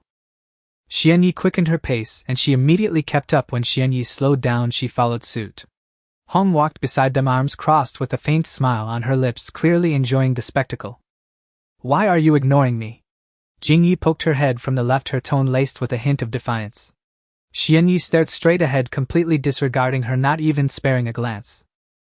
Jingyi shifted to the right, leaning closer to him. Do I look unattractive? Xianyi finally glanced at her. Golden hair tied in a ponytail, delicate features, sun-kissed skin, and a tall figure. She was indeed beautiful, but he had no interest in engaging. Beautiful. Xianyi's tone was flat, devoid of any excess emotion. Jingyi was momentarily stunned, her cheeks instantly flushing red, her gaze faltering. Then why are you ignoring me? No time. Xianyi replied curtly, his pace unbroken. Jingyi stubbornly chased after him, her tone even more obstinate. Chatting won't kill you. You are from the Uchiha clan. I have never seen a living Uchiha.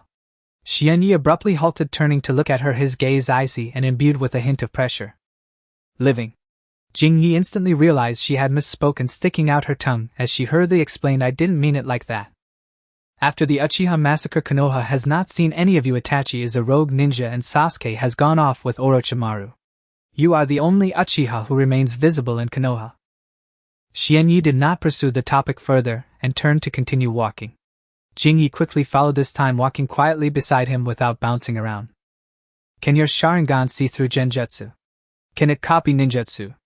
Can you see my chakra flow? Xianyi did not look up. Yes. All of them.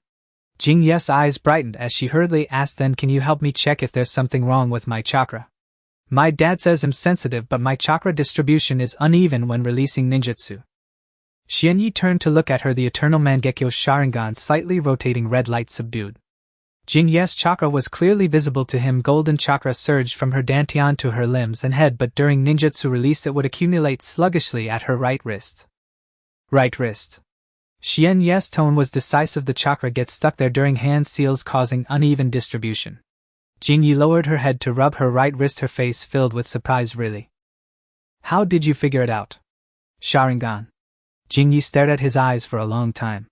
The six-pointed star pattern slowly rotated in his pupils, the pressure contained within them more domineering than an ordinary Sharingan. So beautiful. Jingyi whispered, her cheeks flushing again. Hong behind them cleared her throat lightly, reminding her to be mindful. Jingyi came back to her senses and hurriedly clarified, I'm not saying you're beautiful, I'm saying your eyes are beautiful. Xianyi did not respond and continued walking forward. The three of them arrived at the entrance of Konoha and Jingyi suddenly ran ahead, arms outstretched to block the way, her tone pleading, come sit at my family's flower shop. Xianyi shook his head gently. Just for a bit, have a cup of tea. Jingyi pointed to the street on the left of the village entrance, speaking urgently, it's just over there, just a few steps away. My dad has planted a lot of flowers. No time. 10 minutes.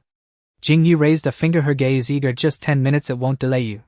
Xianyi no longer wasted words, directly bypassing her and continuing out of the village. Jingyi hurriedly chased after him, grabbing his sleeve with a tone of playful complaint, why are you like this? I've already invited you, at least give me some face. Xianyi forcefully pulled back his sleeve. Jingyi immediately grabbed on again, this time holding on even tighter. If you don't agree, I won't let go. Hong stood to the side, arms crossed, with no intention of helping, instead watching with increasing interest. Xianyi looked down at her hand, her long fingers adorned with pale pink nail polish holding on tightly. Let go. His tone was cold, carrying an undeniable authority. No way. Jingyi gritted her teeth, refusing to compromise. Xianyi no longer wasted words, gently twisting with the other hand, and her fingers were pried apart, but she immediately grabbed on again. A few Konoha ninjas passed by and couldn't help but laugh at the scene. Jingyi shot them a glare, shouting loudly, what are you looking at? Try looking again. The ninjas laughed and walked away, not daring to say more. Xianyi sighed helplessly, he had no time to get entangled with the little girl. Another day. Jingyi's eyes lit up instantly, hurriedly asking, really? Really? Which day? Xianyi did not answer, turning and quickening his pace. Jingyi released her grip, hands on her hips, defiantly shouting, if you don't say which day, I'll take it as you're lying to me. Tomorrow I'll go to the land of soup to look for you. Where do you live? Xianyi didn't look back, his steps quickening as he walked straight out of the village. Jingyi stood at the village entrance, shouting at his back, I will definitely make you speak. Hong followed closely beside Xianyi, unable to help glancing back. Jingyi remained where she was, her golden ponytail blown by the wind, hands on her hips like a stubborn little girl. Hong quietly said, this girl is interested in you, and the Yamashiro clan is known for their stubbornness. She might really go to the land of soup to find you.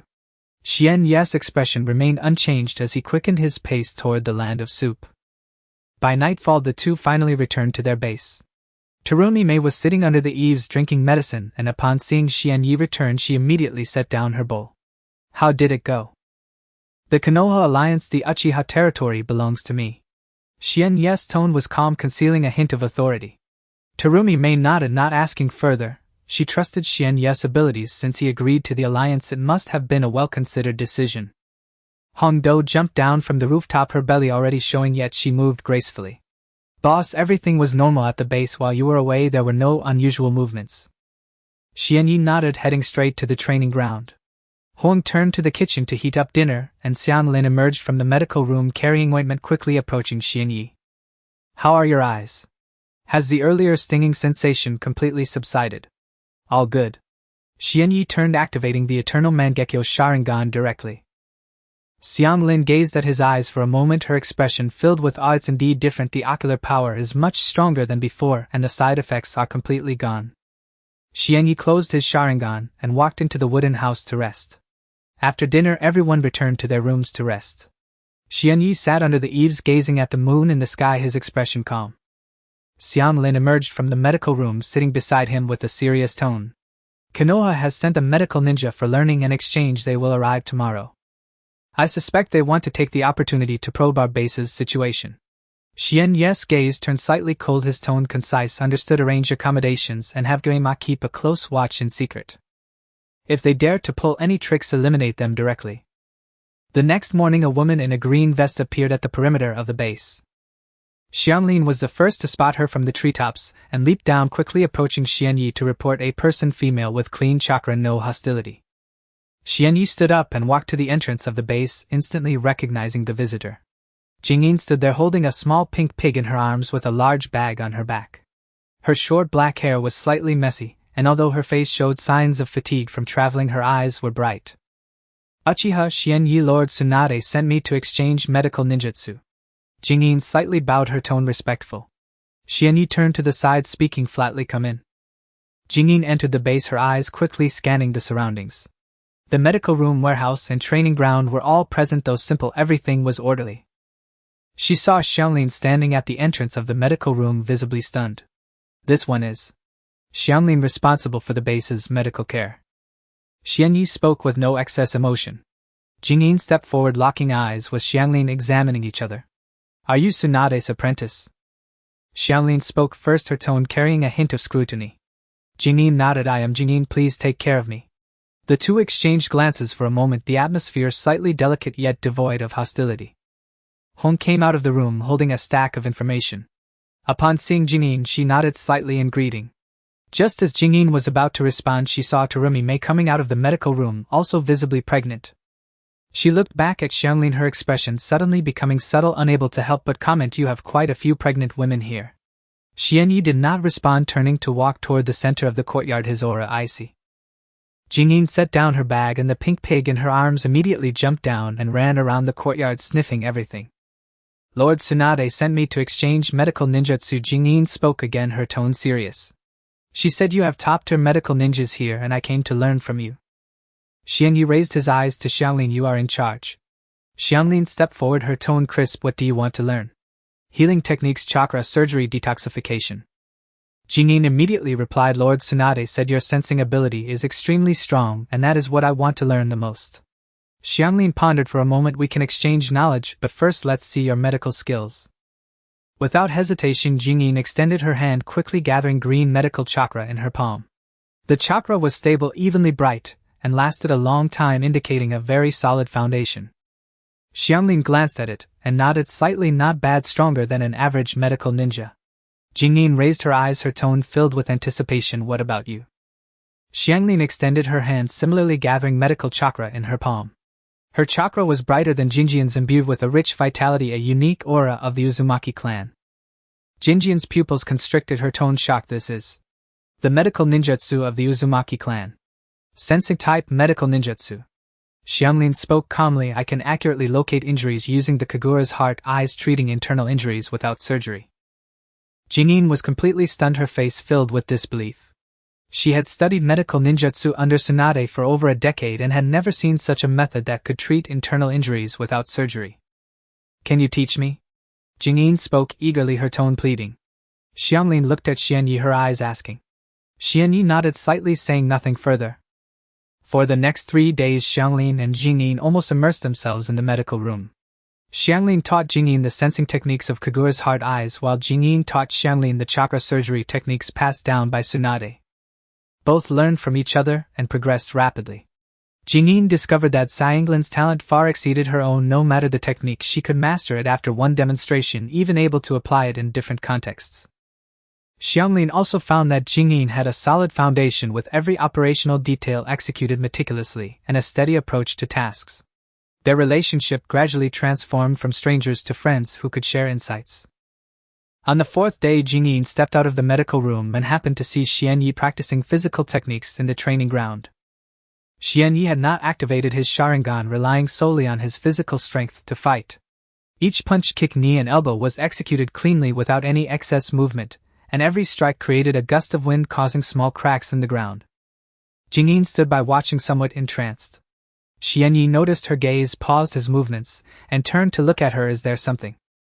Are all the pregnant women here? Your people? Xianyi's eyes turned cold, not answering, and his aura suddenly became oppressive. Jingyi's cheeks flushed quickly, explaining, I didn't mean it that way, I meant their physical conditions need regular checks. I can help you look at them for free. Xianyi remained silent for a moment, then nodded. Follow me. The two entered the medical room, where Terumi Mei was resting on a bed. Hongdo was seated beside her, and Xianglin was organizing the medicines. Jingyin first approached Hongdo. Let's check you first. Hongdo nodded and willingly exposed her abdomen. Jingyin extended her hand, gathering medical chakra in her palm, gently pressing it on Hongdo's abdomen to scan. After a moment, she withdrew her hand, her tone gentle. Very good. 2 months pregnant, fetal development is normal, and the mother's chakra is stable, just maintain it. Hongdo rubbed her belly and smiled, asking, can you tell if it's a boy or a girl? Jingyin shook her head. It's still too early to tell. Then she walked over to Xianglin. Xianglin was 6 months pregnant, her belly already quite prominent, and she could occasionally feel the fetus moving. After scanning carefully, Jingyi's expression showed some surprise. This child's chakra is very abundant, likely indicating that the Uzumaki clan's bloodline limit has awakened. Xianglin lowered her head to touch her belly, a light smile appearing on her face, her gaze gentle. Finally, Jingyin approached Terumi Mei. Terumi Mei was 7 months pregnant, her belly quite large, and her movements had become somewhat inconvenient. Jingyin instructed her to lie down, placing both hands gently on her belly, activating the healing technique to scan carefully. Medical chakra slowly entered Terumi Mei's body, exploring the condition of the fetus bit by bit. The fetal heartbeat was normal, and the limbs developed well, but as the chakra scanned the flow of chakra in the fetus, Jingyi's expression suddenly changed. She quickly withdrew her hand and immediately pressed it back down, scanning carefully again, her expression growing increasingly serious. Terumi Mei sensed something was wrong and asked, what's wrong? Is there a problem with the child? Jingyin did not answer, still focused on scanning, her brows tightly furrowed. Xianyi walked over quickly, his tone icy. If there's a problem, just say it. Jingyin looked up at him, her lips moving as if to say something but hesitated. Come with me, it's not convenient to talk here. The two stepped outside the medical room, standing in the courtyard, avoiding the people inside. Jingyin lowered her voice, her tone grave. Terumi Mei's fetal chakra is abnormally chaotic, stronger than Xianglin's child. It's not just a simple awakening of the bloodline limit, I'm afraid.